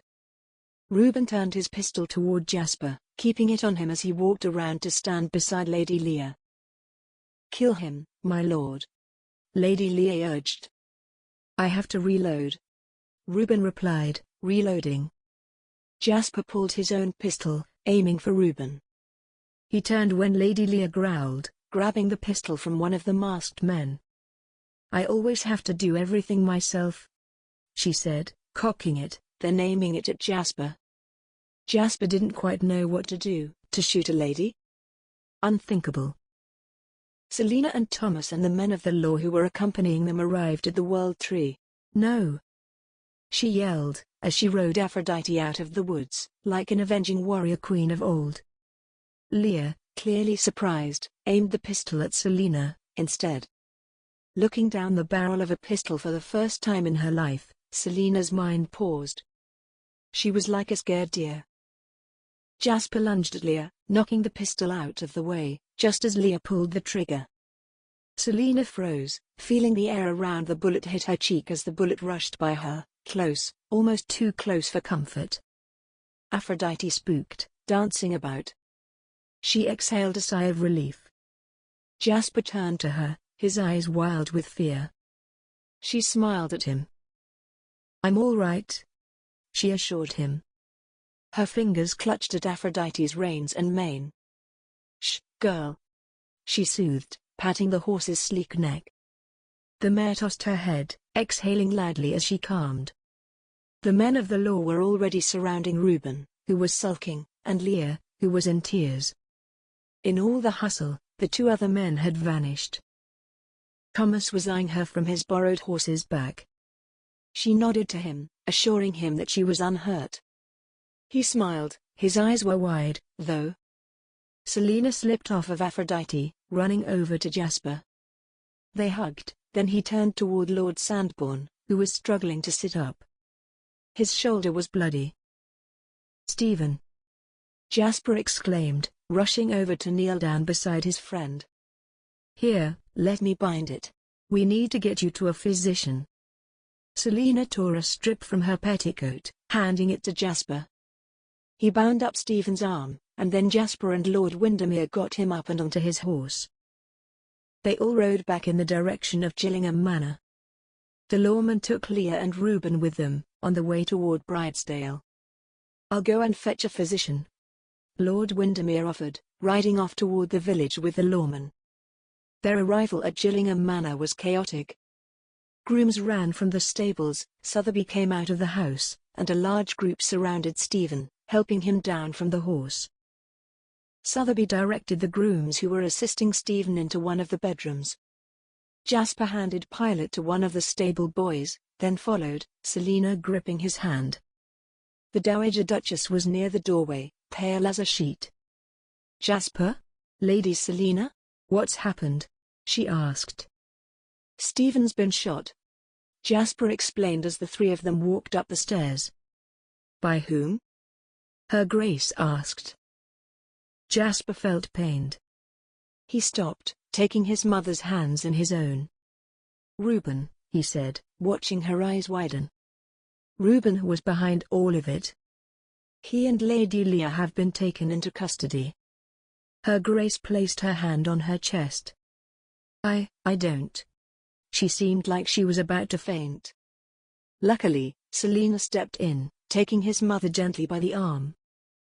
"Come, Your Grace," she said. "Let's go and sit in the parlor, and I can answer all of the questions that you have." Her Grace nodded, her eyes sparkling with tears. Selina smiled at Jasper. "You go and see to Lord Sandbourne." "Thank you," he mouthed. Jasper turned to find where Sotheby had stowed Stephen. When he arrived in the room, his friend was lying in a bed. Sotheby was putting pressure on the wound to staunch the bleeding. Stephen's boots had been removed. He was bearing it all stoically. "Do you need anything, Stephen?" Jasper asked. He smiled, his eyes screwed up in pain. "I expect I'll just need a bit of patching up," he said, wincing. "Stephen, I'm so sorry," Jasper said. "I'm so sorry. I don't think either one of us saw this happening," Stephen pointed out, with a bit of a hysterical laugh. "No," Jasper agreed, worried that Stephen was going into shock. "I had no idea that I was looking for my own brother." I'm just glad it's not both of us," Stephen said, reaching out to pat Jasper's hand. His lips were frighteningly pale. He closed his eyes and lay back. The physician arrived, and he shooed Jasper out and into the hallway, where Lord Windermere stood. "I'm going to get a party to go over to Reuben's lodge," Jasper said. "I have a feeling that we're going to find everything that's been stolen there. But we have to hurry before those two get it all." "I'll come with you," Windermere said. "I appreciate it," Jasper replied. "Well, you're about to become family," Windermere replied. "It's the least I can do." Selina had gotten the Dowager Duchess into the parlour. She'd gotten her settled on the settee, then rang for tea and brandy to be brought. The Dowager Duchess was in tears. Selina sat beside her. "Reuben, my Reuben?"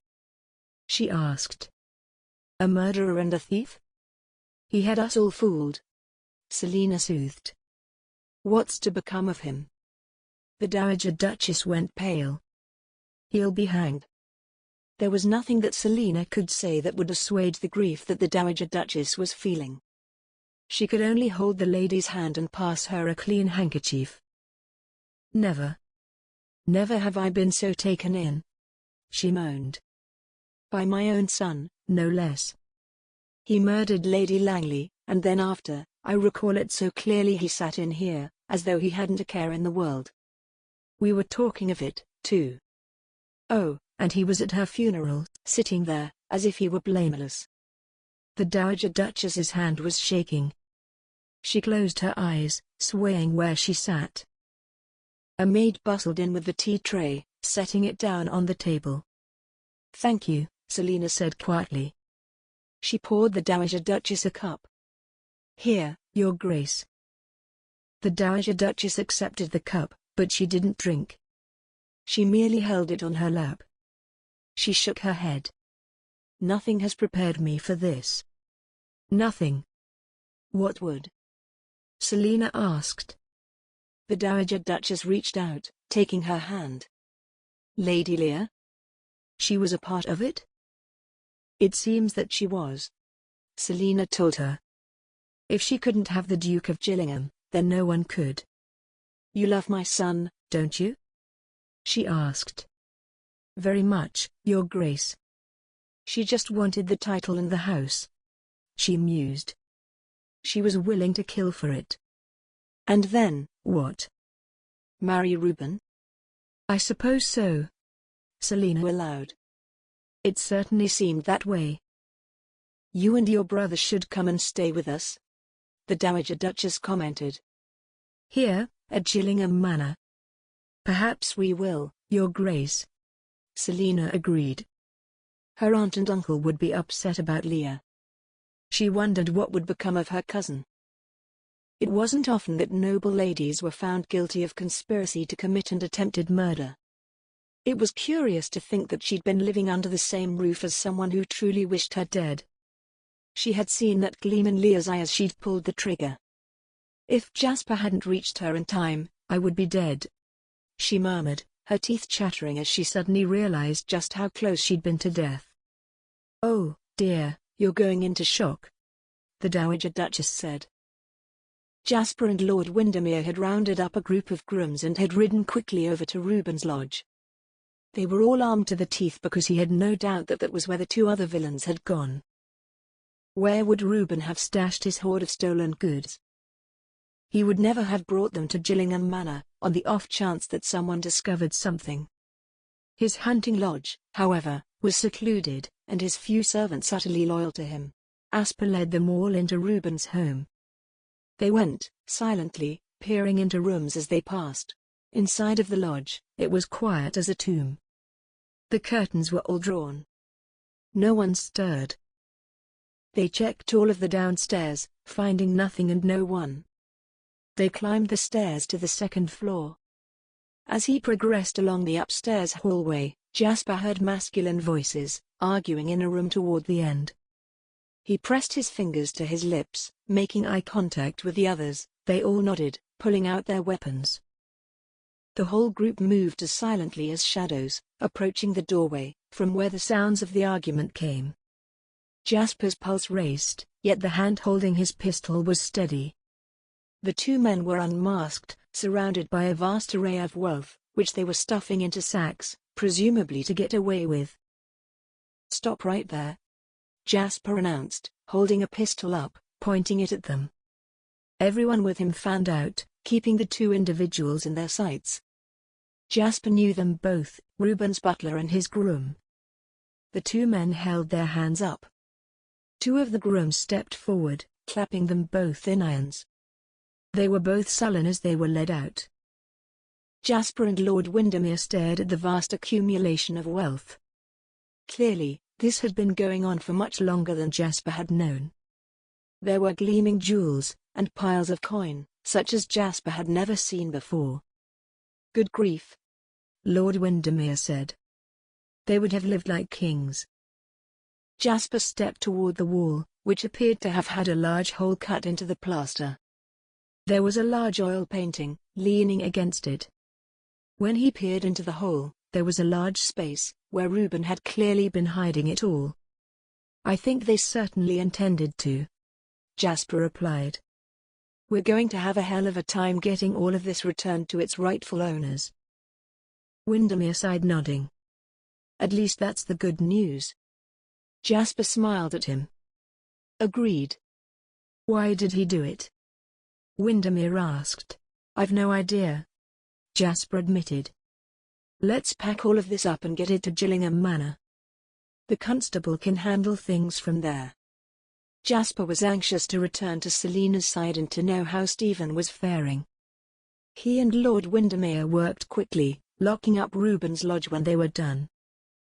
The constable had just arrived, just as Jasper and Thomas returned. Selina was wrapped in a soft, knitted blanket, sipping a cup of tea, the Dowager Duchess sitting beside her. The two ladies held hands, consoling each other. "So?" Jasper asked, sitting down beside her. His eyes were on the constable. "It appears that Lord Munro was behind all of it," the constable said. "He wanted to become the Duke and was willing to kill you. He was the one who involved Lady Leah, told the butler to tell her where to find the letters, and then gave her the idea that once you were dead, he would marry her, so that she could become Duchess. We sent you his butler and his groom, who were the other two bandits," Jasper said. "You found all of the stolen goods?" Selina asked. "We did," Jasper said. "They're in the other room, constable." "And Lady Leah just agreed to all of it?" the Dowager Duchess said, shaking her head in disbelief. "Unfortunately, she did," he replied. "She and Lord Munro have confessed. They would have succeeded, too, if Lady Selina hadn't overheard them talking, or had come to get us." Jasper beamed at her. "Well done," he said. She smiled at him. The physician came in, ushered by Sotheby, who had a harried look to him. "Lord Sandbourne is doing well," he said. "The bullet went clean through the shoulder. All I had to do was stop the bleeding. He's on bed rest until further notice. I'll come and check on him in the morning. I've given him some laudanum and water. He should be checked on throughout the night, just in case." "Oh, good news among all of the bad," the Dowager Duchess proclaimed. "He should make a full recovery," the physician said. Everyone was talking among themselves. Selina found that no one was paying any attention to her and Jasper. He led her over to the window, where they could speak quietly. "We wouldn't have survived without your clear thinking," he said. She smiled up at him. Here was the gentleman that she loved, who viewed her as an equal, prized her intelligence and clear thinking. He held her hands tightly. Chapter 30. Jasper stood out on the terrace, overlooking the gardens. It had been a week since everything had fallen out. He could see Selina, sitting on a bench, Faith beside her. They were both talking animatedly. Both Selina and Lord Windermere had come to stay at Gillingham Manor. Now that she was there, He never wanted her to leave. Her presence was the one thing that had been missing from his home. Now, it was perfect. His heart was pounding as he walked toward her. He had written to her father, requesting permission, and had received a letter which granted him the full confidence of Lord Quinton. Now, he just had to ask Selina himself. He made his way down the steps and then out into the garden. Faith noticed his approach. She smiled at him.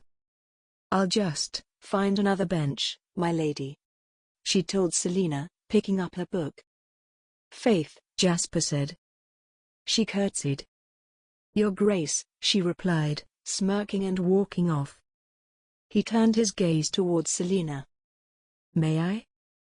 "Please do," she replied. He sat down beside her. He glanced over to the next bench, where Faith sat, just within hearing. Her little book was open in her lap. He turned to Selina, taking her hands in his. "I wrote to your father," he said. "Oh?" "He said that the decision is ultimately up to you," he went on. She was smiling broadly. "I love you, Selina, with all of my being. I cannot imagine attempting to live without you. Will you do me the absolute honor of marrying me?" he asked. "Of course, my love," she replied. He leaned in, claiming her lips with his. When they pulled away, they smiled at each other. Jasper felt like the happiest gentleman in the world. He was so lucky, and he knew it. "I shall write to my parents and let them know that we're planning to marry immediately," she said. "Immediately? Do you not mean to invite the ton?" "Absolutely not," she replied. "My parents are at Staunton. They can be here by the end of the week. I have a white muslin, which suits me just fine." "Agreed," he said, content not to have to wait to be married to the lady that he loved. Everything would be fine, he knew it. "Now, look," she murmured, pointing to a flock of birds, rising into the air, just over the gardens. "See how they all fly together?" "Yes," he said, watching. "Isn't it marvelous?" she asked. He looked at her, the look of wonder on her face. She was resplendent in a pale green muslin, her hair in a low chignon, with ringlets framing her face. "Yes," he agreed. "Yes, it is." Selina arrived at Kirby Hall, to go and see how Aunt Georgiana and Uncle Latimer were faring. The news that Leah had been a part of a plot to murder the Duke, and that Leah had attempted to murder her own cousin had shocked them. Mr. Wicks showed Selina into Aunt Georgiana's chamber, where she sat, dressed in a dark-colored gown. "Selina, dear," her aunt said. "How kind of you to visit me." "Of course, Aunt S," he replied, taking the empty seat beside her. The curtains were drawn, and the only light in the room was from a small fire, crackling in the grate. It was warm and stuffy in the room. How are things at Gillingham?" Aunt Georgiana asked half-heartedly. "The Dowager Duchess is in a similar state as you," Selina replied. It was true, except the Dowager Duchess had agreed to open the curtains. No one saw this coming. "My own daughter, a murderer's," Aunt Georgiana said, sniffling. "I'm so sorry, Selina."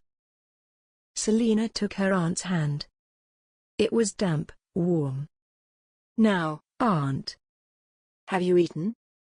"I cannot. Let me take care of you," Selina said gently. "Where's Uncle Latimer?"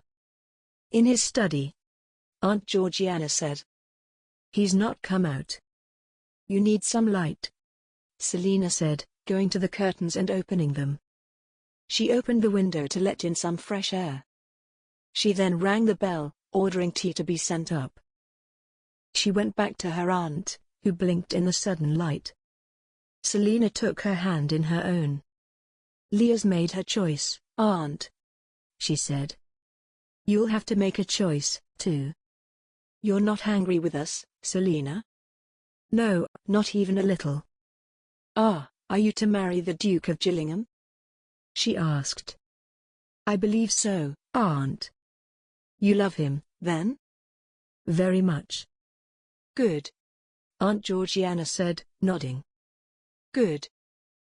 Jasper was out in the stables, enjoying a few moments of peace among the horses.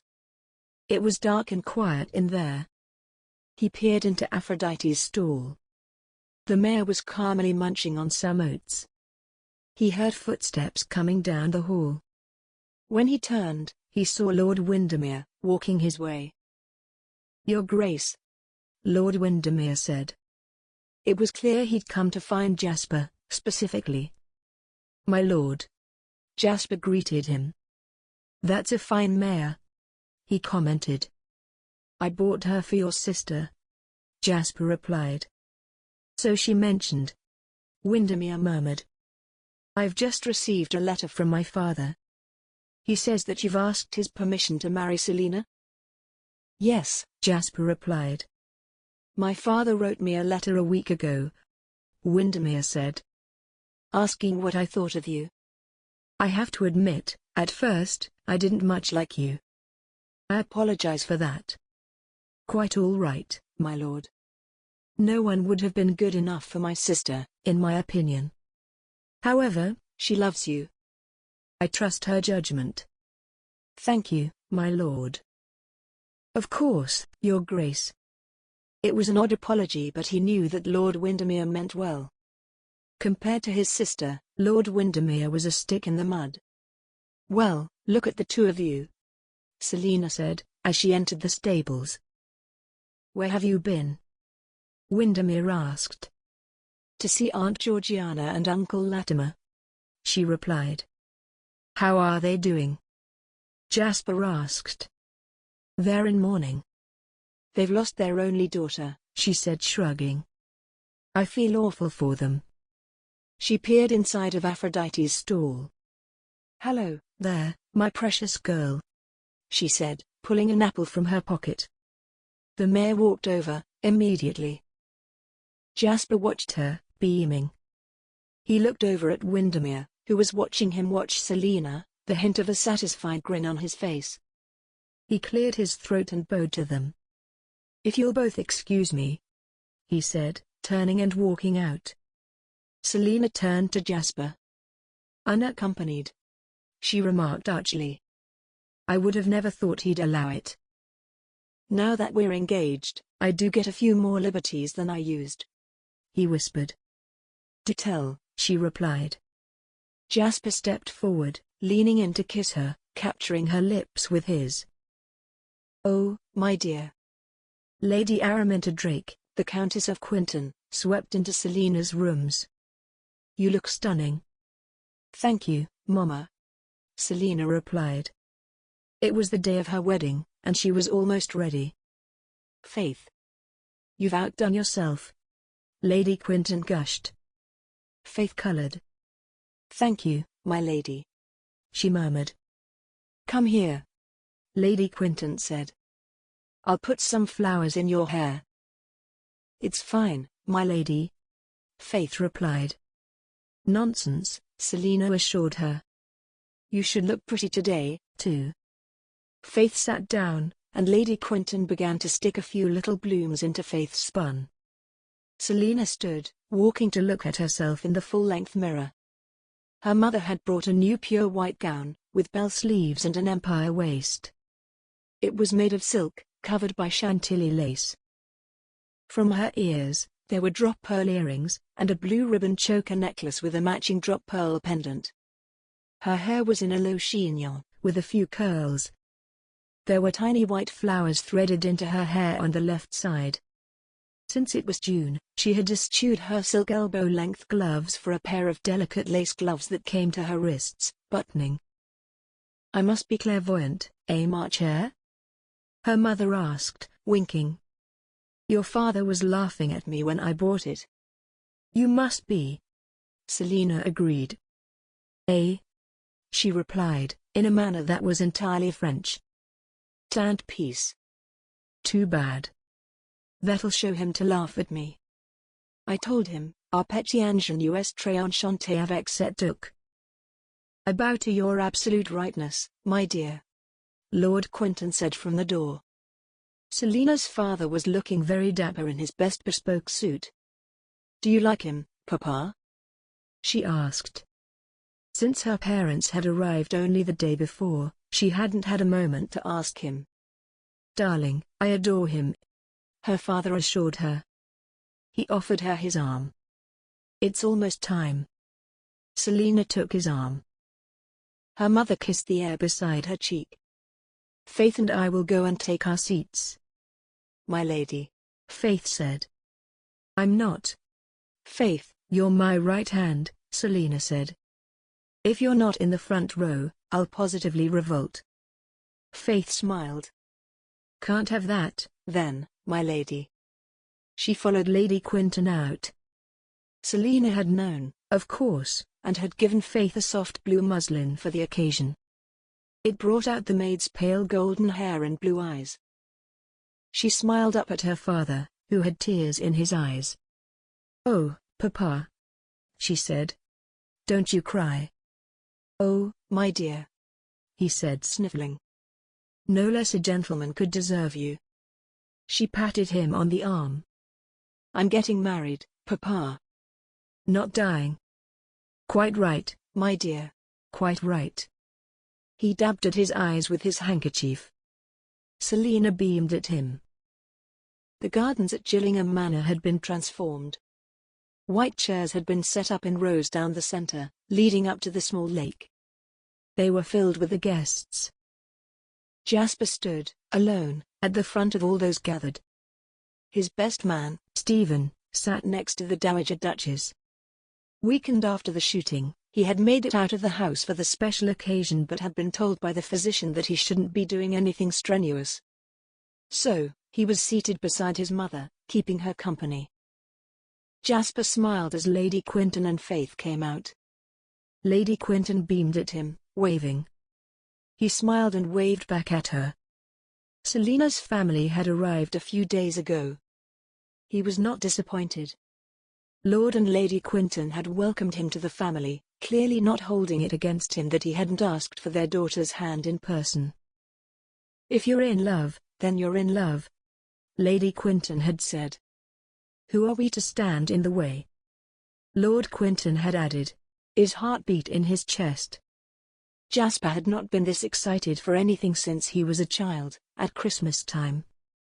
Over the past month, he had pictured this day, so many times. Here it was. It was going to happen.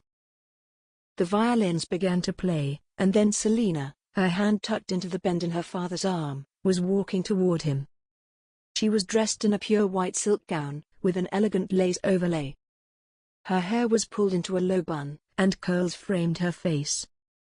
She beamed at him, her eyes sparkling with tears of joy. He heard and saw no one else. His world seemed to shrink all the way down to just the two of them. She seemed to float toward him. Then, Lord Quinton was leaning in toward him. "Take care of her, Your Grace," he said, winking. Lord Quinton, Jasper noted, had tears in his eyes. Jasper shook his hand. Lord Quinton placed Selina's hand in his. She beamed at him, wiping away a stray tear that had slipped down her cheek. He took her hand, and then, together, they walked up the steps of the dais, toward where the priest awaited them. At long last, he stood, holding her hands in his, as they faced each other. He took her in, wanting to remember this moment for as long as he lived. His face was beginning to hurt from how long he'd been smiling. "We are gathered here, as family and friends, to witness the marriage of these two bright souls," the priest began. "Jasper Henry Munro and Selina Elizabeth Drake. We are here to celebrate their union and their love for each other. And," the priest said, "I've been assured by both that there is absolutely no reason for me to ask if anyone objects to this union." There was laughter. Selina grinned at Jasper. This had been her idea. "Thus, I will skip that bit, as per their request, since I believe this marriage will occur whether or not anyone disagrees." "That's for certain," Selina said. "Agreed," Jasper added. "Well, Since there will be no objections, let us begin," the priest said. "Do you, Jasper Henry Munro, Duke of Gillingham, take Selina Elizabeth Drake to have and to hold, to love, honor, and cherish, from this day until your last?" "I do," he said, looking into those bright hazel eyes, which were so green, with that golden touch of honey.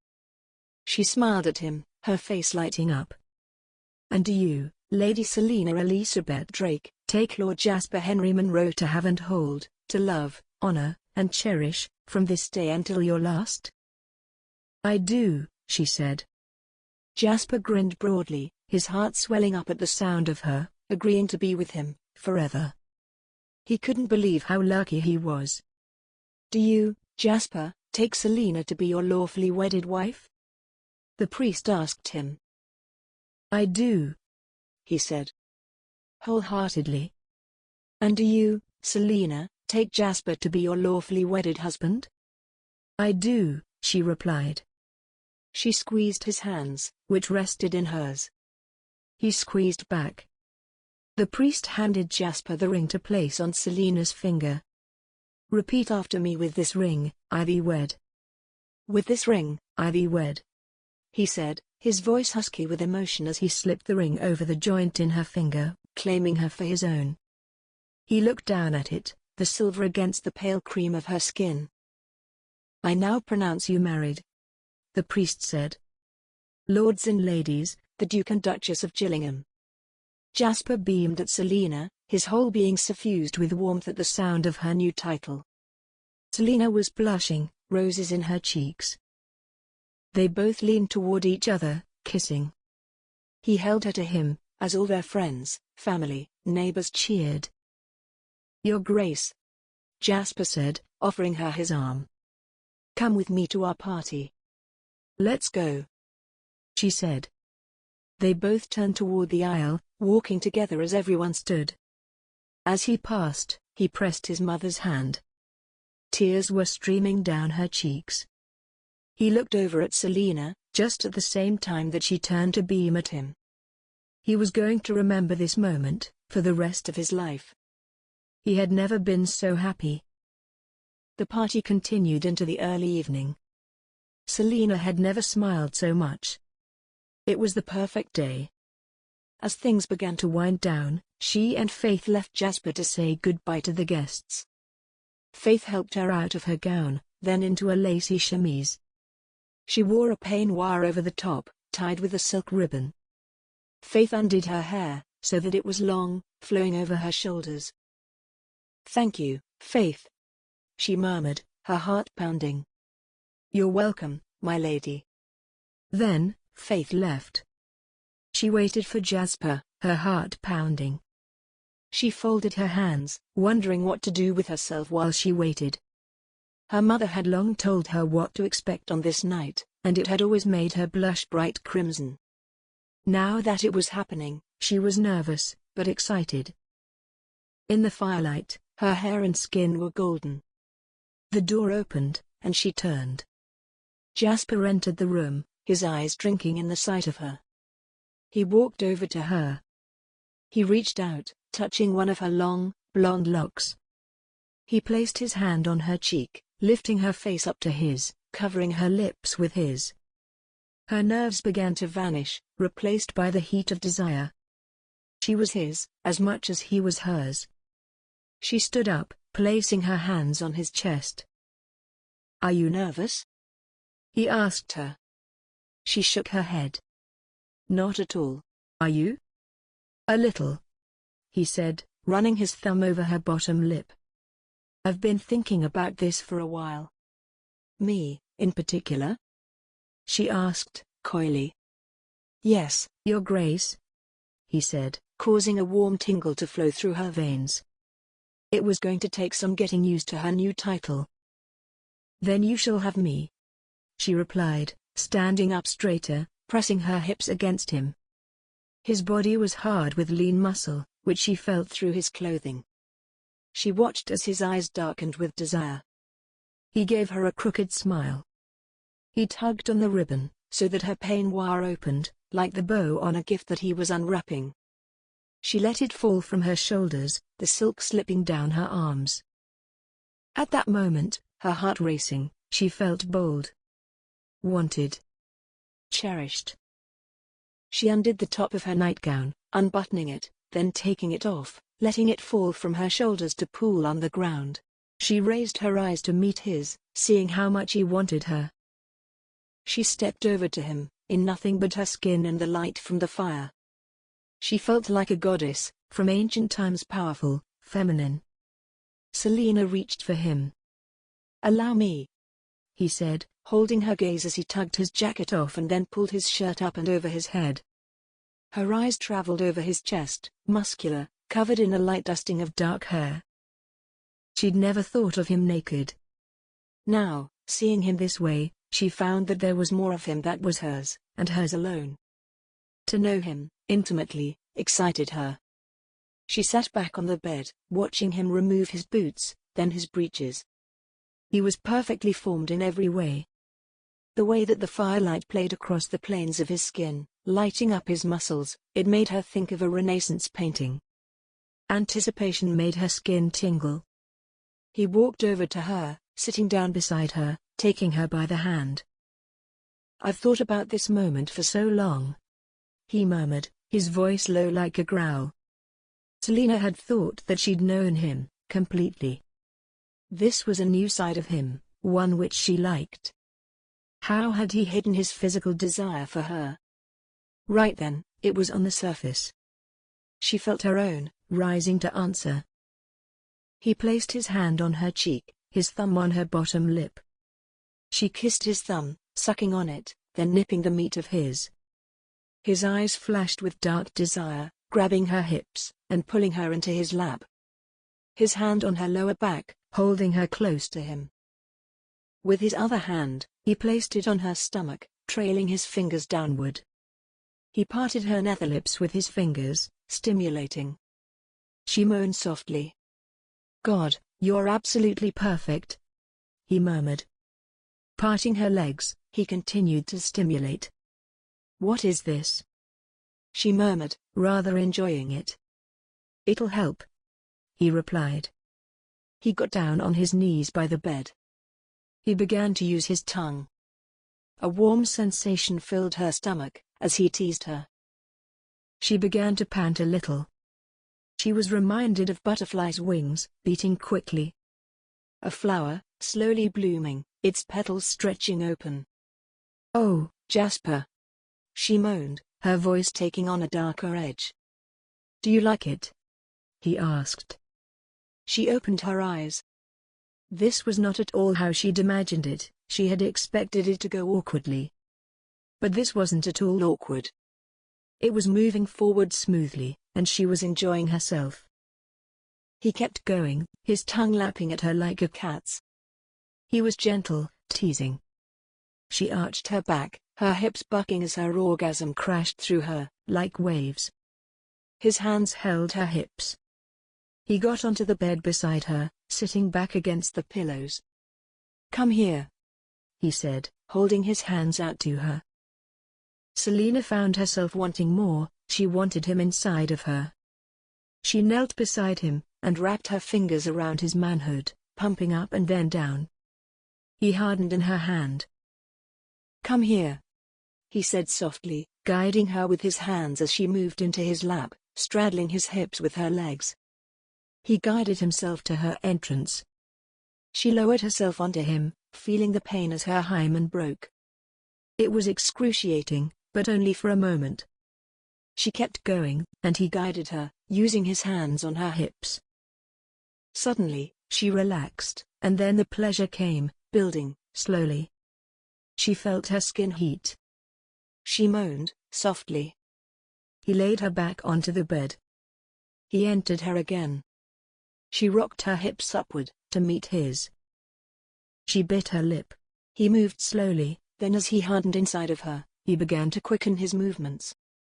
He held himself up, his muscular arms supporting him so that he didn't crush her. He lowered his lips, taking her nipple in between his teeth, then sucking. She felt a warm flash in the bottom of her stomach. She cried out softly. Selina arched her back as he continued. His eyes were on her, gauging her reaction. She cried out as waves of pleasure racked her. He stopped, watching her with a smile. "What?" she asked, raising her eyebrow. "You're shaking," he said softly. She reached up, placing her hand on his cheek, bringing his mouth to her lips. He continued, moving in and out of her. She rocked her hips, taking her own pleasure.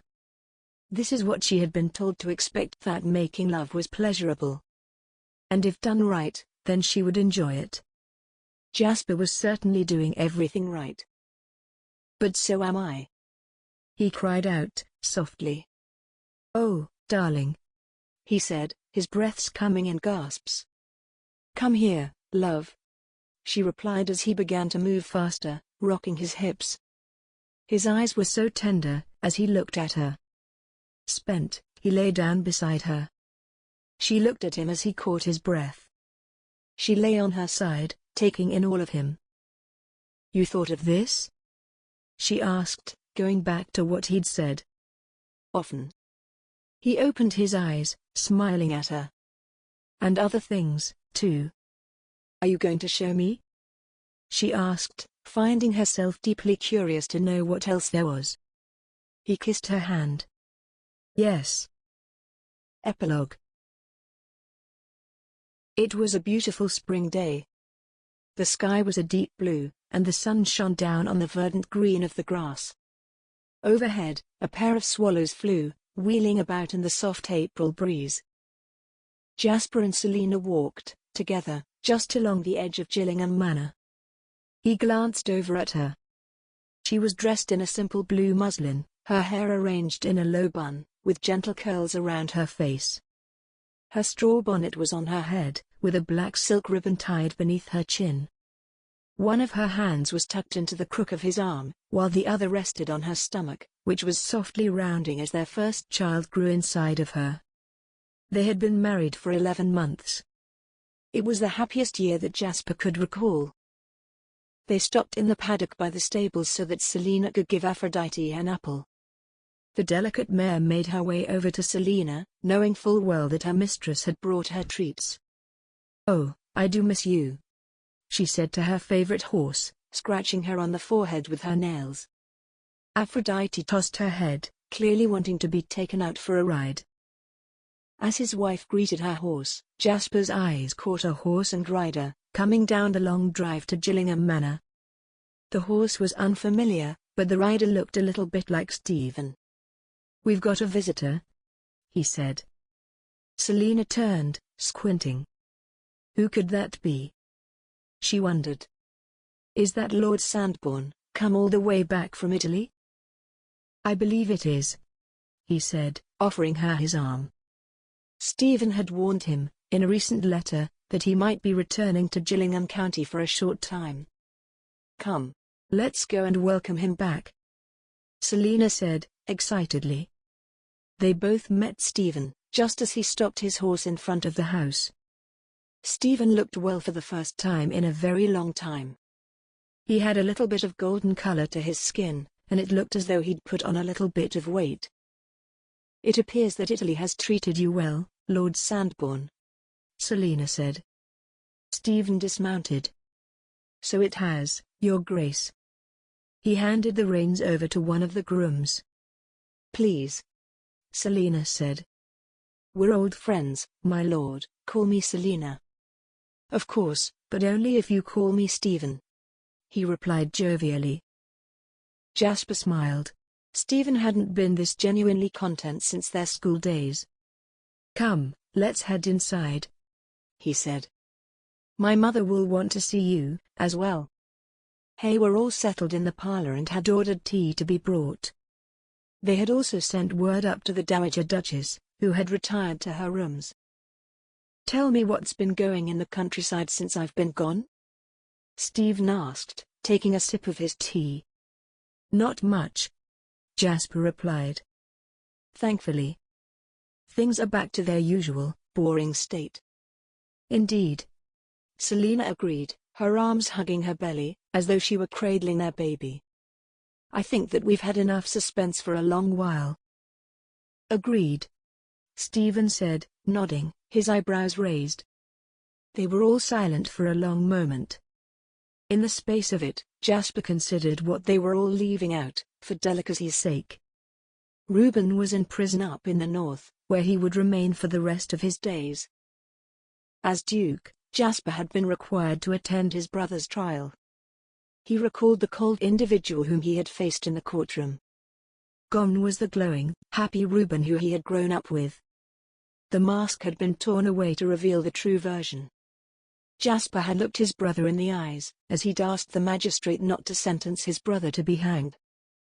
"He's my blood, as such," Jasper had said. "I would not see him put to death." "Too weak in the stomach, Your Grace?" Reuben had demanded, haranguing him. "Can't bear to see me swing?" "You know, Lady Langley begged for her life. I don't plan to do the same." Jasper had turned to the white-wigged and dark-robed magistrate, ignoring his brother's cruel words. "It would be the easy way out for him, Your Honor," he'd explained. "He needs time to sit and contemplate his pathetic existence." He'd been required to attend Lady Lear's trial, as well. She'd looked frail and frightened, her hands shook. She had lost significant weight. Even for her, he'd asked for a little lenience. Thus, Lady Lear had served her 6-month sentence in prison, and then had been returned to the care of her parents. Her constitution had been declared fragile by the local physician, and no one had seen or heard anything more of her. It was rumored that her parents had purchased a remote cottage in the countryside for her, where she'd been sent to live alone with only a housekeeper. Lord and Lady Kirby themselves had become very retired, not going out among society quite so often as they had done previously. Lord Kirby had sold most of his horses, keeping only what was necessary. Selina visited them both. From what she said, it was as though they were both still mourning the downfall of their only daughter. The Dowager Duchess came in. "Stephen," she said, beaming. "Welcome back." "Thank you, Your Grace," he said. "I have to say, Selina was right, the food in Italy is certainly very good," he added. "It is, isn't it?" Selina beamed. "We've agreed, as soon as the baby is able, we're all to go on holiday," the Dowager Duchess said, very excited to travel. She had never gone farther away than London. "Yes," Selina said. She began to pour more tea for everyone. Jasper watched her. She had settled into her duties as Duchess as easily as a fish to water. Every day that passed, he fell even more in love with her, something which he hadn't realized was possible. But he learned new things about his wife, all the time. "It's good to be back in Gillingham County," Stephen said, sitting back in his seat. "Are you going to return to Soundbourne?" Jasper asked, curiously. Stephen inhaled. "No," he replied, shaking his head. "Not for a while. I've heard that the neighborhood loves having Captain and Mrs. Smith." "We do adore them," Selina admitted. She had become very good friends with Mrs. Smith, the two of them sharing their traveling stories. "If you'd like, the hunting lodge is always available," the Dowager Duchess said. "No one's lived in there since, well, you know." "That would suit me just fine," Stephen agreed. "Excellent, we'll have Reuben's hiding hole patched up for you," Selina offered. "Oh, no, leave it," Stephen said. "I'll need somewhere to put the swan." "You've had it fixed?" Jasper asked gladly. The demise of the clockwork swan, while not one of Reuben's worst crimes, had been, nonetheless, a travesty. Jasper recalled Stephen's dismay at its loss. "Yes. I found a clockmaker in Zurich to take it on," Stephen explained. "She'll be on her way back to England as soon as he's finished." The Dowager Duchess sighed, happily. "Well, at least there's a good end to things." "It's not the end, Mother," Jasper said. "It's just beginning." He looked around at all the dear faces gathered around him. Everyone always imagined that the wedding was the end of things, but it wasn't. It was merely a happy beginning. There was still so much yet to look forward to. His eyes met with Selina's, and they both grinned at each other. The end. Extended epilogue. Selina's eyes took in the familiar sight of Staunton, with its four-story dark stone facade. She had not been there much since her marriage, only twice in the past 3 years. She turned to the seat across from her, where Jasper sat, their son sleeping soundly in his lap. Their son, Owen, was 2 years old. He had dark hair and green eyes, like his father. In her arms, she held the newest member of the family, little Louisa, who was fair-haired, like Selina. When Selina looked down at her, she blinked. Louisa was a quiet baby. The governess was sleeping. Faith, as always, was reading a book. The family was all outside, awaiting their arrival. Selina beamed at all the dear faces of her mother, father, and brother. Beside her brother, there stood a slender young lady. She was dark of hair and eye. This, Selina guessed, was Lady Arabella Winslow, the very young lady who had finally caught her brother's eye, and stolen his heart. The Duke and Duchess of Gillingham and their family were just arriving at Staunton for the wedding. As soon as the carriage came to a halt, those inside rearranged themselves. The baby was handed to the governess, while Selina climbed out of the carriage. Louisa was then handed down to her. "Oh!" Lady Quinton came running, holding her arms outstretched. "Hand her over, Selina dear," she said, excitedly. Selina handed her daughter over to her mother. "Oh, that sweet baby smell," she said, happily. Selina smiled, following after her mother as she made off with the baby. She turned to her father, kissing the air beside his cheek. "Hello, Papa," she said. "Hello, dear," he replied, turning toward her brother and his fiancée. "Let me introduce you to the other newest member of the family. Lady Arabella Winslow, the daughter of the Marquis of Leeds.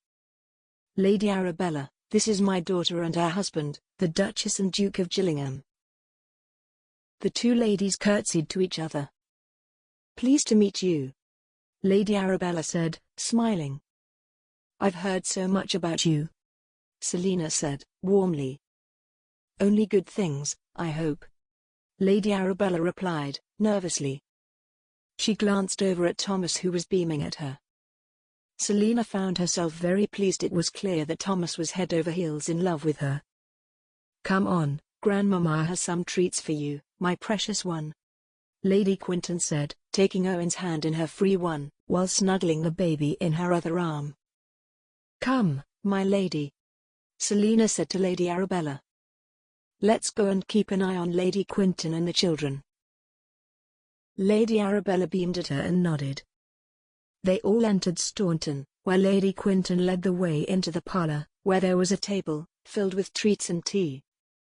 Lady Quinton settled herself onto the settee, where she held little Louisa, while offering Owen whatever sweets he wanted. "There, darling," Lady Arabella murmured. "Thank you," Selina replied, beaming. "So, tell me, where did you meet my brother?" "We met during the season, at Almack's." "Dancing?" Selina's brows raised. "Yes. He's completely swept me off of my feet," Lady Arabella said, lowering her voice. "But I wasn't supposed to tell you that." Selina laughed. "I'm very glad that you did," she said. Lady Arabella beamed. "Excuse me," she murmured. "I'm feeling a bit warm." Selina nodded, moving to go and have a seat beside her mother. Her brother found her there. "So?" Thomas asked. "What do you think of her?" "I think she's perfect for you." "You're not going to be hard on her, Your Grace? Break time equals 500 milliseconds." "Absolutely not," Selina replied, smiling at him. "You would never be induced to marry without being head over heels in love." "You're right," he said. Just then, there was the sound of breaking glass, and someone screamed. Thomas and Selina looked at each other in horror. "That sounded like Lady Arabella," he said. They all ran down the hallway, toward the sound. When they arrived, Thomas's fiancée was on the floor. "It looks like she's fainted," Selina said, when she glanced toward the doorway. Faith had arrived, to see what was the matter. "Quick!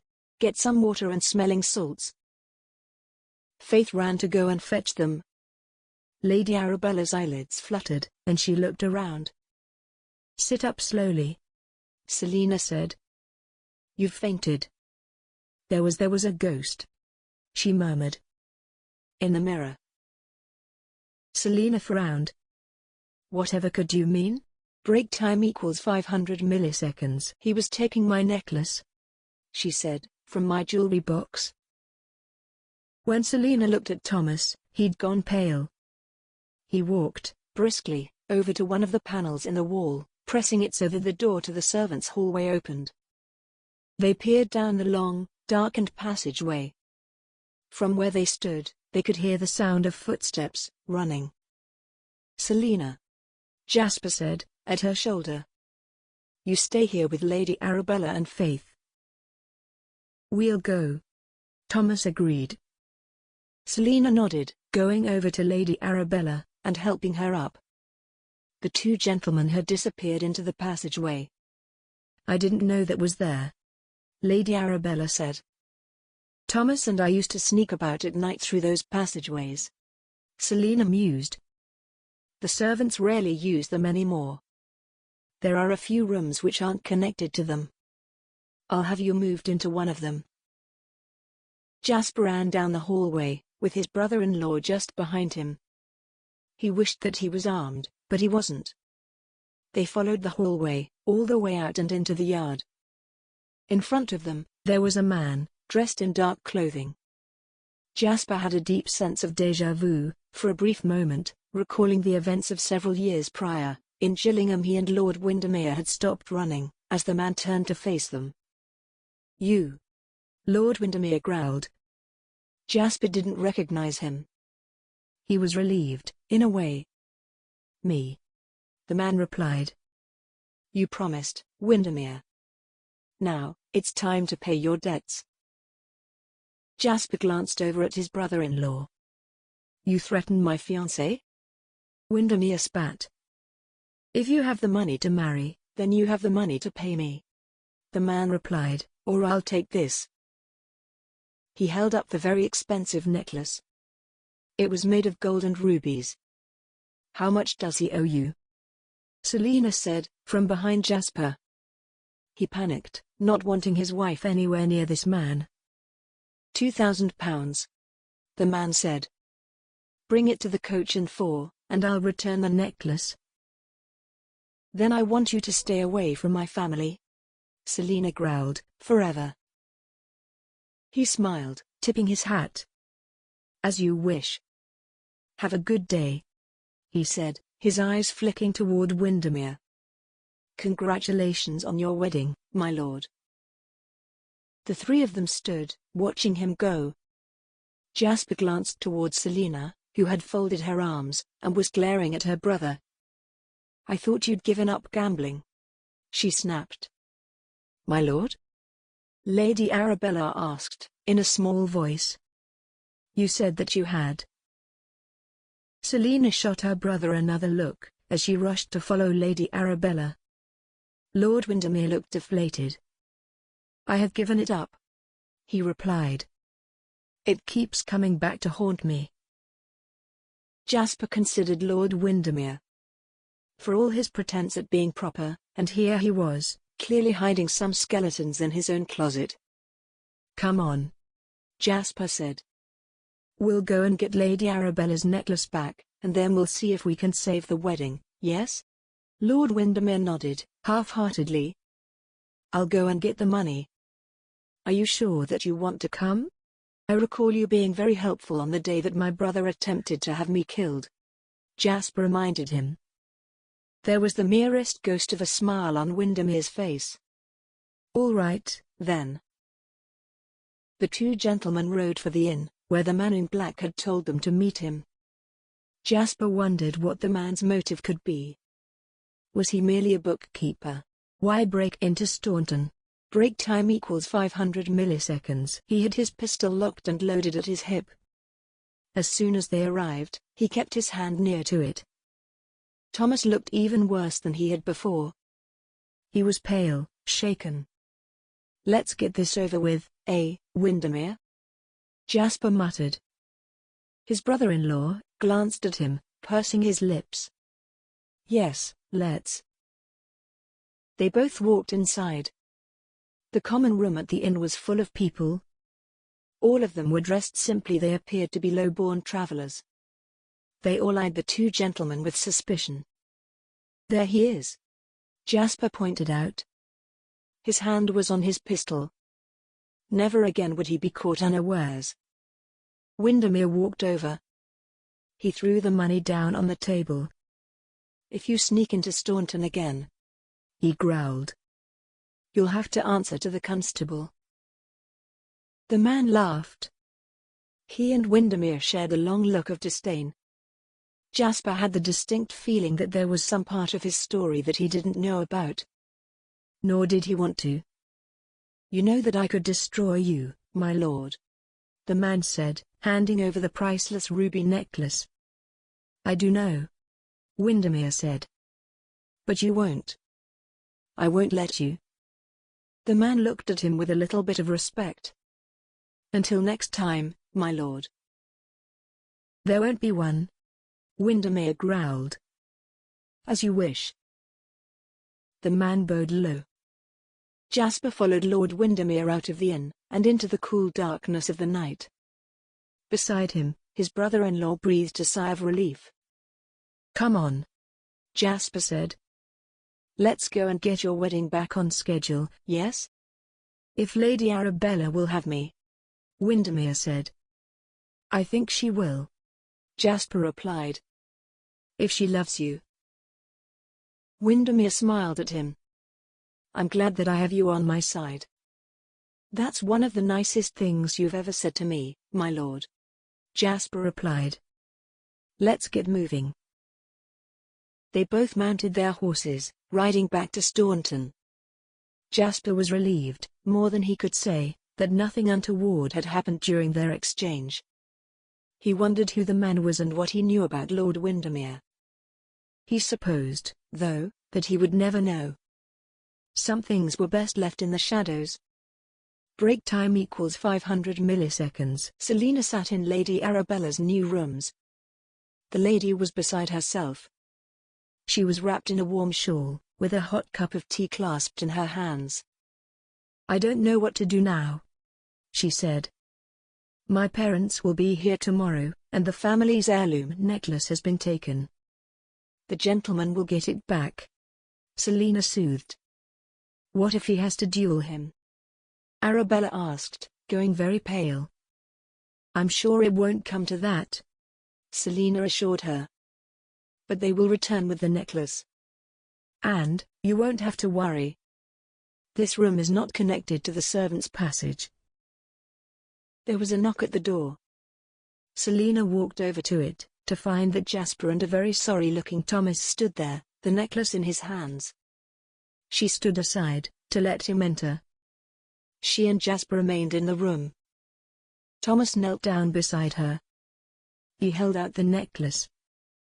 "I'm so sorry that this has happened to you," he said. "I promise that you will never want for anything. I love you, Arabella. I would never do something that I knew would put you in any danger." "You promised?" she said, shaking her head. "Yes, I did." "I love you, Bella," he said, raggedly. Selina glanced over at Jasper, who was smiling wryly. She slipped her hand into his, weaving her fingers in between his. He kissed her on the temple. "Please," Thomas begged, "marry me." Lady Arabella nodded, sniffling. And, just like that, things were back to how they should be. Lord and Lady Quinton both arrived at the door. "Has it been solved?" Lady Quinton stage whispered. "Yes," Jasper replied. I believe it has. Can I interest anyone in some champagne? Lord Quinton called out. Yes, Thomas said, his face utterly changed from the ragged, desperate look he'd worn ever since earlier that afternoon. Selina and Jasper trailed behind the group. All's well that ends well, she murmured. He said nothing, just brushed his lips against her knuckles. Selina and Jasper sat quietly in the back row of the church, as Lord Windermere and Lady Arabella were married.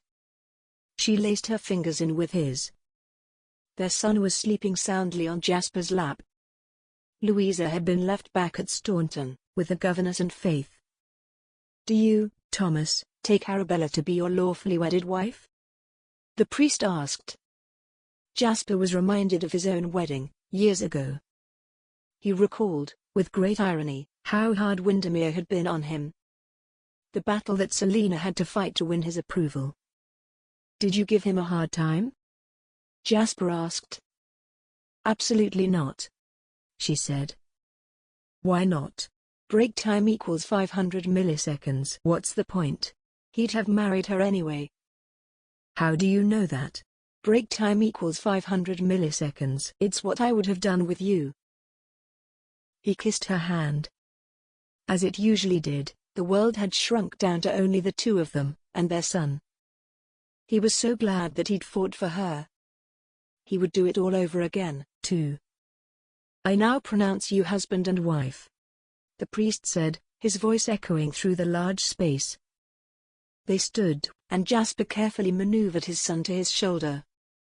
As the organ began to play, Windermere and Lady Arabella turned and began to walk down the aisle. Jasper glanced at Selina, who stood at his side. She smiled at him, reaching out. He took her hand, kissing it. The end. If you like our channel, please subscribe and make sure to click on the bell icon, so that you won't miss any future audiobooks we'll upload for free each week on YouTube.